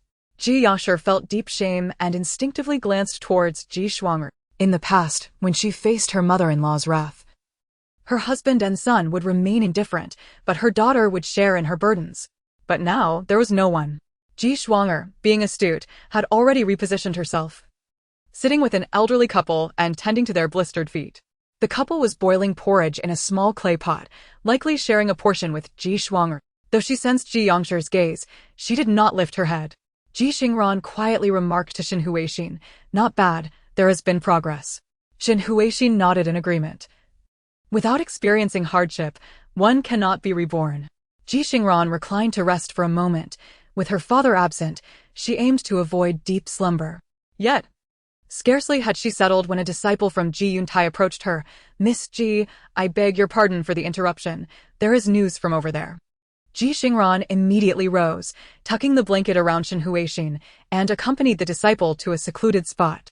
What is the news? The others are fine, with little reaction. Perhaps 1 or 2 have ventured into the woods, likely suffering from diarrhea. But Old Lady Sunday. What of Old Lady Sun? She drank 2 large bowls in one go and is now incapacitated, unable to rise, vomiting and suffering from diarrhea. She appears to be on the brink of death, causing great distress among those nearby, and Ji Yongshi had to drag her away to handle the situation. Ji Xingran replied, I do not take pleasure in her misfortune, merely finding it difficult to suppress a smile. Well done, Ji Xingran encouraged her disciples. They were all quite bashful, responding, not at all, Miss Ji. Do you have further instructions? Our teacher advised us that should you encounter difficulties, we must come to your aid. Ji Xingran stroked her chin thoughtfully indeed. There is a slight predicament. The disciples immediately perked up. Please, Miss Ji, share your thoughts. Ji Xingran retrieved a bowl of rabbit meat that Aunt Bao and the others had not had time to dry. There is little else. Please accept this bowl of rabbit meat. Do not decline. You all have families to support, and relying solely on rations will not suffice. The disciples expressed their gratitude and accepted the offering. Once everything was settled, Ji Xingran sighed in relief and lay back down. Midnight. The calendar refreshed. Today's auspicious direction, northeast. Today's inauspicious direction, southwest. Ji Xingran, how has it come to this, with auspicious and inauspicious directions? Could it possibly be related to the mandatory tasks?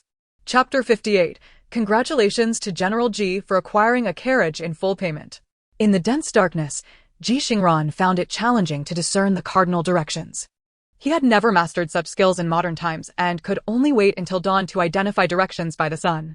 Ji Changming navigated the bustling night market, selecting necessary supplies. Food was not a pressing concern. The tasks Ji Xingran undertook primarily rewarded him with provisions. Moreover, Ji Fuding, the affluent benefactor, frequently extended credit to procure dried goods from the soldiers, distributing them to Ji Changming and Ji Yuntai's households. As a result, food shortages were not an issue. He purchased items without expending much effort in selection. Ji Changming focused on preparing for the upcoming journey along Jingshi Dao. His priorities included fabric and cotton clothing, essential items in abundance that could be exchanged if not needed for personal use. Next were essential cooking ingredients such as oil, salt, soy sauce, vinegar, and spices. With their ample game, these were necessary to mask any unpleasant flavors. Otherwise, the meals would be quite unpalatable. Following that were tools and weaponry.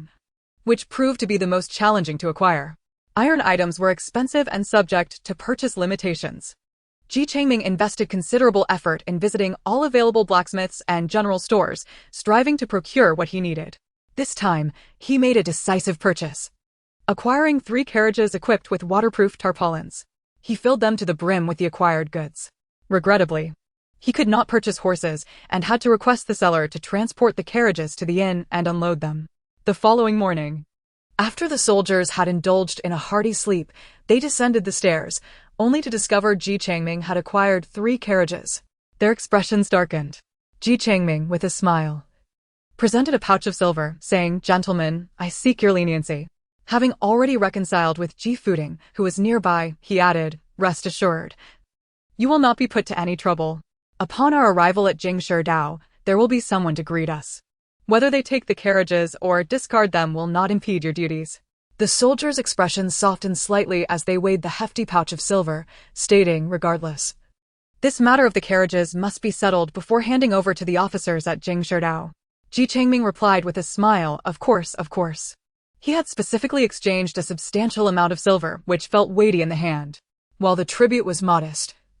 The stark difference between the lightness of gold leaves and the heft of silver ingots was akin to the distinction between a few zeros in a bank transfer and a thick stack of cash. Although the value was the same, the visual and tactile impact was profoundly different. With such a pouch of silver in hand, the soldiers could hardly refuse. Who would willingly turn down a hefty sum when it was presented? Without further ado, the soldiers led them to transport the recently acquired goods. Ji Xingran and his companions felt immensely satisfied. On the road, Ji Fuding patted Ji Xingran's shoulder with enthusiasm, praising, "Brother Xingran, your vision is truly grand." Ji Xingran, smiling gently, remarked, "Brother Fuding understands the hardships I endure. However, as agreed, each of us brothers shall have 1 carriage, but the supplies on board must not be shared." Ji Fuding, unperturbed, replied, "As a merchant, I understand this well enough. The price is negotiable." Ji Xingran found it refreshing to converse with an astute individual.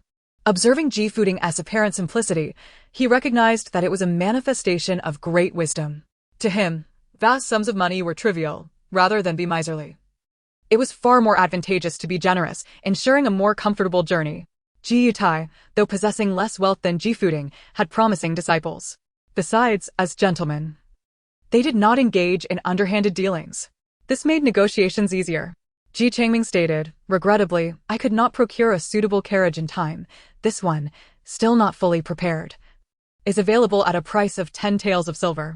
I shall keep one for myself and sell the other to Brother Fuding for 100 taels. The carriage, still requiring some work, was sold to Ji Yuntai for 70 taels. Both Ji Fuding and Ji Yuntai expressed no objections, even finding the arrangement quite agreeable. After all, opportunities like Ji Xingran's were not easily come by and deserved proper handling. Conducting oneself with integrity at this juncture, forging bonds with capable and trustworthy individuals, rendered the monetary transactions trivial. Thus, the 3 reached a satisfactory agreement, their laughter ringing out cheerfully. The soldiers, having received their silver, were equally pleased. A harmonious atmosphere prevailed, except for Wan Shi. Wan Shi glared at Ji Xingran, filled with a mixture of shame and resentment. The previous night, she had pursued him, only to find herself running several streets without a trace of him. With no choice, she returned.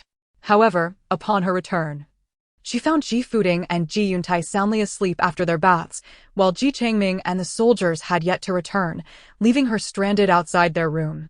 After washing her face, she realized she looked quite lovely.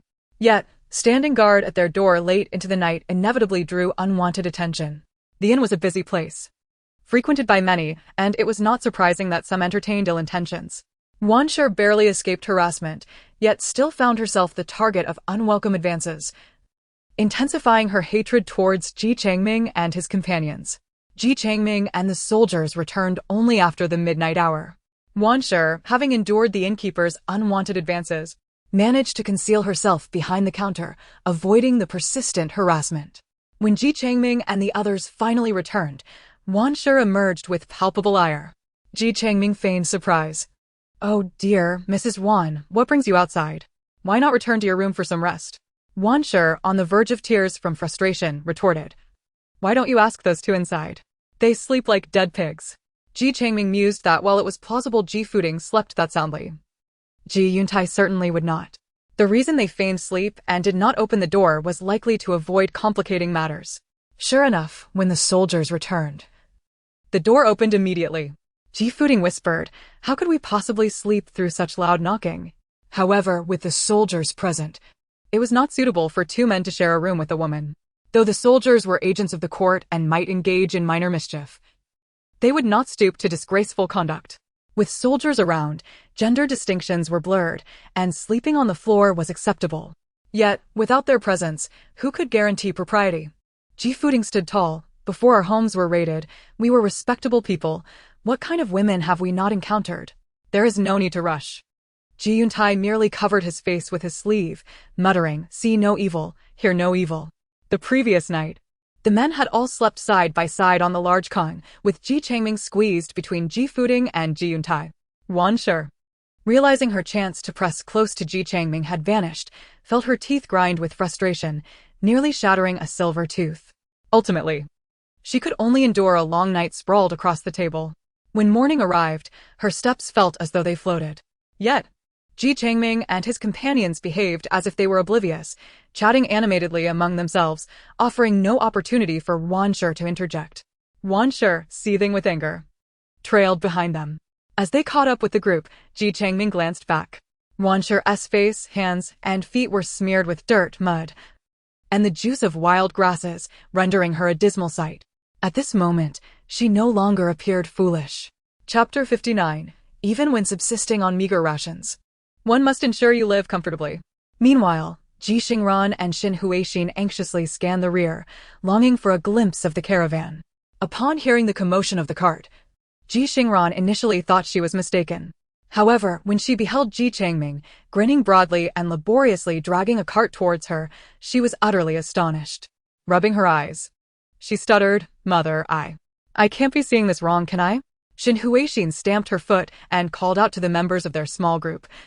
"The men are back. Hurry and lend a hand." The servants of Ji Fuding and the disciples of Ji Yuntai hurriedly rushed forward to assist the three in unloading their cargo. The disciples and servants took over the task of pulling the cart, while Aunt Bao and the others joined in to push from behind.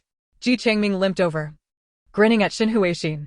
In a mix of urgency and frustration, she scolded him even as tears streamed down her face. "You should have been more prudent with your purchases. Is this cart meant to be pulled by humans?" Ji Changming chuckled. "It's not as arduous as it seems. The officers brought 2 horses along to help for a while, and the rest of us took turns pushing and pulling it up." Xin Huixin, upon parting Ji Changming's clothing, noticed deep blood marks on his shoulder, and her tears flowed uncontrollably. "Are you foolish? You've become utterly reckless." Ji Changming grasped her hand and laughed. "What a mere scratch. It pales in comparison to the laborious days of hauling bricks and cement at the construction site." Xin Huixin, both exasperated and heartbroken, retorted, "How can you even say that? That was then and this is now." The truly strenuous labor Ji Changming had endured was during his brief period before dropping out of school and reaching adulthood. Afterward, he had become a small contractor, enjoying certain privileges. Such heavy labor was indeed something he hadn't done in decades. Ji Changming reached out to wipe away the tears beneath Xin Huixin's eyes, inadvertently smearing her face with dust. "Oh dear, I didn't mean to."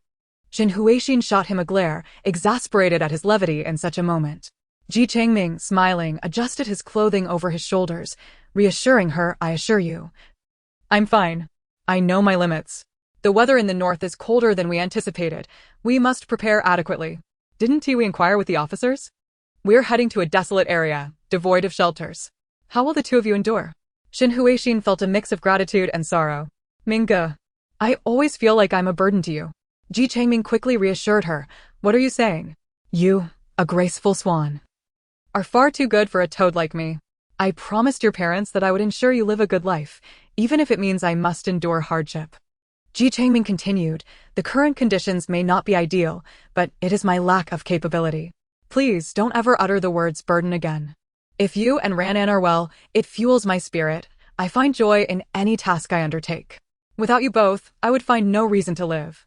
They supported each other as they walked forward, and Ji Xingran hurriedly caught up with them, saying, "Let us not talk for now. These herbs for reducing bruises and swelling are freshly crushed. Father, apply them quickly. Ji Changming obediently allowed the mother and daughter to fuss over him, commenting, "It does feel a bit more comfortable. It's quite refreshing." He then inquired, "Are there any more?" "Let us send some to your Uncle Ji San and Uncle Ji Si as well." Ji Xingran nodded. "There are more. I've asked Ji Xingran to prepare them." Ji Xingran had been tirelessly gathering herbs for the past few days. It is no wonder that specialized individuals excel in their fields. After Ji Xingran had surpassed the range of her herbal knowledge, she struggled to find the right remedies. However, Ji Xingran had a knack for it. Ji Xingran had just gone to exchange supplies with Ji Xingran when she declined them. "Sister Xingran, you have already helped me so much. I cannot take any more of your things." Ji Xingran was about to argue, but Ji Xingran pleaded, "Sister Xingran, I beseech you, do not refuse me. I wish to be of use."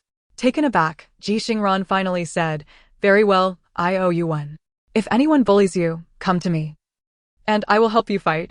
Ji Xingran had only meant it casually, but Ji Xingran's eyes brimmed with tears. She bowed deeply to Ji Xingran. "Thank you, Sister Xingran." Ji Xingran responded, "It's not quite what you might think, but it's close enough." Ji Xingran then handed the herbs Ji Xingran had prepared to Ji Fuding and Ji Yuntai. The disciples of Ji Yuntai promptly expressed their gratitude. Meanwhile, Ji Fuding grimaced in pain, clutching his shoulder, as the old steward and several servants hurriedly prepared congee and poured water. Upon seeing Ji Xingran approach, Ji Fuding quickly silenced himself, feigning calmness as he declared, "My dear niece, rest assured, your Uncle Ji Si is in good health. I am not some sickly old man who burdens his children." Ji Xingran was at a loss for words. "Uncle Ji Si, please apply the medicine first. If you do not tend to it promptly, it will swell considerably by tomorrow." That evening, after some rest, Ji Changming, along with Aunt Bao and others, organized their belongings. These items were of utmost importance and had been displayed openly before everyone, allowing them to be used openly. Moreover, the more items they had, the better they could conceal the contents of their space. The only regret was that the 3 large bags were filled to capacity, which was far from sufficient. At dawn the following day, Ji Xingran decided to consult her divination. The results indicated that there were still no bandits within a 100-mile radius. Ji Xingran understood that the weather forecast extended only 50 miles, while her divination reached 100. There was a tinge of regret.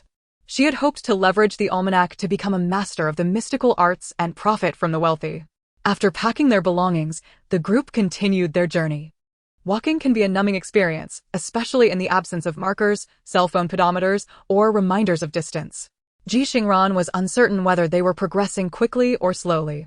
They simply walked on and on. Ji Xingran learned to bind her calves tightly with cloth strips to alleviate swelling and fatigue. Yet, due to the constant walking, her legs remained sore each day, and she was unsure how much relief this truly provided. 34 hours had elapsed since the 72-hour mark, leaving 38 hours remaining, approximately a day and a half until the deadline tomorrow evening at around 8 o'clock, coinciding with the time they had received their mission. Excluding the 2 daylight hours, tonight posed the greatest danger. Understanding this, Ji Changming immediately instructed Aunt Bao and the others to stay close to Xin Huixin, and then sought out Ji Fuding, Ji Yuntai, and the officers to discuss their situation.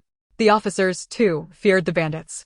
In the presence of criminals, the officers were like kings, while the bandits were everyone's grim reaper. Although the government annually sought to eradicate banditry, they had yet to completely eliminate them. Upon hearing Ji Changming's words, the officers' expressions turned serious. "How do you know that bandits may strike in the next 2 days? Is it reliable?" Chapter 60, 80 miles northeast. Bandits. Ji Changming initiated the conversation, claiming that he had heard about the bandits while shopping in the city upon his return yesterday. He also mentioned having spotted a shadow flit through the mountains and forests on the way back. It was vague enough to be credible, allowing others to believe if they wished. Ji Changming made no guarantees, as what could he assure? That bandits would certainly come? Yet, since Ji Changming had said so, everyone became alert. The officers urged everyone to gather closely and not to scatter beyond a mile. They then summoned the men and sturdy women to stand at the edges of the group, tasked with keeping watch for various situations. Among Ji Fuding's servants, a few were capable fighters, and they were led by the officers to scout ahead. On the path of exile, we could only manage this much. Xin Huixin felt a twinge of anxiety, but Ji Changming reassured her, saying, "Do not worry, do not overthink it. Our group is clearly one of exiles. Devoid of any riches, there is little chance of encountering any bandits. He continued, most likely, those who would dare approach us are merely desperate souls driven by hunger, resorting to banditry out of sheer necessity. His reasoning provided some solace to Xin Huixin. Afterward, she could not help but remark to Ji Changming, "Look at Ran Ran. She is scurrying about with her quiver, more diligent than the soldiers on patrol." Ji Changming chuckled, "If she enjoys patrolling, let her be. Her stamina is not inferior to anyone else's.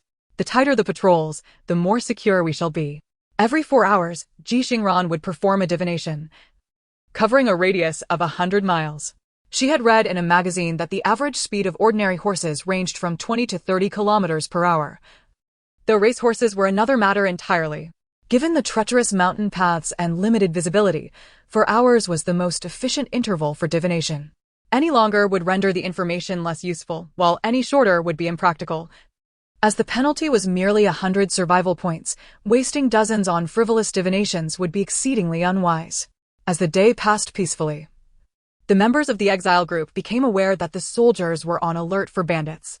However, on these mountain roads, even when visibility was good from a high vantage point, there were no signs of bandit activity.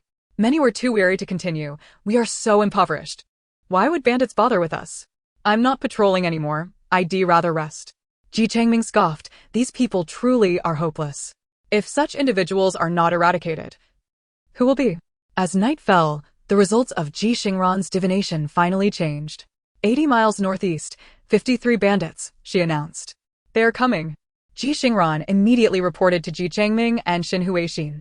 Then, with a hint of confusion, she added, "Father, something feels off. The omens from the calendar have been the same for the past 2 days. Northeast shows auspicious, while southwest indicates peril." Ji Changming pondered and replied, "Just because they are coming from the northeast does not mean they will attack directly from that direction. They may well maneuver around to strike from the southwest." Ji Xingran nodded. "All right, I will head southwest." Ji Changming and Xin Huixin exchanged worried glances at Ji Xingran's determination. They understood her intention to confront the 20 bandits head-on. But as parents, how could they possibly feel at ease? Xin Huixin grasped Ji Changming's hand imploringly. "Mingge, do not concern yourself with me. I will stay with the others. If trouble arises, it is not something 1 or 2 individuals can fend off. You should take more people with you to accompany Ran Ran."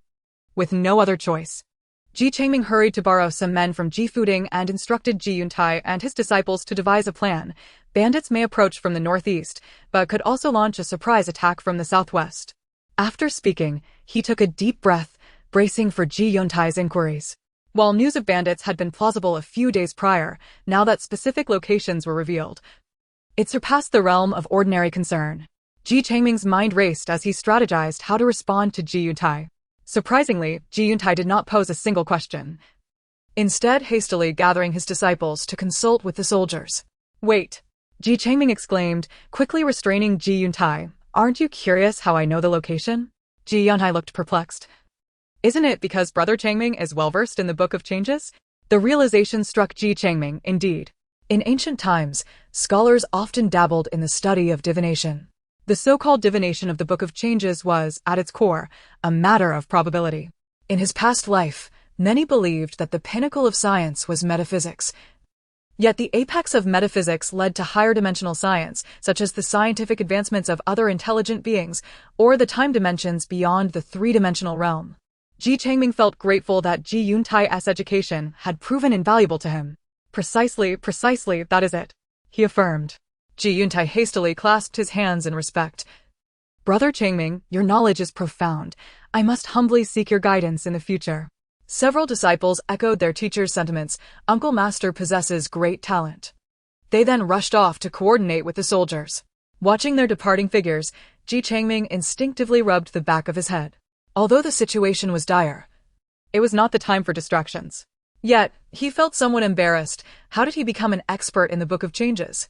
Unbeknownst to Ji Xingran, who lamented her inability to become a master of metaphysics, her father had inadvertently usurped her position.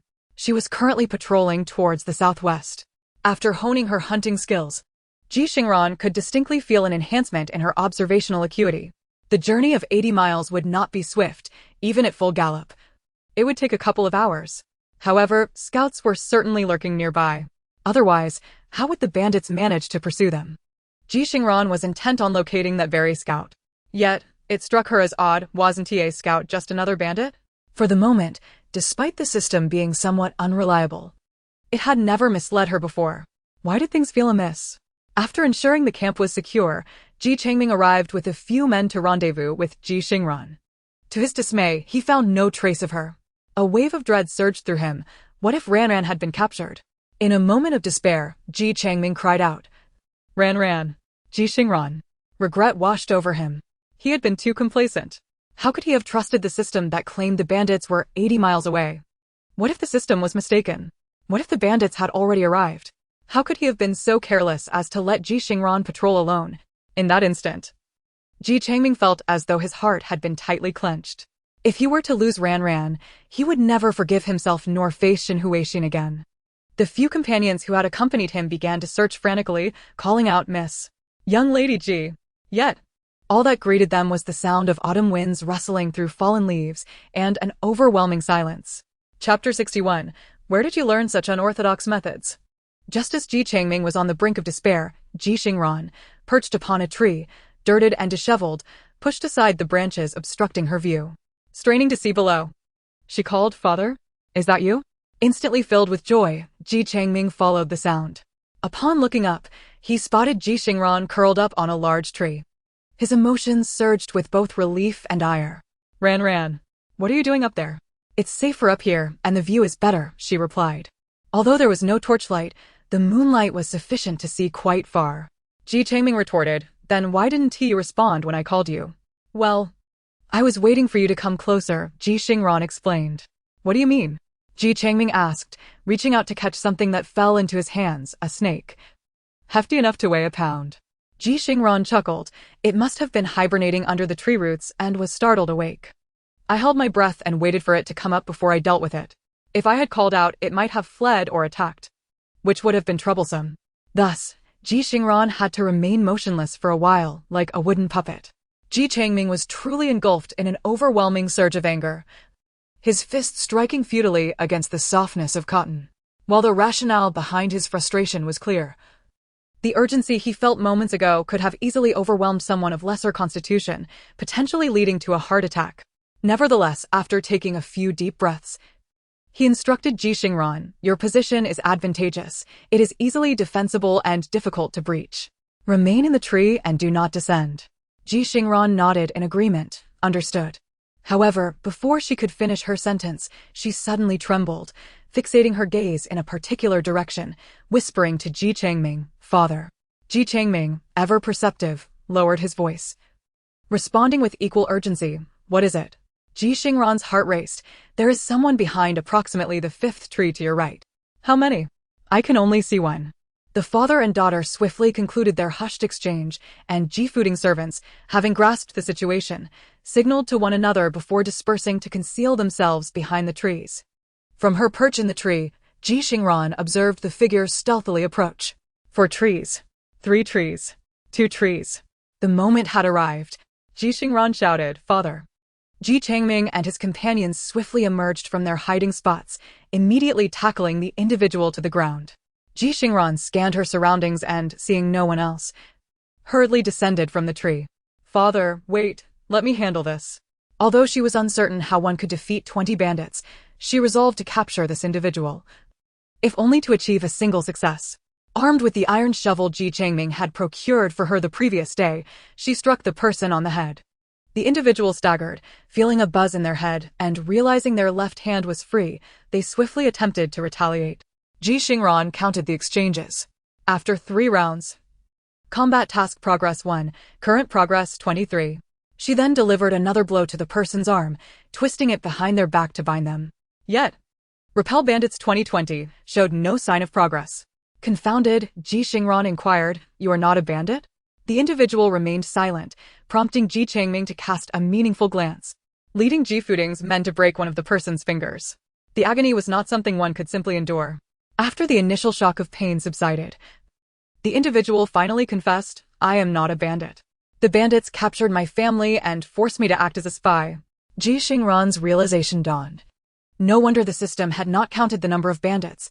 nor had it indicated that this spy was within 100-li radius. This person was not truly a bandit, but merely a hostage's relative, a pawn caught in the fray. After a thorough interrogation of the spy, they were taken to the camp to be handed over to the authorities for further questioning. Based on the information gleaned from the spy, they learned that the bandits were planning to attack the camp that very night. The spy had been trailing them for 2 to 3 days, estimating their pace and potential resting points for the night, leading to the decision to strike this evening. The spy estimated the bandit force to be around 50 men, but only a dozen horses. Ji Xingran had anticipated this. I could not negotiate for horses at a high price down the mountain. They are too valuable and costly to care for. Even affluent families would prefer to have more people carrying a sedan chair than to maintain horses.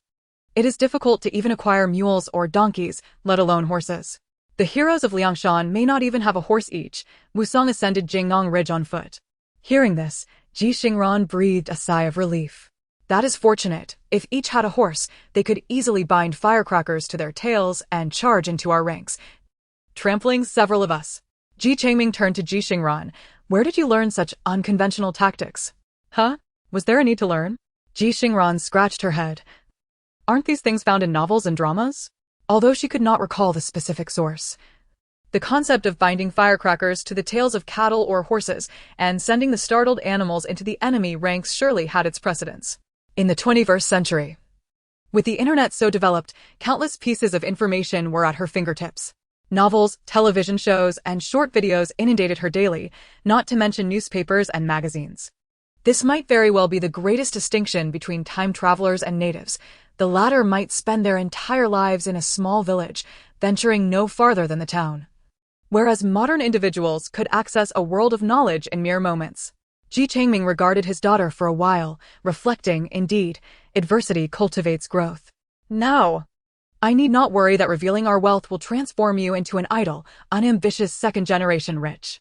Ji Xingran responded, Huh? Ji Xingran lamented. Our family's wealth exceeds what you're aware of by an entire zero. Alas, it is all gone now. Ji Xingran calculated the amount in her mind and immediately clutched her chest. Father, please, no more. I am already feeling the pain. After their banter, Ji Xingran, at Ji Xingran's insistence, climbed back up the tree to observe the bandits' movements. After the authorities interrogated the spy and were left without doubt, they promptly summoned all exiled prisoners to gather and prepare to defend against the bandits. True to Ji Xingran's expectations, 2 hours later, the sound of hooves echoed from the northeast. However, just as the conflict began in that direction, an even heavier clamor of hooves erupted from the southwest. A feint to the east, a strike to the west. Ji Xingran shouted, The bandits are coming. From the southwest. The bandits are here. The authorities and the exiles sprang into action, the urgency leaving no time for digging pits. Yet, the ropes hidden beneath the fallen leaves suddenly tightened, tripping the first 2 horses and disrupting the bandits' plans. Ji Fuding's servants, Ji Yuntai's disciples, and others who had once possessed some degree of insight led small groups, each accompanied by 5 individuals, mostly robust women like Aunt Bao or still sprightly men, as well as teenage boys. Armed with stones, wooden shovels, and iron knives, they steeled themselves against their fears, adhering to the previously agreed-upon strategy of focusing on one bandit at a time, swiftly overpowering them without a desire for prolonged combat. They did not need to kill, merely knocking down the foe would suffice, after which they would swiftly disperse to engage another. Meanwhile, Ji Xingran and the younger boys had already been elevated to the trees, carrying baskets filled with stones on their backs. They waited for the opportune moment, ready to strike down upon any bandit that fell. The authorities, alongside Ji Xingran, Ji Fuding, Ji Yuntai, and even the unshackled Ji Xianrong and other strong men, engaged the bandits in a 2-to-1 or 3-to-1 confrontation. Ji Xingran, wielding a bow, harnessed an enhanced accuracy from her intermediate hunting skills, ensuring her arrows struck true, regardless of the outcome. Chapter 62, A flurry of rewards dazzled the eyes. The bandits were fearsome, yet the power of the many should not be underestimated. Once everyone shifted their focus from evasion and surrender to the objective of incapacitating the bandits, matters became considerably easier. There was no longer the worry that killing one would lead to retribution from another. Each individual simply needed to concentrate on their immediate target. Xin Huixin, Aunt Chin. and other vulnerable individuals sought refuge in a low-lying pit, camouflaged with grass mats and fallen leaves. Even if some bandits were averse to prolonged combat, they primarily targeted the carts, rarely approaching their hiding place. Yet, there were exceptions. Gripping a small knife tightly, Shin Huixin signaled to Aunt Chen to seize the leg of an approaching bandit with a swift tug. The bandit fell to the ground with a thud. Before she had the chance to utter a sound, Shin Huixin's knife had already plunged into the neck of the bandit. Instantly, a torrent of blood gushed forth. Shin Huixin was intimately familiar with the location of the carotid artery, and her strikes were unerringly precise. This life-and-death struggle continued until the first light of dawn began to illuminate the horizon. Ji Xingran had lost count of how many men he had carved up with the blade entrusted to him by the soldiers. All he knew was that after dispatching the last straggling bandit who could not escape, his hands trembled violently, rendering him unable to lift his weapon. In a flurry, Shin Huixin rushed over to steady Ji Xingran. Minga. Ji Xingran, having pursued the fleeing bandits alongside the soldiers, also found herself nearly collapsing, her legs weak and a searing pain coursing through her chest and lungs. They had chased the bandits for a good 5 or 6 li before finally halting. All right. No more pursuit, they likely wouldn't return so soon. It was only then that Ji Xingran's legs buckled beneath her, and she sank to the ground. Yet, on either side, 2 figures came to her aid. To her left stood Ji Xingran, who had always mirrored Ji Xingran's every action. After witnessing Ji Xingran hurl stones, she had bravely descended from the tree to cling to it and assist Ji Xingran in battling the bandits. She lacked experience and often struggled to comprehend Ji Xingran's words. But ignorance was just that. Foolishness often found its own solutions. To Ji Xingran was the most formidable person, and thus she chose to follow her. Therefore, even after exhausting herself, Ji Xingran still managed to drag her weary legs over to support Ji Xingran. Ji Xingran simply nodded and turned her gaze to the right. There stood a middle-aged woman, emaciated with high cheekbones, her clothing tattered and fraying. She bore a woeful and destitute appearance. Yet Ji Xingran recognized her. During the skirmish with the bandits, this woman had been struck by a blade, yet she clung stubbornly to the bandit's waist without letting go. It was then that Ji Xingran had driven her own knife into the bandit's heart. Thank you, the middle-aged woman gasped, breathless. She fell silent. As did Ji Xingran. The 3 of them leaned on one another as they made their way back. Midway, the middle-aged woman suddenly collapsed. The deep gash on her thigh still oozing blood, her entire frame weighing less than 70 pounds. Ji Xingran, feeling helpless, could only seek assistance to drag the woman back. Fortunately, it wasn't long before Ji Xingran and others arrived to help. Daylight broke brightly. Yet again, it was a day when they could not set out. The injured were not limited to the woman alone. There were far too many. Ji Xingran herself bore wounds, a stab to her arm and a lash from a bandit's whip across her back, both searing with pain. Ji Xingran had sustained 4 knife wounds and an arrow injury, the arrowhead barbed, necessitating a painful incision to extract it. Shin Huixin was distraught. Promptly gathering the remaining able-bodied individuals, elders, women, and children to assist in boiling water and preparing medicines, tidying up the aftermath. The soldiers began to account for their numbers. There were a total of 27 corpses of bandits, with 26 having escaped alongside 1 scout. 11 had perished within the exiled group, with countless others injured. And 1 individual trampled by a horse, doomed to perish as well. This tally fell short of the soldiers' expectations. The soldiers unloaded the medicines and provisions they had brought with them. Ji Xingran leaned against a nearby spot, her mind clouded with a numbing ache. She found it rather ironic. After every calamity and disaster, there was always a hot meal and medicine. Though the survivors devoured their food ravenously, did they truly rejoice over such sustenance? Ji Xingran's injuries were relatively minor. She closed her eyes and entered her space. Even during the tussle with the bandits, she had already received system notifications. Congratulations, host, for mastering assassination skills, progress 1010, reward tool package 1.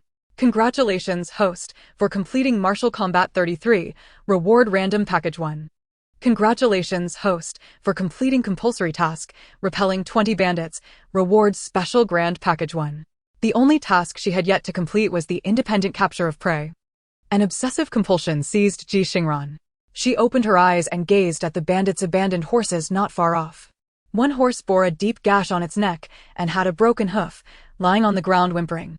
It was one of the two horses initially tripped by the ropes, the other having been taken by the bandits. This particular horse had likely been discarded due to its injury. Ji Xingran, dragging her battered body, shuffled over and grasped the horse's reins. She stared blankly into the horse's dark eyes, her voice sounding foreign to her own ears as she mechanically declared, "I have captured you. Prey." The system notification chimed in promptly. "Congratulations, host, for capturing a prey of no less than half a meter in size and weighing no less than 30 gene. Reward Seedling Package 1. Ji Xingran, lacking the strength to return, quietly leaned against the horse, absorbing its warmth. She activated all the packages. Normally, unboxing rewards would be a source of joy and excitement, yet at that moment, Ji Xingran felt utterly drained. The system paused momentarily before proceeding with the announcements. Tool package activated. Reward includes a set of surgical instruments, comprising a complete set of surgical tools and a set of traditional Chinese acupuncture tools. Seedling package activated. Reward includes 10 crop seeds per mu usage, 5 varieties of fruit tree saplings, totaling 10 plants. Theoretically, these seedlings can be utilized on any type of land, with a germination and growth success rate of over 90 even in harsh conditions. Random package activated. Reward includes single-use taming skill with a 70 probability to tame prey. Special grant package activated. Reward includes 1 revitalizing elixir capable of strengthening the weak and aiding the recovery of the injured. Ji Xingran's eyes flew open. A revitalizing elixir. There was no time to lament the hardships of ancient life. She dashed towards the grass hut. "Father. Mother." Shen Huixin was currently tending to Ji Changming's wounds, fretting, "Mingo, what should we do? The knives we brought are too dull, unsuitable for surgery. Using a blunt knife to cut flesh is sheer agony." Ji Xingran quickly produced the surgical kit she had just received as a reward from the system. "Mother. The system just rewarded this." Shen Huixin opened the package to find a neatly organized array of tools, from hemostatic clamps to scalpels, everything one could need. Shen Huixin was both astonished and elated. "This is wonderful. Your father won't have to suffer anymore." Ji Xingran smiled. "Mother, don't be too hasty in your joy. I have something even better." Chapter 63. Ji Xingran tames a horse. Moments later, Ji Changming decisively stated, "Give it to your mother. Ran, your injuries are minor. And being young, you'll recover quickly, I don't need it." However, Shen Huixin pondered, every medicine has its dosage. While insufficient dosage may affect efficacy, splitting it into 3 parts can still provide some benefit. Ran, we should all share it. Ji Xingran shook her head. "Mother, listen to father. Both he and I have external injuries which, though alarming in appearance, will heal quickly. But your body is naturally frail. We cannot take risks. You must take the medicine." Shen Huixin was about to argue further, but the father and daughter exchanged knowing glances, seamlessly coordinating to insert the pill into Shen Huixin's mouth. Shen Huixin's mouth was covered, her eyes widening in indignation at the audacity of her offspring. The pill dissolved instantly, leaving no opportunity for her to expel it. Ji Changming let go of his hand, and Shen Huixin stumbled slightly. Ran, brother Ming, why do I feel so feverish all over?" Ji Xingran hurriedly reached out to touch Shen Huixin's forehead, and indeed, it was quite hot. Shen Huixin could no longer hold herself up and sat beside Ji Changming. "I can't, I'm feeling a bit dizzy." Concerned, Ji Xingran thought, oh no. Could this troublesome system be up to something again? She had only considered how this thing could strengthen Shen Huixin, without testing it first to guard against any side effects. Ji Changming also stared at Shen Huixin with worry. Fortunately, after a brief moment, Shen Huixin stirred and awoke. Ran, brother Ming, how are you?" Both Ji Xingran and Ji Changming asked in unison. Shen Huixin smiled. "I feel invigorated, full of energy. I've never felt this comfortable since crossing over. My head no longer aches, my chest is no longer tight, and I no longer feel dizzy as if the world is spinning." She immediately took out the arrowhead from Ji Changming using surgical tools and applied herbal medicine to the wound. Afterwards, she grabbed a set of traditional Chinese medicine tools and went to find Ji Xingran. "Sister Xingran, I know you're exhausted, but I need you to help me treat these injuries. Can you manage?" Ji Xingran quickly got up. "Madam Shen, I can. Thus, Shen Huixin led Ji Xingran to assist the officials and soldiers, staunching blood and applying medicine. Ji Xingran quietly observed for a while before returning to the side of the injured horse. The horse's eyes were remarkably gentle, looking nothing like the beasts of burden used by bandits. Ji Xingran hesitated. She understood the horse was innocent, merely a tool for the bandits. However, the terrifying memories of last night flooded back at the sight of the horse. Yet, with the system having bestowed upon her a one-time beast-taming skill, she felt reluctant to forego the opportunity without at least trying it. Just then, Ji Changming returned with a cart. Although he mentioned he could hire some people to pull it with black-faced dumplings, nothing could compare to the efficiency of a horse. Contemplating this, Ji Xingran decided to use the taming skill on the horse. However, the horse showed no reaction. Ji Xingran pondered the success probability was only 70. Perhaps she needed to do something else? With that thought, she quickly ran back to fetch water and some external herbal medicine from Xinhuaixin. Upon returning, she offered the horse water, cleaned its wounds, and applied medicine. She then attempted to feed the horse some woven grass, but the horse turned its head away in rejection.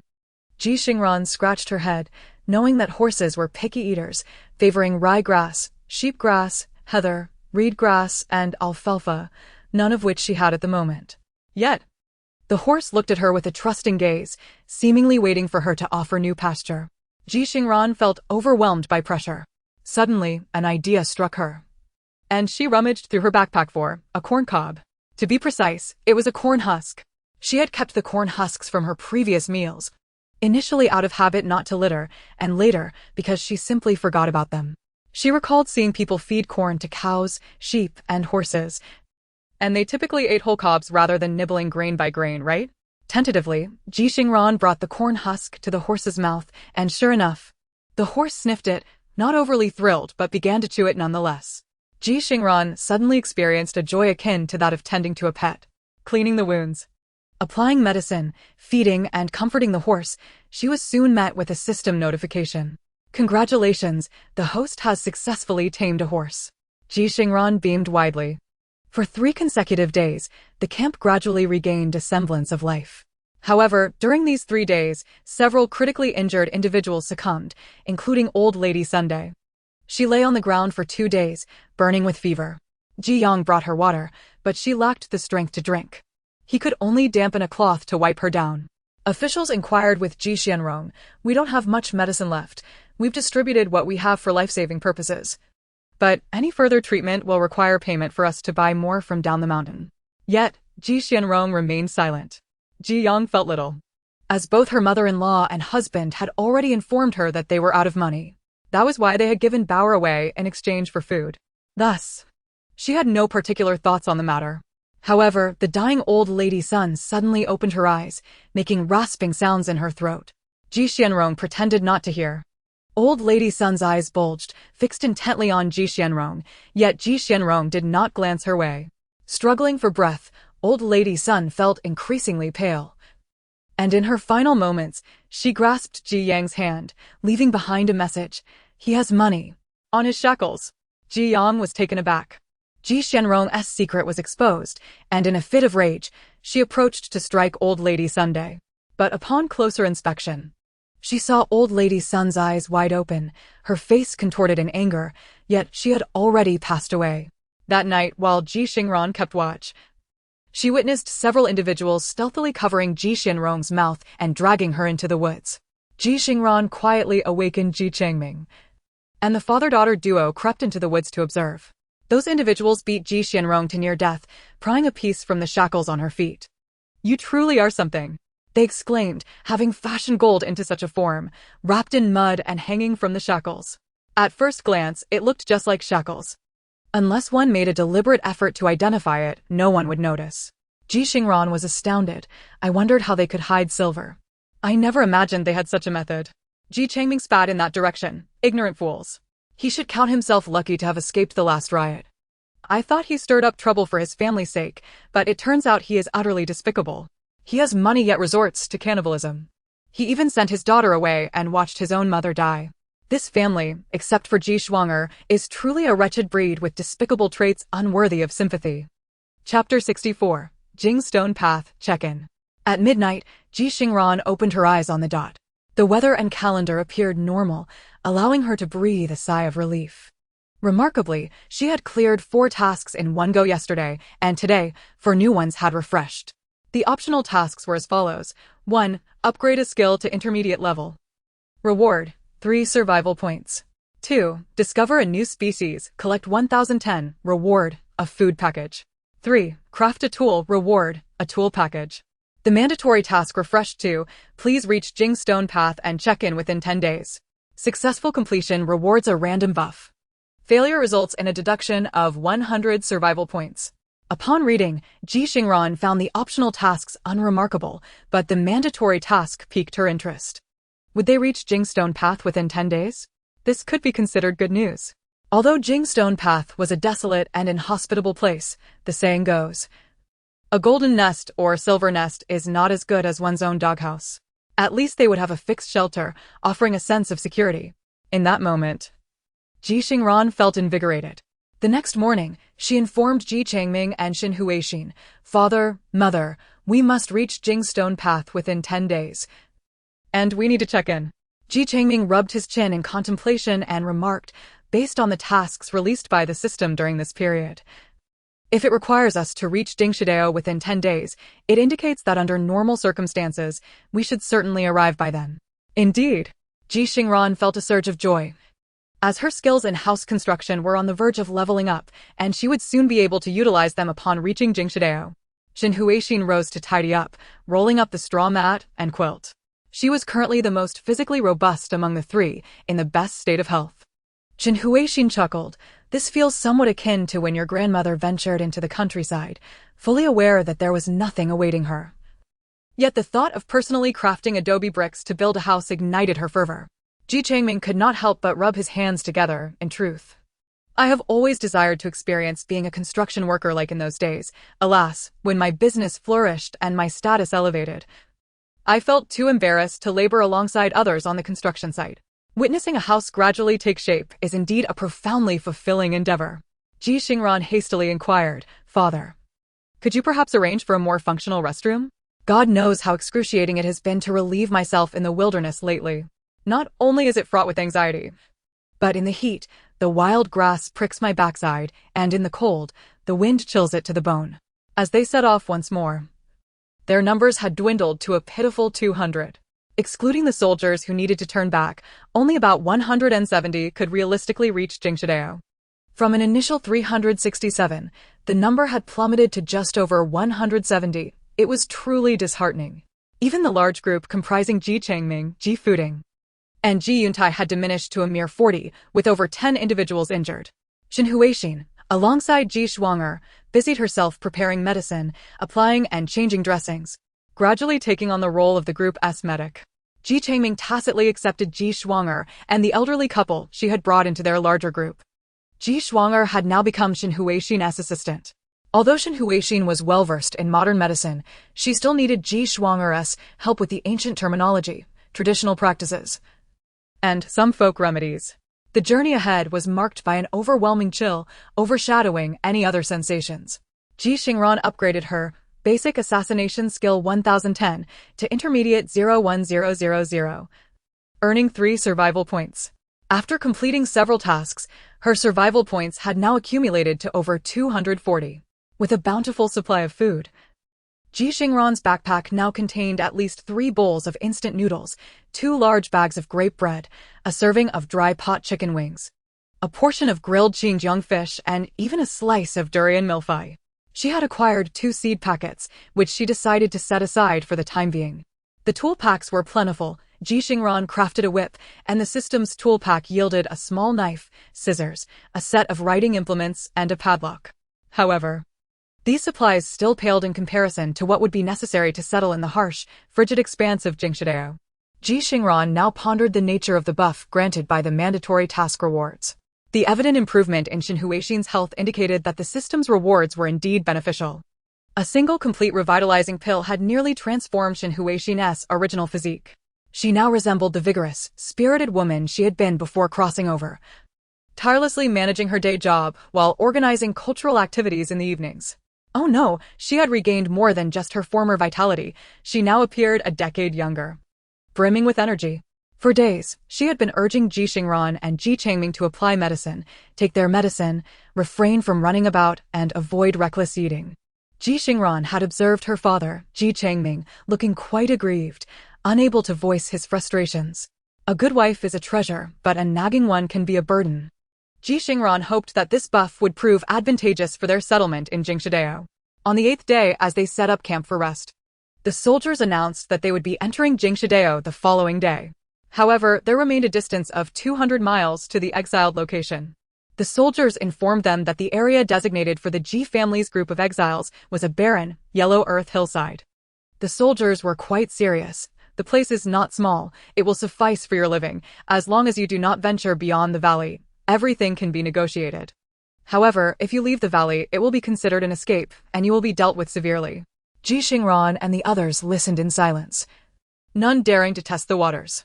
Some brave souls mustered the courage to inquire, what of the earlier mention that if we perform well and make contributions, we might be able to reduce our life sentence to 10 years or even 5? The soldiers replied coldly, that is up to the soldiers in Jingshidao. We will hand you over at the valley's entrance, and once you enter Jingshidao, you must obey the orders of the soldiers there. After the soldiers concluded their announcement, the prisoners began to converse, visibly anxious. Ji Changming settled Shen Huixin and Ji Xingran and said, "Please wait a moment. I will go ask the soldiers about the situation in Jingshidao." All right. Ji Changming, Ji Fuding, and Ji Yongtai approached the soldiers. Without further ado, Ji Changming presented a silver note, 500 taels. He had never been stingy with money that needed to be spent. The soldiers treated them relatively well, although strict. That was the nature of their role with the prisoners.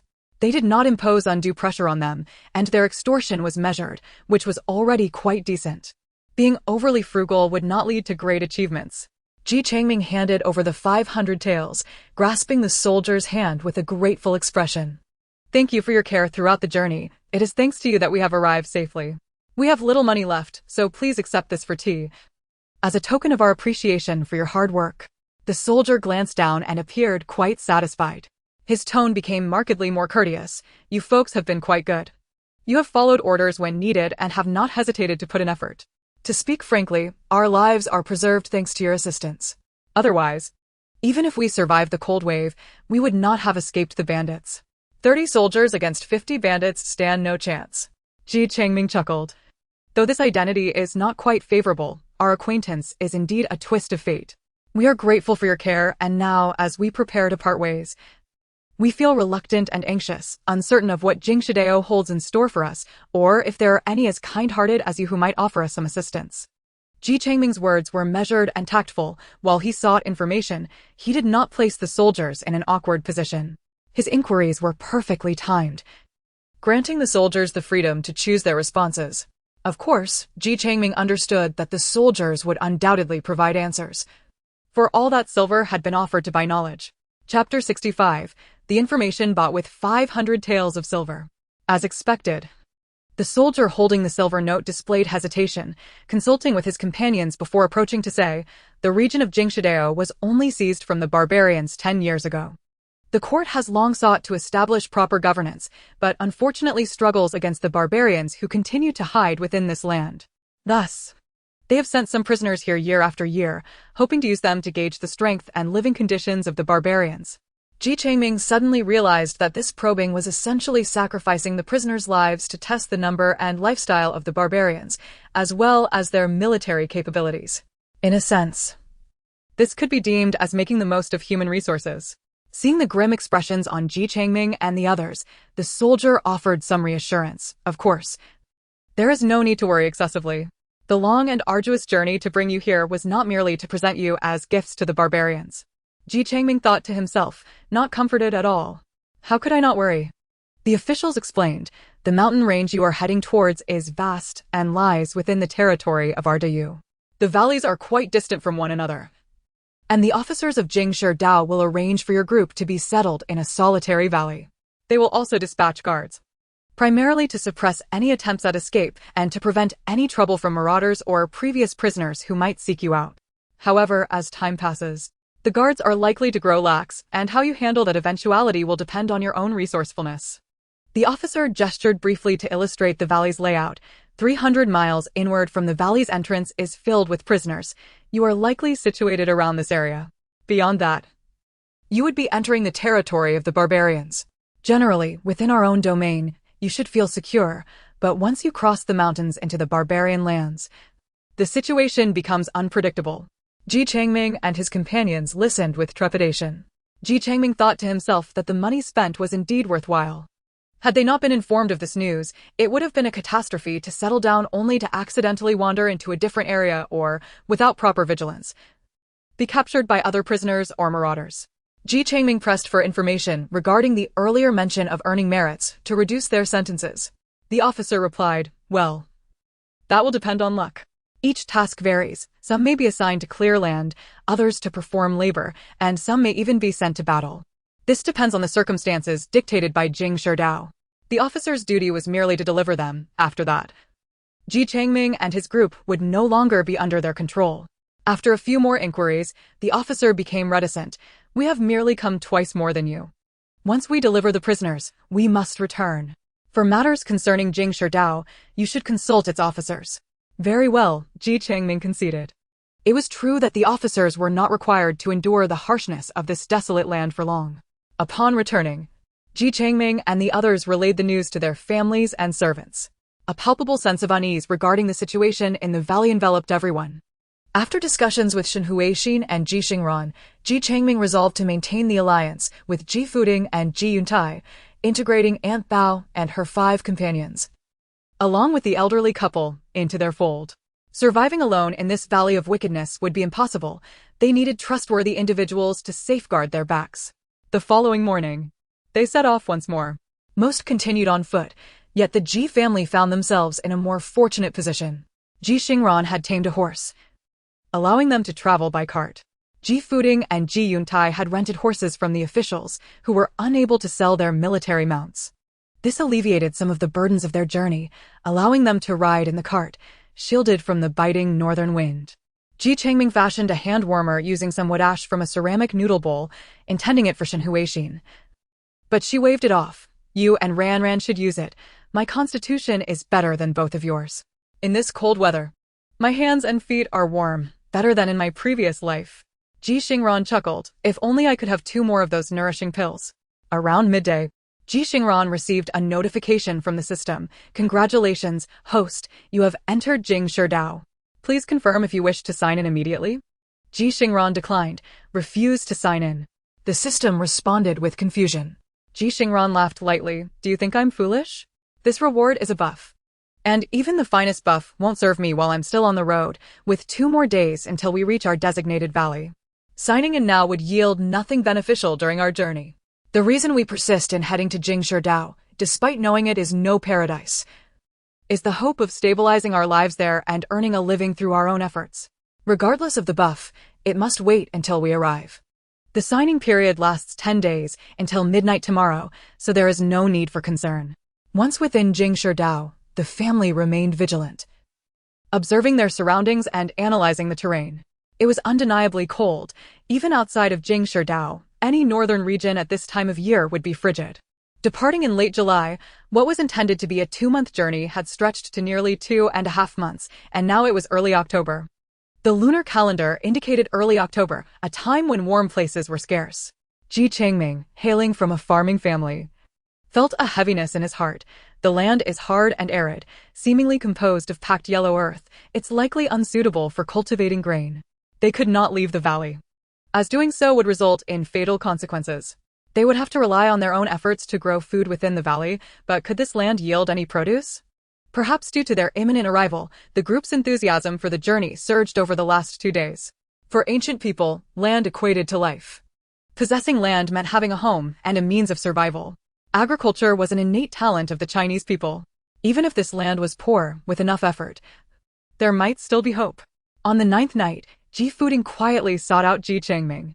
"Changming, would you and Yuntai accompany me to a certain place?" Ji Changming understood immediately. "Has your contact arrived?" Ji Fuding nodded. "The officials informed me today that my family has found them and settled the accounts." Ji Changming promptly relayed the news to Shen Huixin and Ji Xingran. "I'll be back shortly. Stay alert tonight." "All right, father, rest assured, I understand." Ji Changming took the cart with him, knowing it could not be brought to the valley entrance during the exchange. He hoped to find a way to have Ji Fuding's people take it back inside later. Seeing the anxious figures waiting behind the stones, Ji Changming felt a genuine sense of relief. To be honest, he had harbored doubts regarding Ji Fuding's claims about the accounts. merely saying there would be someone to meet them at Jingshi who could verify its truth. Ji Changming thought that if he truly had no other options, he might resort to boasting to secure special treatment on their journey. To his surprise, Ji Fuding had indeed accomplished something. After more than 2 months, someone had come for him. Chapter 66. The one who settled Ji Fuding's accounts arrives. The individuals waiting were Ji Fuding's wife, Zhao, their eldest son Ji Xingran, and 2 loyal servants. Opposite them stood 4 individuals, Ji Changming and his 3 sworn brothers, along with Ji Fuding's old steward. Naturally, when they referred to old, they meant in terms of experience, for he was barely in his 40s. Upon seeing Ji Fuding, Zhao's tears flowed freely, as if they were worth no money at all. Ji Fuding sniffled, "My dear wife, it has been too grim. I have lost at least 2 sizes on this journey." Even Ji Yuntai, a man of propriety who adhered to decorum, could not help but comment, "Brother Changming, Brother Fuding's form hardly suggests he has lost weight." Ji Changming stood a bit taller, feeling a sense of pride. Among them, he was the best built, well-fed and active, with a physique that was just right. However, Ji Changming was not focused on how Ji Fuding was lamenting to his wife. Instead, his attention was drawn to the little boy beside them. Goodness! The paternal aura surrounding Ji Fuding was overwhelming. This plump little fellow could hardly be mistaken for anyone but Ji Fuding's child. Aside from being a bit thinner, his eyes, nose, and chubby cheeks were unmistakably reminiscent of a younger Ji Fuding. Ji Changming inwardly scoffed. Is this person only about 1.6 meters tall? My Ran is already 1.65 meters. While this physique may not be as corpulent as that of the chubby Ji, it still pales in comparison to my Ran. A pretty boy with no strength to even swat a fly, my Ran is capable of dispatching chickens and rabbits. After a thorough analysis, Ji Changming felt satisfied. My Ran would certainly not be interested in this fellow. Ji Fuding lamented for quite some time before finally introducing the 2 parties. "Madam, Xingxin. This is my sworn brother I met on the road, Ji Urge and Ji Sange.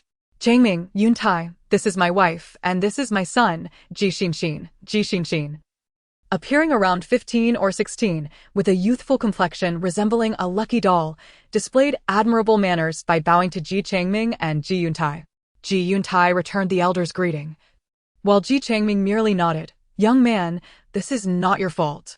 However, since your rotund father covets my daughter and wishes to take her as your wife, I cannot possibly treat you kindly." Ji Xingxin, bewildered, wondered why this Ji Erbwa, whom he met for the first time, regarded him with such disdain. Madame Zhao remarked, "Sir, this Jingshi is a forbidden area. We were only able to enter here through connections and cannot come frequently. We have only managed to acquire some properties in the city 200 miles away to temporarily settle down." Ji Fuding, however, was quite optimistic. "What's the big deal? Look at me. I haven't suffered much on this journey, with the guards looking after us, and I've gained 2 good brothers. Besides, hasn't old Chen been accompanying me all along?" Ji Fuding continued, "Luckily, our connections are extensive and our information is plentiful, allowing us to extract you beforehand. Otherwise, what would be the point of everyone suffering together?" Madame Zhao's eyes welled with tears. "Sir," Ji Fuding reassured her, "stop crying. You all can comfortably reside in the city. Manage the home well. By the way, how are your parents? And Fu Bao, Tuanzi, Jiao, are they all well?" Madame Zhao nodded through her tears. "They are all well. Among your 7 or 8 concubines, only 2 were willing to come, while the others were given silver to fend for themselves. As for the 17 or 18 illegitimate children, I didn't even bother to remember their names. The clan has fallen and they've all been entrusted to your business friends." Hearing a few names, Ji Fuding nodded. "All right. Their character is acceptable. They can be trusted." Ji Changming was left dumbfounded. Good heavens, what a prolific lineage with 17 or 18 illegitimate children. Ji Fuding felt more at ease. "This arrangement is fine, quite good. There's no need to bring so many over. Just leave 2 to attend to you." Madame Zhao surprisingly nodded in agreement. Ji Changming couldn't help but think, the thought processes of ancient people are truly extraordinary. If he were to bring back 2 concubines and claim they were to serve Shen Huixin, she would surely chop him to pieces on the spot. After discussing trivial matters, they turned to serious business. Madame Zhao presented a box. "Inside are some scattered gold and silver. I figured you wouldn't be able to use silver notes in the valley, so I prepared these. Do you think it's sufficient?" "This is enough." "Have the accounts with the guards been settled?" "Yes, both ends have been taken care of. The handover will occur tomorrow." The guards in the capital are no longer a concern, but there's still a bit of leftover silver here on Jingsherdao. Once it's confirmed that these 2 carts of goods are delivered to you, we will settle the accounts. Excellent. Ji Xingran glanced at the 2 carts of items brought by Madame Zhao and continued, you all should reside well in the city. Maintain good relations with the guards, and occasionally send me some items. Also, keep an eye out for opportunities to gain merit for me. Understood. As Madame Zhao noted that it was time for Ji Xingran to leave, tears sprang to her eyes once more. Ji Xingran merely smiled and said, all right, you're managing over a dozen shops and 2 horse-drawn carriages. The Zhao family has a renowned reputation. Crying like this would only invite ridicule. Afterward, he entrusted Ji Changming and Ji Yuntai's belongings to Madame Zhao. Deliver these together later. With that, he took his leave. After walking roughly a mile or 2, Ji Xingran wiped his face vigorously. He too had shed tears. In front of his wife, he had cried with restraint, trying to ease her heart. Now, however, he truly wept, not daring to let her see. Back at the camp, everyone hurriedly took a brief rest. The next day, the handover was to occur. They were again subjected to scrutiny by the new guards, who, without fail, would rummage through their belongings. They had no choice but to hide what they could. The Ji family was fortunate, their backpacks full to the brim. Even if Ji Xingran couldn't transport the items back, they still had a safety net. Not to mention, they could periodically exchange items through the system. The following day dawned bright and clear, albeit with a strong wind. The calendar was unremarkable, lacking any special indications. Everything proceeded smoothly. As they followed the guards' orders on their journey, aside from being treated like slaves during the inventory process, the handover felt somewhat uncomfortable, but all else was fine. The guards on Jingsherdao appeared even more menacing, their faces thick with flesh. They led them into the valley, pointing to a particular hill. If you wish to survive, head to that hollow. This was the previously mentioned area protected for newcomers. Ji Changming, Ji Xingran, and Ji Yuntai conferred, deciding to rely on the protection while observing their surroundings for further opportunities. Thus, their little group of over 40 swiftly split into 2 factions.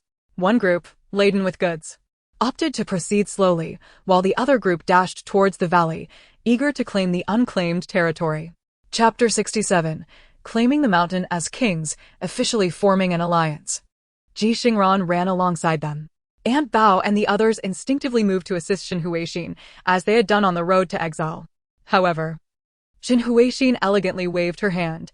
No need, let us run together. I can keep up. Her claim of being able to keep pace was a modest understatement. Xin Huixin, bearing a large backpack, outpaced Ji Changming, who was pushing a wheelbarrow.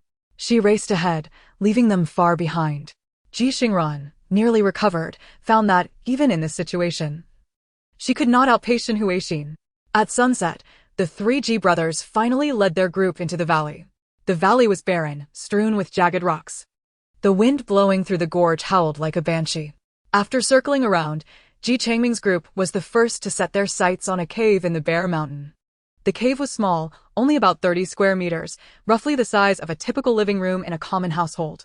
Upon entering and inspecting, they found no foul odor of beasts. The walls were sturdy, making it a decent shelter from the elements. Ji Xingran and Ji Yuntai quickly seized the remaining caves. The caves varied in size, with Ji Xingran claiming the largest, approximately 50 to 60 square meters.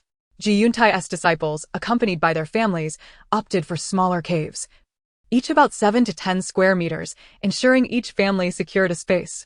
With so few caves available, they had already occupied 70%. Among the 100 or so people arriving later, only 20 or 30 managed to swiftly claim the remaining caves. The others would have to sleep on the ground. Some, envious and resentful, sought to stir trouble. Ji Changming and his brothers, leading their group, directly blocked off their entire section of caves and the platform before them. This area is ours. If you don't wish to court death, scram. Ji Xingran knocked her bow, narrowing her eyes at those who seemed poised to make a move. The guards had departed, leaving only a little over 160 individuals in their ranks. The alliance formed by Ji Changming and his companions consisted of over 40 individuals, leaving the remaining factions with no more than a mere dozen in each group, rendering them incapable of mounting any substantial opposition. As more members gradually arrived, Ji Xingran stationed herself at the edge of their territory, bow and arrow in hand, and kept vigil throughout the night. During this time, a confrontation ensued, resulting in a skirmish. However, the sheer numbers proved advantageous. Even Aunt Bao and her companions charged forward, successfully repelling those few who attempted to seize the cave. In such moments, there could be no softness of heart. To show compassion to others would be an act of cruelty towards oneself. As midnight approached, Aunt Bao and her group had already entered the cave to tidy up. Ji Xingran perched upon a large rock, noting that the time was nearly upon her, and declared, "Jingshidao, check in."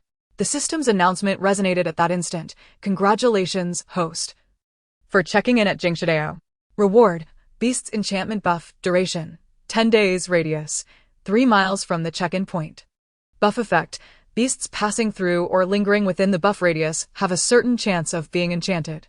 The enchantment of beasts? Ji Xingran widened her bewildered eyes. What could this possibly mean? Soon enough, she would comprehend the implications of this beastly enchantment. The following morning, Ji Changming, Ji Fuding, and Ji Yuntai gathered to discuss the distribution of responsibilities following their alliance. Their small group comprised a total of 47 individuals. Ji Changming's faction consisted of 11, 3 from the Ji family, 5, including Aunt Bao, Ji Shuanger, and an elderly couple. Ji Fuding's group had 12 members, including Ji Fatty, the old steward, and 10 servants, 6 of whom were quite skilled in combat, while 4 possessed sharp wits. The largest contingent belonged to Ji Yuntai, who had 4 disciples, each accompanied by their families, totaling 24 individuals. Although their alliance had resulted in the lowest attrition rate, they still mourned the loss of numerous comrades. During their desperate escape, none had the heart to lament their losses. Yet now, upon reaching their destination, thoughts of those lost along the way cast a pall over their spirits. Ji Yuntai, a scholarly man of considerable refinement, insisted on convening everyone in a designated area of the valley to erect a memorial stone for those who perished en route. In the biting cold, lacking proper tools, they could not fell trees and thus opted for stones instead. Those who had lost loved ones tore strips from their clothing, placing them beneath large stones as a gesture of remembrance. Initially, only Ji Changming and his sworn brothers participated in the tribute. However, as bystanders observed, they too began to join in. Ji Changming and his brothers did not deter them. While individuals may be driven by self-interest, they also share a collective human sentiment. Stone by stone, they gradually constructed a pointed stone tower. After a moment of silent mourning beside the tower, they each departed in turn. From this day forth, they would reside in this isolated valley, unable to enter or exit at will. The 3 brothers of Ji Changming assembled their 47 companions and outlined the forthcoming arrangements. The current circumstances bore both positive and negative aspects, the positive being that they finally had a place to establish their camp, no longer needing to trek from dawn till dusk. They now had shelter to protect them from the wind and rain. However, the downside was that, starting today, they would no longer receive provisions or medicine from the officials. They would have to fend for themselves in search of food. The greatest challenge lay in the fact that they were now in the coldest season, surrounded by desolation, devoid of even the slightest trace of weeds, making the quest for sustenance exceedingly arduous. Therefore, everyone must exert their utmost effort. They must devise ways to find food and water and survive. Survival. This was the most pressing desire of all. After laboriously traversing thousands of miles, being exiled to this place was not meant for them to perish from cold, hunger, or illness. Ji Changming and his brothers rightfully assumed leadership of this alliance. No one opposed them. The tribulations faced along the journey had made it abundantly clear that following the wise was the only path to survival, and unity was essential to withstand external threats. With travel concluded, the focus now shifted to the essentials of clothing, food, and shelter. The elderly women were tasked with cleaning the cave, which had been hastily abandoned the previous night. They gathered dry grass from nearby, the thicker the better, to lay down for warmth in their sleeping quarters. The children accompanied the elders to collect firewood. Meanwhile, the adults divided into groups to seek out water sources, plants, and game. Ji Yuntai's disciples, well-versed in the 6 arts and skilled in map reading, were assigned to locate water sources.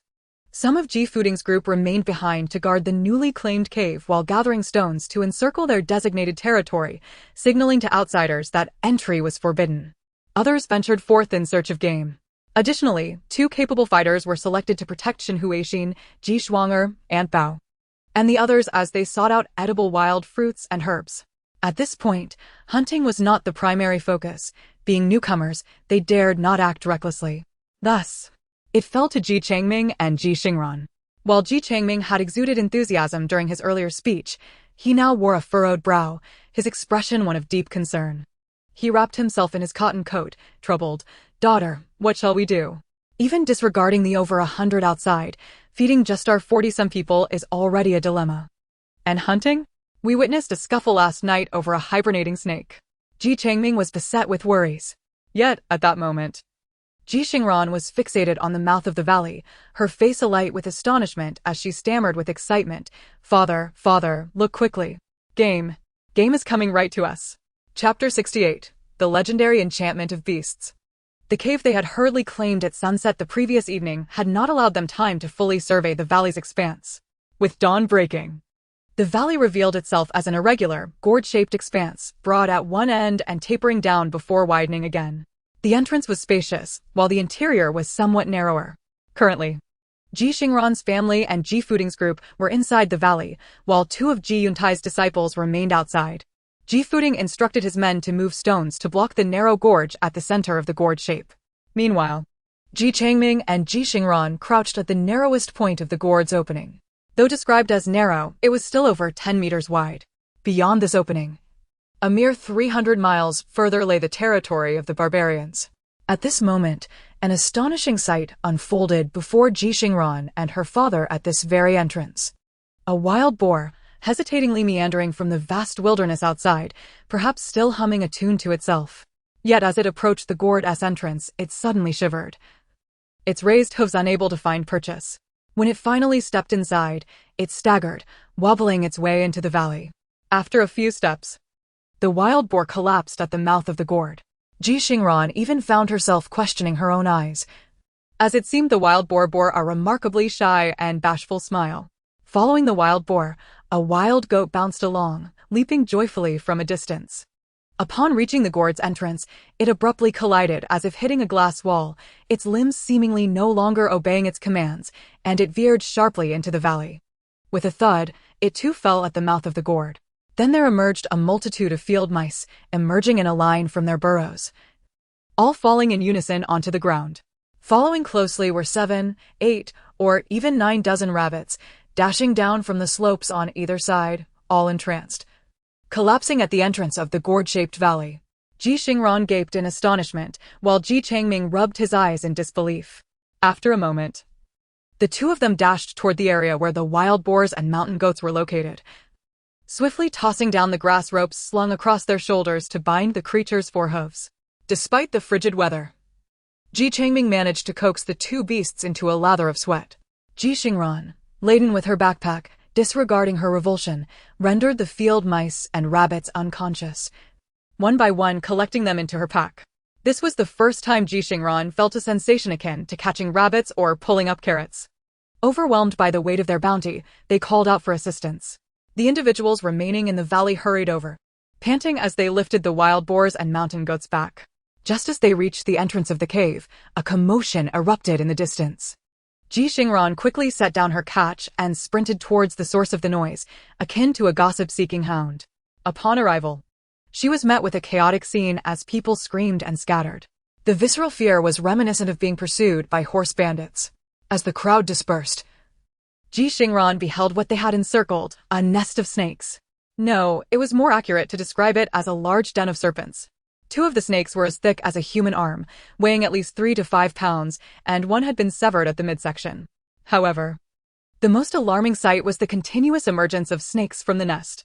What a colossal snake den! Many were fleeing while weeping. Heavens! Save us! What kind of cursed place is this? Is this the Valley of Snakes? Father! Mother! I want to go back. I want to return. I refuse to remain in this thorny stone path. I can't take it anymore. 1 or 2 are manageable, but how can there be so many? As the screams echoed in the air, Ji Xingran suppressed her disgust, drawing her bow to take aim at the snakes that had fainted as they crawled out of their den. Though filled with nausea and fear, the reality of the impending 4 months of heavy snowfall loomed. This barren land provided the best source of food. They had to act despite their trepidation. Fortunately, like the earlier wild boars and goats, the snakes were still dazed and scarcely moved. Ji Changming soon arrived with others in tow, Realizing that this was a reward bestowed upon Ji Xingran by the system, most of these prey had been enchanted, rendered dazed. If not now, then when? Ji Changming distributed 2 daggers to the allied individuals, and everyone hastily began to slay the snakes while Ji Xingran and an elderly couple surnamed Qi hurriedly collected the serpents into their packs. Before long, those who had fled began to regain their senses. Observing Ji Xingran and her companions calmly slaying and collecting snakes while the serpents remained unresponsive, many were tempted to join in. Some, unable to seize any snakes, soon discovered field mice, squirrels, rabbits, and wild chickens. At the entrance of the valley, the grand entrance of Gourd Valley, a few individuals managed to capture a wild deer. It was a feast in the valley. Ji Xingran lamented her inability to capture a deer, yet the day's haul was already commendable. The earlier screamers now beamed with delight. This place is wonderful. This place is splendid. It is truly a land of fortune. Ji Xingran chuckled softly, hoping for their good fortune, that within 10 days they would gather enough provisions to last through the winter. Before noon, several fires were kindled throughout Gourd Valley. Without salt, the people dared not waste the blood, boiling it instead into a broth, enduring the pungent scent as they consumed it. The meat fared better, grilled to mitigate the odor. Ji Changming contributed the 3 large iron pots they had on their wheelbarrow, commencing the slaughter and preparation of the prey.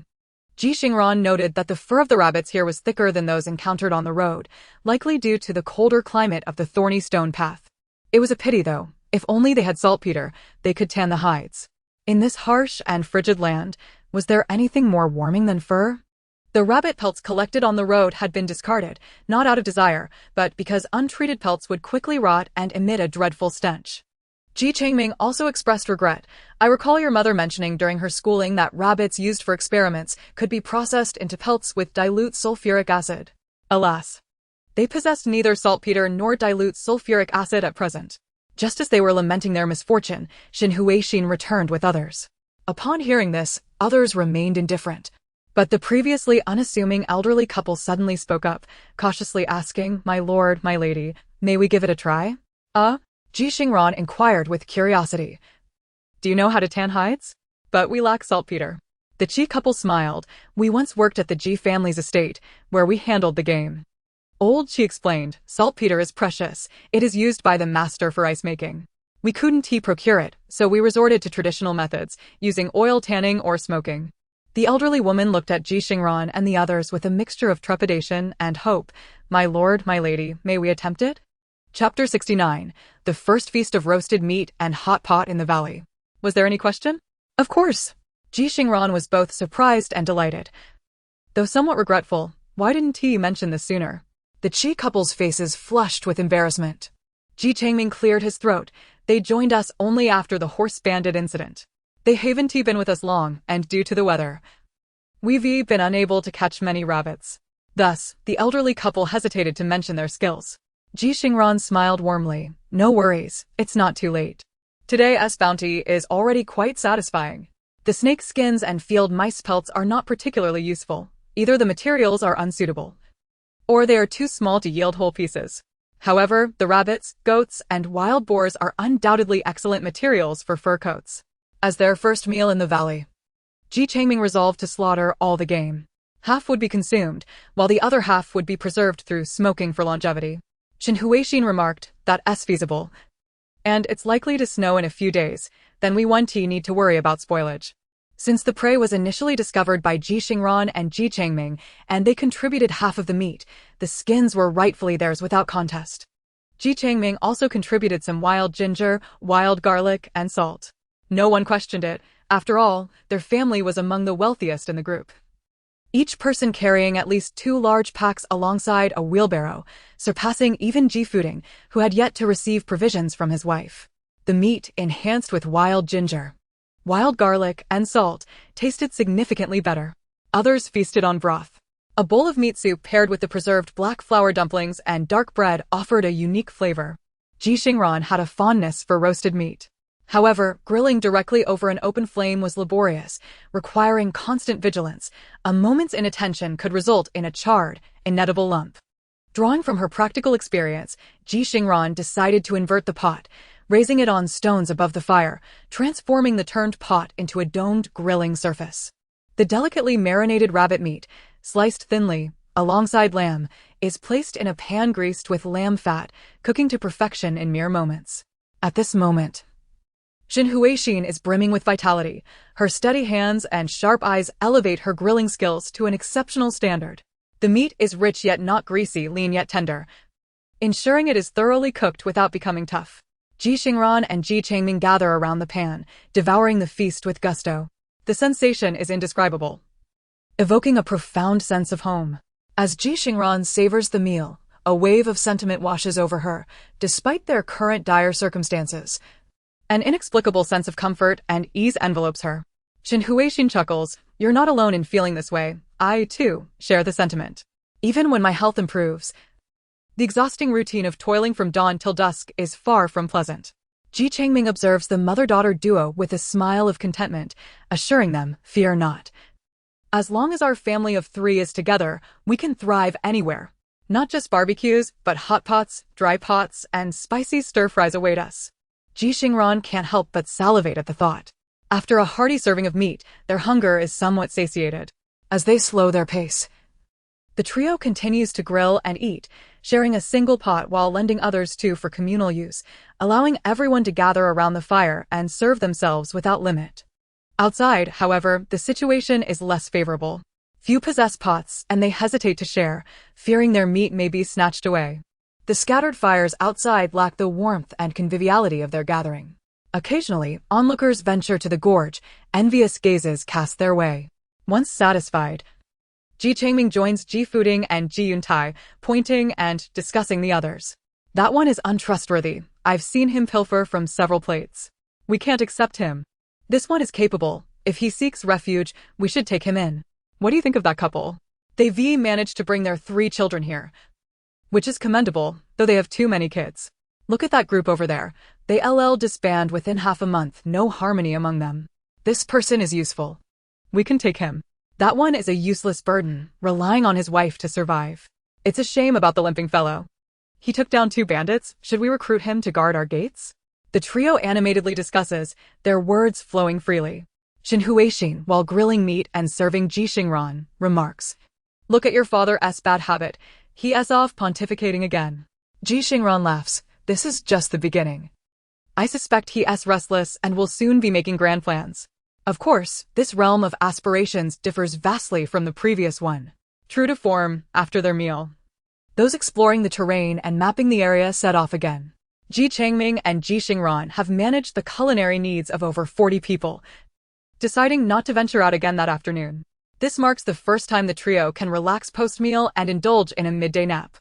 They recline in the cave organized by Aunt Bao, lying on their backs, releasing contented sighs. Ji Changming reflects, "This reminds me of the days on the construction site, where I'd lay out a mat and fall asleep instantly. Those days were exhausting, yet each night as I drifted off, I felt a sense of security. It's the same now." Xin Huixin, with one hand clasped in Ji Changming's and the other gently patting Ji Xingran as one would soothe a child to sleep, adds, "These past 2 months have been incredibly taxing. We stumbled into this place, thrust into a whirlwind of exhaustion and exhilaration. It's been overwhelming. Yet, even gazing at the stark cave brings a flicker of happiness." Ji Changming, ever curious, inquires, "My dear, what would you prefer for our bear cave?" "I'll make arrangements." He excitedly gestures, "Let us divide the cave in 2, perhaps hang a few grass mats for privacy. Aunt Bao and her group can rest on one side, while our family occupies the other. Once we find suitable soil, we can mix mud and use stones for partitioning." Ji Xingran bursts into laughter. "I told you. My father is undoubtedly starting to make plans." Xin Huixin joins in the laughter. "The cave certainly needs tidying up. The ground must be leveled, and the protrusions on the walls addressed, lest we bump our heads. Moreover, didn't Uncle Chi and Aunt Chi specialize in animal husbandry back at the village? I've heard they even raised horses and cattle. Perhaps we could build a pen for them?" Ji Changming eagerly agrees, "Absolutely, we need a vegetable garden as well. Though this land doesn't seem suitable for crops, we should plan and cultivate it. I'll ask Ji Pongzi to find some tools for breaking ground." Ji Xingran, filled with enthusiasm, nods vigorously indeed. "I have vegetable seeds and fruit saplings in my pack of a variety with a high success rate. These seeds should pose no issue." Finally, Ji Xingran expresses her long-held concern. "Father, What are your thoughts on constructing a bathroom? When shall we commence work? Chapter 70. The nearest water source lies beyond the mountain. After a satisfying meal and a moment of relaxation in the cave, they are enveloped in a profound sense of peace and happiness. However, their respite is short-lived. After a brief rest, they set out once more to explore the valleys. With Shen Huixi now in excellent health, the father-daughter duo no longer worries about her, allowing her to lead a group in search of herbs and wild fruits. The issue of food scarcity is not as critical at the moment, as Ji Changming joins Ji Yuntai's team in pursuit of a water source. Ji Xingran, armed with a small knife and bow and arrow, stands guard at the entrance of Gourd Mountain Village. She cannot oversee the situation at Dazue, where over 100 people have gathered. After the initial chaos, they have begun to acclimate.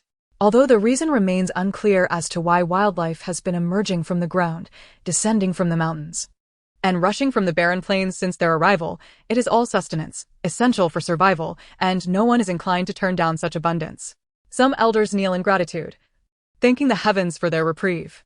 Accompanying Ji Xingran are the Qi elders, who have brought the skins of rabbits, goats, and wild boars collected by the group. They find a large stone outside the gourd entrance and begin the process of tanning the hides. Ji Xingran, ever the proponent of diverse skills, eagerly joins in to learn. Lacking potassium nitrate and sulfuric acid, they resort to traditional methods of tanning. Uncle Qi explains, we typically employ both oil tanning and earth tanning methods. Ji Xingran observes the two techniques, noting their similarities. Oil tanning involves scraping the fat from the inside of the hide, applying it thickly to a stone, then laying the hide on top and pounding it to soften, followed by cleaning, drying, and grooming. Earth tanning is similar but requires fine clay. Uncle Qi remarks, the land here is as hard as stone, unsuitable for tanning hides. Ji Xingran concurs. Aunt Qi, with her small knife, meticulously scrapes the fat from the inside of the hide, while Uncle Qi applies the oil and pounds the hide with a wooden stick.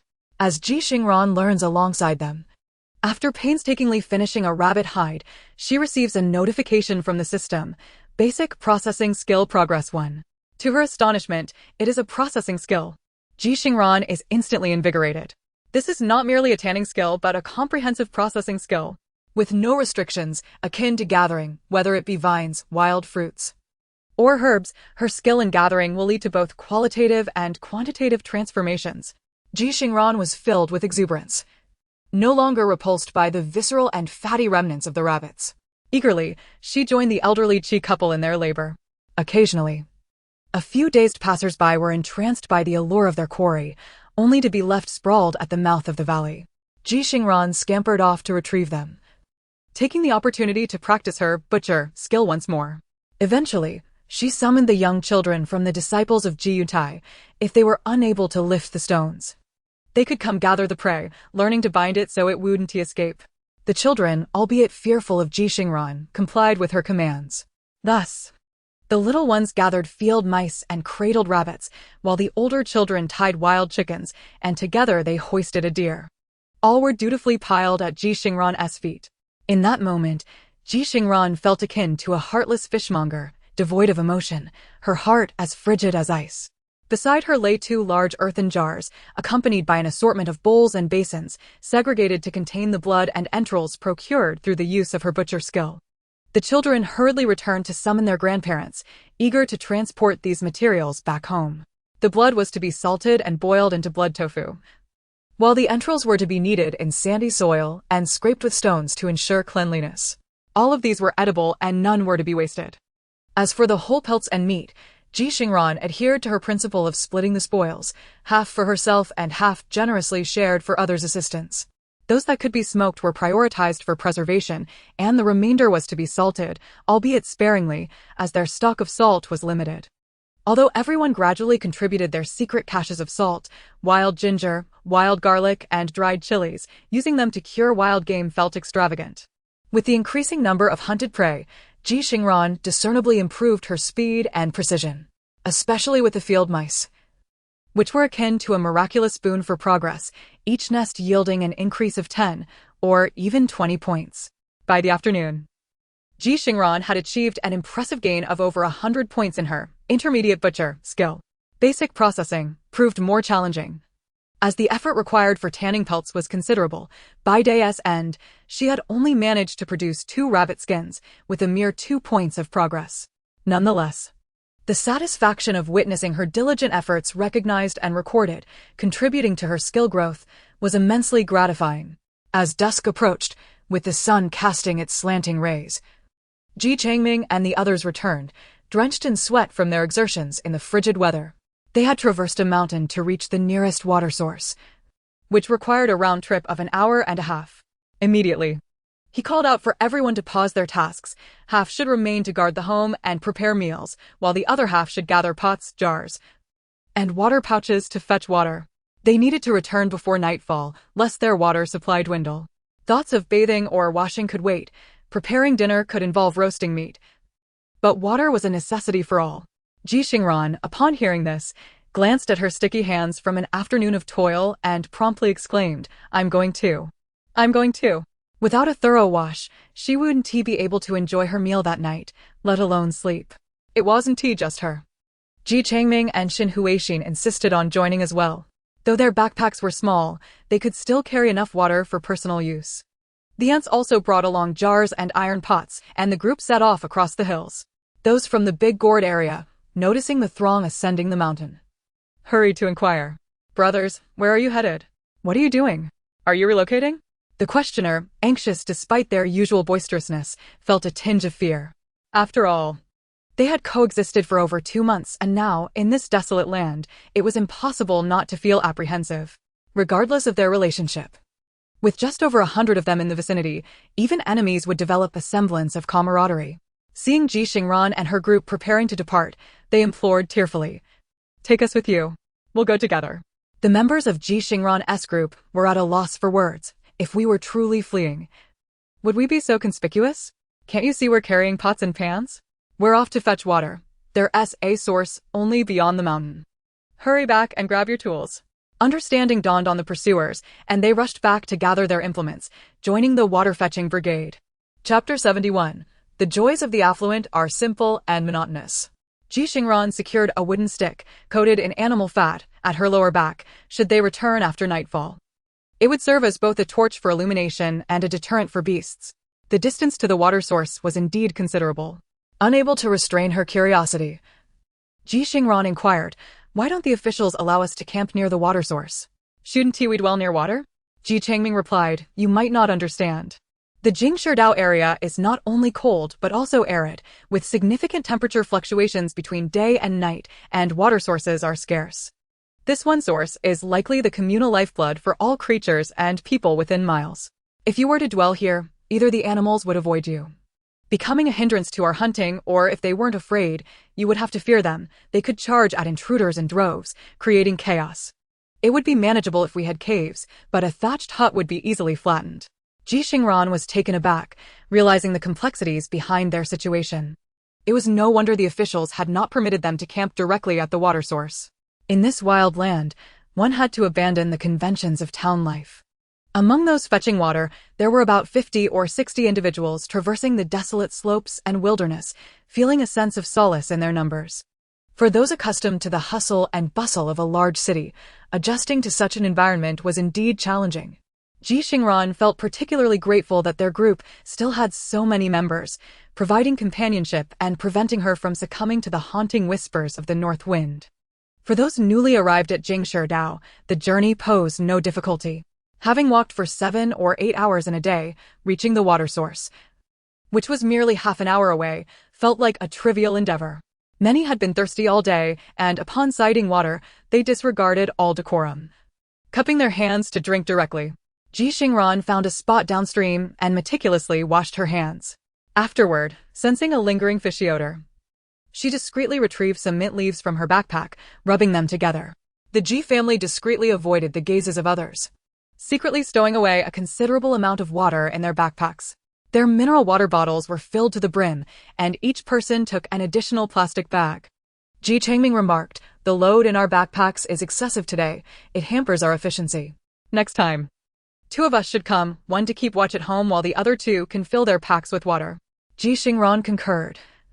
I wonder when Uncle Ji's family will deliver our supplies. It would be wonderful if we could bring in horses and carts. with horses. Wouldn't he fetching water be a breeze? In the days that followed, everyone tirelessly explored and gathered, though there was no need to rush. They began their labors with the dawn and returned to the valley only at sunset. Fortunately, their efforts bore fruit, and Ji Xingran's group reaped significant rewards. While the situation at Big Gourd remained unclear, the Little Gourd area had collectively cured around 500 to 600 pounds of meat. On average, each person could expect to share slightly over 10 pounds. Additionally, any individually acquired game would belong solely to its hunter. Ji Xingran's family had amassed the most, storing between 700 to 800 pounds. Aunties worked tirelessly from dawn till dusk to cure the meat. Ji Xingran exchanged the surplus offal with others for firewood, allowing Aunt Bao and her companions to focus on the curing process. She specifically chose to trade with children, generously giving away the offal and blood plasma, as she had neither the time nor inclination to deal with such remnants. This not only provided the children with tasks to occupy them, preventing them from being looked down upon or reduced to mere sustenance, but it also represented a small effort on Ji Xingran's part to maintain stability within the valley. Xin Huixin and her group discovered a forest 2 miles from the water source. Despite the desolate autumn and winter, with trees stripped bare, the area was relatively uninhabited, allowing them to gather a significant bounty. Beneath the wild chestnut trees, a thick layer of burrs remained, untouched by both humans and animals over the years. Xin Huixin, accompanied by Ji Xingran, returned with 2 full baskets of chestnuts. After sunset, everyone ceased their wanderings in the valley and gathered around the fire to peel chestnuts. Ji Xingran, draped in a goatskin cloak with a rabbit fur scarf around her neck, ensured every exposed part of her legs was wrapped for warmth. She had even fashioned a pair of leather gloves, fearlessly peeling the chestnuts without concern for the prickles. She carefully inspected the peeled chestnuts with a knife to check for spoilage, tossing any that were bad into the fire as fuel. The good ones could be boiled, roasted, or even stored raw as provisions. Ji Changming had constructed 2 grass huts outside the gourd entrance, one on the left and one on the right, facing each other. Each hut contained 5 compartments, with pits dug beneath and wooden planks laid down, serving as dry toilets. Fortunately, Ji Changming, being a professional in construction, had avoided the ancient practice of a single large latrine, instead opting for 5 separate pits, all connected to a larger pit behind the huts. Ashes from the fire were disposed of there daily. After using the toilet, they could cover their waste with wood chips, minimizing visibility and contributing to composting. Both ash and waste were high-quality, natural fertilizers. While still somewhat awkward, this arrangement represented the best possible conditions given their circumstances. When Ji Xingran had previously ventured to the Big Gourd to exchange for firewood and straw, she had been appalled by the sight of waste scattered about. It was a distressing sight, nearly causing her to step in it. Xin Huixin, unable to bear it, pointed out the dangers of such indiscriminate practices, which could easily lead to parasitic infections and diseases. She suggested to the others that they should collect this waste, claiming it would be useful for composting when spring arrived for planting. This collection was, of course, a ruse, but it successfully prompted people to recognize its value and hide it away, preventing it from being carelessly discarded. As a result, the sight of waste diminished on their journey, bringing a sigh of relief from Ji Xingran. 10 days passed, and the group had finally managed to accumulate some provisions, alleviating their initial fear of being cast into the valley by the soldiers. However, someone did attempt to sneak away one night unnoticed. The next day, they were found by the soldiers and brought back to the Big Gourd, covered in lashes and bruises, barely clinging to life. After that incident, no one dared to attempt an escape. Ji Xingran and her companions had long advised each other against running away. They were not entirely opposed to the idea, but given their newness to the situation, it was wise to remain compliant for a while. Perhaps due to the soldiers observing their good behavior, they finally delivered the supplies Ji Xingran and her companions had eagerly anticipated. A full 5 carts arrived, 3 belonging to Ji Changming and 2 prepared by Ji Fatty's wife, Zhao. The 3 brothers instantly became the wealthiest and most well-stocked individuals in the valley. No matter how hard others worked, they could not hope to match the bounty of those 5 carts, which felt like a stroke of fortune. Watching her father and brothers excitedly receive the carts, Ji Xingran couldn't help but reflect that the joy of the wealthy is often simple, unadorned, and mundane.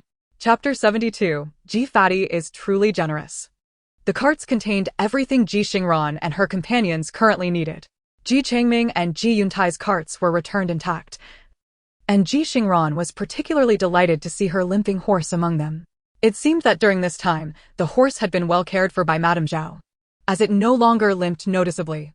Ji Xingran affectionately patted the horse's nose, and it nuzzled her hand in a show of affection.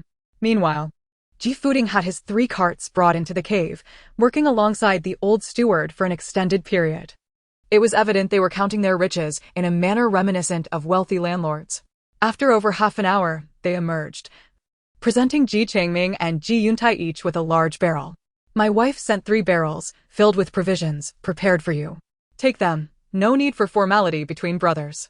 Indeed, Ji Fadi's generosity was remarkable. Ji Changming required several people to transport the barrel back to the entrance of his cave.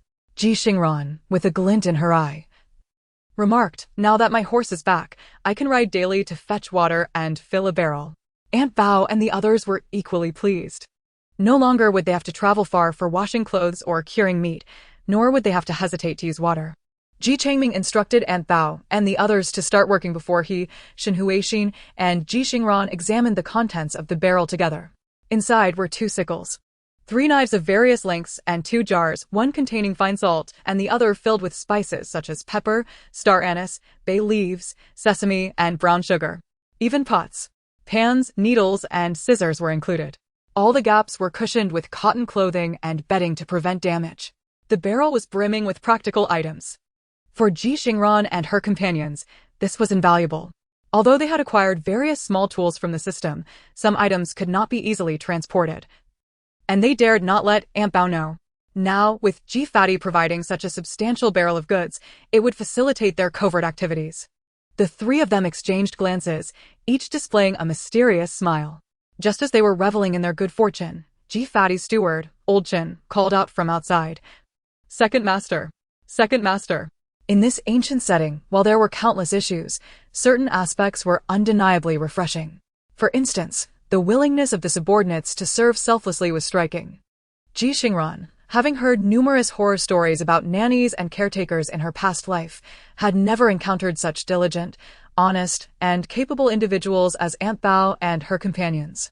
Old Chin, who was only in his 40s but had considerable experience, had served Ji Fadi since his apprenticeship in his teens.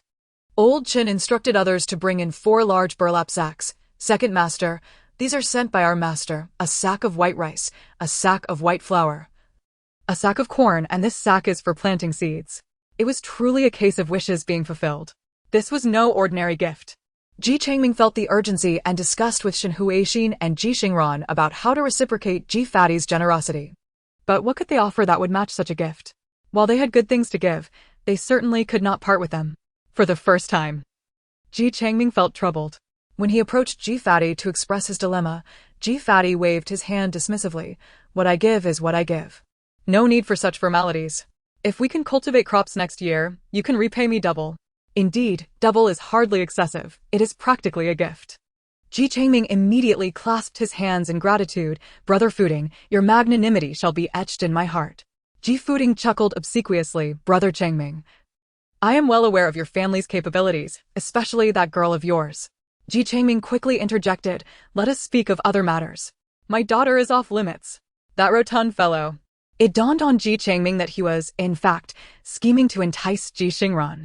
Infuriated, Ji Changming was poised to return the gifts, but Ji Fuding, fearful, pleaded for mercy, claiming it was merely jest. Ji Xingran, however, remained oblivious to such trivialities. Her heart was wholly captivated by her horse. Previously, the horse had sustained an injury, and although Shen Huixin had tended to it, issues lingered. Thus, Ji Xingran had refrained from riding. Now, however, the horse's leg appeared to have healed sufficiently for a gentle ride, especially since Madame Zhao had provided a new saddle, far superior to the haphazard contraption the bandits had rigged. Ji Xingran carefully mounted the horse, practicing her riding skills. Perhaps due to her use of taming skills on the steed, it exhibited an unusual affinity and gentleness towards her. As she timidly climbed aboard, she felt a rush of height, akin to perching upon a shoulder. Instinctively, she leaned forward, wrapping her arms around the horse's neck, her body trembling slightly. The horse, sensing her trepidation, remained still, allowing Ji Xingran time to acclimate. After a considerable interval, she summoned the courage to command, Yumi, take a few steps. Yumi was the name she had given her horse. As Yumi obediently took 2 steps forward, Ji Xingran clung tighter in fright, her heartbeat racing. After several repetitions, she gradually adjusted to the sensation of being carried by the horse's brisk gait.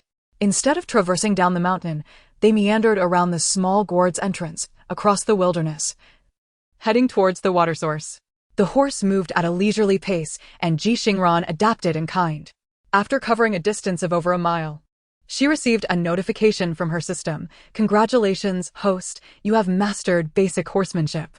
Progress, 110. How delightful. Yet, the distance required for the second progress bar was evidently greater than the first.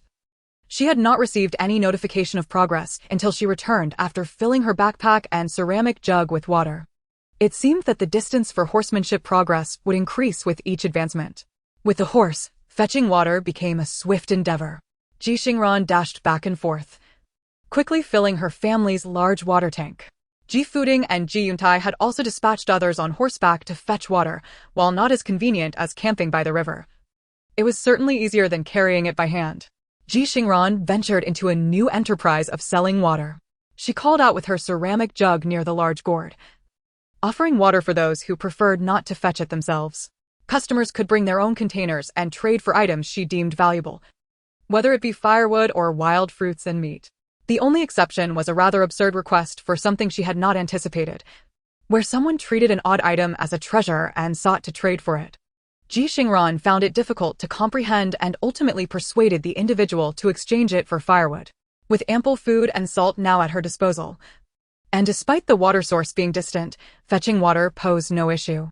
Ji Changming was already organizing the construction of beds and small stools, planning to layer straw mats and cover them with bedding and quilts for utmost comfort. After much contemplation, Ji Xingran resolved to accompany Shen Huixin and the others into the woods for an exploration. The advanced gathering skill had unlocked 2 collection blueprints, and fortunately, blueprints could accumulate. Otherwise, Ji Xingran would be at a loss, unsure whether to remain in the valley to gather prey or venture out to forage for wild fruits.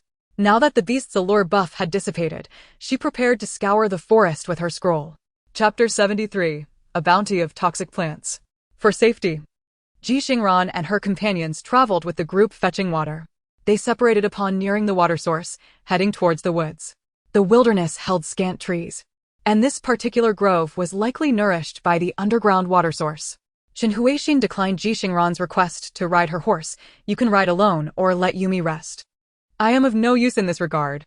If there were such a thing as a living expression, Ji Xingran would undoubtedly have a cloud of frustration hovering above her head. She observed that her parents, since their arrival in this world, had adopted an almost youthful exuberance. Her father busied himself with grand plans, oh no, with the rugged mountains, while her mother was fervently immersed in her pursuits, tirelessly honing her skills in the woods. Both collection blueprints had been amassed by Shen Huixin.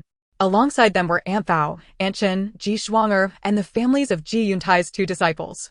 One family, the Dongs, consisted of 5 members, with the head of the household off to fetch water, while the matriarch stayed behind, accompanied only by 2 elderly individuals and 2 children. They lacked the skills to hunt or carry water, so they ventured further afield to gather wild fruits. Shen Huixin took charge of them, ensuring Aunt Bao and her companions helped transport their finds back. Another family, the Gans, had all 5 members present, a couple, the husband's father in his 50s, and 2 children. Among the 14 individuals, there was 1 young man, 2 elderly gentlemen in their 50s, and 3 robust women, Shen Huixin, Aunt Bao, and Aunt Chen. Together with Ji Xingran, the girl of indeterminate combat prowess, and the remarkably resilient Ji Shuang'er, they formed a balanced team, neither too weak nor too strong, allowing for efficient labor with some degree of protection.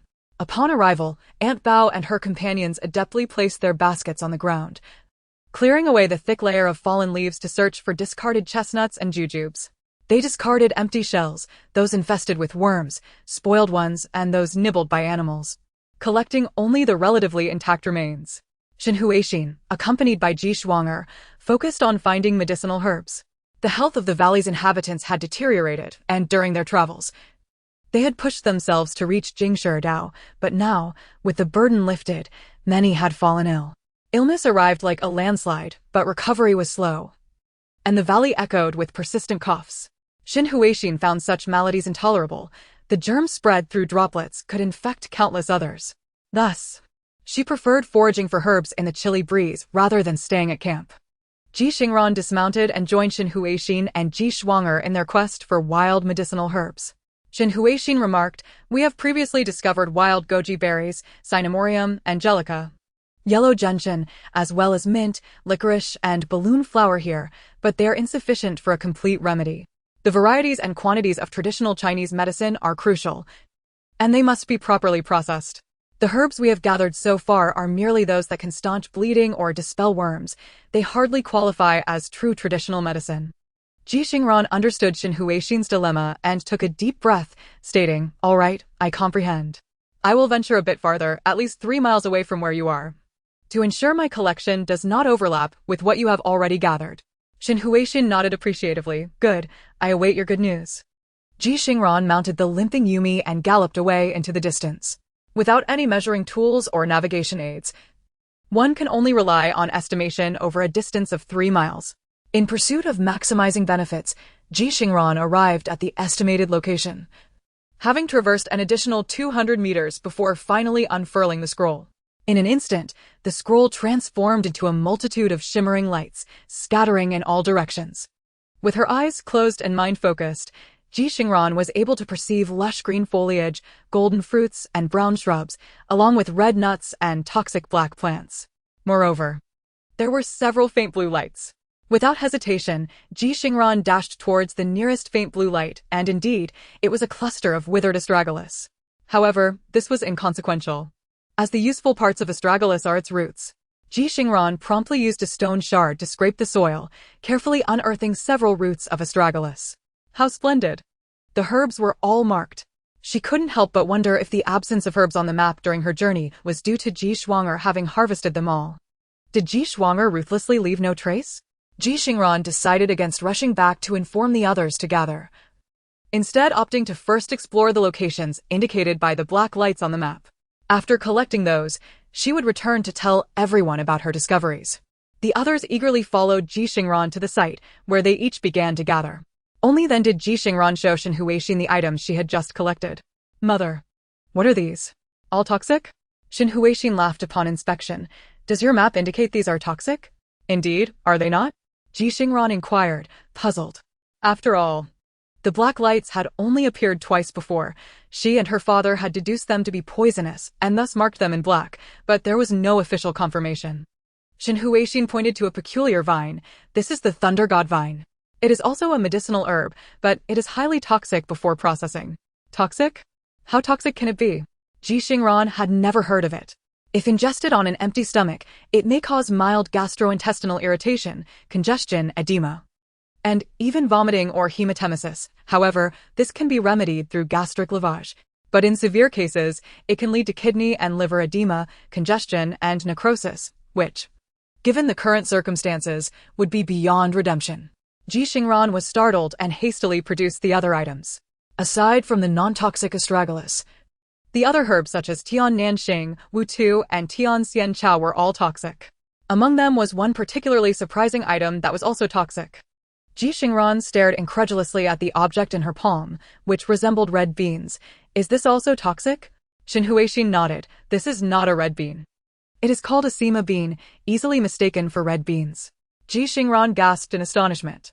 Truly, without the identification from the collection map, she would have been unable to distinguish between red beans and sima beans. Xin Huixin remarked, "In ancient times, Xin Nong tasted all herbs, and Li Shizhen authored the Compendium of Materia Medica. They truly paved the way for future generations with their lives." Ji Xingran carefully packaged the toxic herbs in plastic bags, keeping them separate from the other items in her backpack. Not to mention, she had a deliciously spicy grilled fish in her backpack, accompanied by a flat grilling pan. But lacking a lid, she certainly did not want these toxic items to inadvertently fall in and ruin her grilled fish. Having meticulously organized her belongings, her backpack was now quite cramped. Ji Xingran couldn't help but fret. As the rewards accumulated, the capacity of her backpack was increasingly insufficient. Why hadn't the system issued a task for space upgrades yet? Chapter 74. Departing the valley, exploring the wilderness.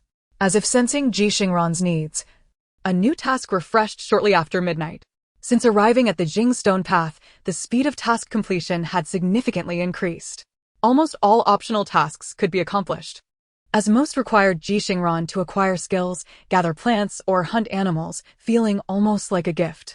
Occasionally, some tasks were slightly more challenging, yet they could still be completed within 2 or 3 days. However, the mandatory tasks had not refreshed at all. After the beast's alluring buff ended, the mandatory task section remained empty for an entire week. But today, it finally refreshed. Please accept the mandatory task. Explore the Jing Stone Path map and check in at 10 resource points within 3 days. Successful completion will reward the host with 10 space fragments, and collecting 10 fragments will upgrade the current space by 1 level. Failure will deduct 100 survival points. Finally, the moment had arrived. After 3 months, she had awaited the day for her space to upgrade. Ji Xingran immediately inquired, "What does resource point refer to?" The system replied, "Locations that can sustain 100 individuals for more than 3 days with food, water sources, materials, and other resources. Similar resource points must be at least 1 mile apart." How straightforward. This was precisely what Ji Xingran had intended to do. Currently, they had ample meat reserves, but their staple food consisted solely of what Ji Fooding had provided. Vegetables and fruits were even scarcer. During this season, the Jing Stone Path had virtually no fresh produce. Ji Xingran promptly accepted the task. After doing so, she stood in the valley and silently recited, "Check in." The resources in the valley were undoubtedly sufficient to sustain 100 individuals for 3 days. Ji Xingran held her breath in anticipation. She had prepared several arguments to persuade the system should it contest her. However, the system seemed to have grown accustomed to Ji Xingran's nature. Without a hint of hesitation, it announced, "Congratulations, host, you have successfully checked in at the first resource point. Reward, 1 space fragment." Ji Xingran smiled with satisfaction. She meticulously measured the dimensions and checked in 3 times within the Gourd Valley. Though invisible and intangible, Ji Xingran could distinctly sense the system's frustration. Subsequently, she rode her horse towards the previous water source to check in at the 4th resource point.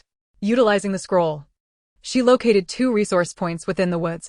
One was a wild cassava field, seemingly capable of yielding several hundred pounds. The other was a persimmon grove, where numerous persimmons remained on the trees. Although one could not survive solely on persimmons, relying on them for 3 days would undoubtedly be feasible. However, the subsequent 4 resource points proved challenging to locate. Ji Xingran gazed at the wilderness beyond the valley and the mountains stretching on either side, resolute in her decision. She approached Ji Changming and Xin Huixin, explaining the system's task. "Father, mother, there are only 2.5 days left for the task. I must venture out to explore. The vicinity of Gourd Valley has already been thoroughly searched by everyone, and there aren't that many resource points." Ji Changming and Xin Huixin immediately responded, "We will accompany you." Ji Xingran was both surprised and delighted. "Is that feasible? Don't you have matters to attend to?" Ji Changming and Xin Huixin both laughed. "Are you foolish? What could possibly be more important than you to us?" Moreover, the area around the valley was relatively stable, with Ji Fooding and Ji Yuntai watching over it, and there were others like Aunt Bao and Shuanger, as well as the Qi couple. It wasn't imperative for Ji Changming and Xin Huixin to remain by her side constantly. Ji Changming added, "In fact, I have long desired to see what lies beyond. It was just that without a horse, my exploration range was limited, and returning would be difficult.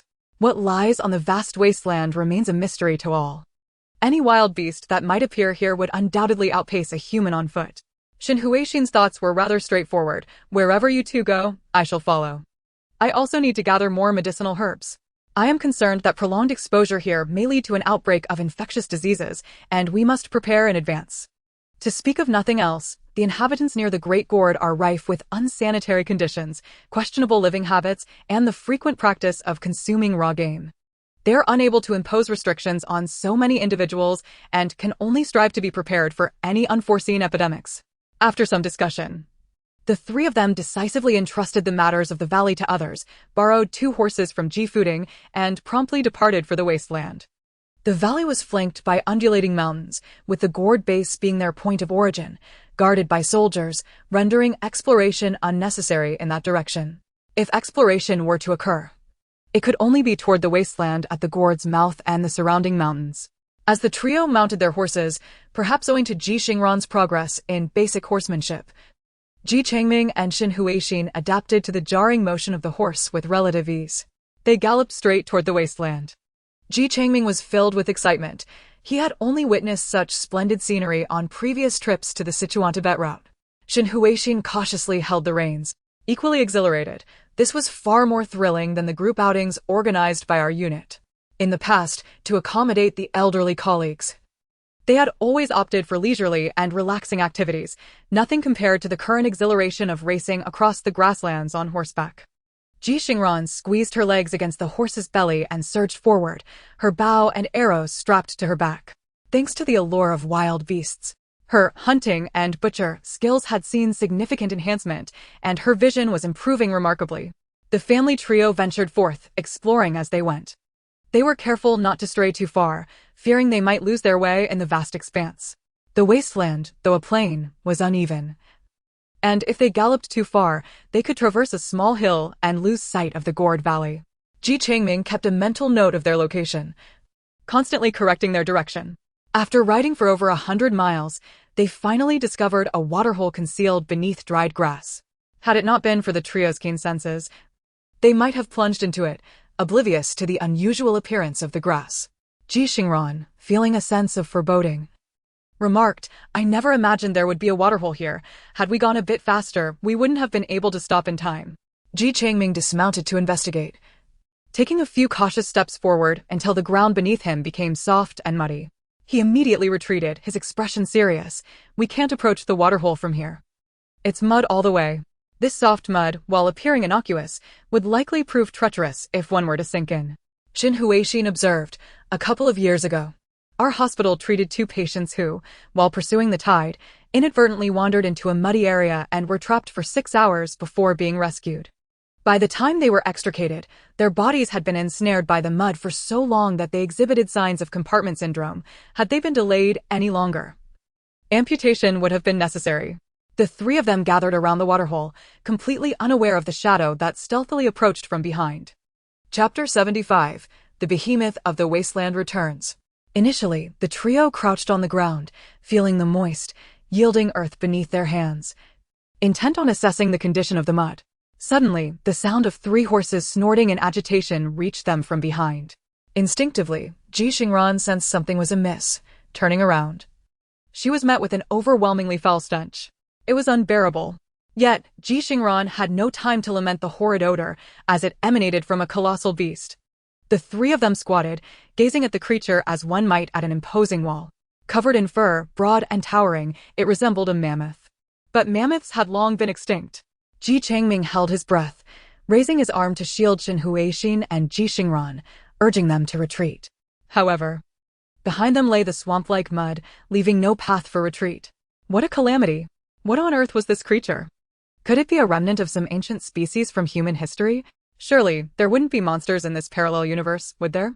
Anxiety gripped their hearts. Should they move? They dared not.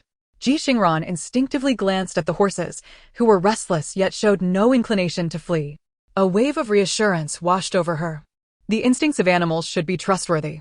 If the horses sensed no threat, then this behemoth was likely not carnivorous.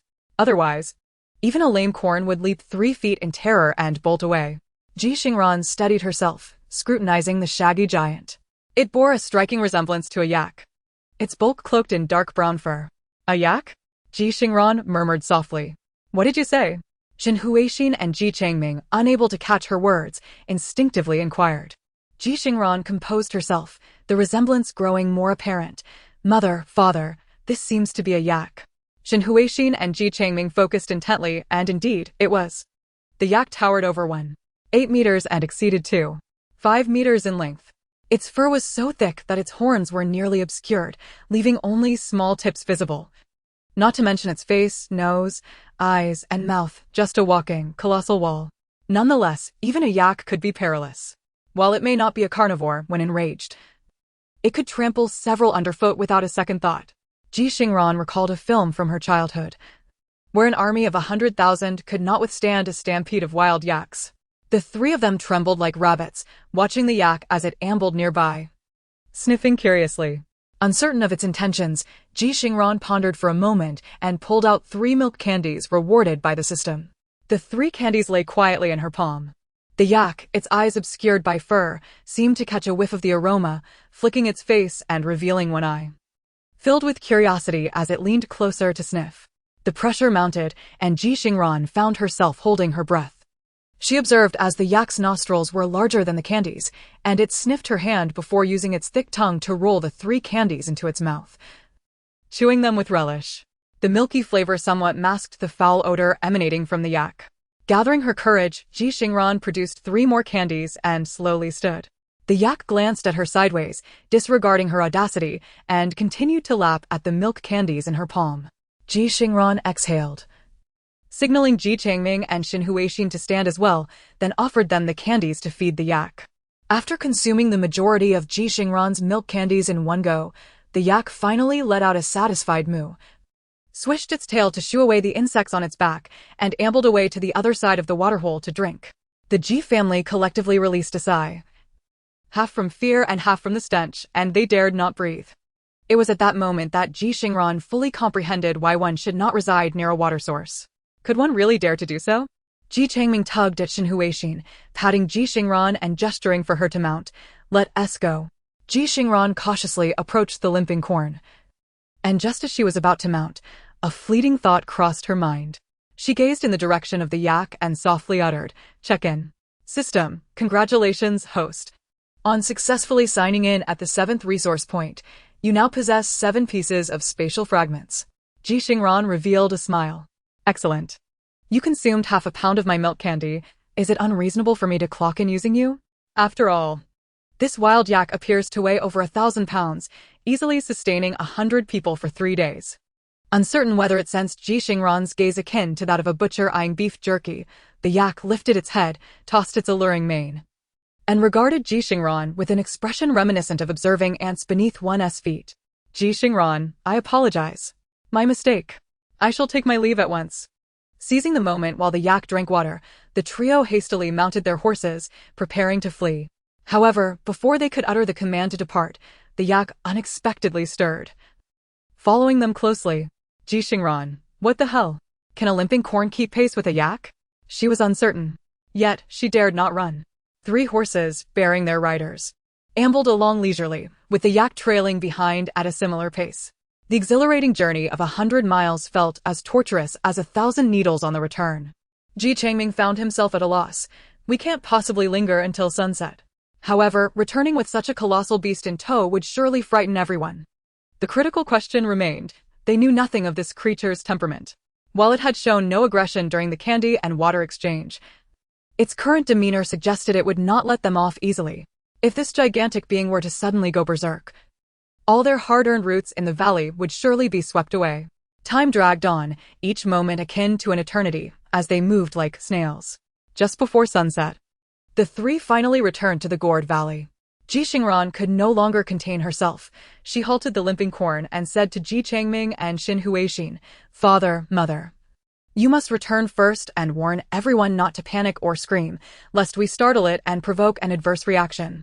It would be best to find a way to conceal yourselves, either retreat into the cave or block the valley entrance with boulders. I will stay here and buy some time. Xin Huixin's eyes welled with tears, and almost simultaneously with Ji Changming, she exclaimed, Ran, you and your father, Mother, return first. I shall remain. Ji Xingran shook her head. Father, Mother, there is no need to argue. It has followed us all this way. Whether it was for the milk candy or mounting the horse, it has shown no hostility.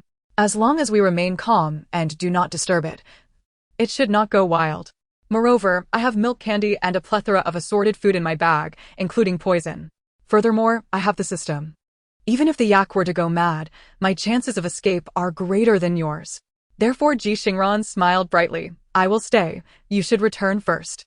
Chapter 76, Task of Upgrading the Space completed. Xin Huixin wished to say more, but Ji Changming cast a deep glance at his daughter and grasped Xin Huixin's hand. We shall heed Ran and S advice and quickly return to warn everyone to take cover.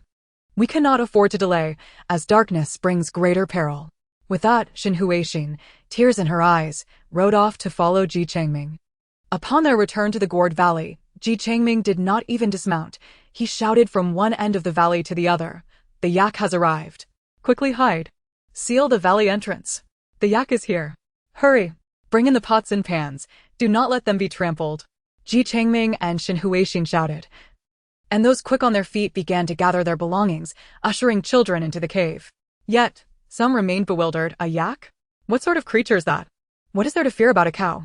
Ji Xingran, uninterested in further explanation, felt it was his responsibility to warn them. Wishing to avoid harm to both man and beast, if they did not believe him, they would soon learn the truth. Ji Fuding, having regained his girth during this period, glanced outside the valley entrance and was instantly astonished. Is that really a cow?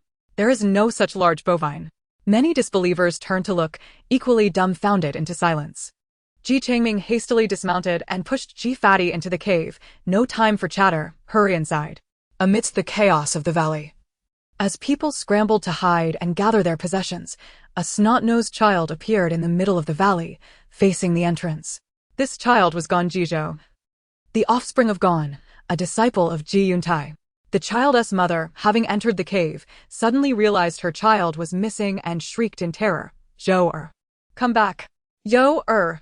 Yet, the child turned, grinning at those in the cave. Sister Xingran has returned. Huh? She has returned so soon? Everyone hastily glanced towards the valley entrance, and Ji Xingran and Shin Huixin felt their hearts leap to their throats. To their astonishment, they saw Ji Xingran walking in with her hands clasped behind her back.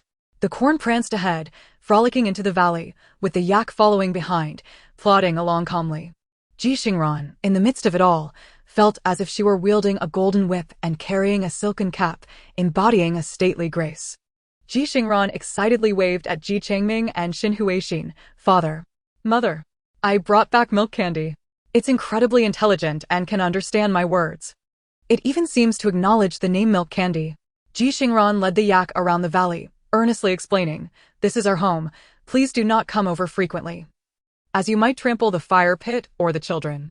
That area is off limits as well. It is where people sleep.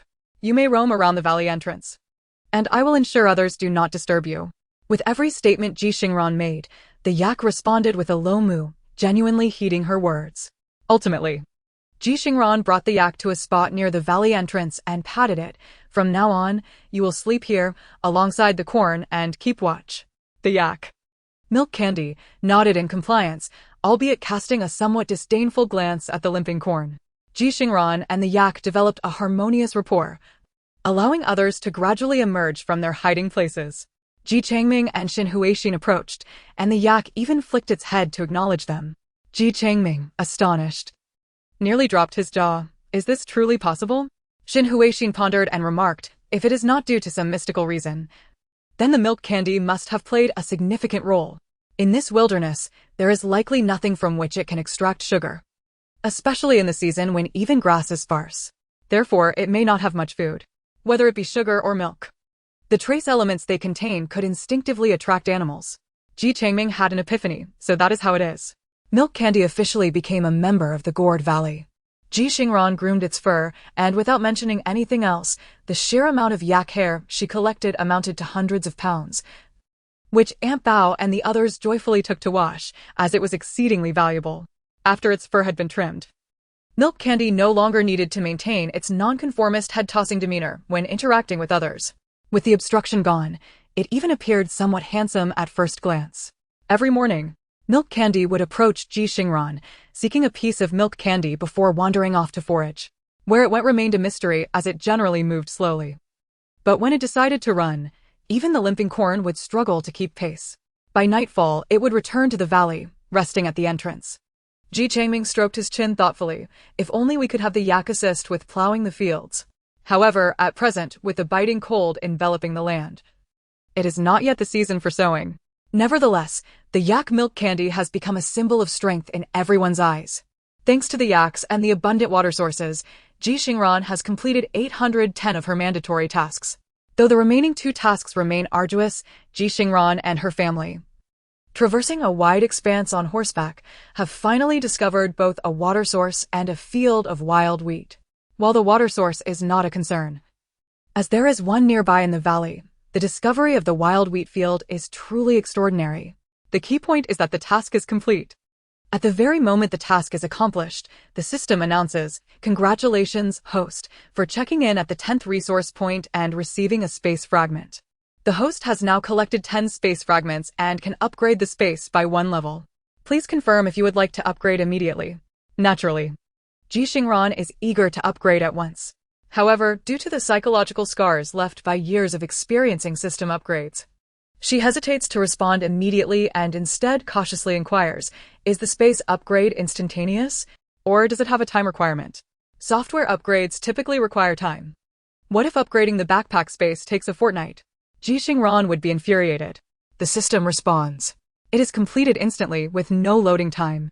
Ji Xingran immediately follows up. You know about loading times? So your settings must include something related to loading times? What is it? The system. Although it has not been long since it began serving, the system's customer service has encountered numerous hosts, yet it has never met someone quite like Ji Xingran. Not only does she suppress her dissatisfaction, but there is also a persistent feeling of being exploited in terms of resources, tasks, and information. Collecting 10 lotus roots has become a task of gathering 10 units instead. When rewarded with 10 portions of food, Ji Xingran's ambition seems to demand a grand feast, forcibly taking away a massive iron pot over 1/2 meter in diameter, brimming with food. Now, it seems she wants to exploit even the information. The system remains cold and indifferent. Sorry, the current information is not unlocked. Ji Xingran strokes her chin, emulating her father Ji Changming. After a moment of contemplation, she remarks, I understand now. It appears that there are tasks even more advanced than space upgrades in the future.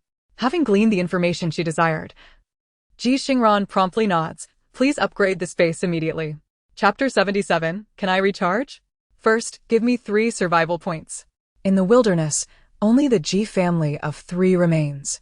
Ji Xingran closes her eyes to communicate with the system, while Ji Changming and Xin Huixin await eagerly at her side. This backpack space is incredibly useful, preserving freshness, being invisible. And without shape limitations, its only drawback is its small size. Xin Huixin, having read numerous time travel novels, has rarely encountered a space so diminutive. The 3 wait in silence, yearning to enter the space 60 times in a minute. Finally, the system announces, the original space for the host and contacts is 40 L and can be upgraded to 4000 L, equivalent to 4 cubic meters. Please select 3 items with a volume of 4 cubic meters each, or 1 item with a volume of 12 cubic meters, to serve as the spatial carrier. The item must be owned by the space holder to be extracted and modeled. Well, how interesting that it even models. Ji Xingran immediately informs Ji Changming and Xin Huixin, father, mother, just like the backpack, it must be something we all own or share. Xin Huixin quickly recalls, the kitchen. Our kitchen is approximately that size. Ji Changming, being more knowledgeable about construction, counters, that's not possible. Our kitchen is 12 square meters, but not 12 cubic meters. The ceiling height is over 2 meters, nearly 3. Ji Xingran ponders for a moment, her mind racing. I've got it. I'll choose the refrigerator area, including the cabinets, totaling 4 cubic meters. Father, you pick the midsection cabinet, and mother, you take the 4 square meters by the stove and sink. We can disregard the middle section entirely. Ji Changming and Xin Huixin understand and unanimously agree to Ji Xingran's plan. The system, are you certain, host? Ji Xingran decisively nods, confirmed. In the next moment, the 3 space indeed transforms into the selected area. Ji Xingran swiftly opens the refrigerator door, laughing with glee. She was right. The contents of the fridge are intact. Ji Changming and Xin Huixin exclaim in unison, these are our belongings. Ji Changming gazes at the midsection cabinet, which houses over 200 pounds of rice, over 100 pounds of flour, dozens of pounds of noodles, various mushrooms, and, crucially, his secret stash of 2 large jars of liquor. For the first time, Ji Changming is so overcome with emotion that he struggles to articulate his words. Oh my goodness. Oh my goodness. Treasures. The treasures are all here. We can indulge now, can't we? Xin Huixin also quickly tests the utilities. Gas, water, electricity, all functioning. Ji Xingran proudly declares, that's right. This is exactly why we came. Before the upgrade, she had contemplated that their space does not limit the shape of items, meaning its actual capacity is significantly greater than a 40L backpack, as a typical backpack cannot be filled without gaps and has shape constraints. For instance, A conventional backpack cannot accommodate a 1-meter-long wooden stick unless half of it is protruding. However, the backpack space does not restrict the length of the stick. As long as its volume does not exceed the capacity of the backpack, it is permissible.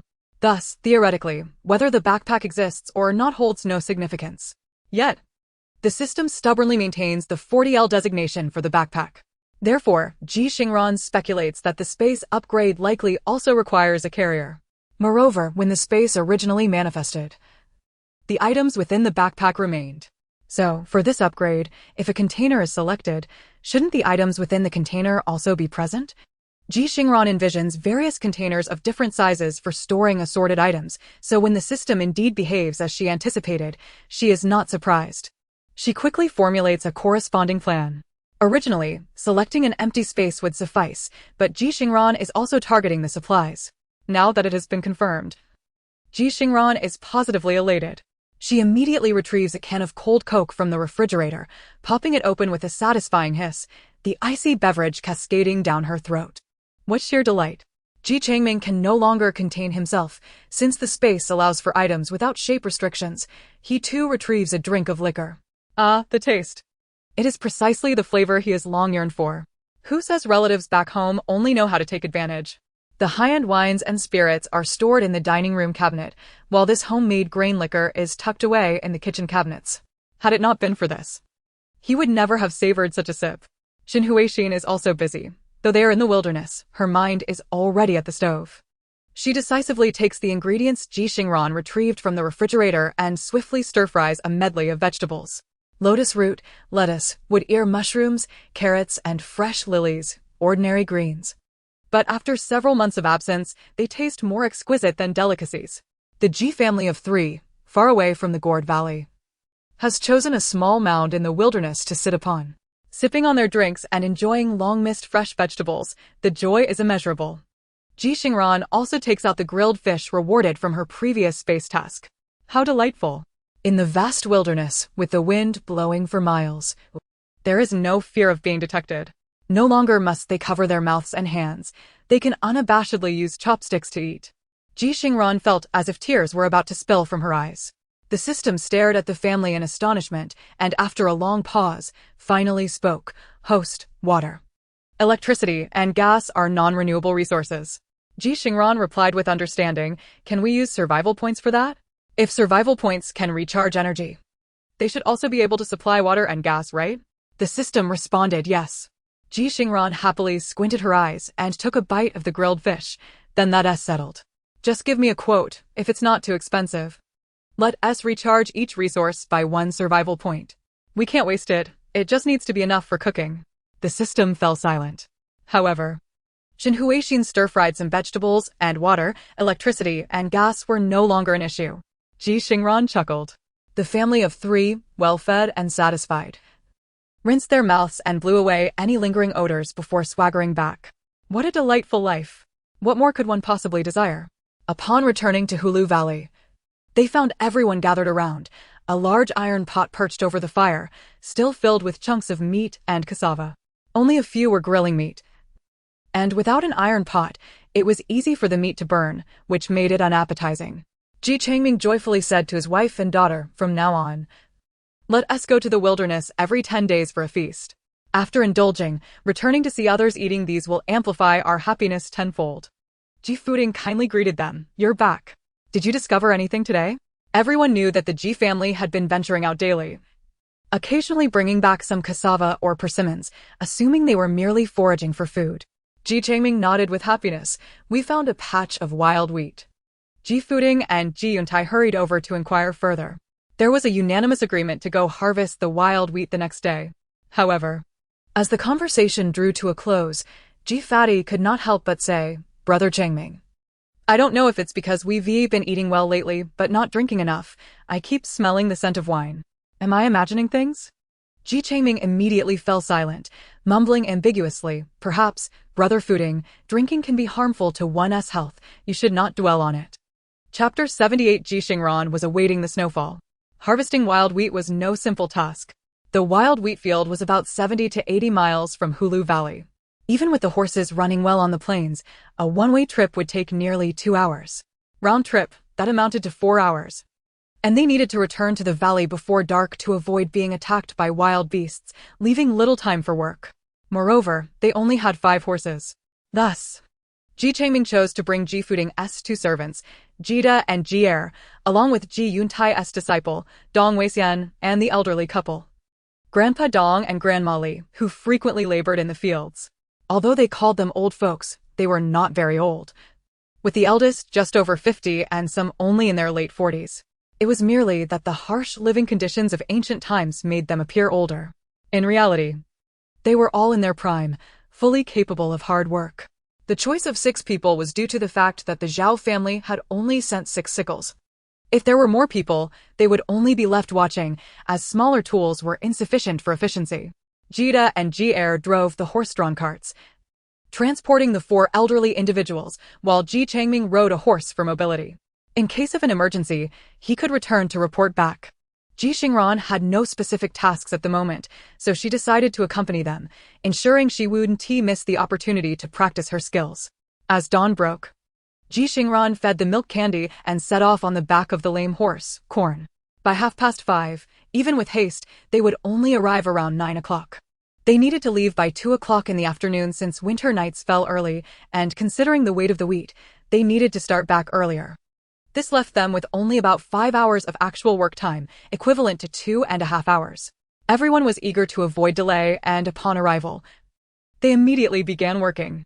However, the wild wheat field was vastly different from cultivated fields. Wild grasses grew denser than the wheat itself. Regardless, with a swing of the sickle, the wild grass outnumbered the wheat. The task required significant effort, as they had to push through the thick undergrowth to accurately cut the wheat heads.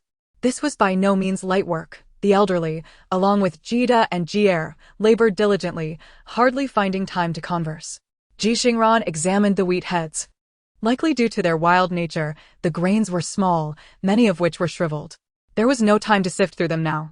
They could only cut them down and bring them back for the people in the valley to sort later. As time passed, Ji Xingran retrieved water and boiled cassava from the cart, along with some dried meat, calling everyone to take a break and have a bite. They all set down their sickles and sat on the ground, neglecting to wipe their faces or hands, grabbing the cassava to eat in their hunger, deeming the dried meat a waste of time.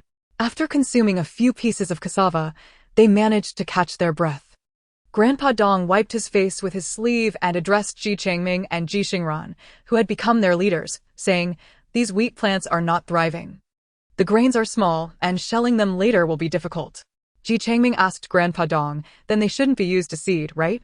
Grandpa Dong shook his head, a hint of sorrow creeping into his expression. "Before setting out, I brought a bag of seeds, but I heard that this area of Jingshida doesn't grow crops. However, we were too hungry on the way, and I ended up eating the seeds." As Grandpa Dong recounted this, heartache and regret filled his words. For farmers, the most sorrowful experience is to consume seed grain during a lean year. They know well that it is a self-destructive choice, but without eating, they won't survive to plant the next year's crops. Yet if they eat, what will they plant the following year? The elder's eagerness to harvest the wheat was driven by a desire to discover if any crops could be cultivated in this wilderness. But now, it was evident that it was not possible. Ji Xingran sat on the cart's beam, silently nibbling on cassava, contemplating the seedling package in her bag. A seedling package typically contained 10 kinds of seeds and 5 tree saplings, enough to plant an acre of land, with 10 of each sapling. She had accumulated 3 seedling packages, so she wasn't particularly worried about seeds. However, the land was unsuitable. Whether it was the forest, the cassava fields, or this patch of wild wheat, they all lay near water sources. In other areas, the entire wilderness was barren earth, sparsely dotted with wild grasses.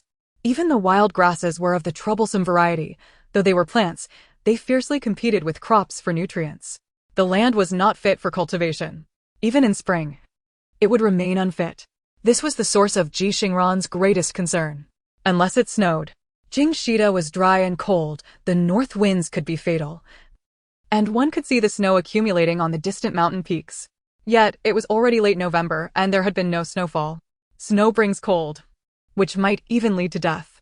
But without snow, the ground would lack the moisture necessary for crops, making it impossible to plant anything next year.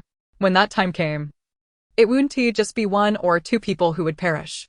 Choosing the lesser of two evils, Ji Xingran still hoped for snow. If it snowed, they could farm. And there would be a path to survival. Otherwise, without vegetables and fruits to replenish vitamins, scurvy could take its toll on many. She had previously heard that sailors on cruise ships often fell victim to scurvy due to prolonged deficiencies in vegetables and fruits. In the present day, the inhabitants of Gourd Valley have endured nearly a month without consuming anything other than desiccated wild fruits. Ji Xingran patiently awaits the snow. The wheat has been harvested for about 7 or 8 days, not due to an abundance of crops, but rather because the wheat is too scattered. Such is the nature of wild growth, it flourishes wherever the wind carries it.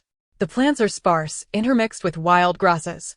Initially, Ji Xingran had estimated that the harvest would take 4 to 5 days, but the elder, anxious about the food supply and weary from hunger, yearned to gather more sustenance for his family. Thus, Jida and Jier led the effort, and it took 8 days before they returned. Upon their return, there was still the task of carrying the harvest. The children and those unable to work due to frailty were enlisted to assist. Ji Xingran also participated for a time, not merely to hone her skills, but to broaden her horizons and acquire new knowledge. While the insights gained may not be immediately applicable, she believed that anything stored in the mind would eventually prove useful. She learned how to sift through the wheat, discern empty husks, and separate the grains from the chaff, which might inspire her in other endeavors in the future. Both Ji Xingran and Shin Huixin fully supported Ji Xingran's desire to explore and learn. As long as one lives, it is essential to maintain the capacity to learn something new. Life progressed steadily in this manner. On the final night of November, Ji Xingran drowsily drifted into slumber, only to awaken at midnight to check the calendar and the weather. The calendar indicated heavy snow today, temperatures below zero, please take precautions against the cold. Heavy snow had arrived. Chapter 79. The Jiyang clan paid a visit. Ji Xingran roused Ji Xingran. Father, heavy snow is expected today. Ji Xingran yawned widely, rubbed his eyes, and asked anxiously, how severe will it be? It won't be like the last cold snap, will it? Ji Xingran shook her head. No. The temperature will only drop by 7 or 8 degrees, from just above freezing to below zero. No one will perish. The last cold snap was truly terrifying, freezing everything instantly, leaving no time for anyone to react. This snowfall is merely a normal occurrence. Ji Xingran donned his clothes. Very well. I shall inform the night watch to be more vigilant. The custom of night watch established during their exile persisted to this day. In Little Gourd Valley, there were sentinels on both ends, working in shifts. Most were young adults and a few elderly with less stamina, taking turns so that the watchmen could sleep an hour less.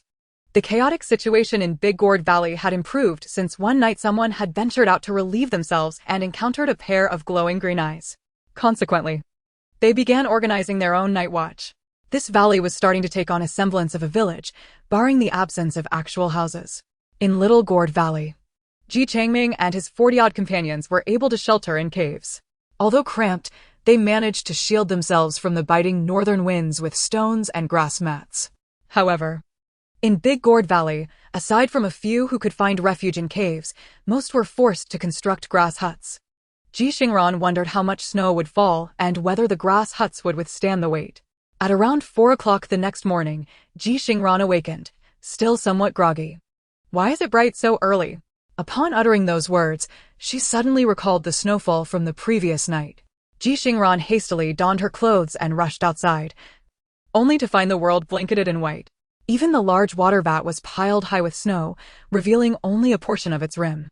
Ji Xingran leaped onto a stone to exit the cave, realizing the snow had already reached her ankles and was nearing her calves. Wow! It's snowing! It's snowing! A child's jubilant cheer echoed from one of the caves. For children, snow was a source of endless amusement. Gon Jizhou, along with Dong Daba, Dong Erbao, and several other children were roused from their slumber, hastily donning their clothes as they rushed outside. At Ji Xingran's age, she was neither too old nor too young. She worked alongside the adults and played with the children. Observing the children emerging, Ji Xingran couldn't help but smile mischievously as she fashioned a snowball and hurled it at them. Thud! One child toppled over. 2 fell down. The children quickly realized the danger. Oh no! We must attack Sister Xingran. Ji Xingran seized Ji Shuanger, the oldest among them, to fend off the onslaught of little ones, effortlessly overpowering them. The adults joyfully emerged as well, tending to the fire in anticipation of the cold day ahead, having already covered the firewood with thick straw mats to protect it from dampness. Although a bit moist, it would soon dry out and provide warmth. Boiling water was essential. It meant the possibility of bathing. Previously, the water source was quite distant, and for safety reasons, everyone went to fetch water together, making bathing inconvenient. Given the cold weather, they were reluctant to wash. Shin Huixin often took Ba'anti and Ji Xingran out precisely because the people in the valley had grown rather odorous. Shin Huixin remarked, people in ancient times had short lifespans due to their harsh living conditions. Without effective medicine, a cold could easily escalate into bronchitis, pneumonia, or high fevers, leading to death. Thus, aside from wealthy families with servants who could afford hot springs and bathtubs, the rest of us are fortunate to bathe once every 10 to 15 days. This created a breeding ground for bacteria and viruses, eventually leading to dire consequences.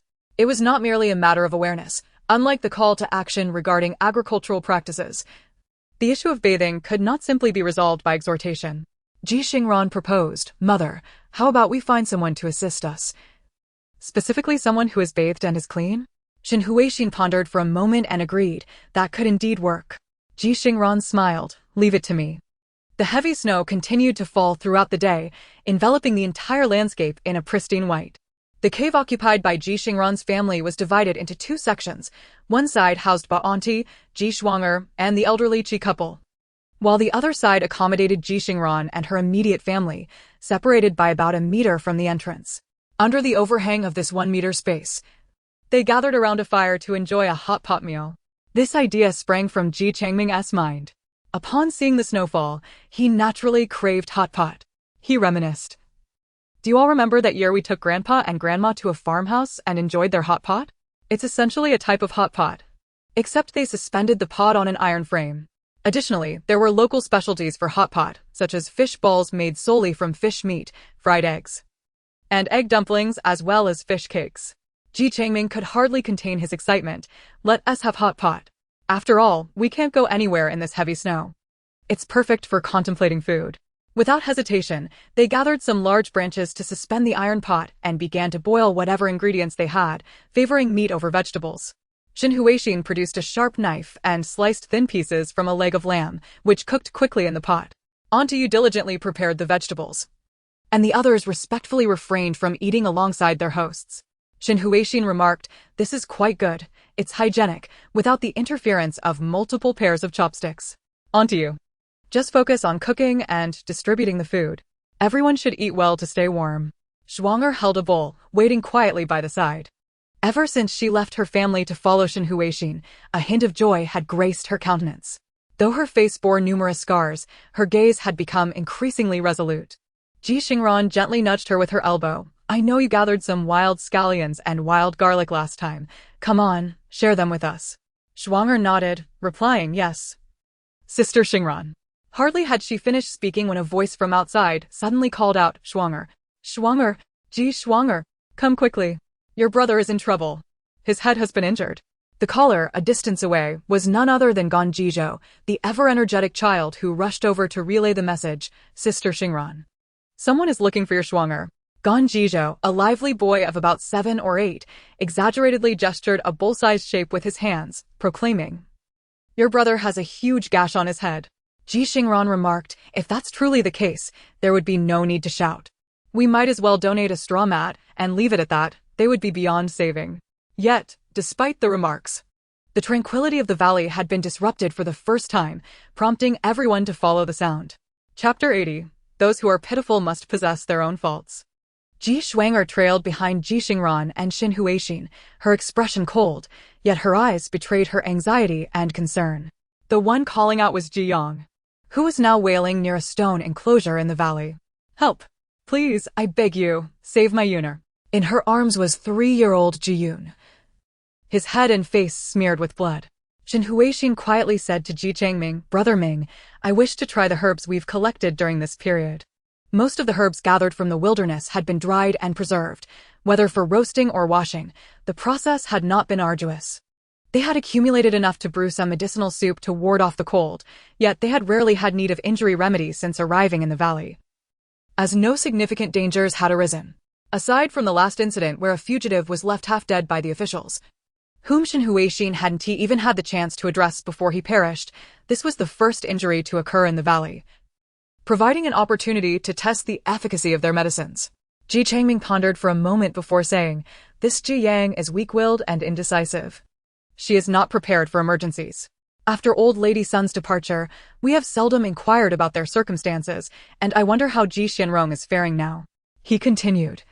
Ji Xingran is ambitious, but lacks strategy. Easily swayed, he dares to revolt when incited, yet when matters go awry, he is the first to weep and plead for mercy. He is truly a petty man, best avoided. Shen Huixin nodded, understood. I will keep an eye on things. With that, she pushed through the crowd, leading Ji Xingran towards the commotion. What happened? She inquired, her brows furrowing. Didn't I warn you last night that heavy snow would fall today? How could you let the snow collapse the shed and injure someone? Ji Yang, filled with regret, exclaimed, I was not in the shed when it happened. I only found out it had collapsed upon my return. Shen Huixin was momentarily perplexed, as was Ji Xingran. But she noticed Ji Xingran's expression abruptly shift to one of sheer horror. Ji Xingran's throat constricted as she asked Ji Yang in a stiff voice, You aren't in the shed? Where did you go? Cradling Ji Yun, Ji Yang sobbed uncontrollably. She had 3 children, the youngest was already gone. And now Xingran refused to acknowledge her. Ji Yang had only Ji Yun left. She begged Xingran, please, you must plead with your master. They surely have a way to save Yun, right? You must plead with them. Ji Xingran ignored Ji Yang's pleas, her voice laced with bitterness. In this weather. Were you not in the shed because of him? Did he force you to commit foul acts? Ji Yang, in anguish, shut her eyes tightly. Xingran, I beg you. Don't ask anymore, just save Yun'er. Ji Xingran felt a pang of compassion, forcing herself to turn away from the sight of the injured Ji Yun. She was filled with a mix of hatred and pity, her body cold, unsure of how to confront the grim and grotesque reality. Ji Yang was aware that Ji Xingran despised her for her sordid actions, yet all she could do was kneel and plead, Xingran, I have done all this for you. A child is everything to a mother. I had no choice. Ji Yang pulled a piece of withered jerky from her clothing. Yun'er hasn't eaten in 2 days. I could only trade this for him. Ji Yang appeared pitifully thin. Upon hearing her words, some bystanders could no longer hold back their sympathy. A woman's lot is indeed not easy. Ji Xingran turned her face away and retorted, She is not alone. She has her man. The scars on Ji Xingran's face, still healing and uneven in color, took on a sinister quality as she sneered.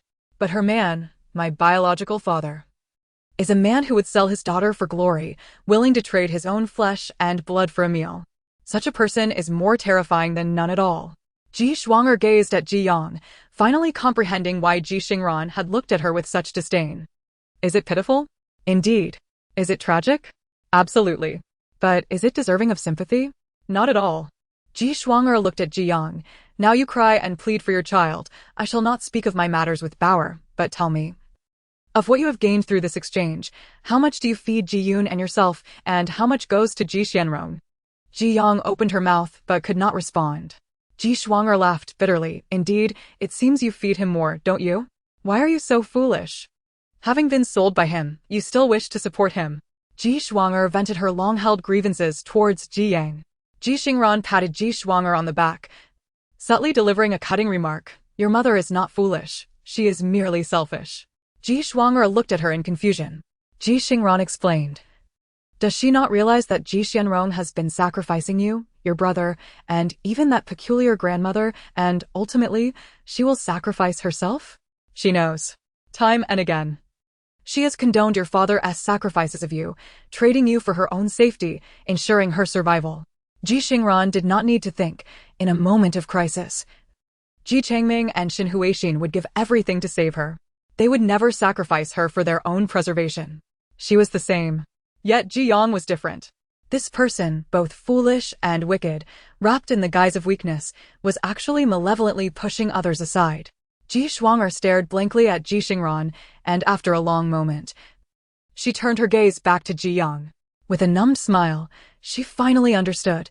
This is why, despite your own suffering, I cannot muster sympathy for you. Mother. Oh mother, I truly fear that if I were to live my life only encountering people like you, guided solely by your teachings, what would I become? Ji Xingran looked coldly at Ji Yang. If you want me to save Yuner, I can, but from now on, Yuner will live with me. And we shall have no further ties with you. You will remain with that beast. Can you accept this? As expected. Upon hearing that it would only be her left alongside Ji Xingran, Ji Yang's face turned pale, and she refused to respond. Ji Xingran resolutely turned away. Then do not blame me. Even if I save Yuner, he will inevitably be sacrificed by both of you. At this moment, Ji Yashir was truly distressed, rushing over to cling to Ji Xingran's legs, pleading, all right. I promise you, I will give you Yuner. All I ask is, I implore you, think of a way to save Yuner. Ji Xingran turned back, then in front of everyone, you must guarantee that from now on, we shall be nothing more than mere servants to others, no longer having any ties with you. Ji Yangshir sobbed, I promise, from now on, you and Yuner shall have no further connection with us. Only then did Ji Xingran take Ji Yun in her arms, alongside Shen Huixin, to examine Ji Yun's injuries. After a moment of contemplation, Shen Huixin devised a remedy, instructing Xingran, first, prepare these few prescriptions to stop the bleeding. Then gather those other herbs to brew a medicinal soup. While they tended to Ji Yun's wounds, Ji Changming and Ji Xingran exchanged glances, positioning themselves discreetly to guard against any potential threats. They awaited in silence.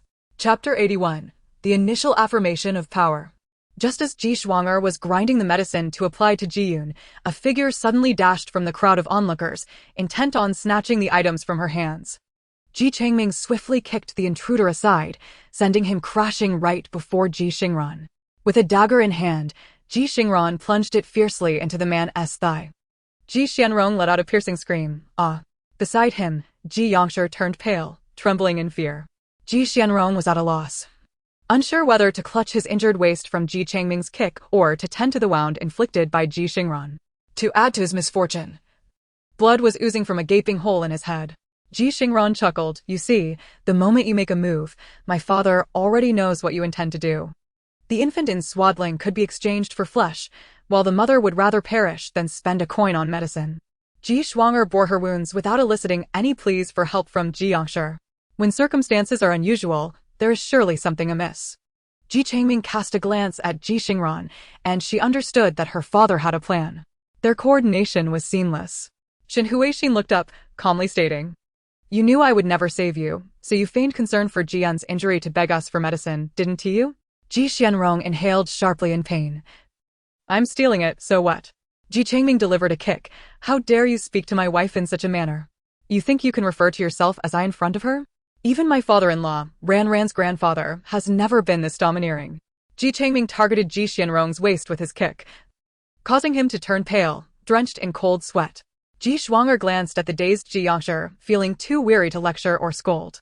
She was fortunate to have been awakened by insults, finding her own path. Yet some people cannot be roused by admonishment. Ji Yangshir's lips moved as if she wished to defend herself. Ji Xingran interjected, it would be best if you remained silent. Your embrace of Ji Yun's injury does not absolve you of guilt, but knowing that Ji Xianrong would come to seize the medicine, you chose not to warn us. What are you scheming? Do you hope that once Ji Xianrong recovers, he will treat you well? Ji Yangshir's complexion was ashen, hardly better than Ji Xianrong's. Until Shen Huixin and Ji Xingran completed their treatment of Ji Yun's wounds, she uttered not a single word. No one paid attention to Ji Xianrong. Shen Huixin had no desire to involve herself. As Ji Xingran carried Ji Yun away, Shen Huixin lethargically remarked, it is true that a healer possesses a parental heart. But I have witnessed far too many instances where doing more leads to more mistakes. Regardless, I am no longer a doctor and do not wish to compromise my principles for the sake of the greater good. With a fierce determination, Shen Huixin declared, from now on, I will treat whomever I choose. If I do not wish to treat someone, then I shall not. Let it be as it may. I shall embrace the role of Huang Laoxie. Ji Changming responded with a hearty laugh. That's splendid. Splendid indeed. He genuinely feared that Shen Huixin's sense of responsibility would compel her to continue her medical career. If she were to apply her professional knowledge, there would be no ailment she would refrain from addressing. Ji Changming wished to spare her from such exhaustion. Ji Xingran nodded vigorously. Yes, from now on. We will only save the good, not the wicked. In our past lives, we witnessed many heinous criminals suffering from illness and injury, and despite having taken many lives, doctors were still obliged to treat them. It was utterly vexing. This time, let us live freely, following our hearts rather than the law. Originally, Ji Changming planned to deal with Ji Xingran in due time. However, the next morning, as Ji Xingran awoke, she heard a commotion outside. Initially, she thought the incessant snowfall from the previous night had caused yet another disturbance. Upon venturing out, she discovered that someone had died in the Hulu Valley. The deceased was none other than Ji Xingran. The perpetrator was revealed to be Ji Xingran. Upon hearing this, Ji Changming was at a loss for words. Well, this does resolve our troubles, I suppose. Ji Xingran darkly mused. On a more optimistic note, perhaps she was awakened by yesterday's scolding and has found her awakening. On a less favorable note, she may have finally exhausted her capacity for sacrifice, had she not killed Ji Xingran. He would undoubtedly have exploited her with even more malevolent and terrifying methods. The three of them lamented, humanity can be both pitiful and detestable, all in an instant. Ji Xingran, upon learning the news, said nothing. She merely requested Ji Xingran and others to allow Ji Yun to remain by her side, assuring them that she would strive to provide for herself and Ji Yun. As for Ji Yangshi, she did not utter a single word regarding her. Xin Huixin acquiesced to her request to keep Ji Yun. However, concerning Ji Yangshi, Ji Xingran chose not to speak, leaving it to others to address. Just after they had finished their morning meat soup, a man arrived from the Hulu Valley, accompanied by an elderly couple, seeking an audience. Ji Changming, Ji Fuding, and Ji Yun went to meet them. The man, surnamed Duan, was the son of a close confidant to Ji Chancellor's, and his family had been deeply intertwined with the affairs of the court, but had also met their downfall in the recent purges. Nevertheless, Duan Jianxian had inherited his father's sharp wit and had managed to assume a leadership role in the Hulu Valley despite being an outsider. Duan Jianxian respectfully bowed to Ji Changming and the others, addressing them as Second Master Ji, Third Master Ji, Fourth Master Ji. I am unworthy, but I have a matter that I am uncertain about, so I beseech the esteemed Ji family to accompany me in discussing it. Ji Changming and the others surmised the topic of conversation. Pray, continue. As expected, Duan Jianxian spoke. Today, a murder occurred in our valley. The victim is a woman named Ji Yangshi, who has already confessed to her crime. However, I am somewhat apprehensive, as I have heard that Ji Yangshi has ties to your esteemed family, and thus I seek your guidance on how to proceed. Ji Changming immediately adopted a posture of retreat. Brother Jianxian must have been misinformed. Ji Yangshi has no connection to us. Within the valley, we have clearly delineated our boundaries. Externally, we are certainly united, but internally, we shall not interfere with your decisions.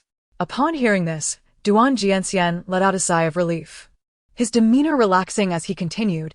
Before arriving, I was genuinely concerned that this matter would be difficult to handle. I did not expect the three masters to be so reasonable. Duan Jianxian continued, I am aware of the close relationships among you three, and I do not dare to presume to join your ranks. However, the turmoil in the Hulu Valley cannot persist. In light of this incident, someone must take responsibility. I, a humble man, am also worried about the safety of my family, hence I have taken it upon myself to propose that we expel Ji Yangshi from the valley. Ji Changming and the others wholeheartedly concurred with Duan Jianxian's words. Brother Jianxian, you should handle it yourself. Indeed, the situation in the Dahu Valley required individual leadership. Otherwise, it would devolve into chaos, further complicating matters. Ji Changming was not inclined to recruit anyone at present. Although their food reserves were ample, they were not yet at a stage where they could support a multitude. With someone like Duan Jianxian stepping up to take charge, it was quite favorable. Thus, he immediately acquiesced to Duan Jianxian's proposal. The expulsion of an individual from the Gourd Mountain Manor marked a significant upheaval. Ji Changming and his companions braced themselves. This would be the inaugural assertion of power following their arrival at the Jing Stone Path. When Duan Jianxian returned to the Dahu Valley to announce this decision, Ji Changming, Xin Huixin, and Ji Xingran all attended to observe. Ji Xingran, however, refrained from going. Since she received the news, she had remained silent, tending to Ji Yun by changing his dressings and providing him with water. Noticing her demeanor, Ji Xingran chose not to inquire further about her interest in attending. The valley was small enough for even the slightest occurrence to spread rapidly, and Xingran's silence indicated her reluctance to participate. Ji Yang had already been bound by others. She still appeared timid and frail, making it difficult for anyone to believe that she had killed Ji Xingran with a stone the previous night. The opinions regarding her expulsion varied greatly. Many who supported the decision did so out of fear, although there had been fatalities on the road to exile. The mindset at that time was markedly different. Now, having arrived at the Jingstone path, no matter how dilapidated and challenging the place was, it had become their home. The occurrence of a murder within these confines made it untenable to allow such a fiend to remain among them. Who could predict when she might go mad and kill again? Yet, some opposed the expulsion. She is merely a woman driven to desperation. Her husband is no good. Her children have abandoned her, and she acted out of necessity, not born of malice. Duan Jianxian had anticipated this argument. What you say holds some truth. Therefore, we shall not kill her, we will simply expel her. Is that not a viable option? She may not perish outside, but her presence here ensures that none of us can feel at ease. If you empathize with her, then you must take responsibility for watching over her, ensuring she does not harm anyone again. Can you guarantee that? The others quickly echoed, indeed. You must keep a close watch on her. If anything goes awry, you shall bear the consequences. The individual fell silent. Ji Xingran quietly remarked to Ji Xingran and her mother, this Duan Jianxian possesses some skill. He knows how to win hearts at this opportune moment. Ji Xingran gazed intently at Duan Jianxian. If he is a good man, the valley may thrive harmoniously, supporting one another. But I fear he may not be a good man. Ji Xingran chuckled, saying, Ranfan, you are still too naive. Is it so simple to categorize people as good or bad? Human nature is intricate. The good you perceive may simply be a facade until pressure is applied. For instance, that individual who spoke on behalf of Ji Yang, while he may have kind intentions towards her, is merely acting out of a lack of pressure. Once the burden of overseeing Ji Yang falls upon him, his benevolence may dissipate.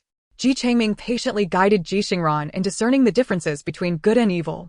Shen Huixin added, Ranfan, you must have heard the whispers after yesterday's incident. Many have criticized Zhuang'er in private, accusing her of disregarding familial duty and being disloyal, labeling her a bad seed. Yet, after spending time with her, do you truly believe her to be a villain? Ji Xingran shook her head. Of course not. Exactly. Shen Huixin smiled. The judgment of a person's character cannot be so simplistically rendered. We are not saviors tasked with evaluating good and evil. Ji Xingran appeared perplexed. Then what can we do? Ji Xingran and Shen Huixin exchanged smiles. If you wish to act, you certainly may, as long as you ensure your own safety. Punishing the wicked and promoting the virtuous is indeed possible, for a better environment benefits us all. Otherwise, Ji Xingran would not have expended such effort to cultivate alliances with Ji Fuding and Ji Yuntai. One is wealthy, the other renowned. Forging alliances with such individuals signals to others that they are not to be trifled with. However, in times of chaos, virtuous individuals are scarce. Even if alliances are formed, relying solely on this small group of 40 or 50 to ward off external threats is unrealistic.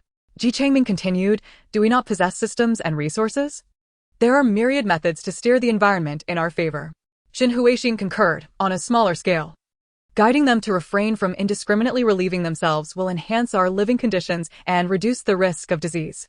On a broader scale, implementing rules in the valley. Expelling murderers, when the next individual considers violence, they will weigh the costs. With fewer altercations, we shall also find ourselves safer. Ji Xingran suddenly grasped the concept. Now I understand. The last time I spoke with Mother, I mentioned that if we hire someone to help us, we should choose those who are clean and have bathed. Over time, anyone wishing to work for us will have to comply with our standards, right? Precisely. As long as we grow strong enough, others will naturally adhere to our regulations. Ji Xingran exclaimed, Father, Mother, you are truly astute. Ultimately, Ji Yang was expelled. Duan Jianxian, eager to consolidate power, did not resort to ruthless measures. He provided Ji Yang with a small bag of dried meat, a bounty of wild fruits, and a few rolls of straw matting. The officials have stated that there are others in this valley. You may go wherever you wish, as long as it is not here. Ji Yang's pleas fell on deaf ears. She could only beseech for a final farewell with Ji Zhuang'er and Ji Yun. Zhuang'er brought Ji Yun along. Upon seeing Ji Yang, Ji Yun visibly recoiled in fear. Zhuang'er quietly asked, Are you afraid of her? Ji Yun nodded, whispering. Father's head was injured. Mother went to find medicine. If Mother cannot find Father, she said she would hit me. Sister, you will save me, won't you? Did she hit you? Mother did not hit me, but Father did, and Mother just watched. Zhuang'er sadly shook her head. Addressing Ji Yang, do you still believe the child is oblivious? While he may not comprehend your sorrow or helplessness, he feels your absence and your indifference when you cast him aside. What more can be said in such circumstances? Ji Yang pleaded, Schwanger, please. At least consider that I assisted you and your brother in avoiding malevolent individuals. Help me. Schwanger replied coldly, you are not Yuner. Yuner has done nothing wrong. I can save him. You? I cannot and will not. In the end, Ji Schwanger tossed a backpack towards her. Take this with you. Consider it my filial piety to you and Yuner before heaven. From now on, we will have a clear conscience, and do not use filial duty to coerce us. With that, she lifted Ji Yun in her arms and strode away, never looking back. Ji Yang departed. Another soul was lost from the valley. The heavy snow blanketed the land for an entire winter, confining them within the cave until madness loomed, before finally relenting. Among the provisions Ji Fuding had supplied, there were some soybeans. Ji Changming utilized the soybean sprouts sent by Shen Huixin, hiring individuals to clear the snow, lest it completely block the cave's entrance. It was essential to ensure these individuals received adequate vitamins, preventing the onset of severe illnesses, or else only the three of them would remain in this vast wasteland. As winter faded into spring, the accumulated snow melted, and the hardened yellow earth finally felt a hint of moisture. Ji Xingran clapped her hands in excitement. Let us farm. It is time to cultivate the land. Chapter 82, Cultivating the Land. The time to farm has arrived. In the valley, few possess the skills for hunting. Most are merely ordinary folk, toiling with their faces to the soil and their backs to the sky. Even before winter had fully departed, an elderly man could be seen wandering around the valley, hands clasped behind his back, contemplating suitable areas for cultivation. As the snow began to melt, individuals armed with tools commenced the arduous task of land reclamation. Auntie Bao and her companions eagerly began digging near the cave, only to be urgently halted by Shen Huixin. Do not cultivate within the valley, venture outside instead, for the vast wilderness offers ample space. The valley lacks water sources and, more importantly, the stench of farmyard manure is unbearable. Ji Changming repeatedly inquired of Ji Xingran throughout the day, has your system assigned any new tasks? He harbored a suspicion that the system was stingy with its resources. However, the hints it provided were undeniably significant. Such a monumental undertaking as farming. Yet it offered no insights whatsoever. Ji Xingran too found this perplexing. She had not received any updates. During her time sequestered in the cave, she had successfully upgraded her skills in sewing, cooking, and butchering to advanced levels. She had accumulated 300 survival points, alongside an additional 100 from various daily tasks. With the earlier 200 points, her total now exceeded 650. She was tantalizingly close to unlocking the orange software. At present, however, Ji Xingran's primary concern remained the matter of farming. She had obtained 5 large seed packages, equating to enough seeds for 50 acres of land, and 250 saplings of fruit trees. It was neither an abundant nor a meager amount. Yet, the planting success rate, ranging from 70 to 90%, posed a significant risk. From her previous encounter with the lame corn, Ji Xingran had learned that probabilities do not guarantee certainty. After some contemplation, she suggested to her parents, let us first clear the land and assess the situation. Sure, we shall follow your lead, Ji Changming and Shen Huixin replied without hesitation. While the notion of land reclamation sounded straightforward, the reality proved to be laborious. Previously, for safety's sake, they had taken in mainly women, with only one male among the elderly couple, Grandpa Chi. Yet, Grandpa Chi had been preoccupied with sorting and drying furs, leaving him no time for farming. Ji Changming had no intention of reallocating skilled labor for other tasks. We will need to hire workers, he concluded after deliberation. How many should we hire? How do we calculate their wages? Shen Huixin queried. Ji Xingran responded, in the wilderness, money holds little value. What we need are food and supplies. Why not provide meals for those who work? Agreed. Let us establish some KPIs, Ji Changming proposed. What is that? Ji Xingran, of a recent high school graduate, asked in confusion. With a smile, Shen Huixin explained, it's a performance metric devised by the CEOs your father hired for the company. Ji Xingran's eyes brightened, just like my deskmate's father rewards varying amounts of pocket money based on exam rankings? Precisely, Ji Changming nodded. Otherwise, those who slack off will drive us to despair.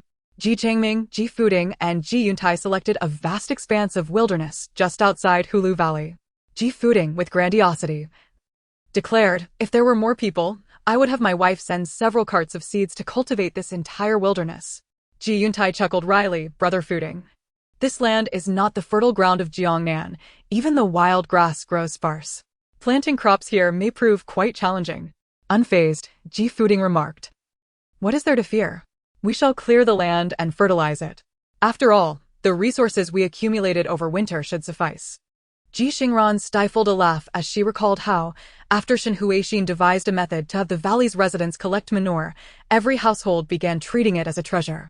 They regularly sent people to empty the latrines, combining the waste with ash and remnants of hunted game for composting.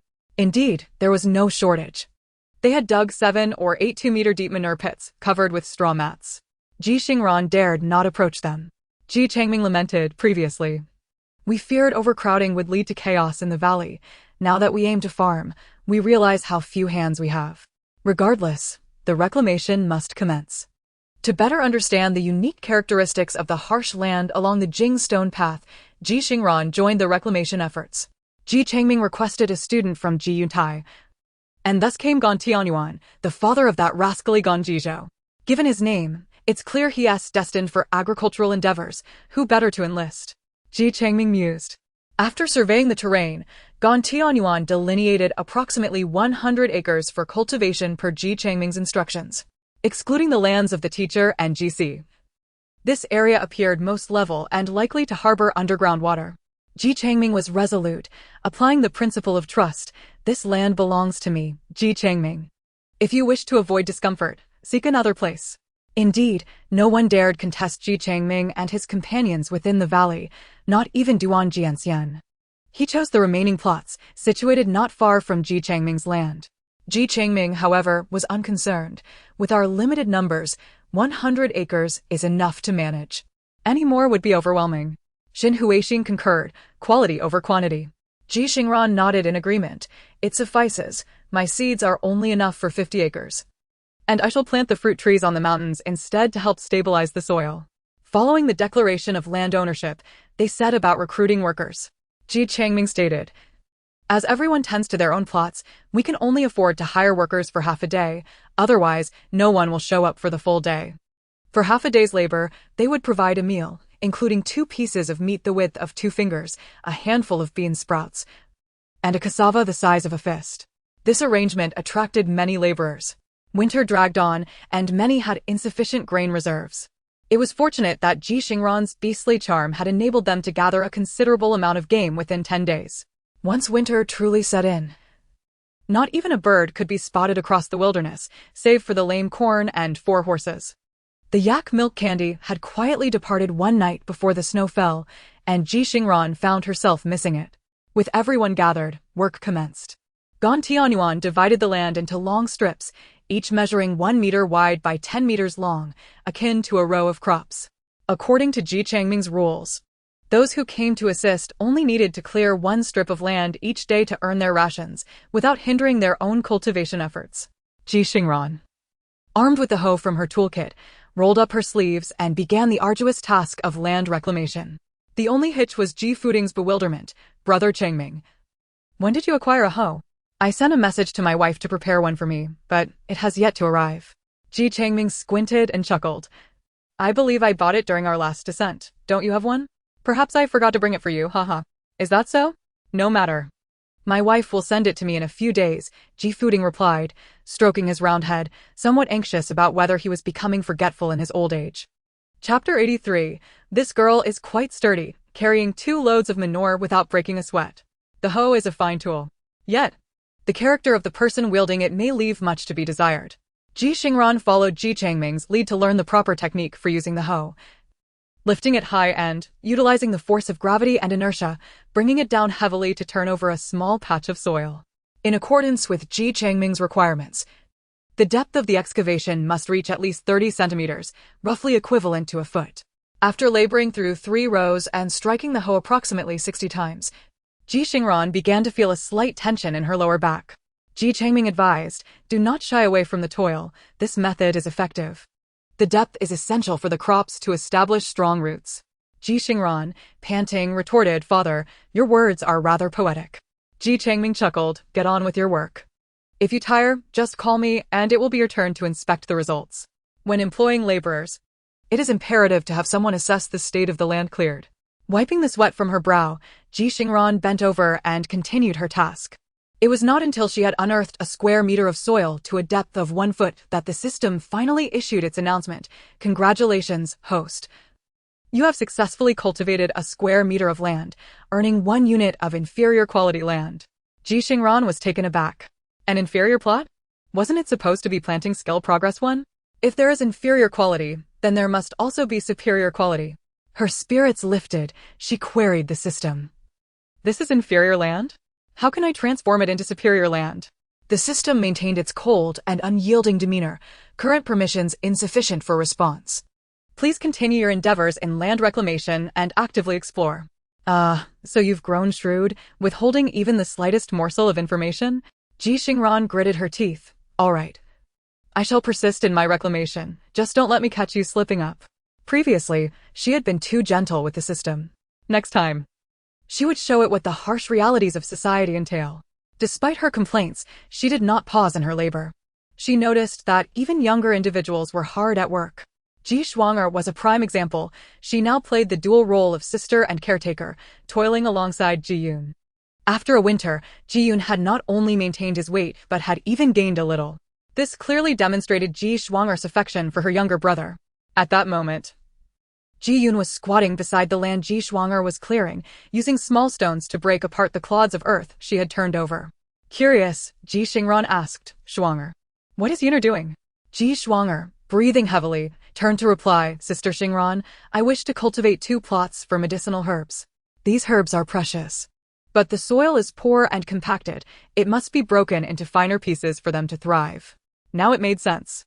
Ji Xingran nodded in understanding and praised Ji Yun before returning to her own plot. Instead of digging a second piece of land, she mimicked Ji Xingran and Ji Yun, breaking the clods into tiny fragments. The system remained silent. Ji Xingran was not in a hurry and continued her reclamation. While other skilled farmers could cultivate 2 plots in half a day, she took an entire day for just 1. Yet, she combined the best practices and tended to the land with utmost care. The clods were thoroughly crushed, and the next day, she turned and aired the soil again, enduring the unpleasant odor to fertilize it. She even cut up the damaged straw mats and mixed the shredded straw into the soil to increase its fluffiness, preventing it from compacting again. After a week of this diligent effort, when Ji Pengzi came to invite Ji Changming to harvest that evening, Ji Xingran finally received an announcement from the system. Congratulations, host. Through your relentless efforts, you have acquired 3 units of ordinary quality land, totaling 3 square meters. Good heavens! After all that labor, it turned out to be merely ordinary quality. How ruthless! Ji Xingran seethed in frustration at the system. The system remained ominously silent. Although it felt somewhat unfair that all her hard work yielded only a small patch of ordinary quality land, which was far from the 50 acres required for the seedling package, Ji Xingran nevertheless felt invigorated. She feared not the challenges, only the absence of solutions. As long as there was a way forward, understanding how to improve this barren land was progress. Moreover, she was limited in strength and could only cultivate so much land alone in a short time. However, her father had others to assist him. While those individuals' efforts would not count towards Ji Xingran's land, based on the scant announcements from the system, she had already gleaned how to tend to the crops. What was there to fear about finding good land for cultivation? She scoffed at the notion of being outmatched. Ji Changming and Xin Huixin had been keenly aware of Ji Xingran's relentless toil.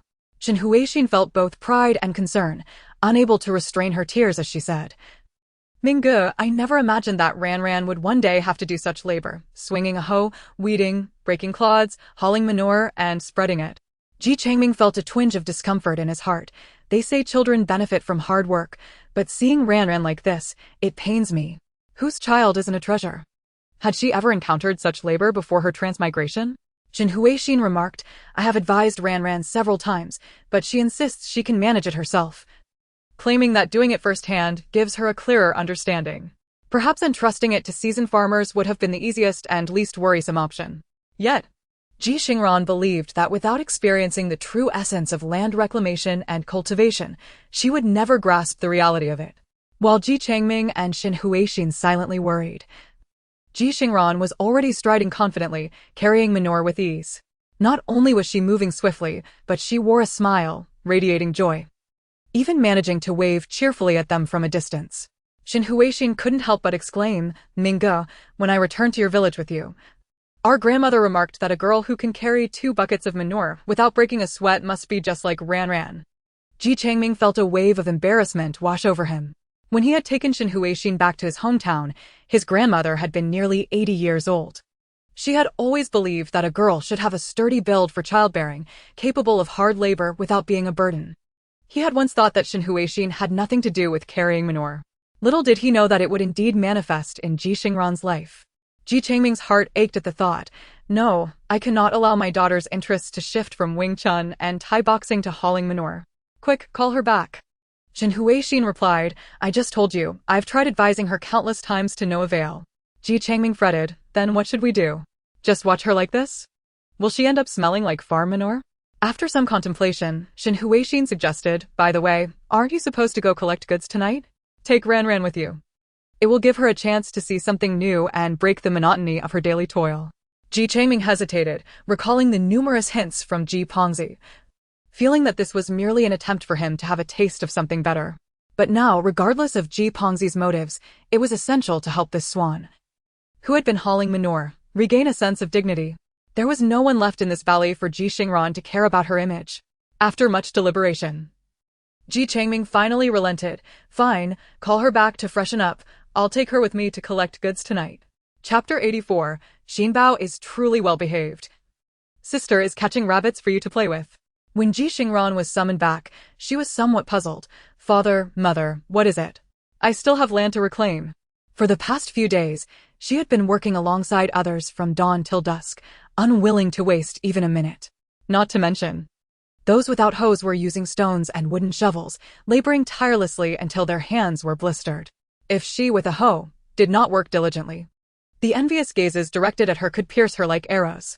Going with her father to collect goods? That sounded exciting. Ji Xingran exclaimed eagerly. Though the Ji family resides in the remote outskirts of Jingshe Road, they seldom send provisions over. Before winter arrived, they managed to deliver goods once. And now this marks the second occasion. Ji Xingran was eager to experience the outside world. Her current circumstances felt rather bleak, as apart from the fellow exiles, her encounters had been limited to the soldiers. She had previously remarked on Ji Xingran's lack of exposure, but now she felt her own experiences were scarcely more enriching. Ji Xingran could not help but express her sentiments. Ji Changming exchanged a knowing glance with Xin Huixin, both resonating with her feelings. At least Ji Changming had ventured down the mountain a couple of times to observe the state of the Dayu dynasty. In stark contrast, both Ji Xingran and Xin Huixin had spent their days entirely in this desolate wilderness, effectively becoming country bumpkins. Thus, Ji Xingran was filled with excitement. Yes, I'll go.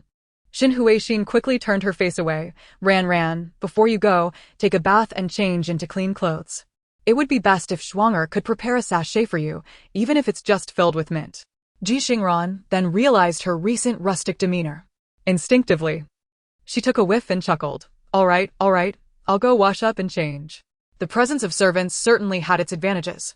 As soon as Ji Xingran mentioned bathing, Aunt Bao and the others sprang into action. I'll go heat the water right away. Aunt Yu added, the curtains in the thatched shed have been reinforced threefold. Chin Auntie and I will keep watch to ensure no one approaches. Ji Xingran enjoyed a comfortable hot bath and changed into relatively clean attire. Although the clothes were clean, the absence of effective detergents like washing powder meant that the few nuts and bath beans Ji Changming had procured were insufficient. No matter how diligently Aunt Bao and the others scrubbed, the garments grew increasingly worn. Ji Xingran, however, was unconcerned. She tugged at her clothes and bounced over to Ji Changming and Xin Huixin. Father, mother, how do I look? Is it acceptable? Should be without any odor now. A pang of sorrow struck Ji Changming and Xin Huixin. What had their daughter once worn? Although they had never favored high-end brands, her previous garments were made of the most comfortable fabrics, tailored perfectly. Yet now, she donned a faded outer shirt layered with a wool vest. Her trousers were too long, her skirt too short, and her shoes were worn and patched repeatedly. Ji Changming felt tears welling up. Damn it. Previously, he had worried that a certain rotund fellow might covet his swan. Now, this swan looked more like a gray-feathered duck. And it would be a blessing if anyone even glanced her way.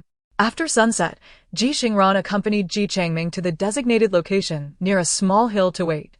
Ji Fuding and Ji Yuntai were also present, with Ji Fuding bringing along the steward, Old Qin, while Ji Yuntai had brought Gan Tianyuan. Although Gan Tianyuan was well-versed in astronomy, his knowledge of geography was commendable. He intended to check the supplies and discuss with Madame Zhao what was lacking in the valley. The six of them waited behind the hill for nearly half an hour before the soldiers finally arrived to escort them. Ji Fuding handed a bag of silver to the soldiers, whose demeanor softened somewhat. "Follow me." They proceeded to travel a distance of 7 or 8 miles under the cover of night before finally stopping. Ji Xingran observed a few figures in the distance, straining to catch a glimpse of them. At last, she saw some fresh faces. Overcome with excitement, Ji Xingran instinctively raised her hand to wave. Her heart soared as if at a concert atop a mountain. "How are you, friends in the distance?" The sudden exuberance of Ji Xingran startled Madame Zhao and the others, who instinctively waved back. This delighted Ji Xingran, who clutched Ji Changming's arm, exclaiming, "Father, father! People! People!" Her excitement mirrored that of a child spotting monkeys at the zoo. Ji Changming was overcome with tears. His dear daughter had gone mad. It was all the fault of this cursed valley. Meanwhile, Madame Zhao, after waving a couple of times, finally came to her senses. Her cheeks flushed as she withdrew her hand. How ridiculous! At her age, how could she still be so impulsive? Little plump Ji Xingxin also blushed, his fair cheeks turning red as he awkwardly admitted, "My hand, it doesn't listen to me." He found himself waving along without realizing it. Madame Zhao cast a glance at her foolish son, equally troubled and at a loss for words. Ji Fuding's letter had mentioned finding a good girl for Ji Xingxin in the valley. He needed to pay attention. Such a girl, if not for her family's misfortunes, would hardly reveal her true nature, and it would not have fallen to him to seize the opportunity. Madame Zhao contemplated that this girl was likely the daughter-in-law Ji Fuding had set his sights on. Sure enough, as they approached, Ji Fuding pulled Ji Xingxin over to introduce him to Ji Xingran. "Ran girl, this is my son, Ji Xingxin, who also comes from the capital. You two surely have much to discuss." Ji Xingran smiled brightly, thinking to herself that perhaps they wouldn't have much to share, as her memories of her former self were scant. She could only recall fragments when triggered, otherwise, she had no recollection. Nevertheless, Ji Xingran was genuinely happy and eagerly asked Ji Xingxin, "Xinbao, tell me about the capital. And the town where you live. I heard you reside in a nearby town. What is it like? Is it large? Is it lively? What do you usually eat?" Ji Xingxin blushed and stammered, "Why, you can ask one by one. If you ask too many, I don't know how to answer." Ji Xingran replied enthusiastically, "All right. Xinbao, first, tell me about the town you live in. What is it called? Is it far from here? The capital is too distant. We want to be returning anytime soon, so I'll ask about the local situation first." Ji Xingxin, being earnest, answered diligently, "The town we're currently residing in is called Huangyang Town, located about 200 to 300 miles from here. Taking a carriage would take most of the day." Ji Xingran listened with great interest, peppering him with questions. Ji Xingxin, with his honest nature, answered every query. Meanwhile, Ji Fuding, who had been smiling, felt his expression stiffening. Xinbao? That nickname was rather endearing and intimate. Yet, for some inexplicable reason, when it rolled off Ji Xingran's tongue, it felt discordant to Ji Fuding. Something was amiss. But observing the lively exchange between Ji Xingran and Ji Xingxin, he couldn't quite pinpoint what felt off. Was there any awkwardness in their meeting? Not at all. Were they unable to connect? Quite the contrary, they were enjoying a delightful conversation. It was only when Ji Xingran reached out to pinch Ji Xingxin's fair face, affectionately declaring how well-behaved he was, and asking if he liked rabbits, promising to catch one for him to play with next time, that Ji Fuding finally grasped the situation. In an instant, everything went dark before his eyes. "Ran girl. No, it's not like that." Chapter 85, Let Us Also Become Ruthless Landlords. Ji Fuding, in a state of agitation, promptly interrupted the dialogue between Ji Xingran and Ji Xingxin. "Ran girl, while Xinbao is of the same age as you, he is actually a few months your elder." "Oh? Is that so?" Ji Xingran replied with a bright smile, "But Xinbao is still very cute. He looks like a lucky charm." If he was half a year older than her, then that meant he was actually 2 years younger than her original self. It was only natural to call him Xinbao. Ji Xingran remained blissfully unaware of Ji Fuding's concerns, cheerfully adding, "Uncle Ji, do you need my assistance? I can help." I'm quite strong. Without hesitation, she rushed to assist with unbridling the horses and changing the carriage. The 5 horses were already the maximum tolerated by the soldiers. They were not permitted to use any new ones to transport goods in. Thus, they needed to change their horses here. The old carriage was taken away by Madame Zhao, and a new cart filled with belongings was returned to Hulu Valley. Ji Xingran, holding Madame Zhao's hand, wept profusely. "Madam, oh madam, it is too bitter, too bitter." Tears streamed down Madame Zhao's face in sympathy. The soldiers granted them little time, merely half an hour, pressing them to hasten back to their respective homes. Ji Xingran harnessed the limping corn, rose, brushed off the dust from his hands, and smiled at Ji Xingran. "Xinbao, be good. Next time, I'll bring you a rabbit." The rabbits in this frigid Jing stone path are said to have long, fluffy fur, utterly adorable, just like Xinbao. Upon returning to the valley with 5 carts of goods, the atmosphere had transformed significantly. Having weathered the initial hardships, the mood in the valley was now markedly improved.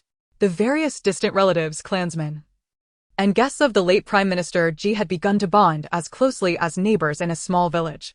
The place was now affectionately referred to as Hulu Village. Within Ji Xingran's faction, there were 48 individuals, divided into 8 households.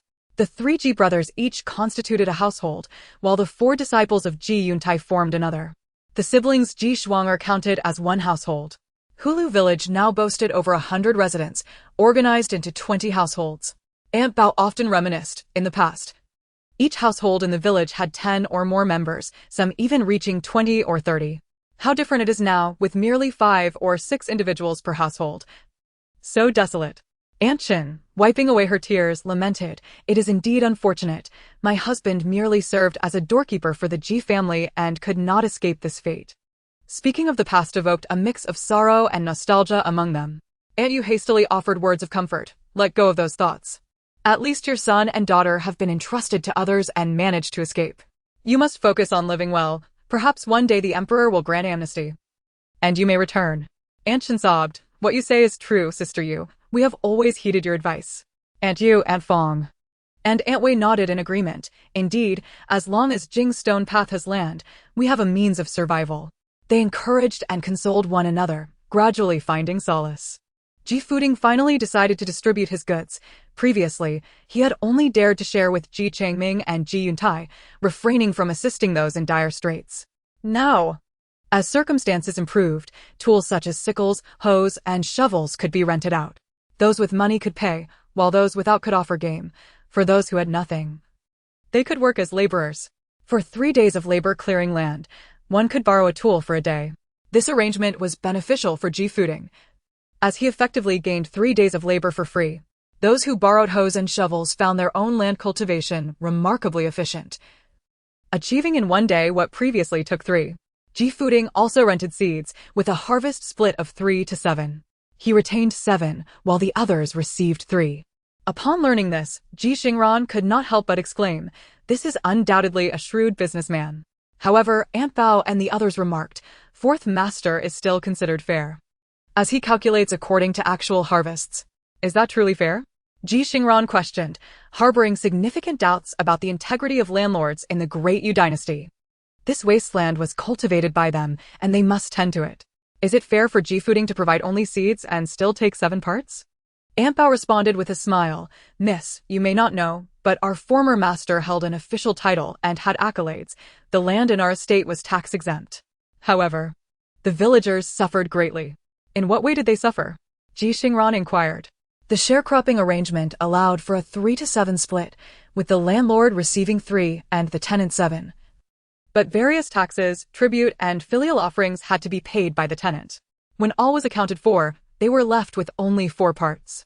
This was during good years. In poor years, the landlord's 3 parts remained unchanged, and if the imperial taxes were not exempted, they were left with barely 1 or 2 parts. Hearing this, Ji Xingran and his family reflected and concluded, in that case, Ji Xingran is indeed rather fair. Xin Huixin nodded in agreement. Indeed, although the land was cleared by them and he merely provides seeds, those seeds are hard-earned, and he bears the risk of poor soil yielding no harvest. Well, it seems this truly is a fair price. Ji Changming, after much contemplation, made a decision. All right. Let us also rent out the seeds, 3 to 7. Ji Xingran and Xin Huixin concurred that these seeds were not part of the system's reward package, but rather those distributed by Ji Fuding. Ji Fuding, indeed, was quite generous. The seeds prepared for him by the Zhao family were shared with Ji Changming and Ji Yuntai. However, Ji Changming only intended to plant a few acres as a pretense. What they truly intended to cultivate were the seeds from Ji Xingran. Ji Xingran proposed, "Why don't we prioritize providing seeds to Aunt Bao and Uncle Qi and Aunt Qi? They are skilled in farming and can cultivate as much land as they can manage." Ji Changming agreed. Everyone in the valley is clearing land. And now that everyone has their own plots, we must not dishearten those who follow us. If they lose hope, no one will be willing to work for them. It would be more sensible for them to cultivate their own land, Ji Xingran added. Xin Huixin smiled. That sounds wonderful, after all. There is no 8-hour workday in these times. Aunt Bao and the others cannot sit idle, wishing they could work 8 hours a day. Yet, I do not have enough work for them. Meals are simple and chores include washing clothes, bathing, fetching water, gathering firewood, and clearing land. There is not much to do. Moreover, Ji Xingran's family is not the type to expect everything to be handed to them. They are fully capable of working, making Aunt Bao and the others increasingly anxious. They do not fear their masters assigning them tasks. The more work there is, the more it signifies their stable position. A lack of work would be dire, indicating that the household no longer required so many servants. Rumors spread that the masters would soon only require their help for 4 hours a day, allowing them the remaining time to clear land, which they could keep for themselves. The masters would even prioritize providing them with seeds. Aunt Bao and the others were so excited they felt compelled to bow to Ji Changming and the others on the spot. "Thank you, masters. Thank you."